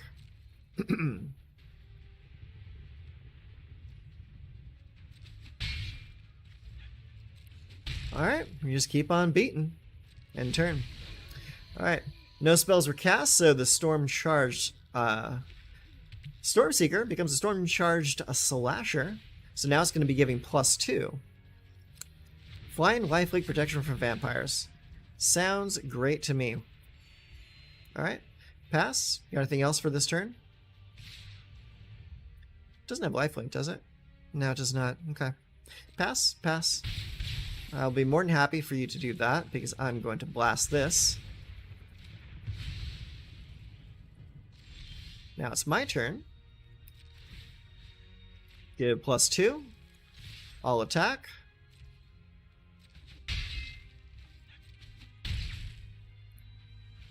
Now, the Talia being in play is going to make it so he's not going to be able to cast this turn unless he drops another land. Okay, he did get the other land. So he can tap out to just play it. Oh, Graphkeeper. What the hell is this? Okay, he comes in, he mills 2 cards. Okay. Whenever you cast a spell from your graveyard, tap target creature you don't control. Okay. Faithbound Judge, you say? Alright. I'm into it. This looks interesting. Alright. Ooh, that's interesting. Let's see here. Okay, so we can't play the Reckless Stormseeker and use the Igonjo at the same time. So we're going to have to just attack. So we're going to give this +1. I'll attack.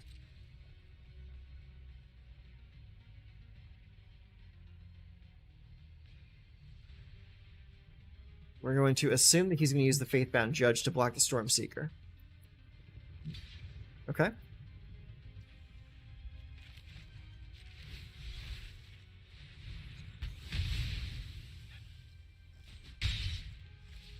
Alright, end turn. He turns back into a big boy, because we did not cast any spells that turn.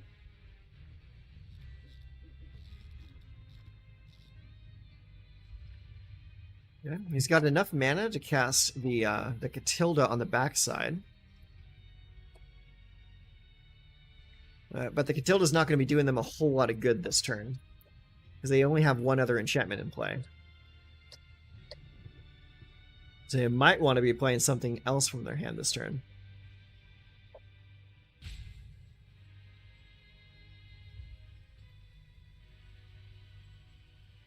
As they say, choice is yours. Devoted Graphkeeper, okay. He's going to mill 2 cards, gain 2 life.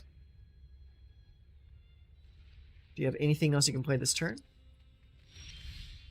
I guess not. Alright, play the Battlefield Forge, and we'll play the Stormseeker. Next, go to attacks. We'll give that one a buff, and that one a buff. And we will swing in.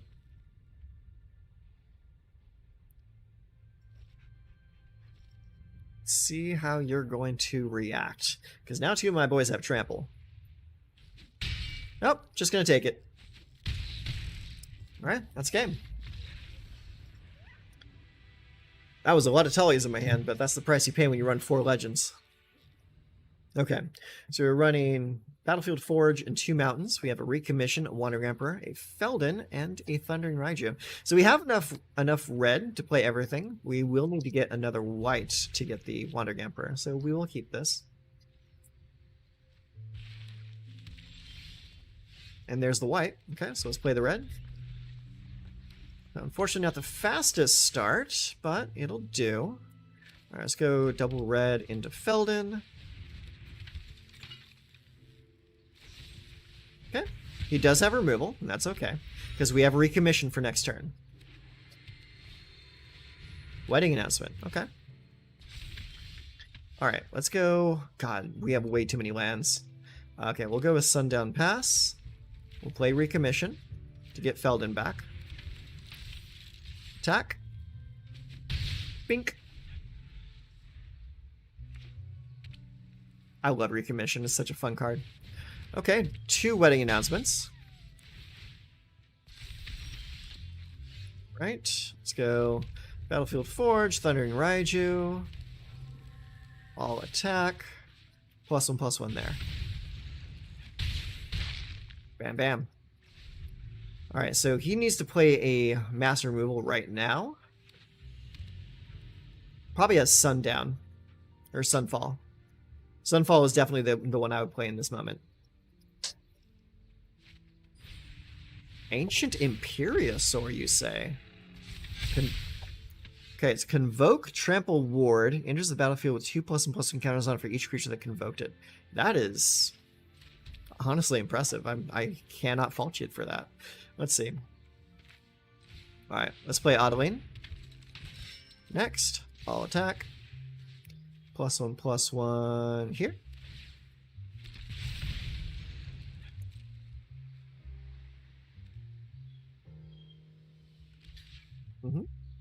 What's the ward cost? 2. Okay, you block there. And you block Feldon. Surprised. Did not block Feldon. Alright, end turn. Alright, so we just need to get 4 more damage in. Oh. Oh, that's not good. That's not good at all. That's game. Moving on. Next match. If you were to ask me of all the matches I thought I would see today, Jetmir is definitely not it. Okay, so we got 3 lands: Feldon, Lightning Strike, Sunrise Cavalier, Thundering Raiju. Looks good to me. If we happen to draw a 1-drop, that'd be... Oh, actually we're going first, so we won't be drawing a 1-drop. So we'll just go Plains and a Mountain.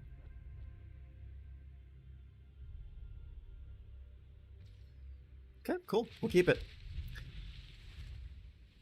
He sent 1 back, so it puts him at a minor disadvantage. Let's go Mountain into Feldon. He's going to tap out to play Consider. Or Fading Hope. That works too. So it looks like we're up against Mono Blue. There's no deck plays Fading Hope except for Mono Blue. Okay. Let's go Hopeful Initiate.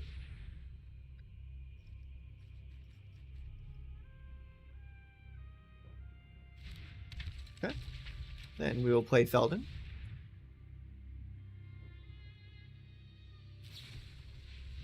He's going to consider his options. Alright, Feldon comes in, swing in for 2.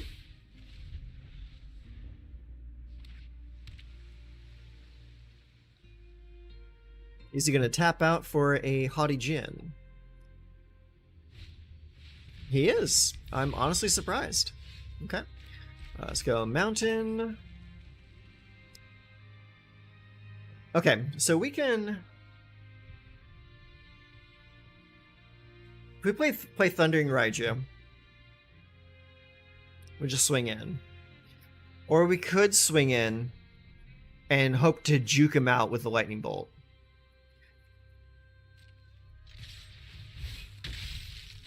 We're going to attack like this. And let's see if he's smart. If he's smart, he's just going to let the damage in. He is smart. Good for him. Alright, so... that being done, we're going to play the Sunrise Cavalier. I don't want to play the Thundering Raiju until a little bit later, because I want to see him waste potential removal on lesser creatures.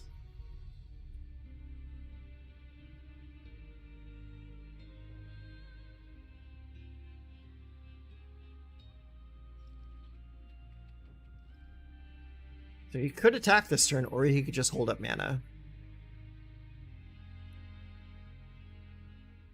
And he very likely has at least 2 ways to stop my Lightning Strike from hitting that Haughty Djinn. But does he have 2 is the question.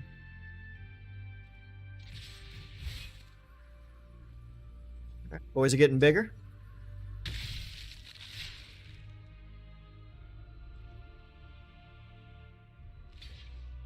Okay, so he goes there.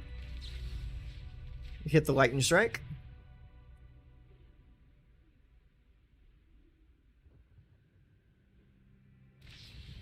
Okay, so you're gonna try to Fighting Hope it. Another Lightning Strike will not do anything there, so we're gonna send that other Lightning Strike to his face.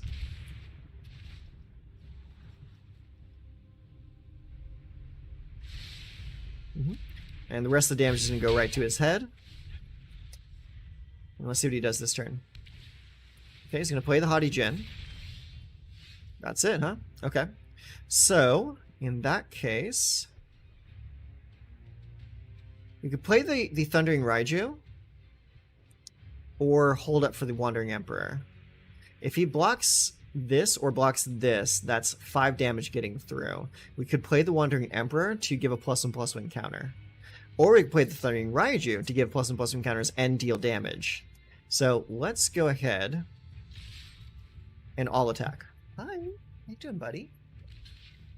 Okay. Alright, so he did that. We're going to cast the Wandering Emperor. It gets in. Nice. +1/+1. Right here.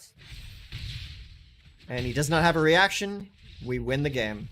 Very nice. Good girl. That's right. We beat up Mono Blue. That was pretty nice. You are such a pretty dog. Look at you. Alright, we're up against another Teferi. This is a guy named Blusterbus. He's got the Bluster Bussy. Okay, so we got 3 lands.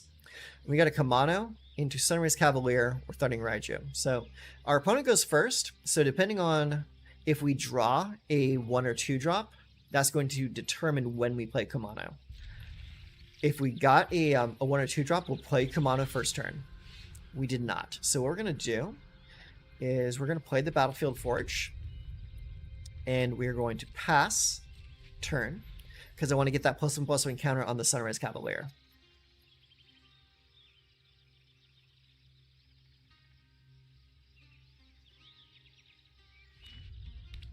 Okay, so we're playing against a Grixis list that is wasting their Hungry for More. You'll love to see it. Okay, let's see here. Let's go Mounted into Kamado. Pop him for 1. And we'll get that +1/+1 counter next turn for a 4/4 Cavalier. Let's see what they play this turn, though. Oh! You're getting handshakes? You're such a good dog. Alright. Transman gets... What am I playing against here? I'm interested all of a sudden. Let's see. Plains. We'll play a Sunrise Cavalier. It comes in with a +1/+1 counter and beats face for 4. Bam!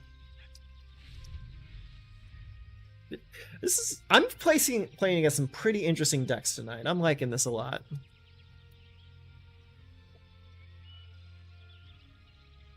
Like anytime I can get some game against some non-meta nonsense, I'm into it. Okay, we're up to 4 mana. We got all of our Grixis colors, and not a single basic land in sight. Okay, he's going to equip the Crown, hit for 5, and draw a card. I do the same thing. That's synergy, baby.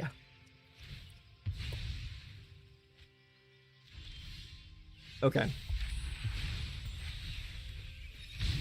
Alright, so check this out. So we're going to play the Sundown Pass.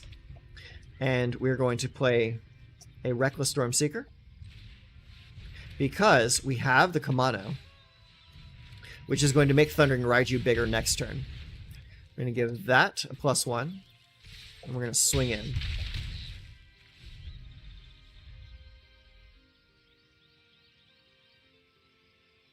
So we could have played the Thundering Raiju that turn, but I want to get that immediate +1/+1 counter on the Raiju next turn. So let's see what they do. I'm interested to see what kind of potential board wipes they might have. They're probably playing Burn Down the House. I mean, it's definitely the one I would be choosing. Furnace Reigns? What does that mean do? Game controls whenever this creature does combination to a player or battle, create a trash token. Oh, okay. Alright. You're hitting hard, I like it.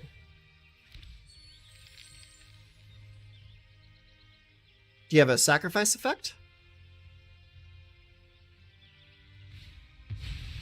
Fatal Grudge. Nice.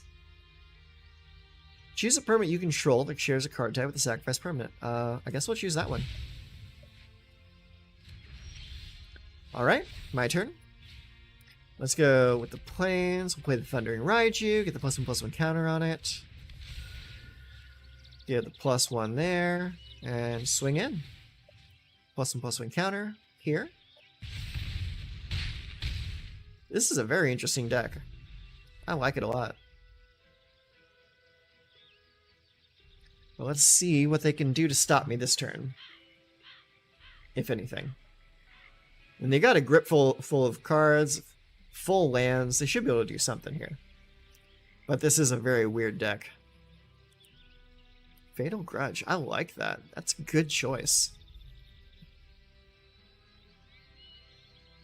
New Capenna had a really cool card theme. I liked it a lot.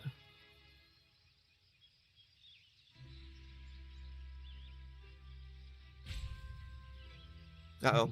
He's roping.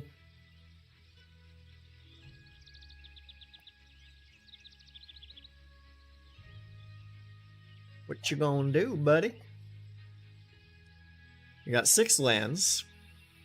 What could he possibly be playing over there? Well, darn, Epicure. Okay. Sacrifice the blood token, maybe? Try and draw into something? Okay. Attaches that. Do you have a sacrifice effect?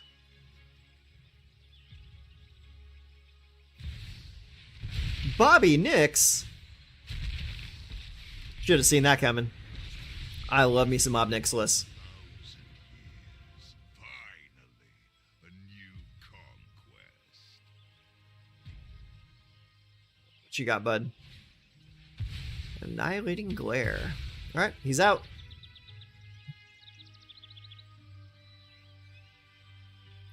Alright, so I do still have the Kumano token coming in next turn. Alright, he makes a dude. Does not have enough mana to equip it.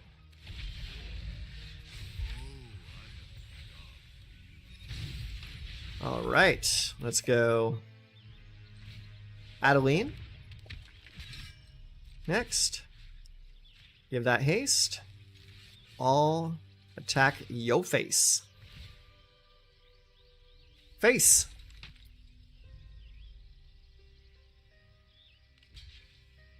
See where he decides to send the damage.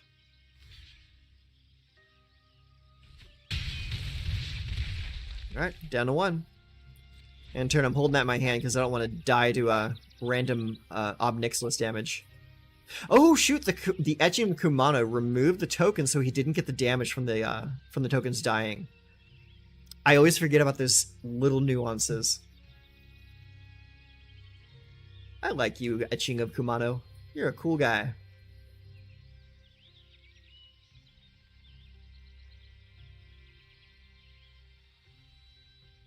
Alright, here's your last turn. If you have a board wipe, now would be the time to play it.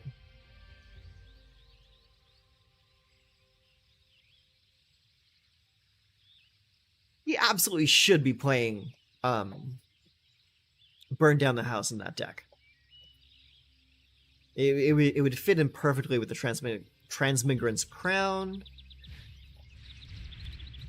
Because like he's playing like all these little devil boys. Okay. It's on attack. Oh, it does have haste, okay. Let's see here.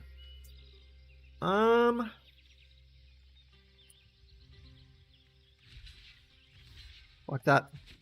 Take the 3.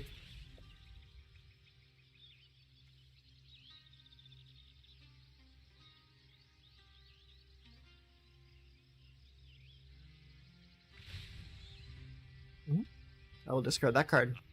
Your punishment is my entertainment. Make me discard the other card.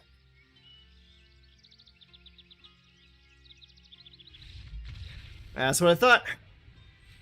Unless he had like a form of direct damage in his hand, he was not going to get there. Alright. Battlefield Fortune Plains. We have a low to the ground hand. I'm keeping it. Got 2 initiates, so let's start with 1. Play the Talia on turn 2, and hopefully Sunrise Cavalier on 3.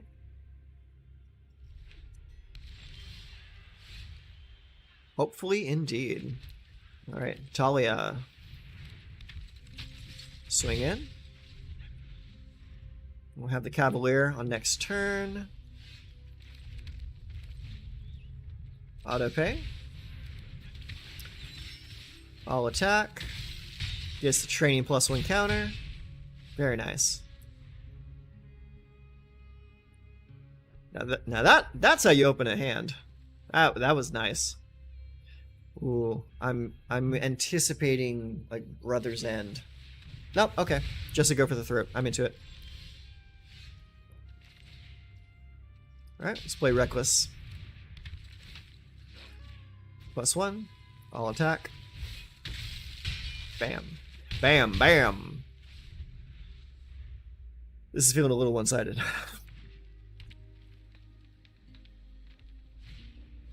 There's Brotherhood's End. Okay, we still win. Nice.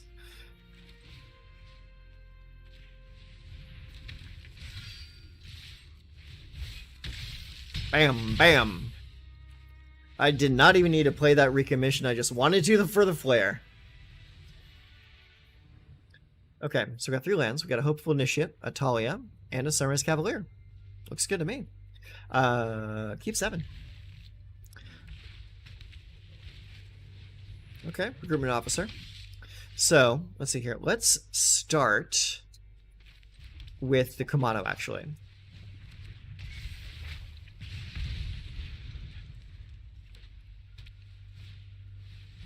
Ooh, you too, huh?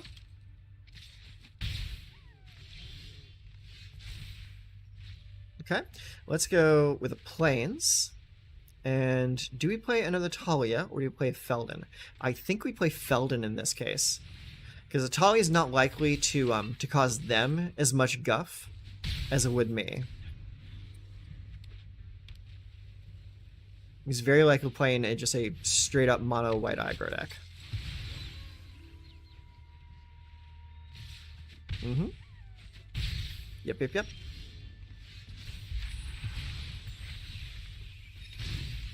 Okay. So we got a good boy on the table. Let's see here. Do we play Sunrise Cavalier? Do we have play Talia? That one is unmodified at the moment, so it would require me to cast for 3. And the backside of that is Ward pay 3 life. It's not something I'm into. So let's come in with Sunrise Cavalier. Swing in.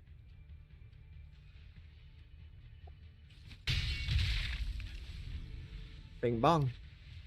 Alright, what do you got? This is going to be one of those down to the wire games.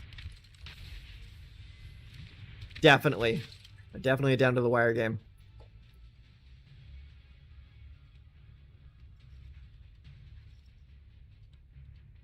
What you gonna do?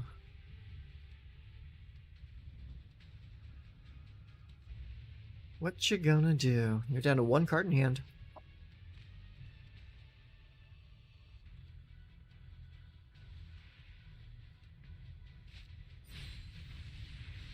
Knight Errant of Eos.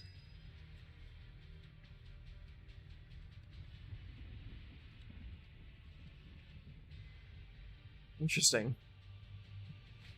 I was not expecting to see that today. Ow. Ow. Okay, so let's see here. I think we might be losing this one.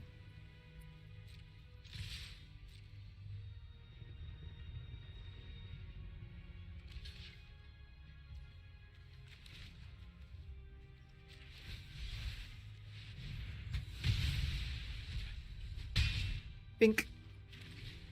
Let's play Hopeful.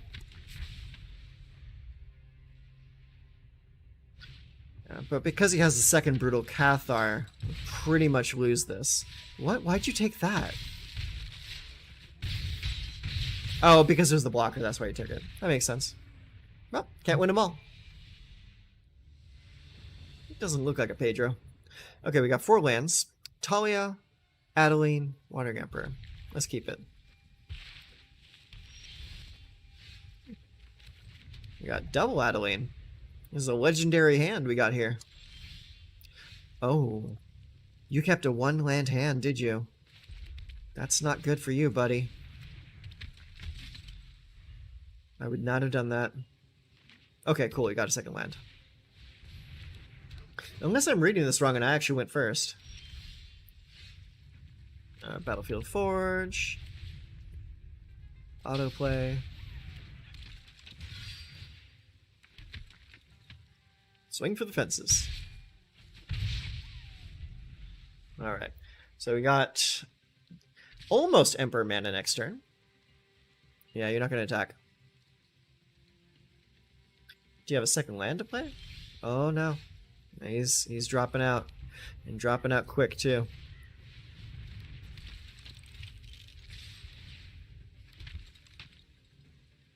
Alright, we're coming in.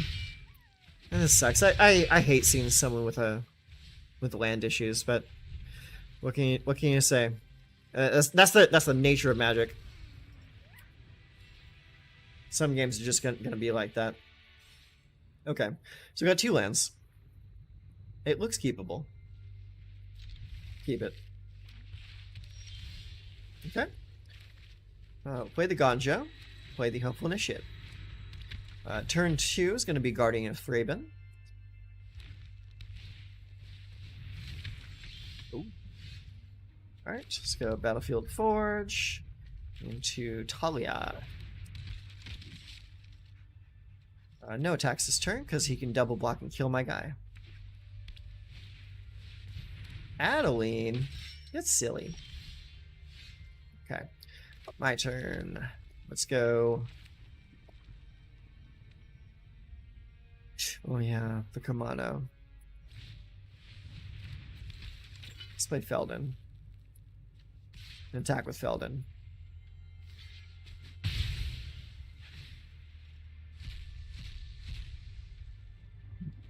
Let's dig up the Lightning Strike.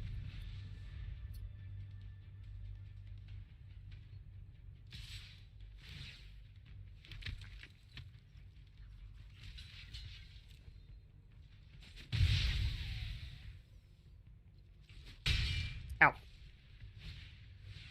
Hey, cut it out. That's enough naughty boys over there. Let's see. Next. Attack. You know I have the Lightning Strike.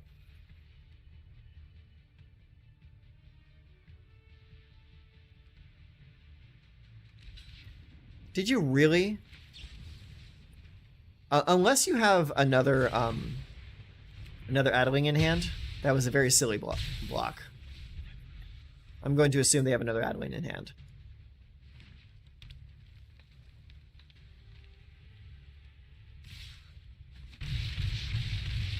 Ow! Alright, joining the dance once again. Let's see. Shoot. Yeah, let's recommission Feldon.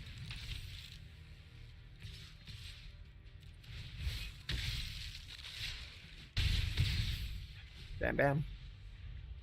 He's just making babies all game. Yep. Block one.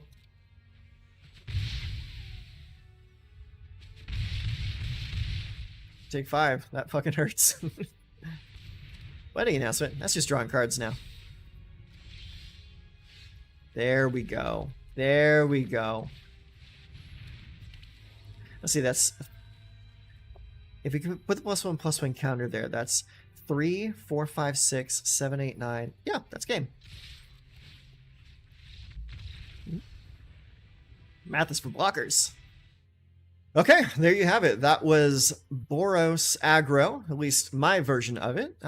Seems to do pretty well against the field, if your field happens to be really weird off-meta builds.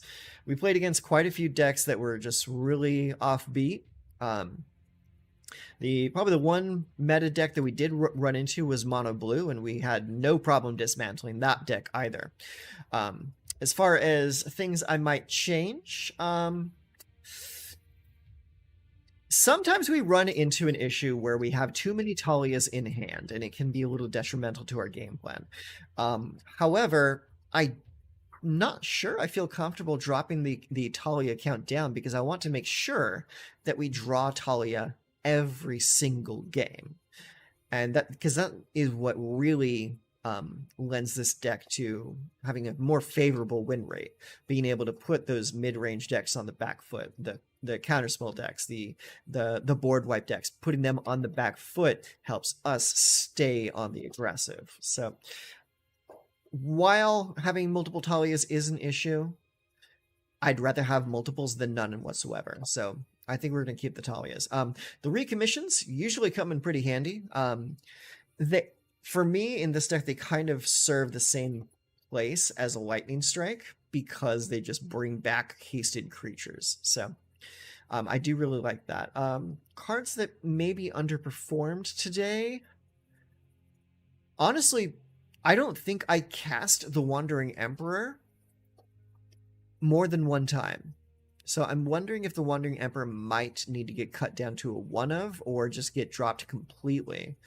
Because we spend so much time and effort putting our opponent on the back foot that we never really are in a situation where casting the Wandering Emperor for removal is necessary. So that might be something to consider going forward. But as it is right now, this deck works pretty damn well. I mean, we won all except for, I think, like one of our games tonight.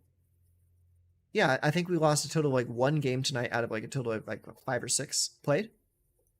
I'm not really counting the deck that got mana screwed at 2 mana. That was kind of like a non-game. But aside from that, I think we did pretty well today. So if this is a deck that that you might be interested in playing for yourself, it's pretty budget. Not a whole lot of